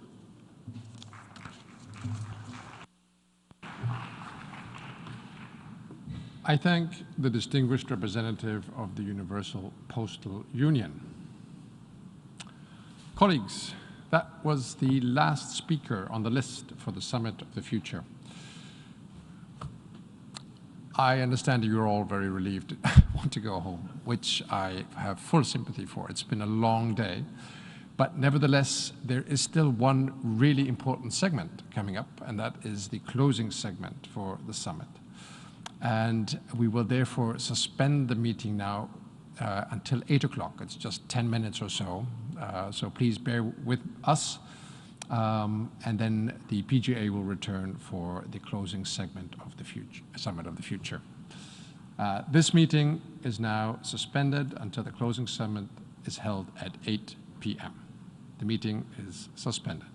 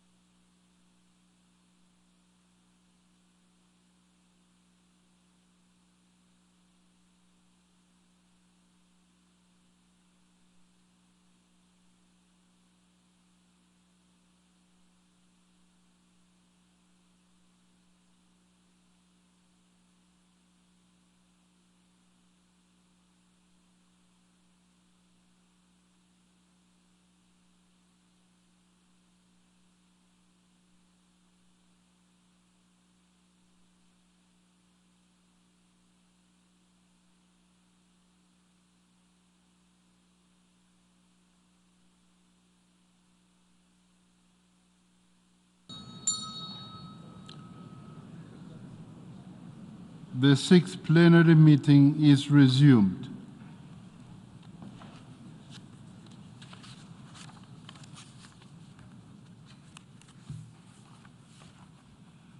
Your Excellencies, Heads of State and Government, Mr. Secretary General of the United Nations, ladies and gentlemen, at the 75th anniversary of the United Nations in 2020, Member States issued a call to action.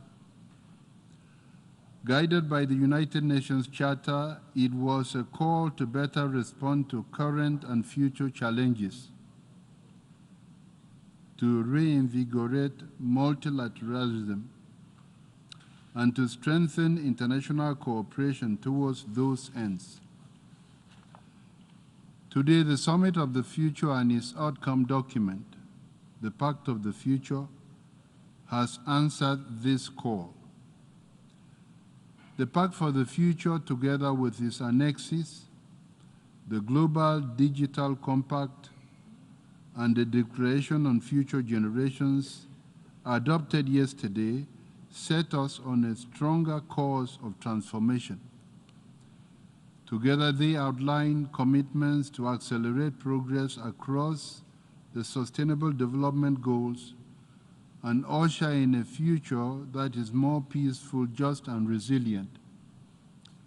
I congratulate Member States for working with focus and solidarity over the last 2 years to meet this historic milestone on the road to a more effective and inclusive international cooperation. Our work does not end here. In fact, it begins anew. The Summit of the Future is a major step in our continuum of efforts to deliver faster and smarter on the 2030 Agenda for Sustainable Development, the Addis Ababa Action Agenda, and the Paris Agreement on Climate Change, amongst others. And it must propel our collective ability to deliver well in the future, including at the third United Nations Conference on Landlocked Developing Countries in December, the fourth Financing for Development Conference in July 2025, and the second World Summit for Social Development in November 2025. Throughout, stakeholder support and ownership of implementation will be critical to sustaining action at national and regional levels. It is my sincere hope that the views and ideas exchanged during the summit will inspire further initiatives in your respective countries and regions, as well as here at the United Nations. As we close the Summit of the Future, I urge all member states to continue to push for decisive action and to create meaningful progress. We must never lose sight of the lives already lost under the weight of poverty, hunger, and want. We also must never lose sight of those still suffering amid the torrents of conflict, violence, and deprivation. And finally, we must never lose sight of those future generations to whom we owe our best efforts to create a world that uplifts and empowers all of humanity, leaving no one behind. I thank you.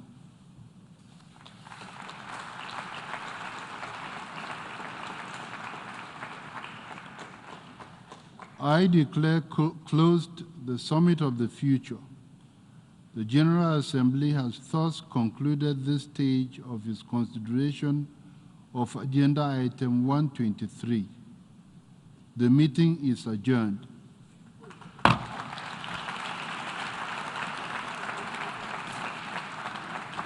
Thank you, thank you, thank you.